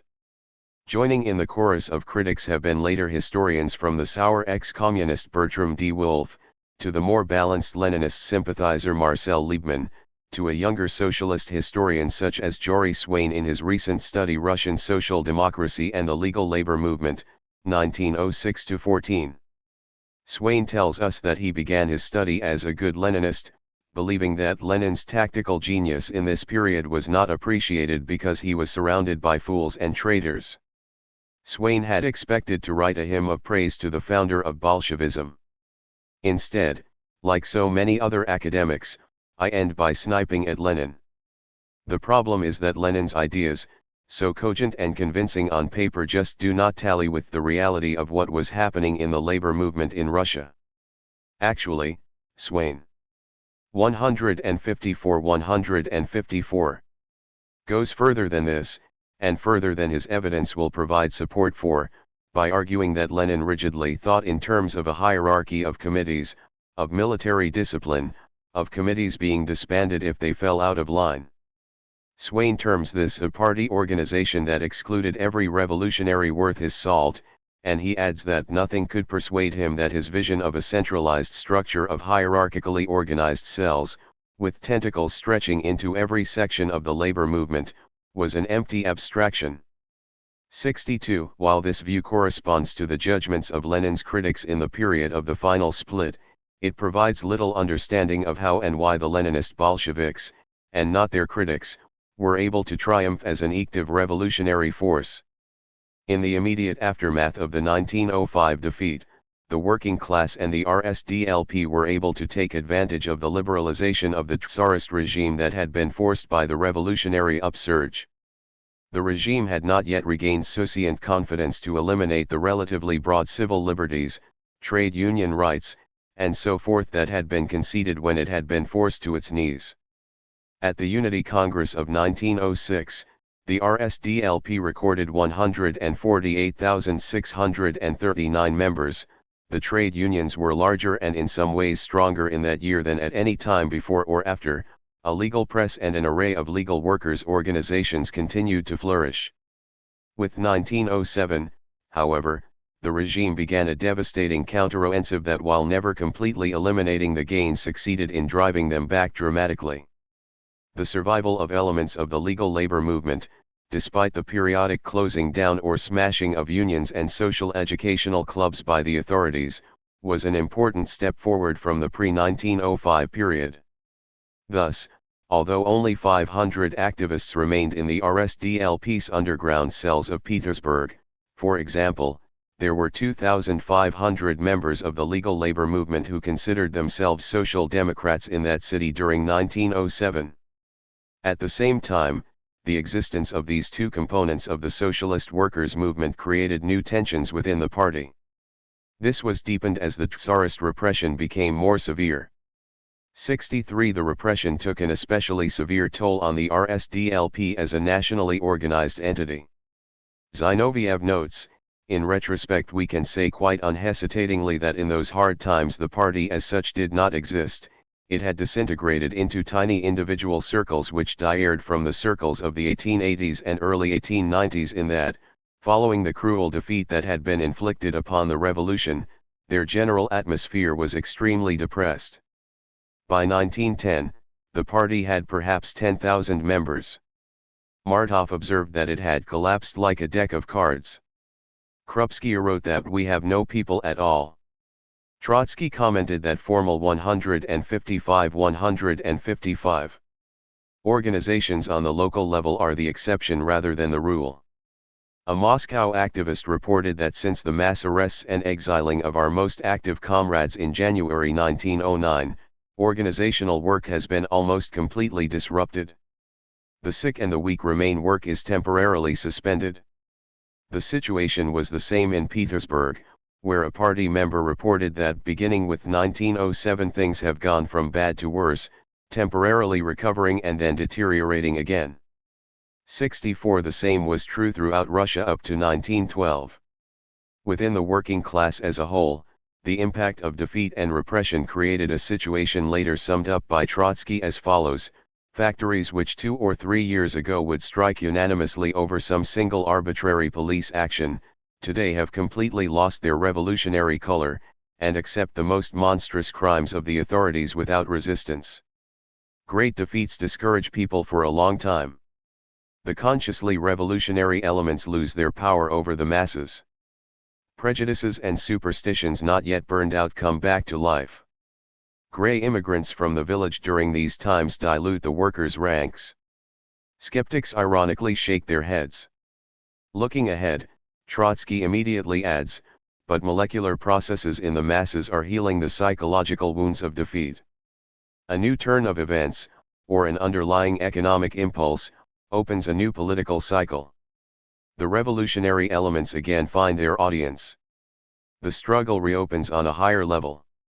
65 This resurgence, however, was in the vague future, while the utter disintegration of the revolutionary workers' movement was a vivid, poignantly felt, immediate reality.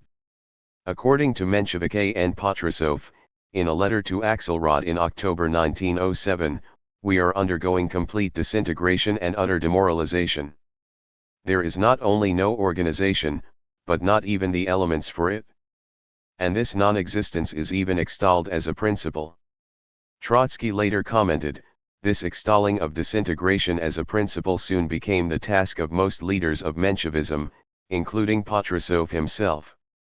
They declared the illegal party liquidated once and for all, and the aim to restore it a reactionary utopia.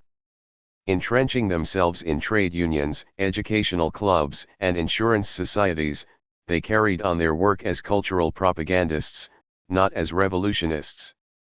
To safeguard their jobs in the legal organizations, the Othels from among the workers began to resort to protective coloration.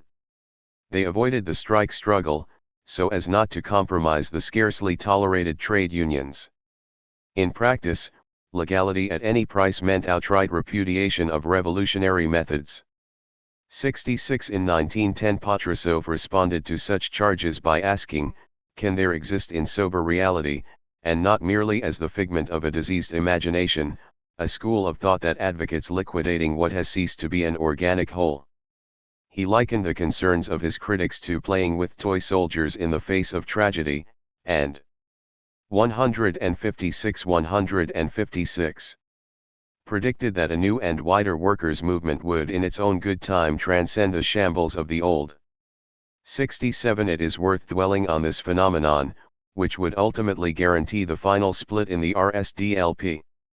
According to historian Leopold Heimson, it arose in a period of relative labor tranquility, as in a context of economic stagnation the masses of the Russian working class relapsed into apathy, after the defeat of their great expectations of 1905. Heimson, a capable historian sympathetic to Menshevism, urges a more positively worded description than Trotsky's of the liquidators' sentiment. It was in this ultimately deceptive setting of labor peace, and of the futile and increasingly degrading spectacle of the Bolsheviks' collapsing underground struggle, that the leaders of the Menshevik faction began to articulate the philosophy and programs of an open labor party and labor movement. The current task of social democracy, they insisted, was not to pursue in the underground, under the leadership of a handful of intelligentsia conspirators, now clearly unattainable maximalist objectives. It was to outline for the labor movement goals, tactics, and organizational forms which, even within the narrow confines of the existing political framework, would enable the masses of the working class to struggle, day by day, for tangible improvements in their lives and to become through the experience of this struggle conscious and responsible actors capable of making their own independent contribution to the vision of a free and equitable society. Not only did the Menshevik liquidators articulate this vision of an open labor party and labor movement during these years, but they appeared to be making progress in erecting the scaffolding of the institutions through which the vision was to be realized. They were seeking to organize open trade unions, cooperatives, workers' societies of self-improvement and self-education, and workers' insurance funds, organs intended not only to help the worker but also to enable him to take his life into his own hands. 68. Trotsky tells us that the liquidators were in the forefront during the most desolate years, and veteran Bolshevik Mikhail Almansky later recalled that they suffered less from police persecution. They had many of the writers, a good part of the lecturers, and on the whole most of the intellectuals. They were the cocks of the walk and they crowed about it.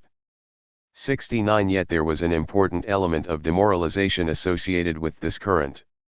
This comes through clearly in the reminiscences of the old Menshevik Boris I. Nikolovsky, conveyed by one of his colleagues. Lenin possessed qualities which Boris Ivanovich appreciated and admired and which he would have liked to see in Menshevik leaders. One such quality was total devotion to the cause of revolution. It pained him to see how in the post-1905 era the ranks of the professional revolutionaries began to thin rapidly, especially among the Mensheviks. 157. Everyone was preoccupied with his own affairs, he recalled. Revolutionaries were talking about such things as planning marriage and a family, about getting out of the revolutionary movement temporarily, they claimed, in order to finish school or find a job. Even among the more educated and intelligent workers, precisely those who were most needed in the movement, there was a tendency to desert the ranks of the proletariat, to take up teaching or some other white-collar job in order to achieve a more promising personal career and life. The intellectuals within the party, too, often turned to more lucrative types of writing and other intellectual pursuits not directly related to the revolutionary movement. 70. Among some of the Menshevik leaders, there was a growing anxiety over the rise of this mood. Martov complained of the fragmented, differentiated and small-craft-like practical activity of the Mensheviks at present, of moods which negated the old Menshevism, and of possibilities of a real liquidation of our traditions, real legalism raised to a principle, a fundamental break with our past. 71. Yet Martov expressed such anxieties privately, while publicly associating himself with the liquidators. Lenin, on the other hand, defended the old revolutionary perspective openly. The flight of some people from the underground could have been the result of their fatigue and dispiritedness. Such individuals may only be pitied, they should be helped because their dispiritedness will pass and there will again appear an urge to get away from Philistinism, away from the liberals and the liberal labor policy, to the working class underground. But when the fatigued and dispirited use journalism as their platform and announce that their flight is not a manifestation of fatigue or weakness or intellectual woolliness, but that it is to their credit, and then put the blame on the inactive, worthless, moribund, etc., underground. These runaways then become disgusting renegades, apostates. These runaways then become the worst advisors for the working class movement and therefore its dangerous enemies. 72. Indeed, Lenin saw the liquidationist trend as being no less dangerous for the RSDLP as a whole than ultraleftism. His determination to carry on an uncompromising struggle on both fronts was clearly articulated most clearly in 1909. Our immediate task is to preserve and consolidate the Russian Social Democratic Labour Party. The very fulfillment of this great task involves one extremely important element, the combating of both varieties of liquidationism on the right and liquidationism on the left. The liquidators on the right say that no illegal RSDLP is needed, that the social democratic activities should be centered exclusively on legal opportunities. The liquidators on the left go to the other extreme, legal avenues of party work do not exist for them, illegality at any price is their be-all and end-all. Both, in approximately equal degree, are liquidators of the RSDLP, for without methodical judicious combination of legal and illegal work in the present 158 situation that history has imposed on us, the preservation and consolidation of the RSDLP is inconceivable. The Bolshevik section as a definite ideological trend in the party must exist as before.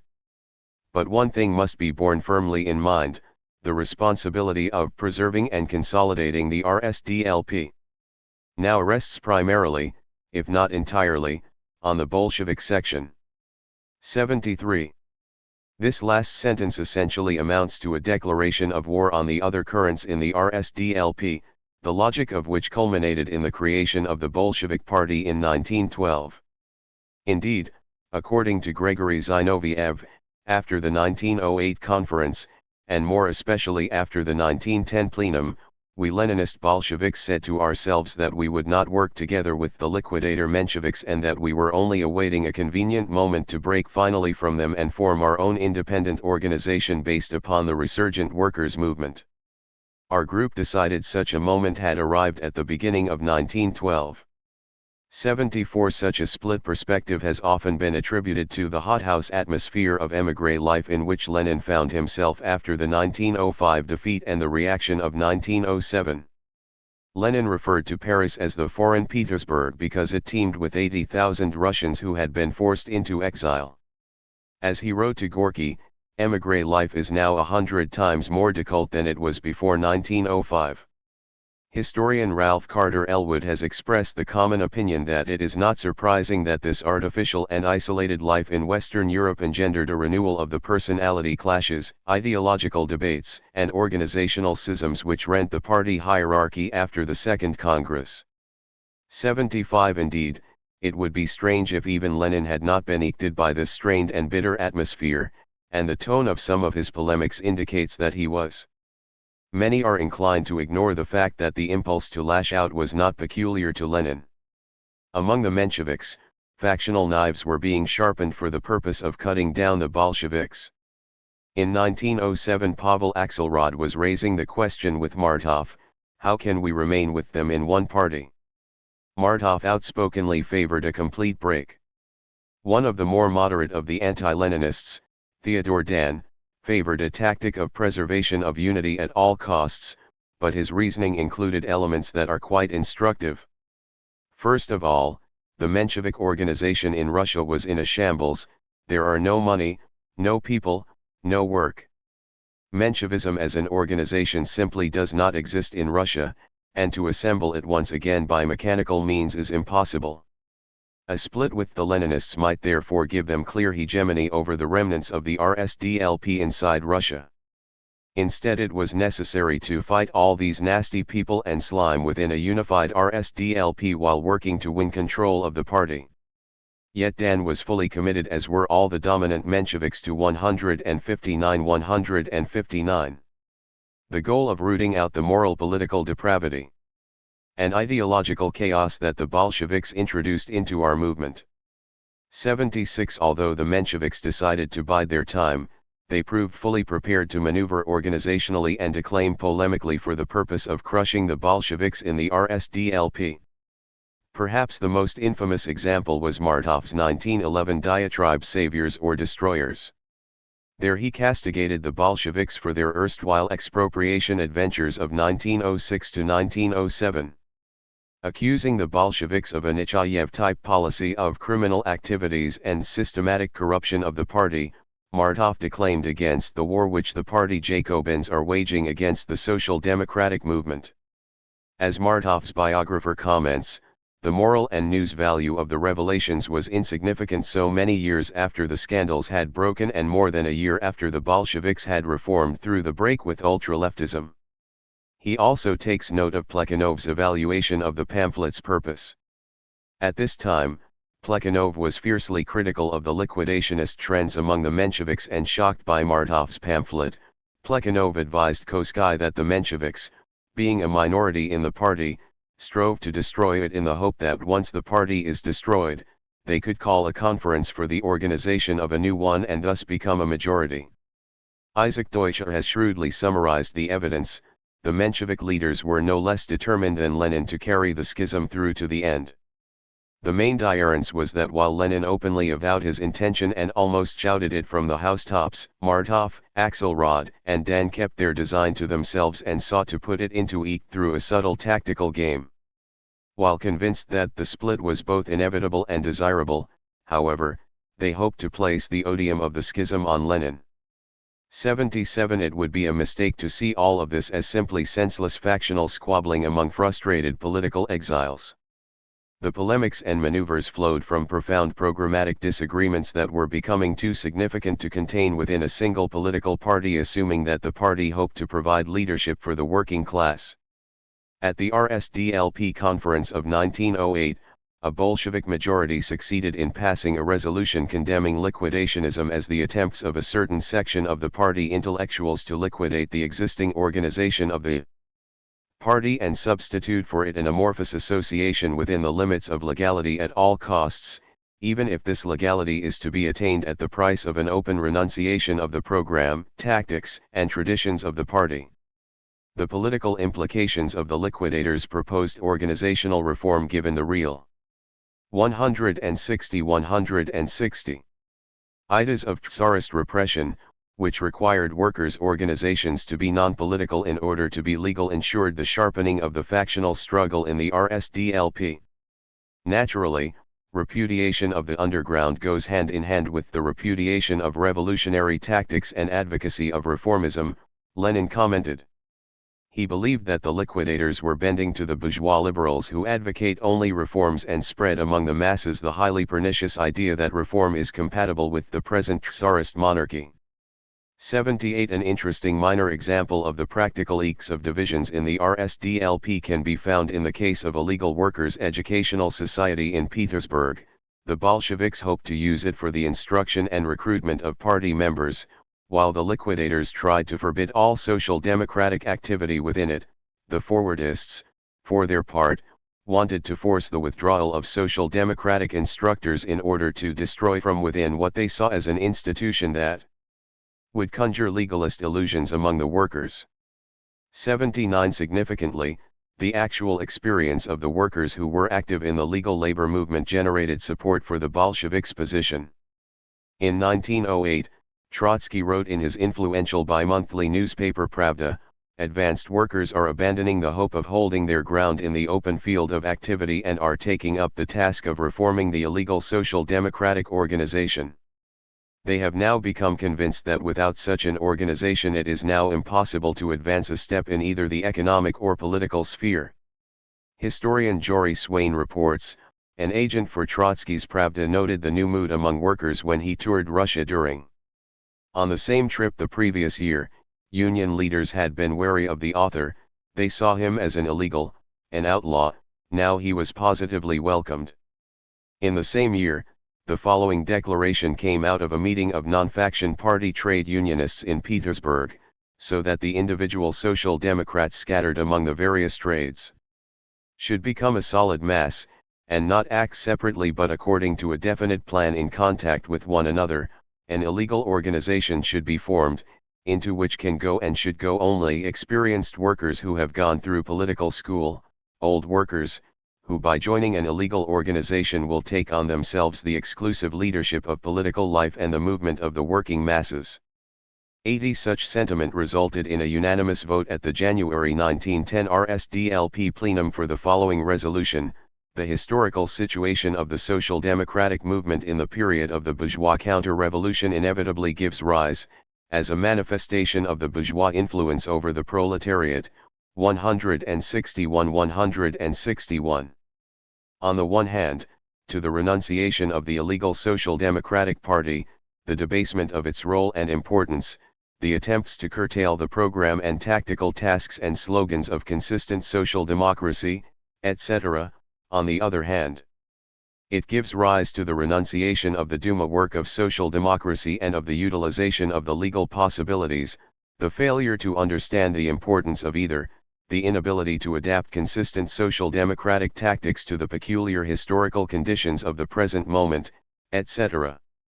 An integral part of the social democratic tactics under such conditions is the overcoming of both deviations by broadening and deepening the social democratic work in all spheres of the class struggle of the proletariat and by explaining the danger of such deviations. 81 Although this would seem to have resolved the question in Lenin's favor, such was not the case. Lenin described the 1910 plenum in a letter as 3 weeks of agony in which there was a mood of conciliation in general, hatred of the Bolshevik center for its implacable ideological struggle, squabbling on the part of the Mensheviks, who were spoiling for a fight. The Bolsheviks felt compelled to make a number of organizational concessions. Ilyich believed that the utmost concession should be made on organizational issues, wrote Krupskaya, without yielding an inch on fundamental issues. But paper resolutions were not capable of resolving the fundamental issues. Although the Mensheviks had formally taken an anti-liquidationist stand, they were not prepared to carry it out, because doing so would have torn apart the Menshevik group. Tony Klee has pointed out that Martov made it clear a little later that he had not even intended to carry out this commitment and that he had agreed to the unity in the plenum only because the Mensheviks were too weak to risk an immediate break. The most open of the liquidators even refused to serve on the Central Committee of the underground RSDLP.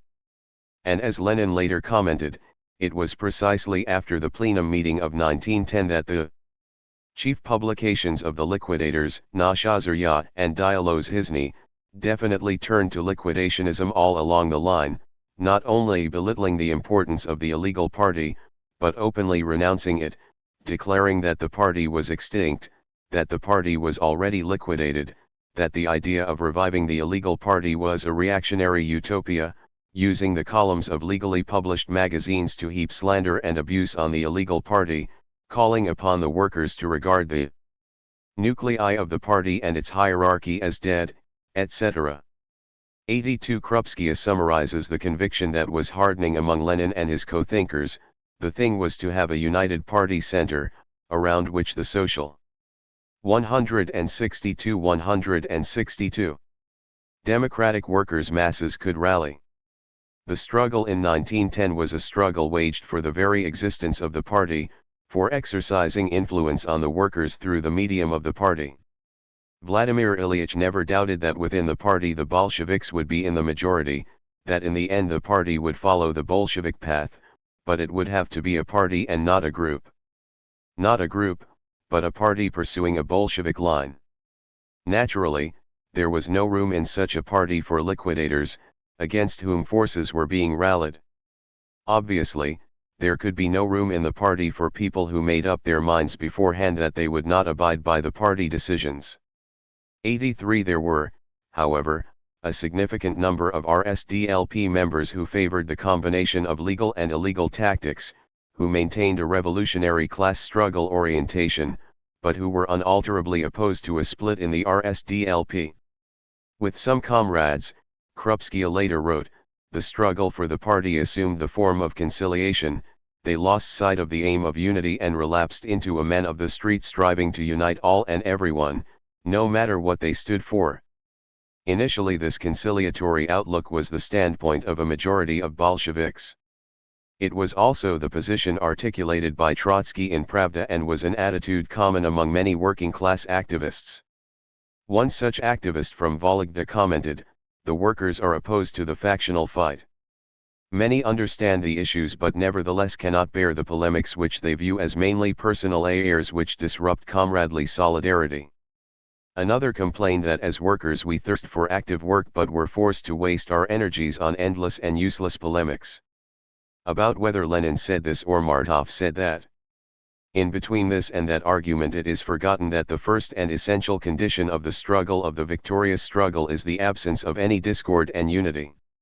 Thus I, like many others, am not a Bolshevik, I am not a Menshevik, I am not an Nazovist, I am not a liquidator, I am only a social democrat.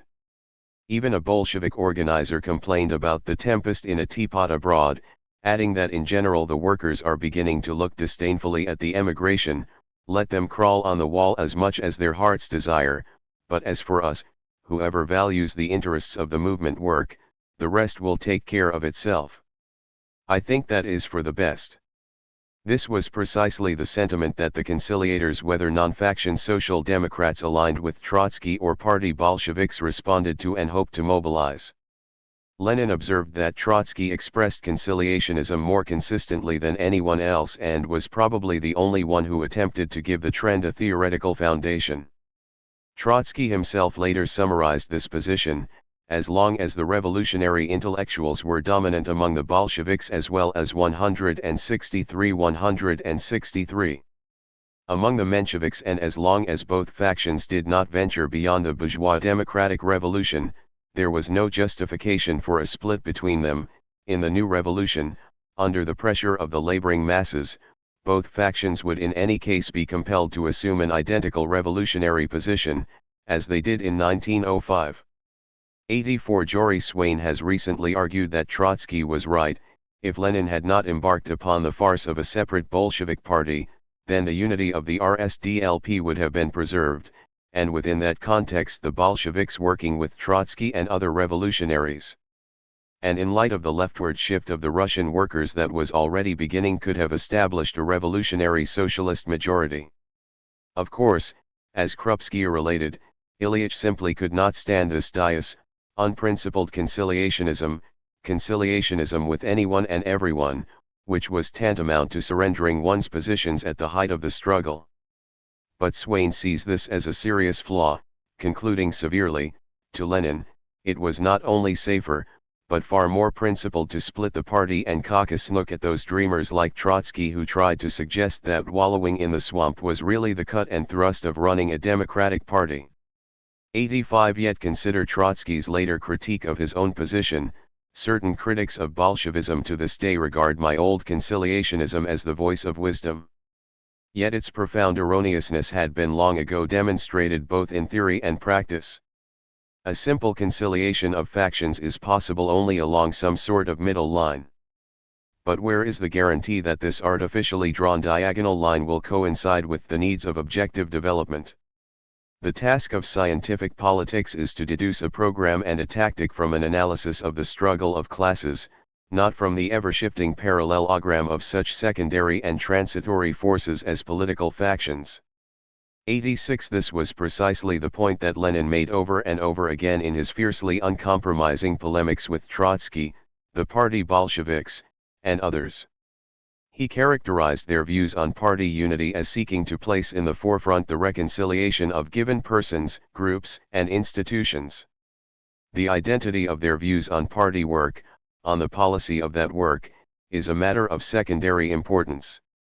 Differences of opinion must be hushed up, their causes, their significance, their objective conditions should not be elucidated. The principal thing is to reconcile persons and groups. If they do not agree upon the carrying out of a common policy, that policy must be interpreted in such a way as to be acceptable to all. Live and let live. 87 Against this, Lenin projected a revolutionary perspective on party unity. From this point of view, the unification of the party may proceed slowly, with difficulties, vacillations, waverings, relapses, but it cannot but proceed. From this point of view, 164.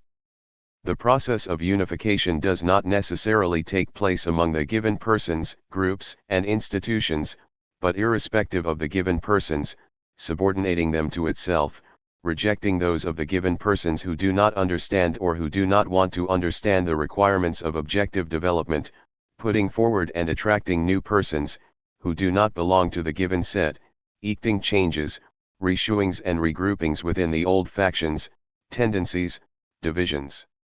From this point of view, unity is inseparable from its ideological foundation. It can grow only on the basis of an ideological rapprochement. 88. Utilizing the Russian Organizing Committee, which enjoyed the full support of perhaps one-fifth of the RSDLP, Lenin and his closest comrades convened the predominantly Bolshevik All-Russian Conference of the RSDLP in Prague in January 1912.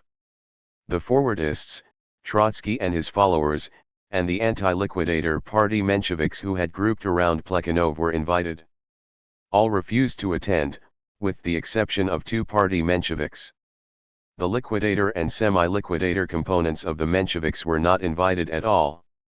The conference assumed for itself the authority of a regular RSDLP Congress, declared the liquidators to be outside of the party, passed a number of major resolutions, and elected a new Central Committee. As Zinoviev notes, the conference at Prague consisted in each of a handful of delegates led by Comrade Lenin, and took upon itself the presumption to proclaim itself to be the party and to break once and forever from all other groups and subgroups. Jory Swain documents that even among these delegates there was no clear agreement on the idea of such a breathtaking split, and that to the Russian delegates at least, Prague remained a provisional gathering. 89. Yet Krupskaya indicates that its actual accomplishments were more far-reaching. The Prague Conference was the first conference with party workers from Russia which we succeeded in calling after 1908, and at which we were able in a business-like manner to discuss questions relating to the work in Russia and frame a clear line for this work.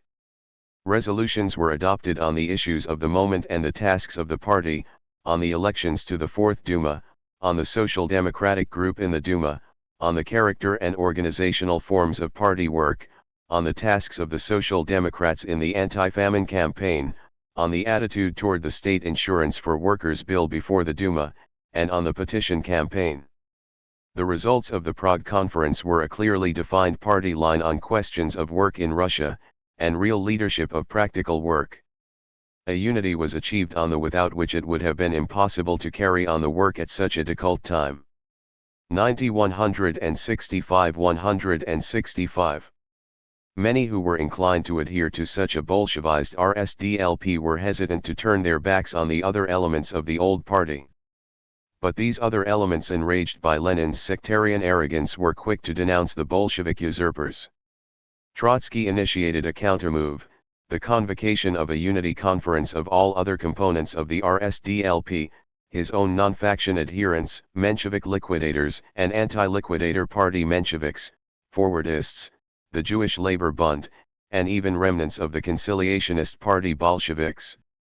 This conference met in Vienna in August 1912, and its participants were termed the August Bloc. One of the left-wing participants, David Ryazanov, gloomily observed that only personal hatred for the scoundrel Lenin keep together most of the Mensheviks, Bundists, and Trotsky. The forwardist representatives had walked out of the conference as soon as it became clear that the liquidator and semi-liquidator Mensheviks would dominate the framing of the political resolutions. Trotsky himself found it impossible to remain in the August Bloc for very long. It took less than a year for the bloc to disintegrate altogether. 91. Lenin did not hesitate to chide his conciliator critics as he pointed out the lesson of their experience, a theme he repeatedly returned to in the subsequent period. Writing in 1914, for example, he made the following remarks. You consider that it is the Leninists who were the splitters? Very well, let us assume that you are right.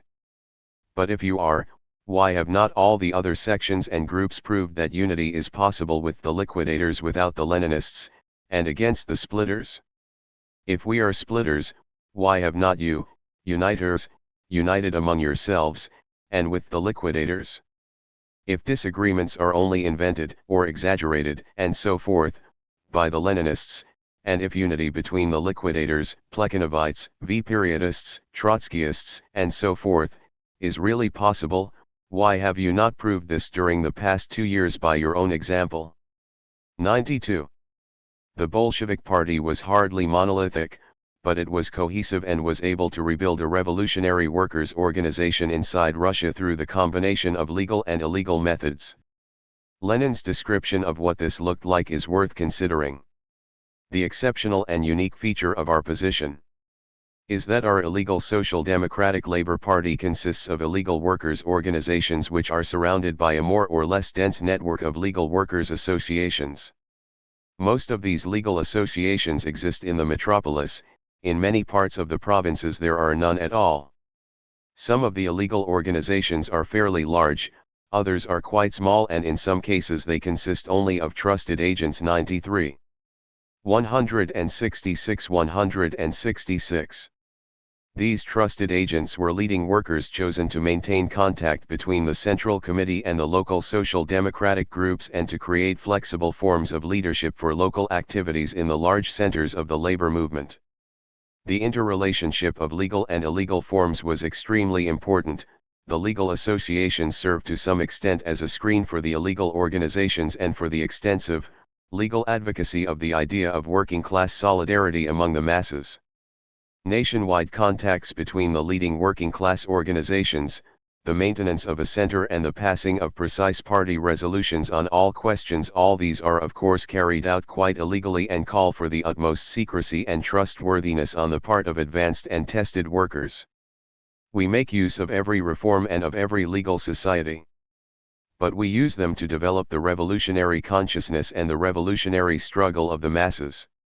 94. In order to advance this goal, Lenin stressed, the workers should be encouraged to conduct political strikes, meetings, and street demonstrations for the purpose of drawing in more forces to push forward the workers' interests and challenge established authority. This necessitated the publication and circulation of revolutionary leaflets and an illegal newspaper. He added, the ideological unification of all these propaganda and agitation activities among the masses is achieved by the slogans adopted by the supreme bodies of our party, namely, an 8-hour day, confiscation of the landed estates, and a democratic republic. These demands were incessantly put forward and popularized by the Bolshevik Party and came to be known as the three whales of Bolshevism.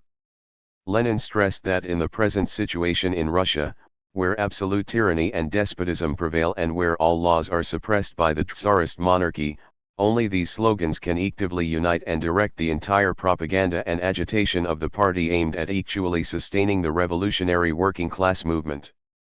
95. The underground RSDLP, under Bolshevik leadership, began to revive dramatically on the basis of this orientation. The sudden growth of the illegal Bolshevik nuclei, Theodor Dan later recalled, was an unpleasant surprise for those Mensheviks who regarded these nuclei as a product of the disintegration of the old pre-revolutionary party organization and doomed to inevitable extinction. In comparing the fortunes of the Bolsheviks and Mensheviks in the Decult period of 1907 to 1912, Dan was forced to conclude that while the Bolshevik section of the party transformed itself into a battle phalanx, held together by iron discipline and cohesive guiding resolution, the ranks of the Menshevik section were ever more seriously disorganized by dissension and apathy.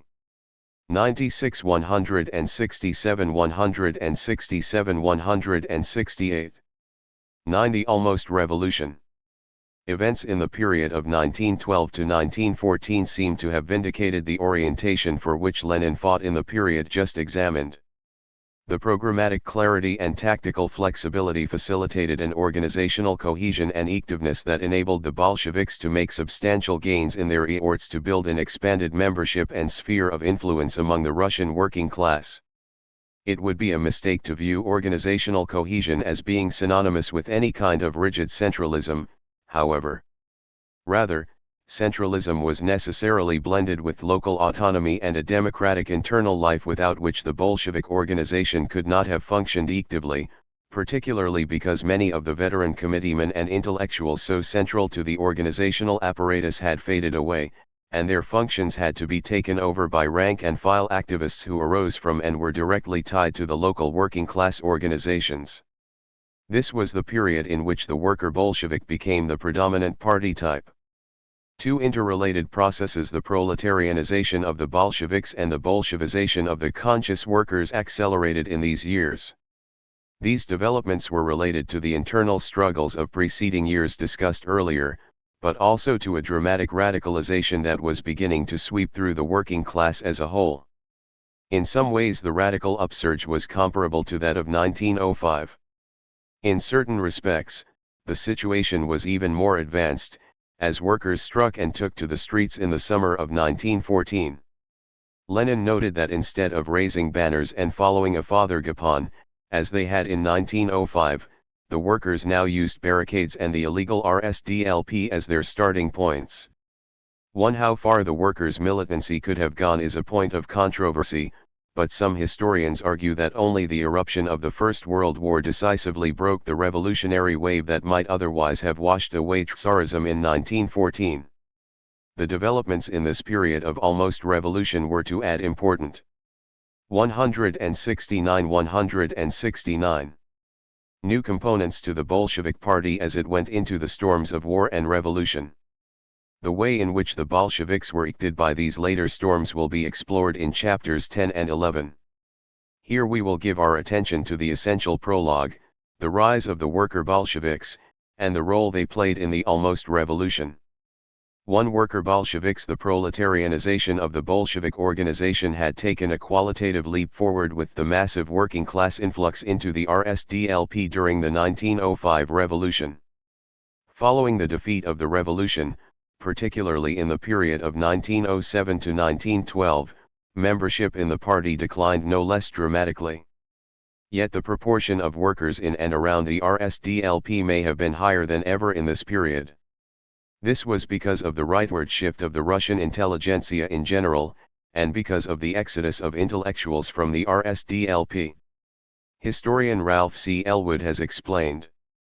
The revolution of 1905 drastically changed the perspective of the Russian intelligentsia. Many were arrested and sent into prison or exile since they represented the leadership of the Revolutionary Party. The irrational anarchy, pogroms, and insurrections unleashed by the revolution frightened others whose rational commitment to a revolutionary ideal had somehow precluded violence. Then came the failure of the revolution and the realization that the party would once again be forced to go underground. To a majority of the disillusioned intelligentsia, the sacrifices required could not be justified by the indefinitely postponed revolution. 2. Some of them sought to maintain links to their old ideals by finding jobs in the newly legalized trade unions and other institutions of the legal labor movement or, as one Bolshevik activist complained, at the first convenient opportunity, retire into trade unions as secretaries, clerks, etc. According to Elwood, at first, they made a pretense of retaining their social democratic identity, but gradually these small deeds intelligentsia dissociated themselves from the illegal apparatus. 3. There were other revolutionary intellectuals who shifted their energies from political activity to purely intellectual or literary efforts. One example, a Bolshevik named George Denik, who dropped away from political work after 1907, has been described by Leopold Heimson as being attracted by the broader intellectual and social vistas that seemed to open despite, or perhaps because of, the political stagnation of the Stolypin years. He felt the need to refurbish his intellectual 170 baggage, now that his fundamental assumptions about Russian society had been repudiated by events. He also felt very deeply the sense of revulsion that eked so many of his contemporaries against their earlier life in the underground, with the blunting of emotions, the psychological distance in human relations, indeed the dulling of all perceptions which this life had caused. For many of these people returned to political life during the later upsurges in the class struggle, but their absence from the revolutionary movement for an extended period was keenly felt. One party activist from the industrial city of Ekaterinslav wrote a typical complaint to Proletary in the autumn of 1907, "The chief weakness of the Ekaterinslav organization is the absence of party workers. We have neither agitators nor propagandists, nor organizers. The same problem existed even in Petersburg, as one correspondent wrote to the party organ Social Democrat in early 1909, the general flight of the intelligentsia has had an especially serious effect. Individual workers are incapable of conducting independent work well. Another complaint from Petersburg: we need organizers and propagandists, if we had them things would move. The same lament came from Ekaterinoslav: even if only one experienced comrade took on the work here of implementing political leadership, arranging leaflets, contacting surrounding organizations, one would be sure that the influence of our party would be quickly restored. 5. While this situation severely damaged the RSDLP, it also resulted in the unplanned transfer of local leadership from the intelligentsia to the younger workers, as Ralph C. Elwood has documented.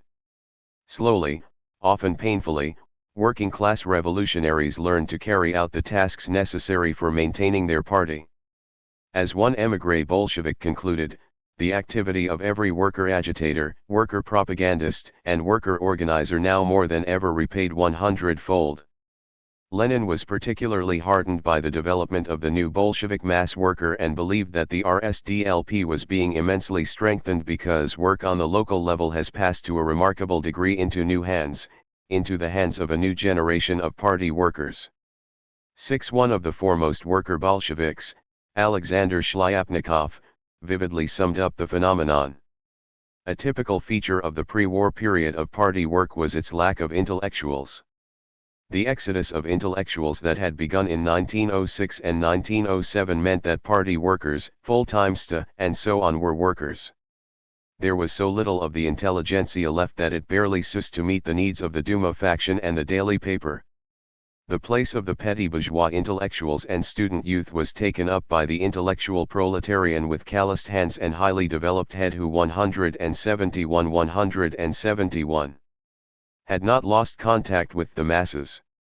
A very favorable impression was made by our insurance organizers G. I. Osipov, C. M. Shkopin, N. I. Ilyin, Dmitriev, and others, and also the trade union activists such as the metal workers Kiselev, Merkin, Schmidt, and others. Working in the shops and being often at comrades' houses, I met a few outstanding workers who were more highly developed than many famous European workers I had known well abroad. Bitter struggle, exile, and prison crippled thousands, but they reared individuals incomparably better than the peaceful struggle in the West. 7. These developments, however, took place not only in the Bolshevik organization but also among the Mensheviks. Given the Mensheviks' particular emphasis of, and immersion in, the legal labor movement, and the common working class distaste for splits and polemics, one might assume that their own working-class activists would have won support from the majority of Russian workers. In fact, the opposite was the case. The period 1912 to 1914, years of rapidly accelerating working-class activity, saw the Bolsheviks quickly become the dominant force within the Russian labor movement. An early harbinger was the election campaign for the Fourth Duma in the autumn of 1912. There was a two-tier election system in Tsarist Russia at this time. The voters elected representatives of electoral colleges, or kurii, who then elected deputies to the Duma. 13 Social Democrats were elected to the Duma in this way. Of those, 9 were elected from overwhelmingly working-class kurii, 6 of these representing Russia's major industrial areas. These 6 deputies all identified with the Bolsheviks. They represented 1 million workers, while the 7 Menshevik deputies represented only 250,000 workers. Martov complained in a letter to Patrusov, the failure of the Mensheviks in the labor kurii shows once more that Menshevism caught on too late to the reviving danger of Leninism and overestimated the significance of its temporary wholesale disappearance. Another indicator can be found in the circulation in 1912 to 1914 of the 2 legal newspapers, the Menshevik Look and the Bolshevik Pravda. In 1914 an investigation by the International Socialist Bureau of the Second International determined that the weekly circulation of Pravda was 240,000, as opposed to 96,000 for Look. 8. Some historians have argued that in 1913 Lenin overplayed his hand when the Bolshevik 6 deputies in the Duma separated publicly from the Menshevik 7. According to Leonard Shapiro, it caused a profound shock. And many of the workers were bewildered and outraged. He adds that the circulation of Pravda had fallen dramatically under the impact of the split in the Duma fraction, citing reports of late 1913 and early 1914 indicating a decline in circulation from 40,000 daily to 20,000 or 25,000. 9. There are two major problems with this inter. 172. Pretation. What it fails to say about Pravda and what it fails to say about the Bolshevik/Menshevik split in the Duma fraction. When we examine such issues, the truth comes close to being the opposite of Shapiro's assertions. The circulation of Pravda fluctuated from one point to another. It began with a daily readership of 60,000. This may have been in part because unity-minded workers appreciated the attitude expressed in its first editorial that Pravda will call, first and foremost, for unity in the proletarian class struggle, for unity at all costs. Yet the daily circulation soon fell to 20,000. Lenin, who had been frustrated by the conciliatory tone of the paper, warned that the fall in circulation was related to the tone. You complain about monotony. By avoiding painful questions, Pravda and Zvezda make themselves dry, monotonous, uninteresting, uncombative organs. A socialist organ must conduct polemics. In a later letter he added, you will spoil everything and provoke protests from the workers on the left, if you keep silent about this. The liquidators must be reviewed. At the beginning of 1913, the Central Committee determined that Pravda was insouciantly firm in its party spirit and initiated a reorganization of the paper under the capable leadership of Yakov Sverdlov. Although Sverdlov was soon arrested, the orientation changed significantly. With a more combative tone, the daily circulation rose to 32,000. 10. By the late summer, however, a Bolshevik named Chernomazov assumed editorial responsibilities.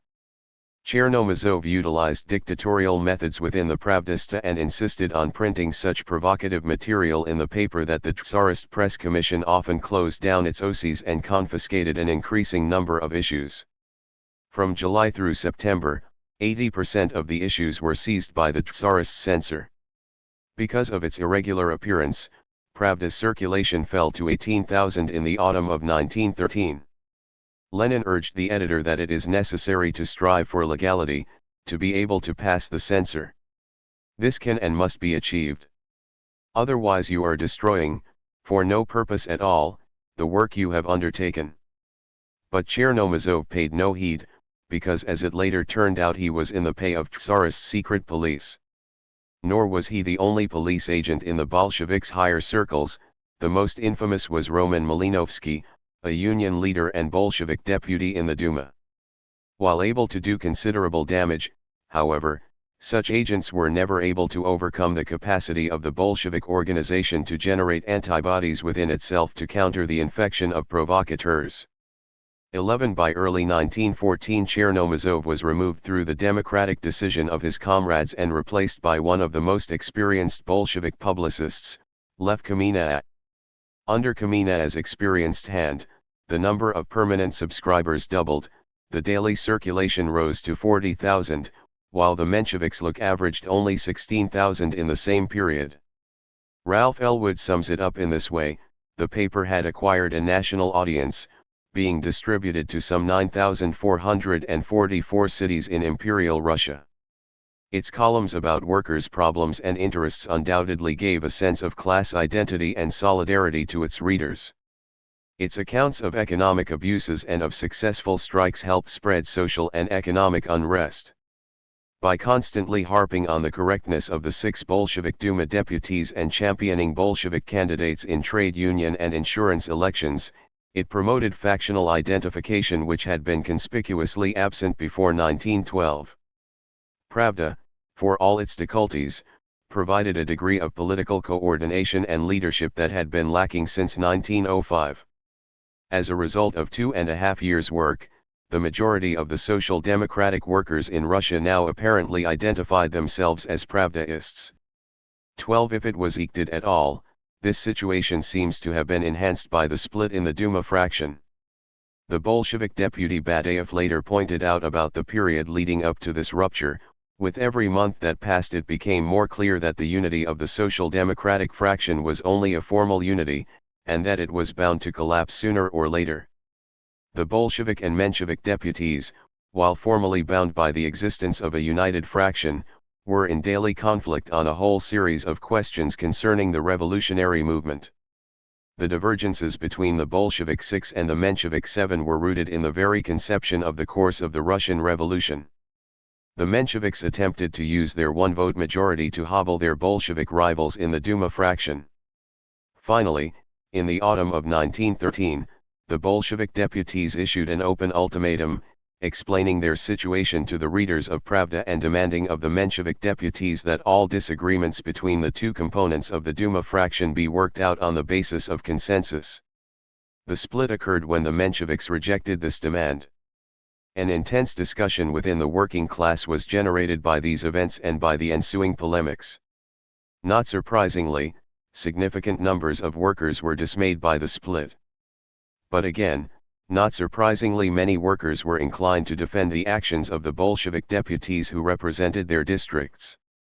According to Badaev, during their struggle against the 7 deputies, the Bolsheviks had carried new positions.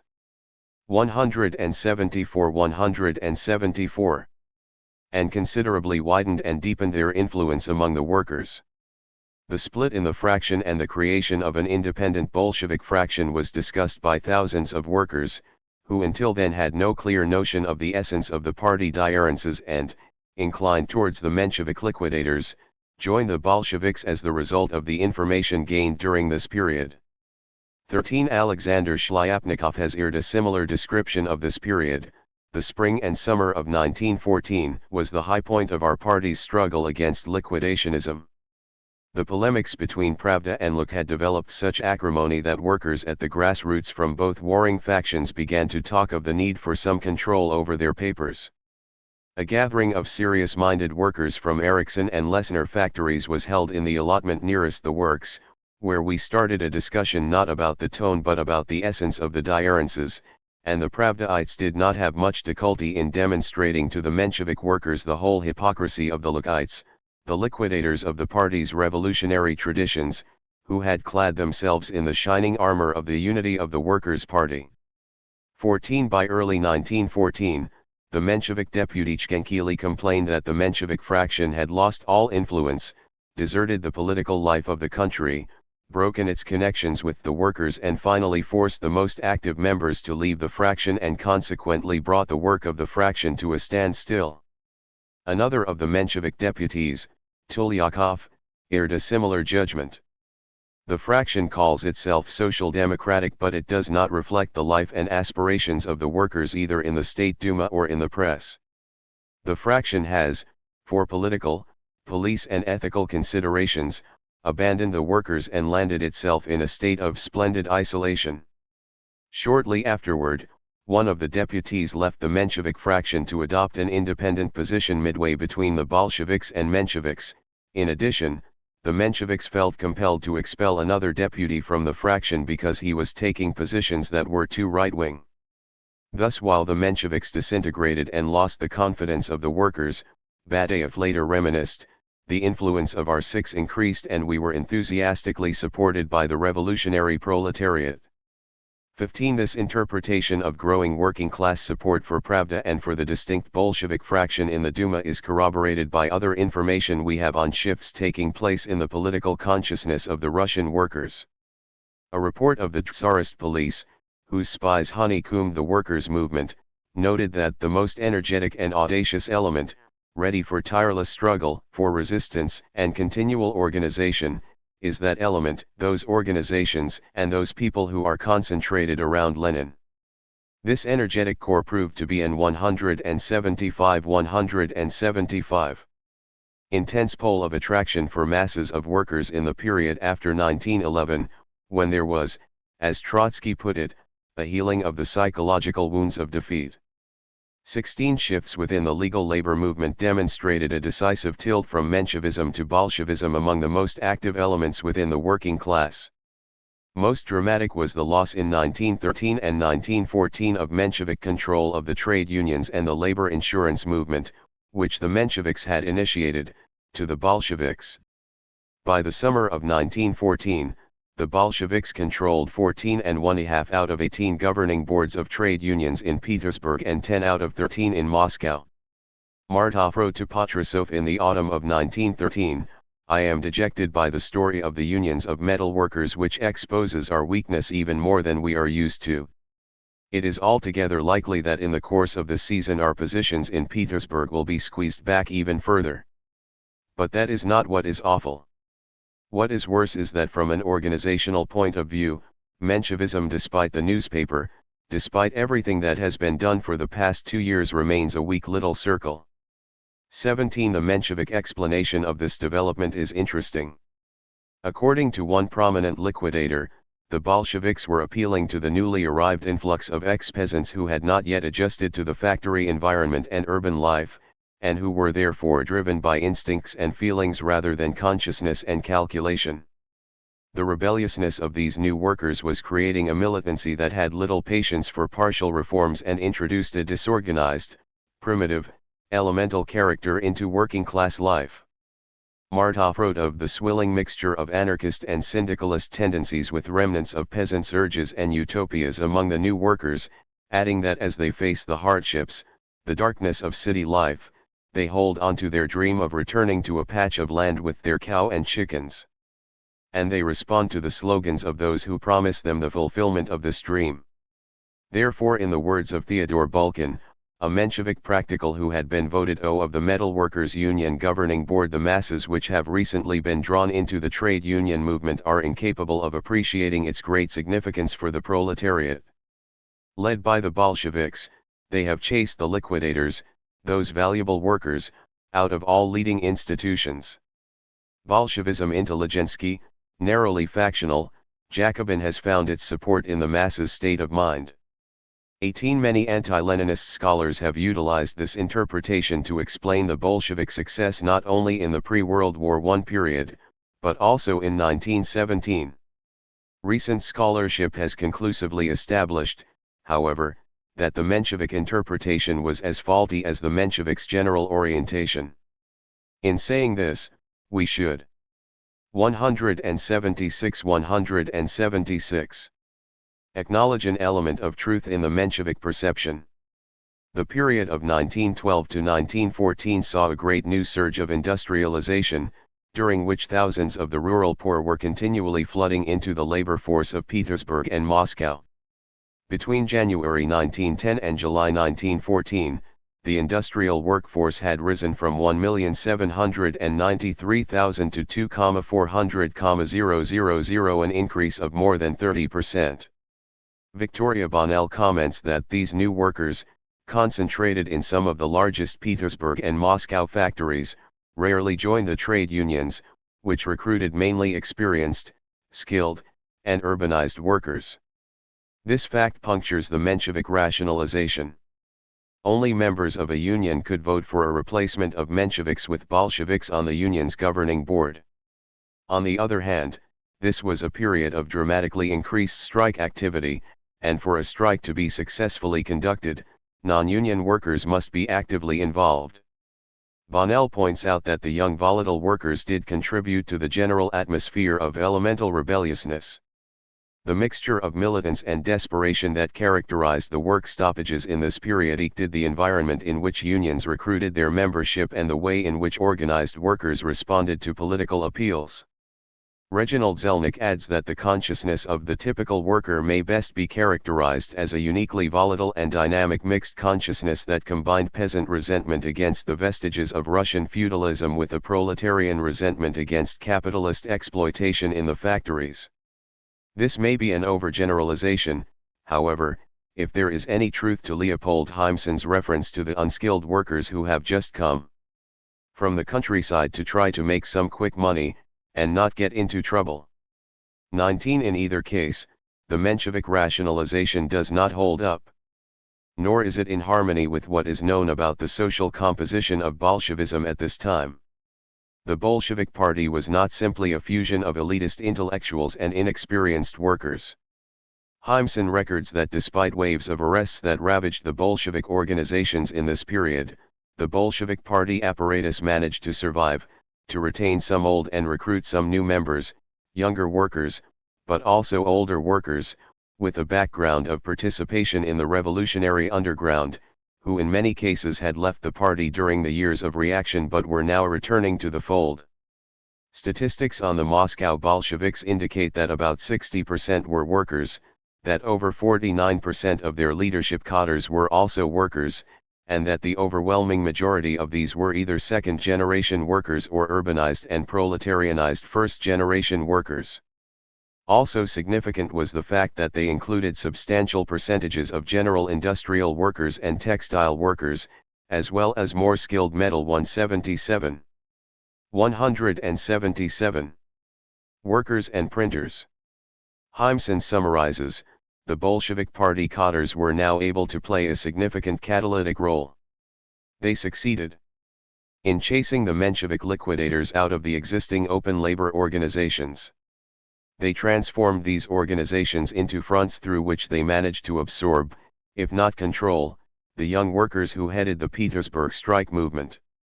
Through the pages of Pravda, through the verbal appeals of their deputies in the Duma, by leaflet and by word of mouth, they managed to stir up and exploit the workers' embittered mood. Thus, it seems fair to say that by the outbreak of war the Bolshevik center in Petersburg, and particularly its open organizations, had developed an organism whose arms, while still very slender and vulnerable, were beginning to extend into many corners of the life of the working class. 20. To the upsurge we should give more attention to the questions of why and how the Bolsheviks were able to establish such authority among the Russian working class as a whole, from the most inexperienced militants to the most mature stalwarts.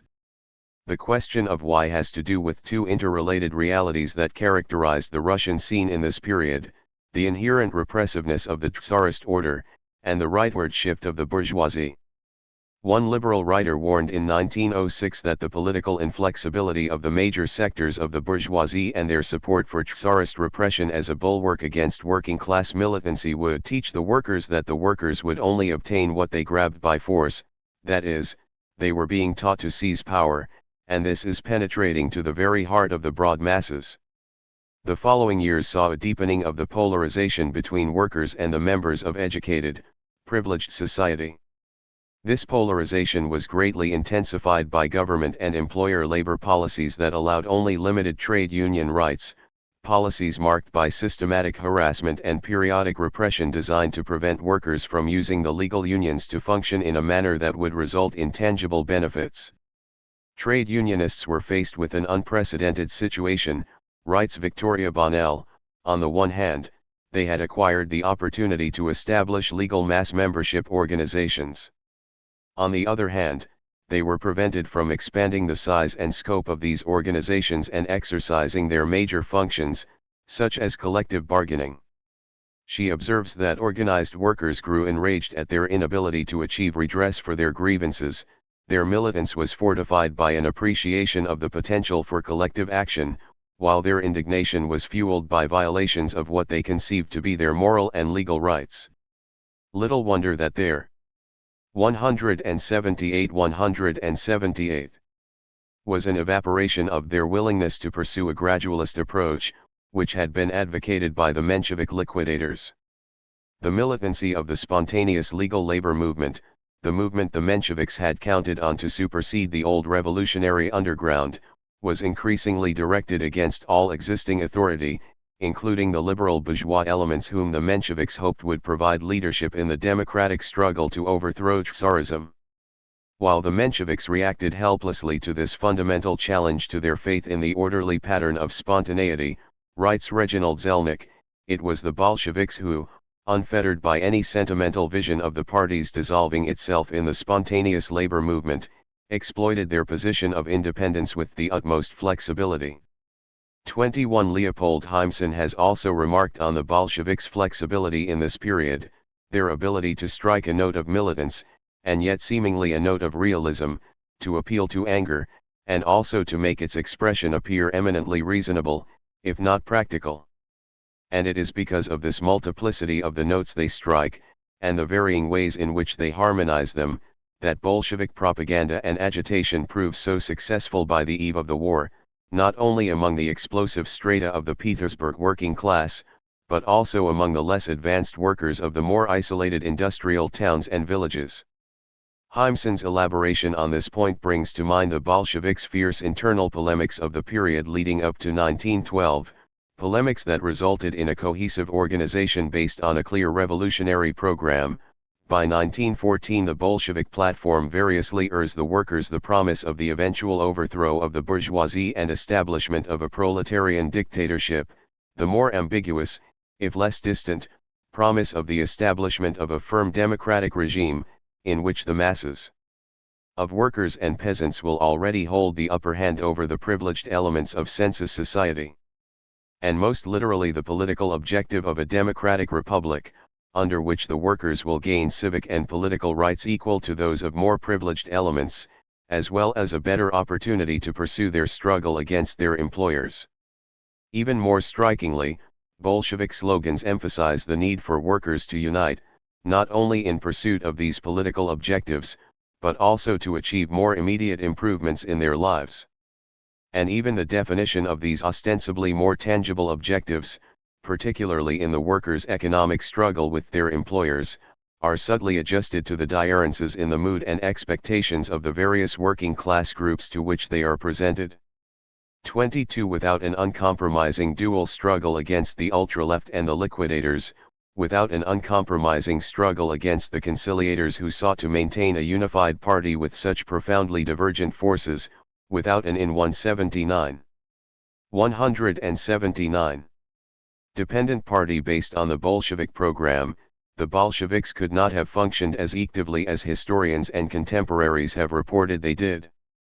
One key sector of the working class to which the Bolsheviks began to give special attention in this period were women workers, who made up roughly one-third of the labor force. While both factions of the RSDLP had always formally adhered to the Marxist position favoring equal rights for women, many of the male party members, imbued with the patriarchal attitudes of their culture, did not see women as equals in their daily lives, let alone in the class struggle. Even leading Bolsheviks were suspicious of feminism as a bourgeois current that would blunt class consciousness, and they initially resisted the idea of setting up special organizations for working women. Some of these had been created, however, as early as 1909. At the 5th Congress of the RSDLP, 15 of the female delegates were Bolsheviks and 4 were Mensheviks. On the other hand, no female delegates were elected to the Prague Conference of 1912 that established the Bolshevik Party. This reflected a situation the Bolsheviks evidently hoped to reverse. Pravda began a special women's section in 1913. In that same year, the Bolsheviks began publishing the journal Rabotnitsa, which, according to historian Anne Bobrow, carried articles embracing a wide range of women's concerns, maternity insurance, female labor, child care centers, hygiene information, the problems of working women and the family, children's stories, Women's Day, electoral rights for women. The journal explained its position in its first issue, The Women's Question for Working Men and Women. This question is about how to involve the backward masses of working women in organization, how better to make clear to them their interests, how to make them comrades in the common struggle quickly. The solidarity between working men and women, the common cause, the common goals, and the common path to those goals. Such is the settlement of the women's question in the workers' midst. Even this position, however, was secured only after some years of resistance in the ranks and among the leadership of both Bolsheviks and Mensheviks. Much passive resistance, reminisced Alexandra Kollontai, little understanding, and even less interest for this aim, over and over again, lay as an obstacle in the path. It was not until 1914, shortly after the outbreak of the World War, that finally both factions, the Mensheviks and the Bolsheviks, took up the question in an earnest and practical way. While even the Bolsheviks' improved understanding of women's liberation may seem limited by present-day standards, it represented a major advance in the context of Tsarist Russia and had a significant impact among women workers awakening to political consciousness. 23 In this and in other important ways, the Bolsheviks sought to spread, broaden, 180 and deepen what Ikiryanov has aptly referred to as a new proletarian morality, a phenomenon that Leopold Heimson has also vividly described in his discussion of the intensifying revolutionary working class consciousness of this period. Such consciousness was hardly an alien worldview that was somehow inserted into working class heads by Bolshevik propagandists. It was latent within large numbers of workers and was already developing under the impact of experience. To some extent it was the accumulated and shared experience of many years, to some extent it was recent experience laden with new shocks and revelations.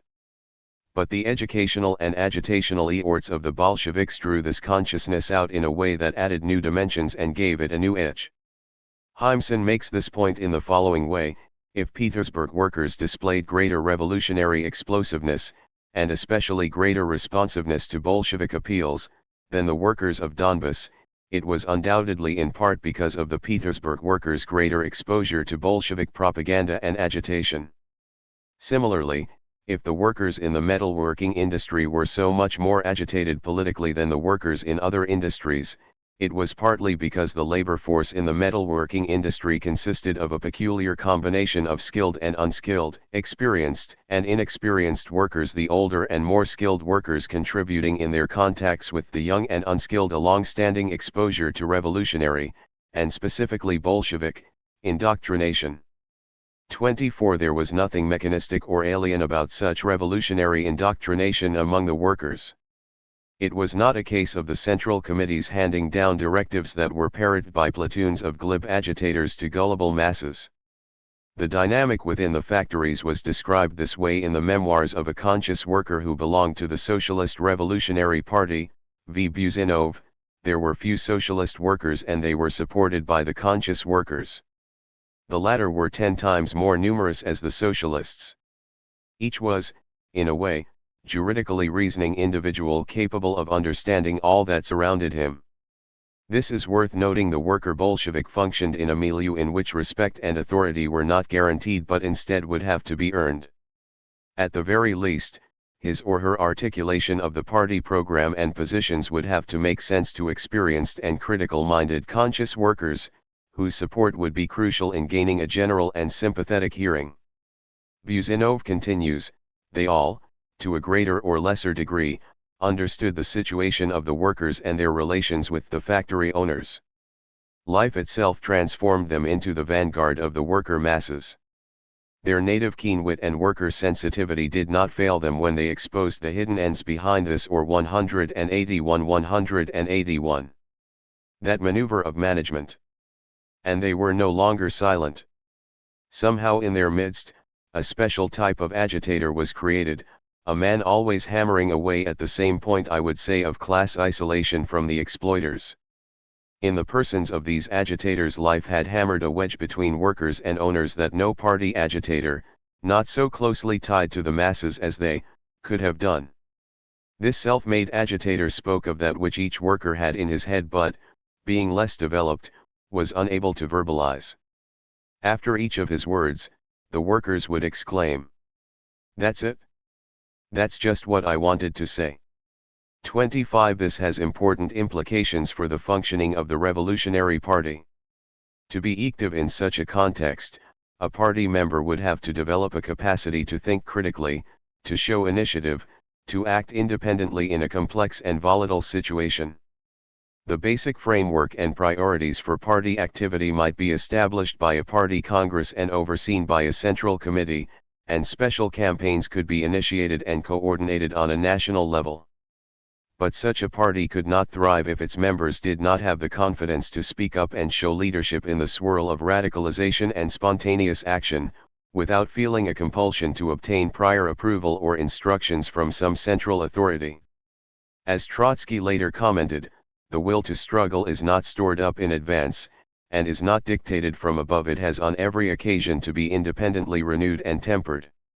More than this, a Bolshevik is not merely a disciplined person, he is a person who in each case and on each question forges a firm opinion of his own and defends it courageously and independently, not only against his enemies, but inside his own party. 26. As the statement implies, in some situations the party ranks were most sensitive to shifts in moods and struggles of the working class and were sometimes compelled to interpret and carry out party policies in new ways while at the same time internally challenging and attempting to correct less informed judgments of party leaders. Such divergences would have to be resolved through further discussion and the test of events, not through the imposition of mechanical discipline and expulsions. The cadres of worker Bolsheviks were tempered by the experience of learning and growing and proving themselves in the living class struggle. The role and temperament of revolutionary youths were certainly an important component of Bolshevism's internal chemistry. Although there had been efforts to create a social democratic youth group by such Bolshevik students as Bukharin and Sokolinkov in 1907, they did not survive Tsarist repression and were not repeated before 1917. Nonetheless, Krupskia's views on youth organizations, summarized by historian Pierre Brouet, have relevance. Lenin's companion in fact hoped to see 182 an organization of young revolutionaries directed by the youths themselves, that could risk committing its own errors, which she saw as preferable to seeing it strangled under the tutelage of well-intentioned adults. 27. As it turned out, however, young revolutionaries actually were assimilated into Bolshevism's iron guard of professional revolutionaries. Brouet's discussion of this point is interesting. A Mikhail Tomsky, lithographer, who enters the party at 25 years of age, is an exceptional figure, despite his earlier years passed as a non-party fighter. At his age, in fact, the majority of the others have behind them years of political militancy. The student Pyatakov, son of a great bourgeois family in the Ukraine, becomes a Bolshevik at 20, previously having been an anarchist militant. The student Rosenfeld, whose party name was Kamina, is 19 when he joins, as is the metal worker Schmidt and the skilled mechanic I.N. Smirnov. It is at the age of 18 that there enter into the party the metal worker Bakiv, the students Bukharin and Krestinsky, the shoemaker Kaganovich. The clerk Zinoviev, the metal workers Serebryakov and Lutavinov are Bolsheviks at 17. Sverdlov works in a pharmacist's shop when he enters the struggle at 16, as does the student Kuibyshev. The shoemaker Drobnis and the student Smilga enter the party at 15 and Pyatnitsky at 14. These young men haven't left the age of adolescence when they are already old militants and cadres. Sverdlov, at the age of 17, directs the Social Democratic organization in Sormovo, and the Tsarist police look for him under the nickname Tiny. Sokolnikov is 18 when he is secretary of one of the Moscow districts. Rykov is 24 when, as a spokesman for the committeeman, he enters the Central Committee in London. Zinoviev is already known as a leading Petersburg Bolshevik and writer for Proletary when at the age of 24 he begins his residence on the Central Committee. Kamina is 22 when he is a delegate to London, Sverdlov 20 at the Tammerfors Conference. Serebryakov is the organizer and one of the delegates of the Russian underground organizations, at the age of 20, at the Prague Conference of 1912. 28. It is hardly the case that the Bolsheviks or their working class base were exclusively young, but the fact that young revolutionaries were so integrated into the Bolshevik organization was a special advantage as the party related to the working class upsurge in which young workers were such a vital component. The dramatic rise in working class militancy and radicalization on the eve of World War I resulted in an unprecedented swell of both political and economic strikes that was comparable to the revolutionary upsurge of 1905. Heimson writes, by the beginning of the summer of 1914, contemporary descriptions of the labor scene forcibly suggest, the workers, especially in Petersburg, were displaying a growing spirit of buntarstvo, of violent if still dies opposition to all authority and an instinctive sense of class solidarity, as they encountered the repressive measures 183. of state power and what appeared to them the indifference of privileged society.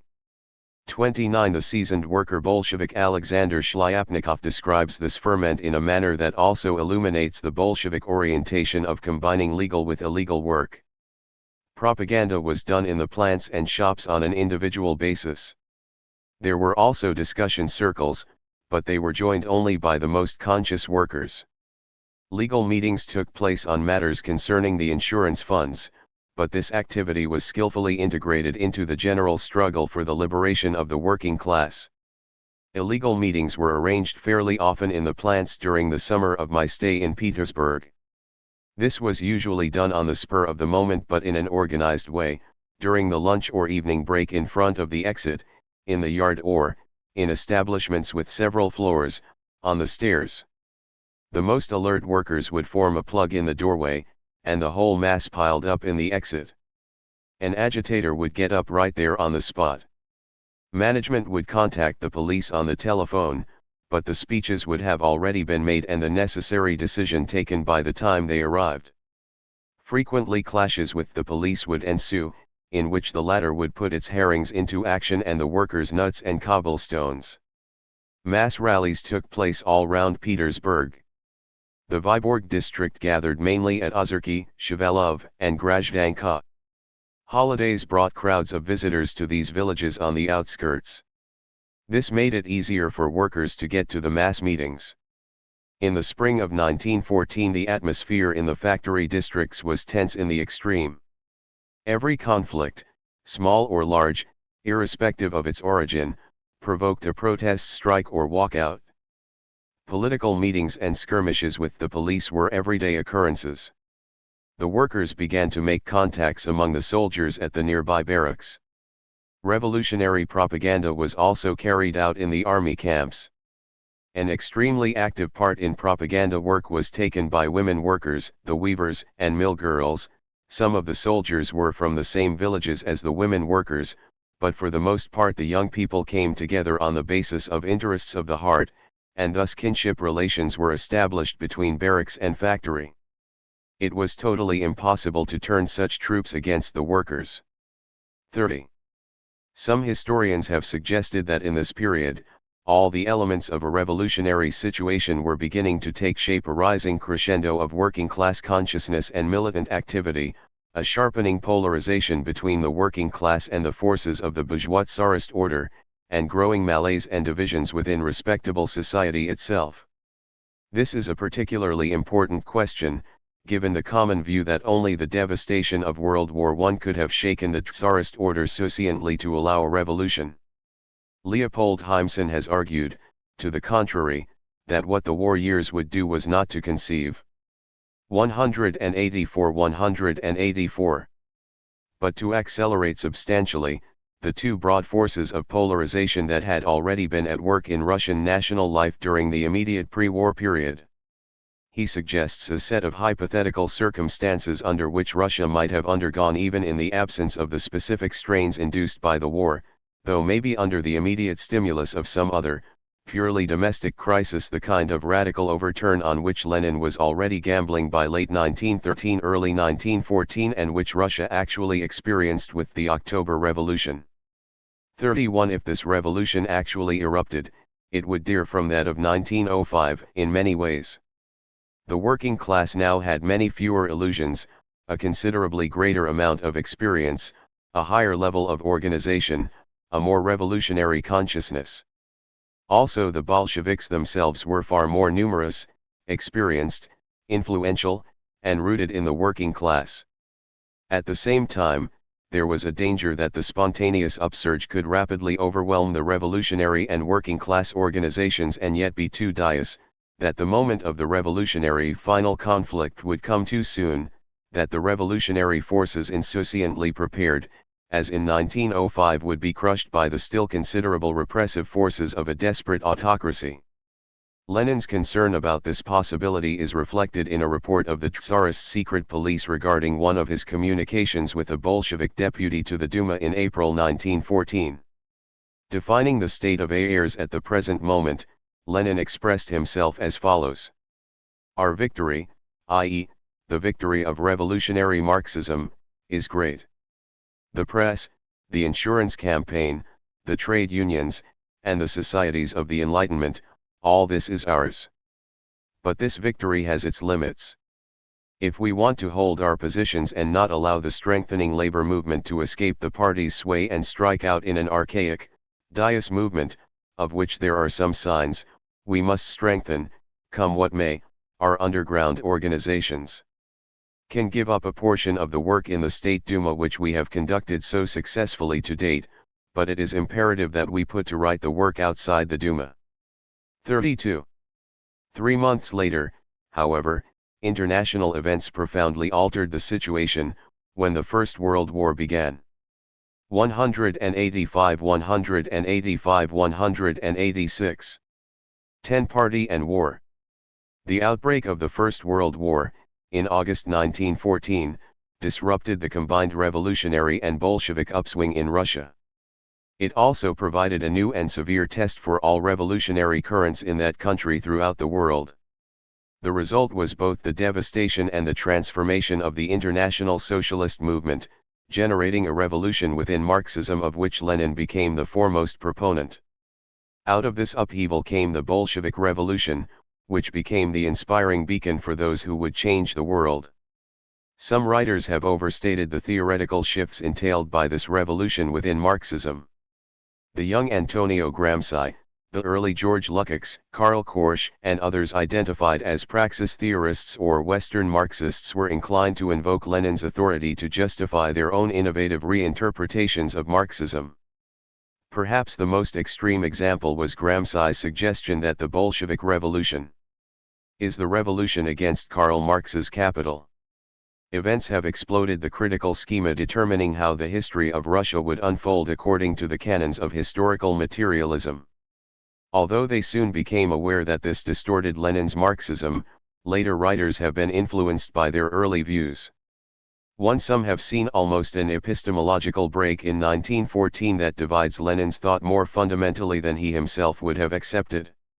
It has even been argued recently, by the late Steve Zellick, that the Leninist conception of the party came into existence only with World War I, which yielded Lenin's theory of monopoly capital, imperialism, and the presumed theory of a labor aristocracy.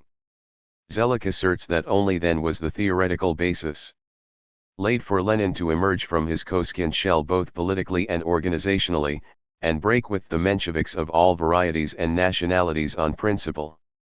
2. As we have seen in previous chapters. 187. This is not the case. At least for Russia itself, the essential components of the Leninist party had become fully developed theoretically in the years 1903 to 1914. Nonetheless, in the 1914 to 1917 period Lenin's thinking underwent a profound reorientation. The eruption of World War I and the collapse of the Second International forced him to deepen his understanding of Marxism in order to develop a better analysis of capitalist reality and a more sharply focused revolutionary strategy. In his philosophical notebooks he labored to attain a surer grasp of the dialectical philosophy of Hegel, which had been an essential source of the Marxist method. He developed a critique of the vulgarization of Marxist theory and the abandonment of revolutionary politics that had come to characterize the orthodox center of the Second International. He found it necessary to study more closely new trends in the world economy, producing imperialism, the highest stage of capitalism. Related to this, he sharpened his understanding of nationalism and produced a more advanced Marxist approach to this thorny question. And he pioneered in the development of a deeper comprehension of the Marxist theory of the state and of revolutionary strategic and tactical perspectives, which was reflected in his classic The State and Revolution and in a wealth of other writings during 1917 that among other results advanced the working-class socialist revolution in Russia as an immediate goal. 3. We should not make the mistake of assuming that the ideas, analyses, and perspectives of Lenin simply were translated into Bolshevik policy or even reflected the theoretical understanding of a majority of the Bolsheviks. Yet the Bolshevik party was certainly altered by the experience of the war. One of the most important developments was a heightening of the revolutionary internationalism that, while always a component of Bolshevism, took on greater meaning and assumed a more dynamic function in the Bolshevik program. Given the profound repercussions of this development, it will make sense for us to give it significant attention. As we will see in this chapter, it was not simply a product of Lenin's thought, but was part of a broader internationalist revitalization taking place in the left wing of the world socialist movement. After examining this revitalization, we will take up the question of whether or not there was a fatal illusion built into this vibrant internationalism that became so crucial to Bolshevik perspectives. Finally, we will turn our attention to how the Bolshevik organization functioned in this complex and stressful period, touching both on the role it played in the larger Russian and world movements and also on its internal functioning inside and outside of Russia. The wartime evolution and experience of Lenin's party, in the realms of program and organization and class party interaction, were a vital prelude preparing it for the great events of 1917. 188. 1. Revolutionary internationalism. We have seen that the Bolshevik program was grounded in a revolutionary internationalist orientation. The Bolsheviks were loyal and committed partisans of the Second International, looking for inspiration especially to the German Social Democratic Party, particularly to what they considered its orthodox Marxist majority, represented theoretically by Karl Kautsky. They consistently sought to learn from and contribute to the theoretical and practical work of this World Federation of Working-Class Socialist Organizations, embracing close to 25 million workers. The Bolsheviks found nothing abstract about this internationalism, because they were convinced that the struggle of workers in other countries would strengthen the revolutionary movement in Russia and that advances of the Russian workers' movement would bring closer the possibilities of socialist revolution in the West. It was their conviction in 1905 that the overthrow of Tsarism through a working-class upsurge with peasant support could lead to a similar upsurge in Western and Central Europe that would overturn capitalism, that Western revolution would then be decisive both for the thoroughgoing triumph of Russia's own bourgeois democratic revolution and for a relatively rapid transition to socialist revolution in Russia. Since capitalism was an international system, the dynamics of class oppression and proletarian insurgency were also international. The struggle to overthrow it would therefore have to unfold on a world scale, and socialism could come into being only as a world system. Beginning in the latter part of the 19th century, tensions began to increase among capitalist nations, generated by the competition for world markets and raw materials and by the national drive of capitalist economies to expand and seek new investment opportunities in other countries. There was a marked increase in militarism and national chauvinism, in new alliances and counter-alliances among the most powerful nations. The possibility of a destructive world war began to loom over Europe. From the center to the left end of opinion in the Second International, there tended to be a general consensus around the remarks Friedrich Engels had made in 1892, "No socialist of whatever nationality can wish the triumph of the present German government in the war, nor that of the bourgeois French Republic, and least of all that of the Tsar, which would be equivalent to the subjection of Europe, and therefore the socialists of all countries are for peace. But if it comes to war nonetheless, just one thing is certain: this war in which 15 or 20 million men will slaughter one another, and all Europe will be laid to waste as never before. This war must either bring the immediate victory of socialism, or it must upset the old order of things from head to foot and leave such heaps of ruins behind." 189. That the old capitalistic society will be more impossible than ever, and the social revolution, though put until 10 or 15 years later, will surely conquer after that time all the more rapidly and all the more thoroughly. August 4. Bebel, the aging leader of the German Social Democrats, commented at the 1907 Congress of the Second International, "We do not wish for such a dreadful means of reaching our goals. However, if those who have the greatest stake in maintaining bourgeois society cannot perceive that such a war would uproot it, then we cannot object. Then I say, just keep right at it, we shall be your heirs." If the ruling class had not known this, we would long ago have had a Europe-wide war. Only the fear of social democracy has prevented it so far. If such a war breaks out, then much more will be at stake than mere trifles like insurrection and mass strike.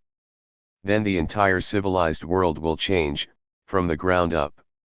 Never before in the history of the civilized world has a movement embraced the masses as profoundly as does the socialist movement. Never before has a movement given the despised masses such an insight into the nature of our society. Never have there been so many who knew what they wanted from the state and society. Let us keep our eyes open and our heads clear, so that we are prepared for the moment, when it comes. 5. At this same Congress, a manifesto was adopted that concluded: if a war threatens to break out, it is the duty of the working classes and their parliamentary representatives in the countries involved, supported by the coordinating activity of the International Socialist Bureau, to exert every effort in order to prevent its outbreak. In case war should break out anyway, it is their duty to intervene for its speedy termination and to strive with all their power to utilize the economic and political crisis created by the war to rouse the masses and thereby hasten the downfall of capitalist rule. 6. Nevertheless, serious differences remained, dividing revolutionary socialists from those inclined toward reformism, and there were also differences dividing those adhering to a revolutionary standpoint. The resulting debates contributed substantially to the enrichment of the Bolshevik program. By and large, the reformists in the Second International favored imperialism. Hendrik van Kool of the Netherlands argued that without capitalist expansion into the colonized areas of Asia and Africa, the native peoples there would today still be living in the most backward social conditions. Edward Bernstein asserted, we must get away from the utopian notion of simply abandoning the colonies. The colonies are there, we must come to terms with that. Socialists too should acknowledge the need for civilized peoples to act somewhat like guardians of the uncivil. 190. List.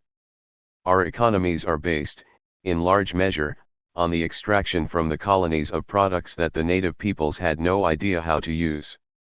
Another right-wing German social democrat, Eduard David, similarly warned against the demand to abolish colonies as such. It would mean giving them back to their native peoples. What then would occur in the colonies? They would not experience humane rule but a return to barbarism. The colonies as well must go through a stage of capitalist development. There too you cannot simply leap from savagery to socialism. Nowhere is humanity spared the painful passage through capitalism. The scientific outlook of Karl Marx makes very clear that this stage is a precondition for the socialist organization of society. 7. Lenin's view was that colonialism represented the downright enslavement of primitive populations. The bourgeoisie was actually introducing slavery in the colonies and subjecting the native populations to unprecedented outrages and acts of violence, civilizing them by the spread of liquor and syphilis.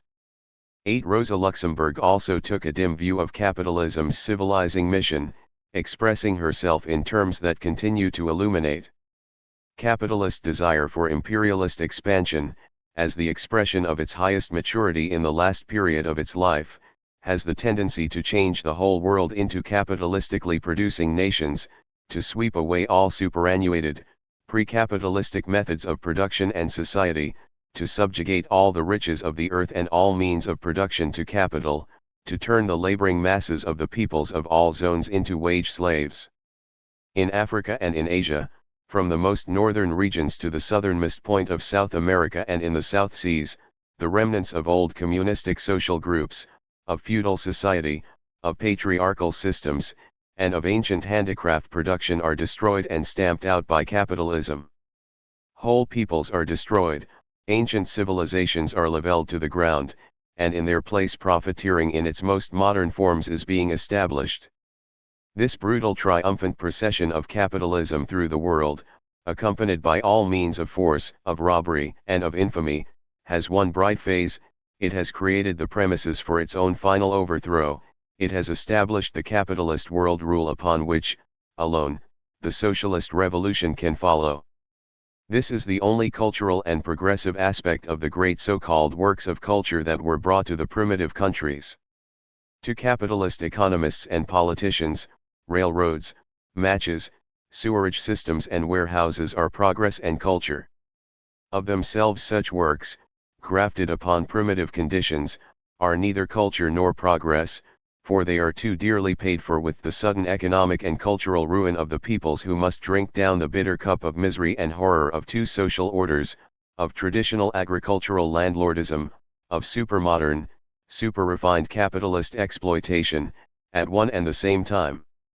Only as the material conditions for the destruction of capitalism and the abolition of class society can the eeks of the capitalist triumphal march 191 through the world bear the stamp of progress in a historical sense.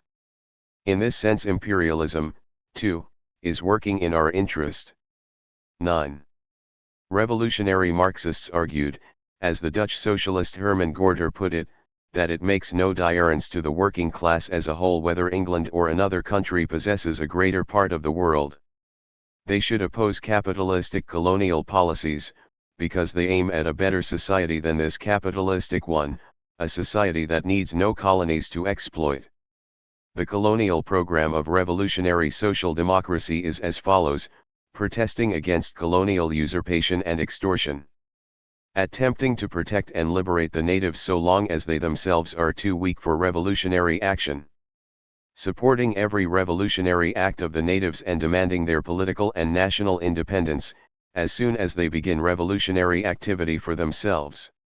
Lenin noted the following in regard to the growing anti-colonial struggle: hundreds of millions of the downtrodden and benighted have awakened to a new life and are rising to fight for elementary human rights and democracy.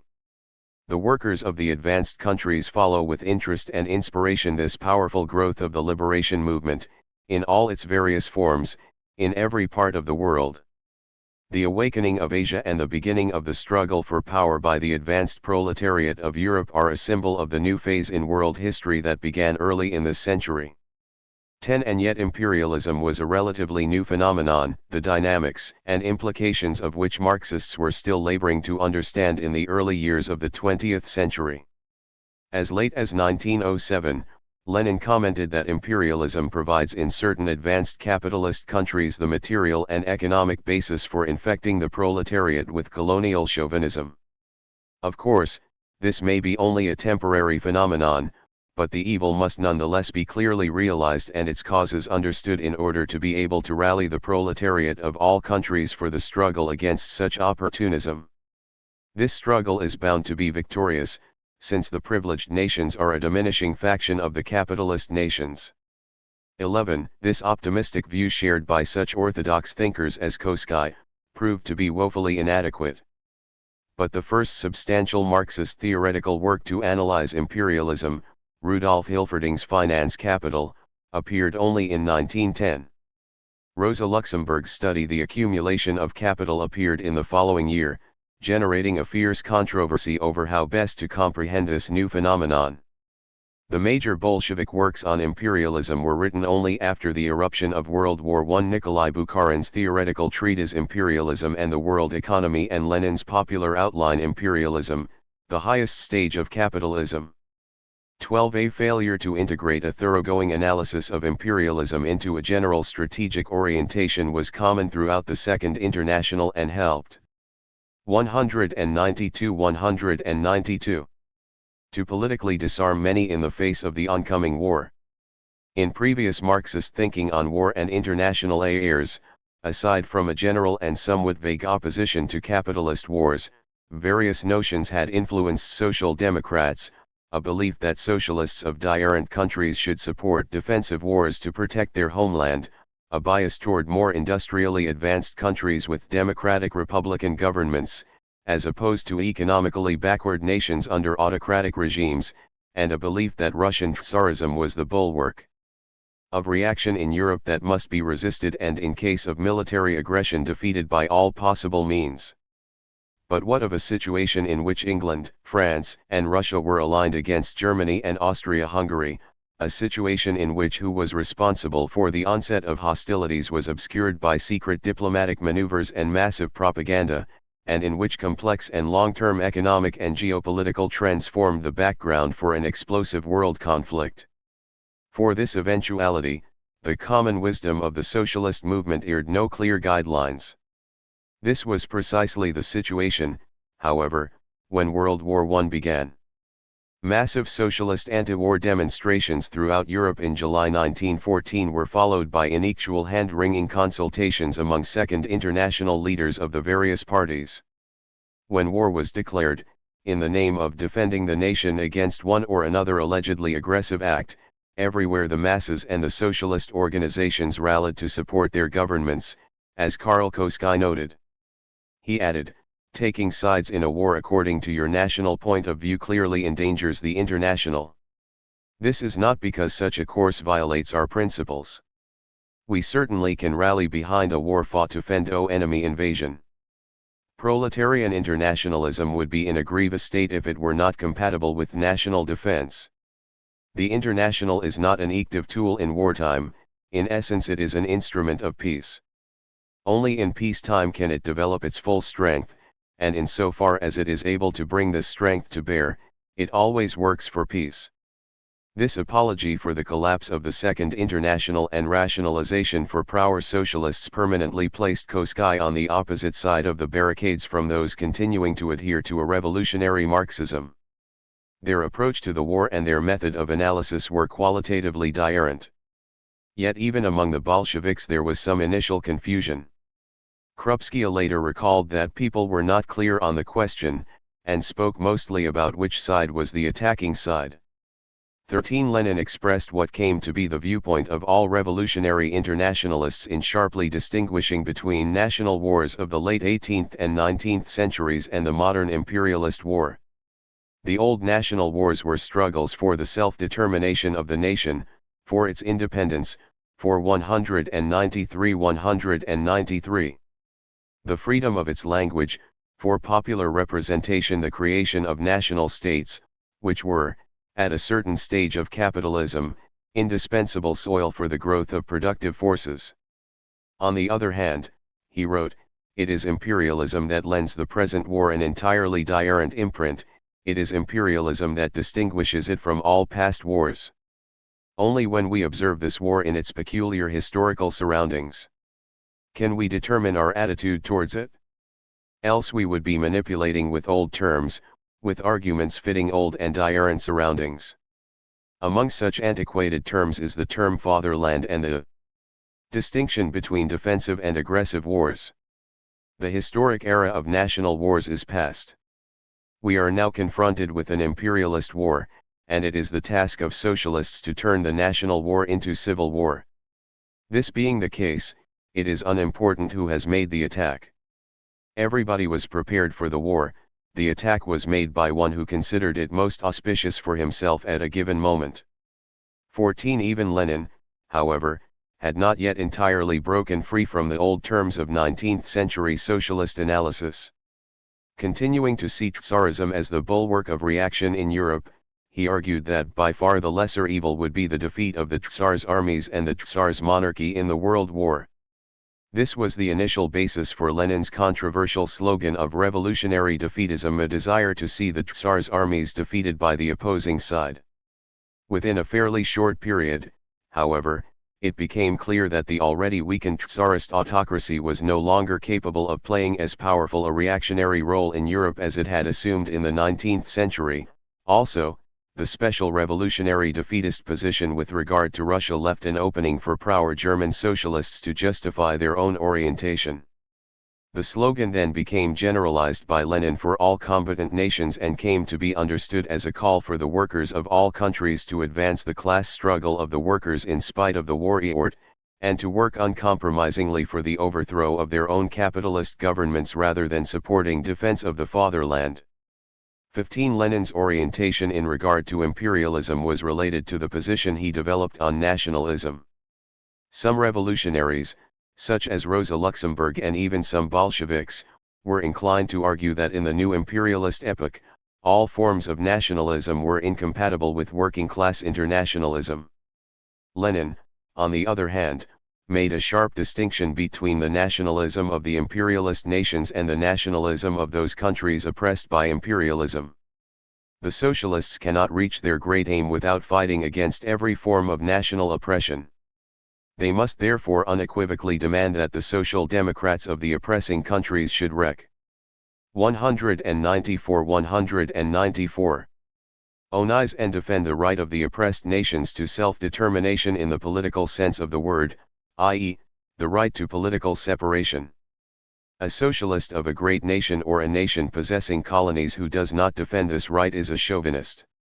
Imperialism is the period of an increasing oppression of the nations of the whole world by a handful of great nations. The struggle for a socialist international revolution against imperialism is therefore impossible without the recognition of the right of nations to self-determination. 16. 2. The actuality of world revolution. As always, a central theme of Bolshevik education and agitation in this period was something that George Lukács had identified as an element at the core of Lenin's thought: the actuality of revolution. Comparing Lenin to what he called the vulgar Marxists of the Second International, Lukács commented that the average man first sees the proletarian revolution when the working masses are already fighting on the barricades, and if he happened also to have enjoyed a vulgar Marxist education, not even then.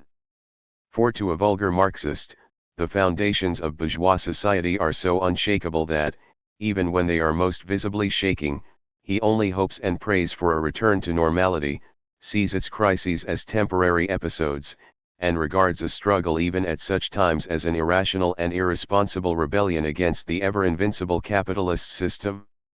In 1920 the poet Valery Brusov observed, "Now, for example, there is talk of travel to other planets, but few of us hope to see them." That is exactly how far away the Russian Revolution seemed to us then. To foresee that the revolution was not so far away and that now was the time to be moving towards it, this was possible only for a man of colossal wisdom. And this is what astonishes me most of all in Lenin. Lukács points out, on the one hand, neither Marx nor Lenin ever thought of the actuality of the proletarian revolution and its aims as being readily realizable at any given moment. On the other hand, however, it was through this actuality that both gained a sure touchstone for evaluating all questions of the day. The actuality of the revolution provides the keynote of a whole epoch. So it was with Lenin's orientation during the First World War. 17. War inflicts horrible swearings on the people, but we must not, and we have no reason at all, to despair of the future, Lenin insisted in early 1916. The millions of victims who will fall in the war, and as a consequence of the war, will not have died in vain. The millions who are starving, the millions who are sacrificing their lives in the trenches, are not only swearing, they are also gathering strength, they are pondering over the real causes of the war, they are becoming more determined and are acquiring a clearer revolutionary understanding. In all countries of the world 195. There is growing discontent among the masses and greater ferment, there are strikes, demonstrations, and protests against the war. This is an earnest of the proletarian revolution against capitalism that is bound to follow the European war. Gregory Zinoviev similarly gave voice to the revolutionary internationalism that underlay the Bolshevik orientation. The imperialist world war has indissolubly bound the revolutionary crisis in our country to the growing proletarian socialist revolution in the West. Even 10 years ago, revolutionary Russian social democracy conceived of the democratic revolution in Russia as the prologue to the socialist revolution in the West. Developments have taken a strong step forward. The time of the prologue is approaching that of the epilogue. The tie between the democratic revolution in Russia and the socialist revolution in the West has become closer still. 18. Ultimately, the shock of the First World War did not shake the Bolsheviks' internationalism but, if anything, deepened it. Before examining the relationship of the revolutionary internationalist orientation to the functioning of the Bolshevik organization in 1914 to 1917, we should give some attention to the argument of some commentators that this programmatic fundamental of Bolshevism was based on an absurd or tragic illusion. From the left end of the political spectrum, perhaps the most succinct expression of this view has been aired by Fritz Sternberg. The period of capitalist imperialist development which culminated in the outbreak of the First World War, he writes, was not characterized as many socialists, including Lenin and Rosa Luxemburg, thought by a simultaneous increase of both social and foreign political tension. The truth was that the period immediately before the First World War was marked by a lessening of social tension and by a rise in living standards for all sections of the population in the highly developed imperialist states, though this had been brought about by capitalist and imperialist expansion all over the world, and this expansion necessarily aggravated foreign political antagonisms and finally led to war. Sternberg suggests that imperialism brought about only a temporary decline of social tension, but stresses that the revolutionary Marxists refused to see that the repercussions of this outward expansion of capitalism had raised living standards for the whole of the working class in the highly developed industrial countries, and had done so not for a short time only, but for years, even whole generations, in succession. The result of this blindness was that the left wing of the working class movement believed that if a world war did break out it would end comparatively swiftly in the overthrow of capitalism. In the period leading up to World War I, there was no fear of social revolutionary developments, nor could the war lead to social revolutionary actions on any dangerous scale in the big European industrial countries. 19. To the extent that this analysis is accurate, the 196 program of the revolutionary Marxists, the Bolsheviks, most of all was fatally flawed. This has been the judgment of many scholars, conservatives, liberals, and moderate socialists. As one moderate socialist, George Lichtheim, put it, the Russian Revolution was to spring from a unique constellation of events, and therefore Western Europe and North America came to represent a reality against which revolutionary movements inspired by Russian example would beat in vain.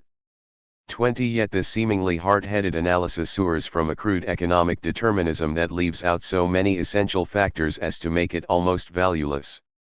Its reduction of social stability to a generalized rise of living standards limits its usefulness for any social scientist wishing simply to understand the world, let alone for a revolutionary intent upon changing it. Even the non-Marxist social historian Peter Stearns has felt the need to point out that in pre-war Western Europe there was discontent, although it was not strong enough to shake the foundation of society. The massive agitation of workers could not be ignored. Sometimes it had revolutionary overtones, certainly it sought major change.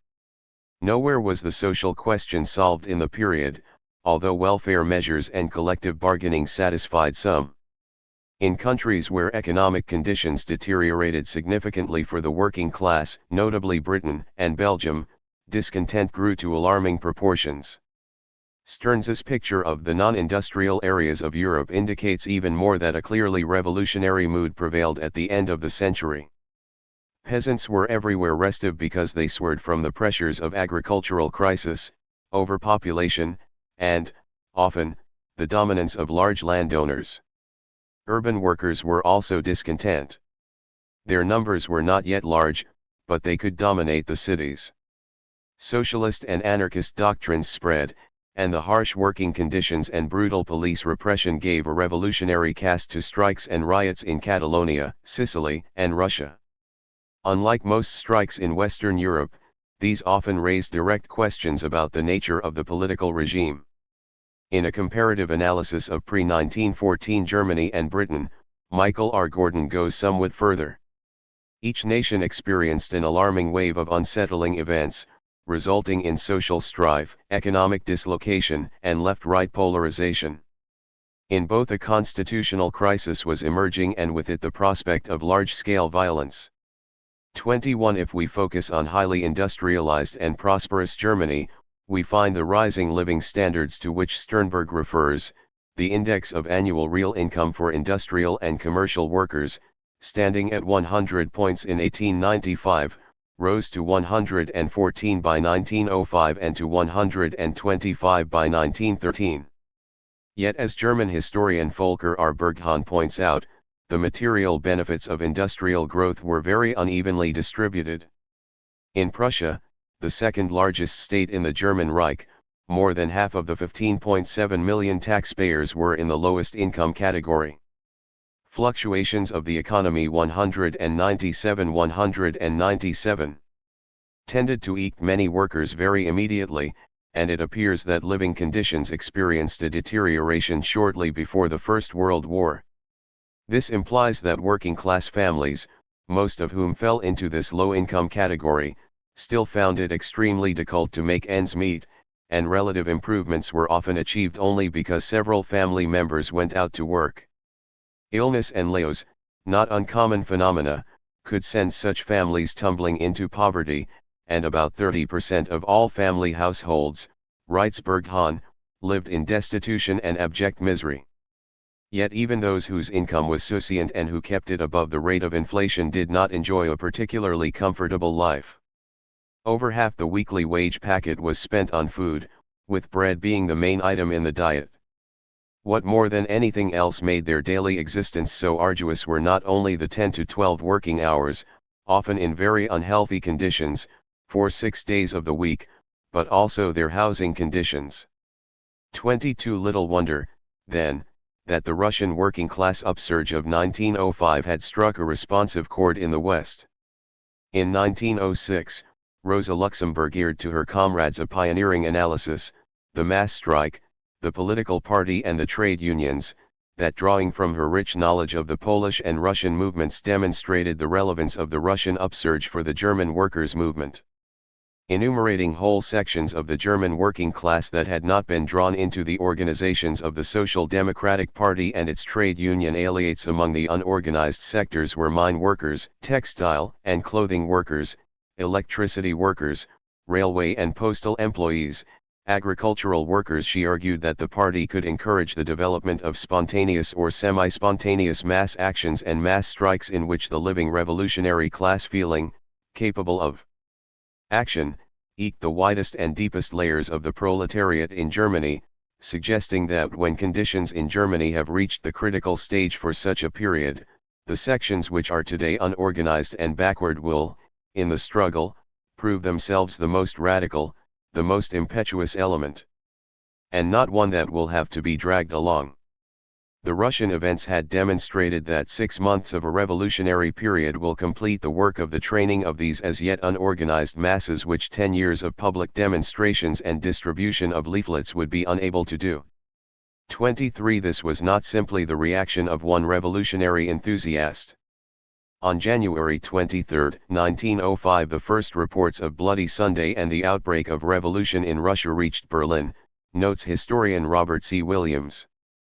In the following months the SPD and the German labor unions responded to the fresh wind from the east that revitalized the forces of radicalism against those of reformism within the movement. Over 500,000 German workers were involved in 198 work stoppages, strikes, and lockouts in 1905, more than the total for the previous 5 years. For all of 1905 and into 1906, German socialists followed the news from Russia with great interest through a daily column in Vorwärts. The SPD collected some 350,000 marks to aid Russian revolutionaries inside Russia and abroad. The fact that the ideological justification of the new radicalism, Rosa Luxemburg's mass strike, party, and trade unions, had been written by an Easterner was not lost on German opinion. The very enthusiasm of German socialists for the Russian Revolution and the discovery of Russian revolutionaries within the SPD heightened the fears of similar violence in Germany. 24 Despite the fact that moderate, reformist, bureaucratic elements in the Social Democratic Party quickly and successfully moved to check this sentiment and redirect it into safely disciplined parliamentary and conservative trade union channels, the situation was by no means stable. After 1909, class conflicts had again become more intense, notes Wolfgang J. Mommsen. The employers tried to check the rise of the trade unions by the use of active counter-organizations, and they used all their means of influencing public opinion to bring a stop to Sozialpolitik. On the other hand, real wages, after a period of almost continuous rise, had again become almost stagnant, largely as a result of rising food prices. According to Michael R. Gordon, the SPD's revisionism did little to assuage the fears of the forces of order. On the contrary, the most moderate proposals for electoral and fiscal reforms were denounced as though tantamount to revolution.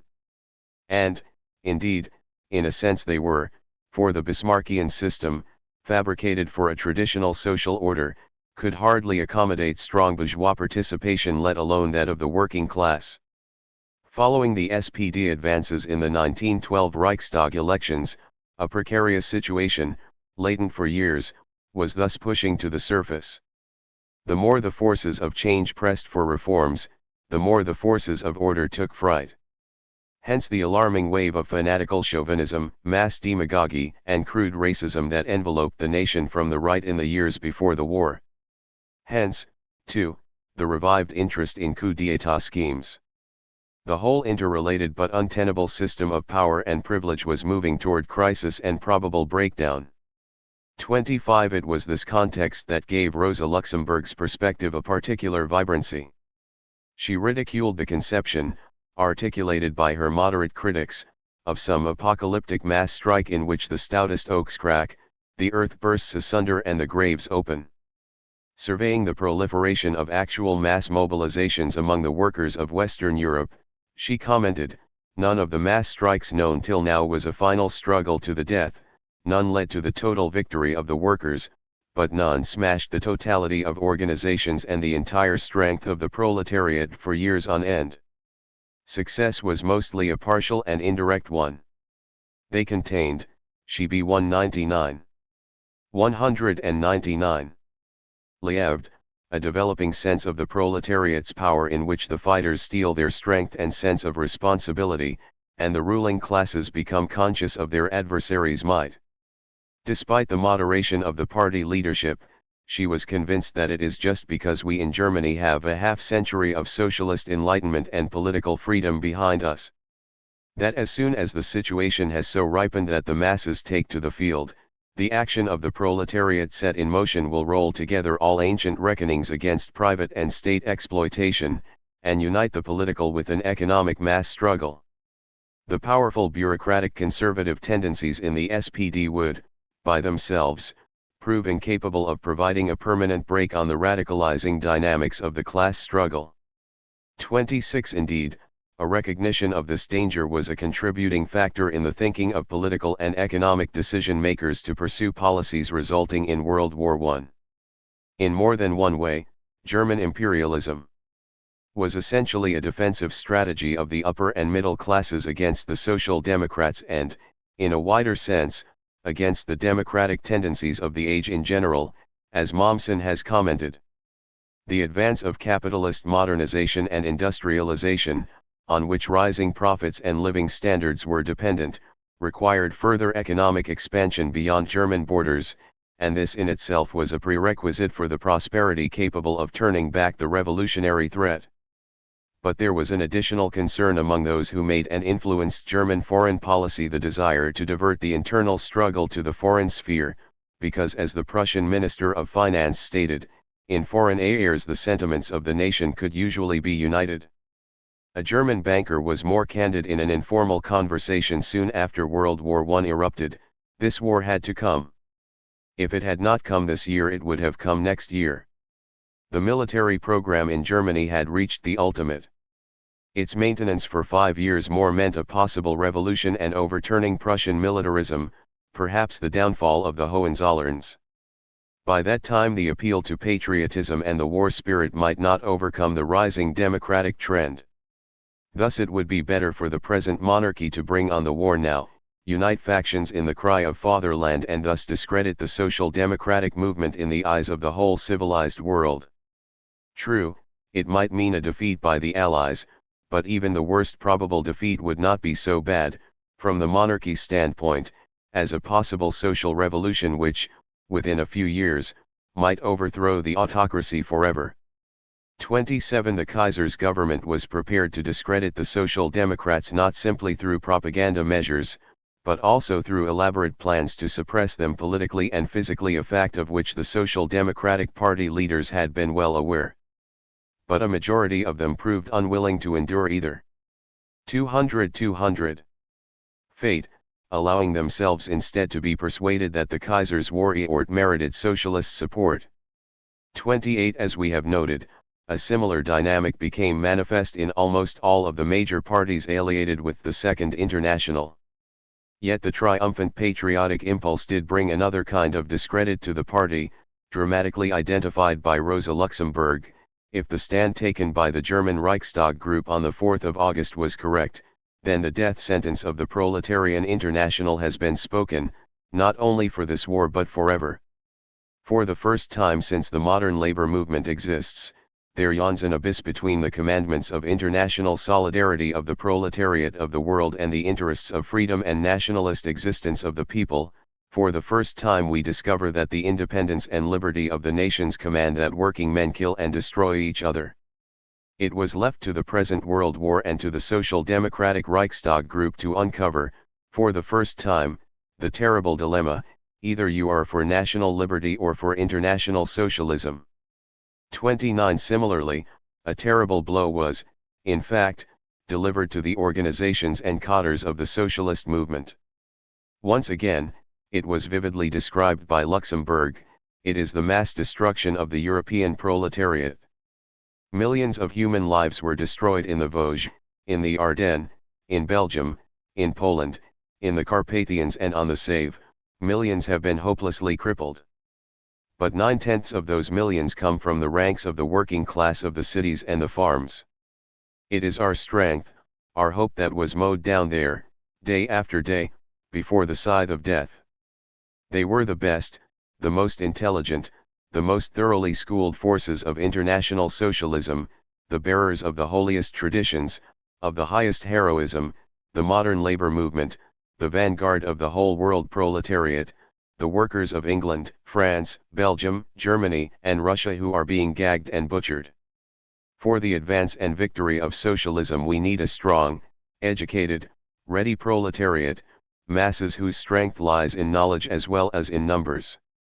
And these very masses are being decimated all over the world. The flower of our youthful strength, hundreds of thousands whose socialist education in England, in France, in Belgium, in Germany, and in Russia was the product of decades of education and propaganda, other hundreds of thousands who were ready to receive the lessons of socialism have fallen, and are rotting upon the battlefields. The fruit of the sacrifices and toil of generations is destroyed in a few short weeks. The choicest troops of the international proletariat are torn out by the life roots. She added, another such war, and the hope of socialism will be buried under the ruins of imperialistic barbarism. 30. Luxemburg and her comrades in Germany, in the face of this horror and in the teeth of fierce repression, labored to organize a revolutionary socialist opposition 201 to the war and called for the creation of a new and disciplined revolutionary international of the working class, whose first principle would be, the class struggle against the ruling classes within the boundaries of the bourgeois states, and international solidarity of all countries, are the two rules of life, inherent in the working class in struggle and of world historic importance to it for its emancipation. There is no socialism without international proletarian solidarity, and there is no socialism without class struggle. 31 similar revolutionary internationalist groupings came together throughout Europe. The most substantial of these consisted of the revolutionaries of Russia, among whom the Bolsheviks were the most cohesive force. In addition, the war created a new revolutionary dynamic in Russia that enabled the Bolsheviks to play the magnificent role for which they had been preparing for a decade and a half. 3. How the party functioned. The development of Lenin's views during the war, and his immense efforts to advance a clear, active revolutionary orientation within the international current of anti-war socialists deserve a separate and detailed study. In his excellent history of Russian revolutionaries living in Switzerland from 1914 to 1917, Alfred Sen has summed up important aspects of Lenin's orientation. Among the émigrés, only Lenin responded to the new conditions of wartime with a comprehensive program of action. To be sure, at first he worked just to consolidate his own party ranks. He made little effort to appeal to Western Europeans in the first months of the war. Nevertheless, by the winter and spring of 1915 he had developed a clear pattern, unyielding criticism of other socialist leaders and violent denunciation of the Second International, combined with a more flexible attitude toward dissident members of foreign socialist parties. The Bolshevik orientation forcefully advanced at international conferences of anti-war socialists at Zimmerwald and Kienthal in Switzerland linked an anti-war position to a perspective of intensifying class struggle and working class revolution. Lenin insisted on a thoroughgoing split of genuinely revolutionary socialists away from the opportunistic and prower socialists of the Second International, arguing that a new international must arise again, which can only be born of the revolutionary class struggle of the proletarian masses in the most important capitalist countries. 32 The Bolsheviks became notorious for their uncompromising attitude, but this was to be a pole of attraction as the bankruptcy of the Second International came to be more widely recognized among anti-war socialists.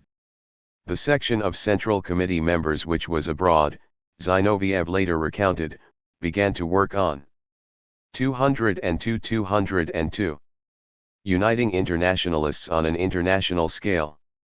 We took part in the Zimmerwald Conference where we constituted a weak minority and organized the Zimmerwald Left, which in fact served as the first nucleus of the future Third International. Alfred Sen's account gives an even greater sense of dramatic shifts taking place. Now, for the first time, Lenin began to collect an international following. No matter that we are so few, he declared, we shall have millions with us. He considered his work already diarrhent, closer to action. In contrast, other Russian internationalists proved incapable of developing strong organizations, and a drift into Lenin's camp was already visible in the spring of 1915. 33 The impact of the war on the workers' movement and the Bolsheviks inside Russia was complex. As discussed in the previous chapter, the period of 1912 to 1914 saw a crescendo of working-class radicalization and militant struggle, in which the Bolsheviks became the hegemonic force among the workers. In July 1914, this culminated in mass strikes and street fighting in Petersburg that were reminiscent of the early 1905 events. At this point, according to the Bolshevik A.E. Batayev, the Tsarist government did not let anything stand in the way of their endeavors to crush the incipient revolution. The series of lockouts had struck at the economic conditions of the workers, and mass arrests and deportations weakened the political organization of the working class. Diarrhent leading Bolsheviks who had been on the scene later looked back on this period with diarrhent estimates. From his vantage point as Bolshevik deputy in the Duma, Batayev tells us that the proletariat required a certain time to recover, to collect its forces for fresh onslaughts on Tsarism. On the other hand, from his vantage point as prominent underground activist functioning in the factories, Alexander Shlyapnikov asserted that the mood of workers was very buoyant, in spite of the orgy of repression, the lack of newspapers and the fortnight's unemployment. Everyone was overjoyed and encouraged by the recent strike which had united a large army of labor in one vivid upsurge of anger. Everyone felt that a decisive and nationwide battle was just around the corner. 34 In any event, the outbreak of the World War prevented the realization of either the time to recover or the decisive nationwide battle. Events developed so rapidly that organized workers were caught off guard, noted Shlyapnikov. Batayev recalls, the declaration of war was a signal for the blackest reactionary forces to redouble their attacks on the working class movement. In the atmosphere of rabid chauvinism and artificial jingoism, the Tsarist government savagely repressed all legal and illegal working class organizations. Added to this was the political disorientation brought on by the collapse of the Second International and especially the betrayal of German social democracy. Workers showered us with questions as to the meaning of the behavior of the German So-203. 203. Socialists, writes Shlyapnikov, whom we had always presented as models for ourselves. Where was all that world solidarity? Burying the German leaders did not come easily to us, as in the broad circles of workers supporting social democracy the idea emerged of if the Germans have done it, we might as well too. It took a lot of effort to explain to thinking workers that betrayal by some must not lead to universal betrayal, as only the capitalists would stand to gain from that. It was vital to restore international contact between workers over the heads of the leaders. 35 Shlyapnikov describes a meeting between the Bolshevik deputies to the Duma and a few key working class activists, who gathered in an attempt to find a key to the Germans' conduct. Several expressed the sentiment that the deciding factor was probably the threat of Tsarism, and it was common knowledge that even Engels had, in his day, wished for a war against Tsarist Russia. But whatever the reasons, it all amounted to one thing only: such behavior was a betrayal of all the precepts of revolutionary socialism. At the crucial moment, the German Social Democrats had felt that they were closer to their own bourgeoisie than to the workers of other countries. Nationalism had proved stronger than socialism. 36 Independently of the exiled Lenin, these Bolshevik stalwarts were determined to remain true to the revolutionary internationalism that was an essential component of their program. Despite such sentiments, the revolutionary workers' movement was overwhelmed by the tidal wave of war. Trotsky summarizes, the more active layers of the workers were mobilized. The revolutionary elements were thrown from the factories to the front. Severe penalties were imposed for striking. The workers' press was swept away. Trade unions were strangled. Hundreds of thousands of women, boys, peasants, poured into the workshops. The war combined with the wreck of the International greatly disoriented the workers politically, and made it possible for the factory administration, then just lifting its head, to speak patriotically in the name of the factories, carrying with it a considerable part of the workers, and compelling the more bold and resolute to keep still and wait. The revolutionary ideas were barely kept glowing in small hushed circles. In the factories in those days nobody dared to call himself a Bolshevik for fear not only of arrest, but of a beating from the backward workers. It seemed as though the war had produced a new working class. To a considerable extent this was the fact. In Petrograd the personnel of the workers had been renewed almost 40%. 37 Political repression hit the Bolsheviks harder than the Mensheviks. All 5 Bolshevik deputies in the Duma were arrested, while the Menshevik deputies remained at liberty. The Bolshevik organization was especially hard hit by repression, while 204 those elements among the Mensheviks who, with various rationalizations, supported the war were able to assume prominent positions in what was left of the workers' movement. The Bolshevik daily Pravda was quickly closed down completely, while patriotic labor papers continued to appear. On the other hand, as historian Ronald Suney has commented, while the war years demonstrated the fragility of the Bolsheviks' newly conquered positions within the working class and arrests and patriotism ate into their influence, the potential for a renewal of militants remained intact. 38 The Mensheviks made particularly significant gains in the network of war industry committees set up in 1915 to bring more closely together the industrialists, the workers, and the government, and thus to encourage greater effort in production for war needs. The Bolsheviks opposed participation, as did the most consistent of the Menshevik internationalists outside of Russia, such as Martov. Yet according to Leonard Shapiro, unlike the more disciplined Bolsheviks, the Mensheviks were disinclined to accept such leadership as emanated from the Secretariat in exile. Consequently, they immediately welcomed the new opportunity for concrete social democratic activity in these government-sponsored bodies. This enabled them to regain much of the ground they had lost to the Bolsheviks in the 1912 to 1914 period. And yet David Mondale remarks that among certain strata of the workers there was a fundamental internationalism, both in relation to ethnic groups within Russia and towards the war and the struggles of oppressed peoples abroad. Even the initial patriotic wave that swept up broad strata of workers throughout Russia found only a weak and relatively short-lived echo in Petrograd, and, according to the police, little remained of it by the autumn of 1915. Ani Patrusov, a right-wing Menshevik and defensist, bitterly lamented in 1915 the fact that the German invasion had aroused nothing in the proletarian masses, no response worthy of the most revolutionary class of today's society. 39 These realities set the stage for Bolshevik resurgence. The Bolsheviks' orientation in Russia was not dictated from abroad by Lenin. For one thing, underground communications with him were initially disrupted by war and repression. When Lenin's theses on war were finally transmitted, according to Shlyapnikov, they responded to the mood of party workers at the time, but the question of defeatism did cause perplexity. Comrades did not want to link their tactics to the army's strategic situation, but at the same time nobody wished Nicholas to the smallest victory, as it was clear that a victory would strengthen the vilest reaction. 40. The Bolsheviks' outlook was summed up in inscriptions that appeared first on factory walls and ultimately on banners carried by factory workers. 205. Comrades, we won't be any better. Oh, if Russia wins, they'll squash us even harder. 41. We swear to achieve the brotherhood of all peoples. Long live the Russian Revolution as the prologue to the social revolution in Europe. 42.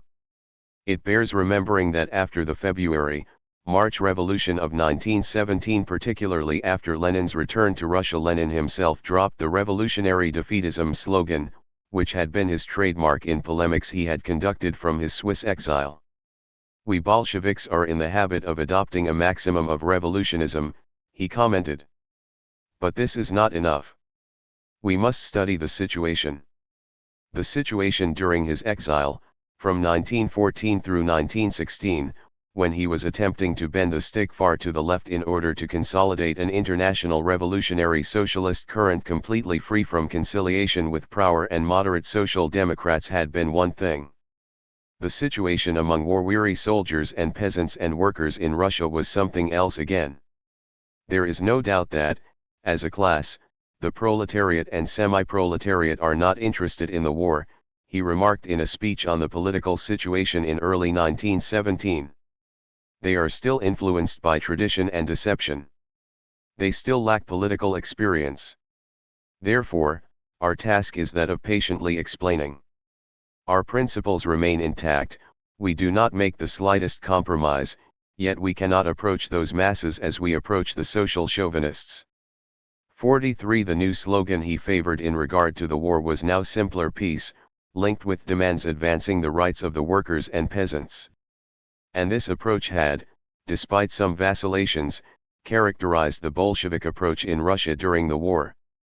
The divergence between Lenin and his comrades inside Russia before 1917 should not be overstated, although among certain currents in the party it seemed to go deeper than simply a choice of die-errant slogans.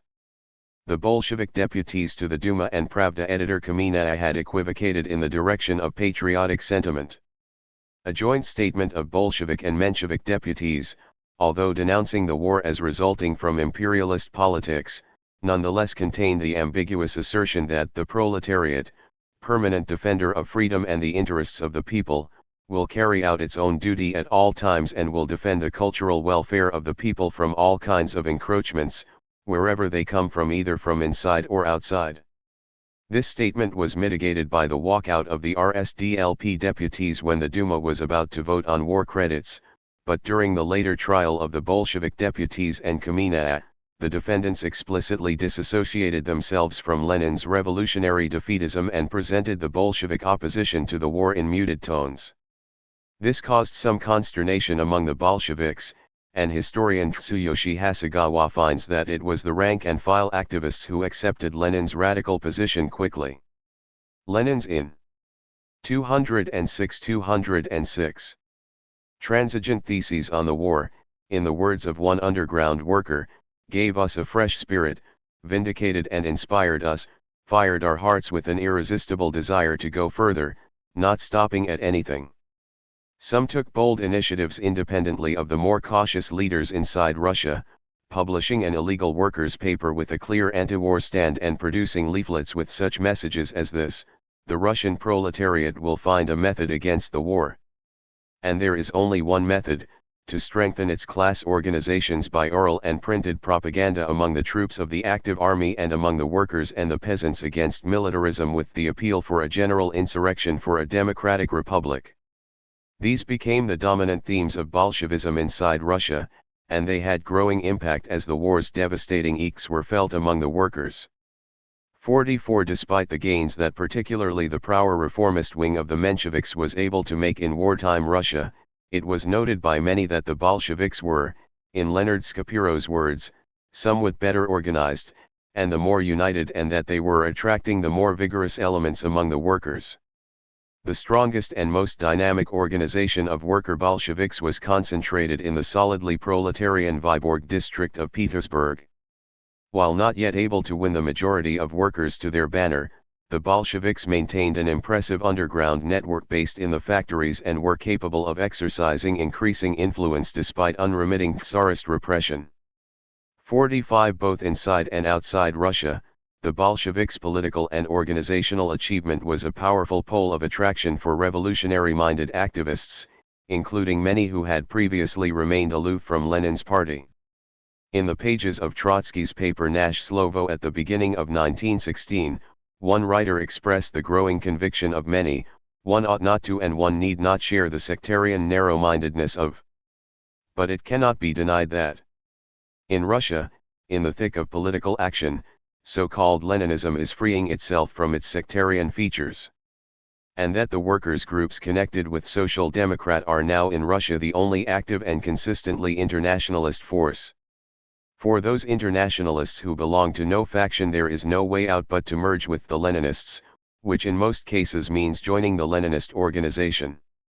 46 Many such activists ultimately concluded that much of the sectarian narrow-mindedness they had found so offensive in fact reflected a realistic appraisal of the necessary tasks at hand, an appraisal that was a key component of the Bolsheviks' ability to become the only active and consistently internationalist force, and genuinely revolutionary party, in Russia.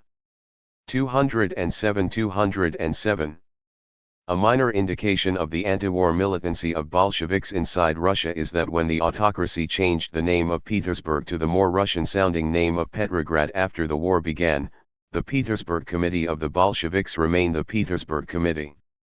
Tsuyoshi Hasegawa urges this illuminating description of the internal functioning of the Petrograd Bolsheviks during this period. The central leadership could not and did not extend a strong control over the local organizations.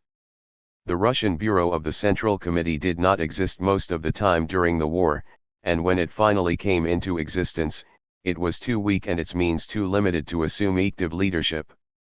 The Petersburg Committee assumed virtual leadership over the Bolshevik organizations in Petrograd, but its members were subject to constant police repression, and the turnover rate of its membership was high.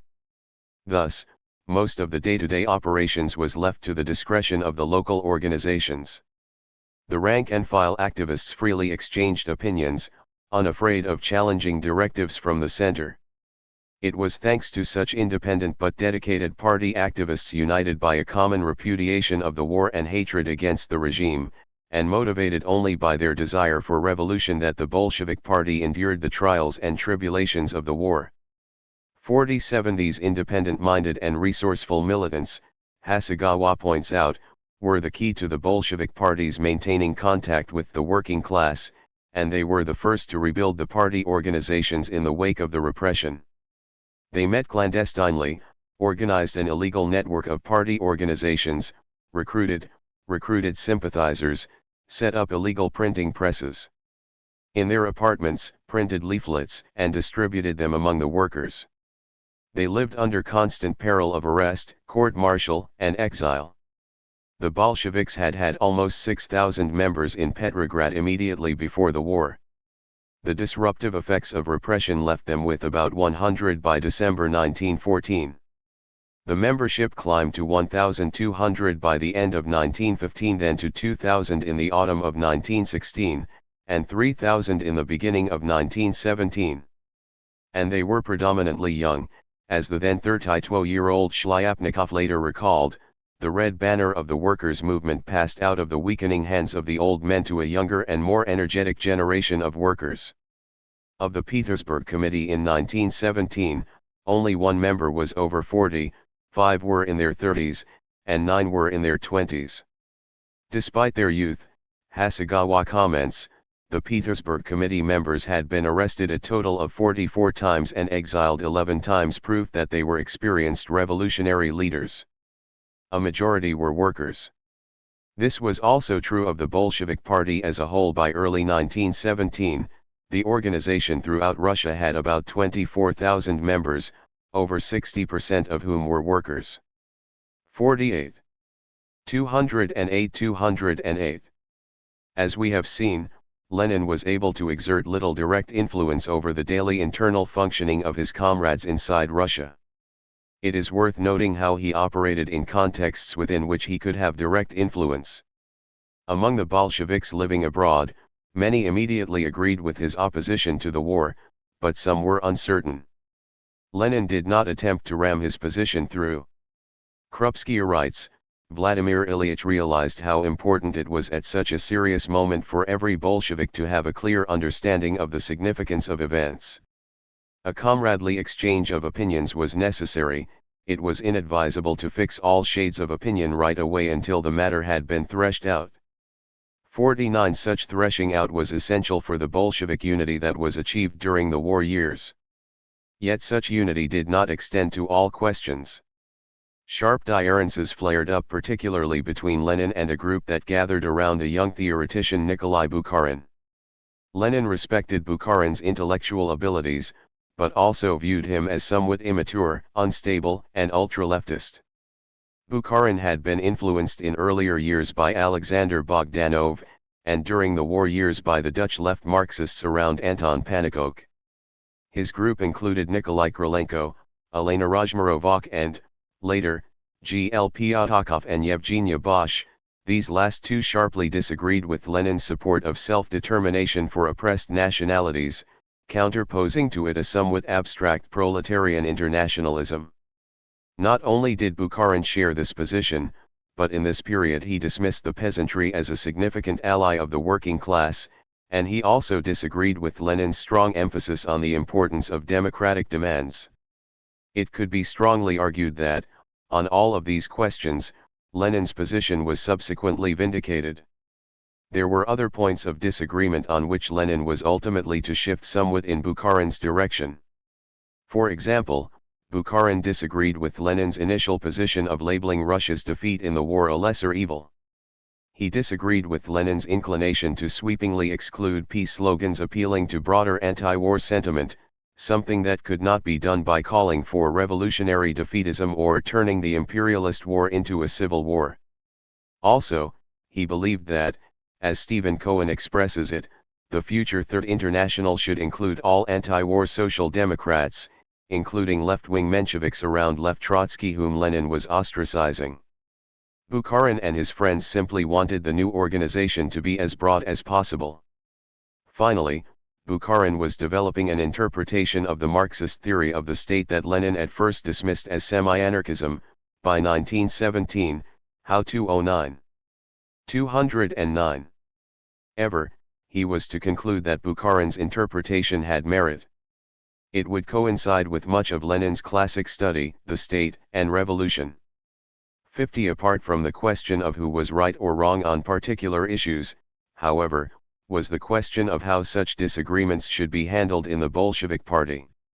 Even before it was clear that there were differences, in early 1915, Bukharin and some like-minded thinkers decided to publish their own newspaper. According to Krupskaya, they went about it with such precipitancy that they did not even arrange the matter with the central organ. Such a publication would hardly have been expedient in any case. There was no money with which to publish the central organ, and although there were no differences so far, they might easily arise. An unguarded phrase might be pounced upon by opponents and exaggerated in every way. We had to keep step together. It was such a time. Bukharin hastened to owe her the assurance that the new periodical was conceived not as an opposition, but as a supplement. What can you have against another party newspaper which in the very first editorial states that it stands on the viewpoint of the central organ? The Bolshevik Central Committee Bureau explained that such initiatives should be decided collectively and not by just several comrades. There was no attempt, however, to apply disciplinary measures. Rather, a special Bolshevik conference in Switzerland, convened to deal with wartime policies, was at the last minute lengthened to enable Bukharin and his co-thinkers to attend and participate in the discussions and decision-making. Bukharin was able to influence some of the formulations of the Bolsheviks' positions. At the same time, he and his comrades agreed to drop their plan for a separate periodical. 51. Not long afterward, Lenin agreed to participate as a contributor and on the editorial board of a theoretical magazine, Communist, initiated by Bukharin, Pyatakov, and Bosch. It was seen as a publication of the Bolshevik Central Committee, which contributed significant resources, although the dissident comrades would assume major editorial responsibility. Lenin was uneasy with this abnormal arrangement, but he went along with it for practical reasons. As it turned out, however, Bukharin, Pyatakov, and Bosch were not inclined to collaborate closely with the party leadership in this venture. Instead, they moved to open the magazine's pages to non-Bolshevik currents within the Zimmerwald left and to initiate a discussion presenting their own views on the national question. A furious Lenin withdrew from the editorial board, and the Central Committee ruled that Communist was no longer a Bolshevik publication. "We cannot contribute and shall be compelled to fight it," Lenin wrote to the three editors, "since we find your attitude to the party's program to be not only wrong and harmful, but frivolous. Your 210 arguments for a free journal are just as frivolous, if not worse, anti-party." He added, "If you wish to persist in the theses, we are prepared to publish them and we are bound to give our opinion. Publish them yourselves and furnish them with a discussion pamphlet in which all three of you could make clear to the party your motives." A new theoretical magazine was established under the control of the Central Committee. Lenin also made it clear that he had no desire to muzzle the dissidents. The young contributors want freedom of opinion for themselves, freedom of discussion that is legitimate. But he denounced their attempt to use Communist. "If you want to help disorganize our party, do it on your own responsibility. Your purse is full. Go ahead and then the Russian workers will see at once that you are intriguers and will kick you out.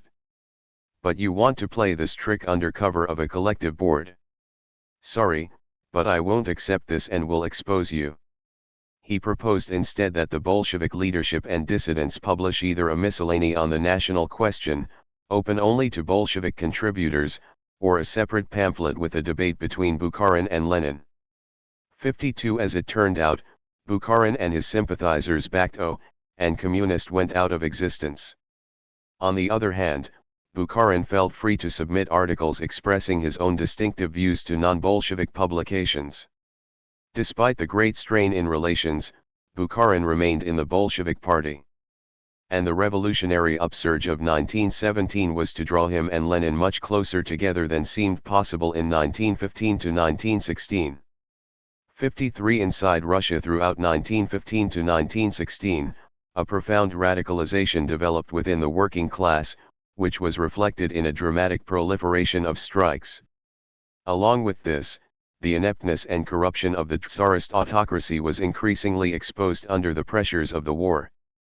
Hasegawa summarizes, "The workers in Petrograd were the fundamental source of instability in Russian politics during the war. The patriotism at the outbreak of the war was quickly dissipated as wartime reality hit. Excluded from the established order of society and deprived of legal organizations to air their grievances, yet asked to continue their sacrifices for national honor and pride, the workers became receptive to the agitators' call for radical action. Objective conditions blended with revolutionary agitation and organizing to create a general mood of proletarian insurgency." 54 The Bolsheviks were central to this process. In the course of the war, there had been a realignment of socialist organizations in Russia.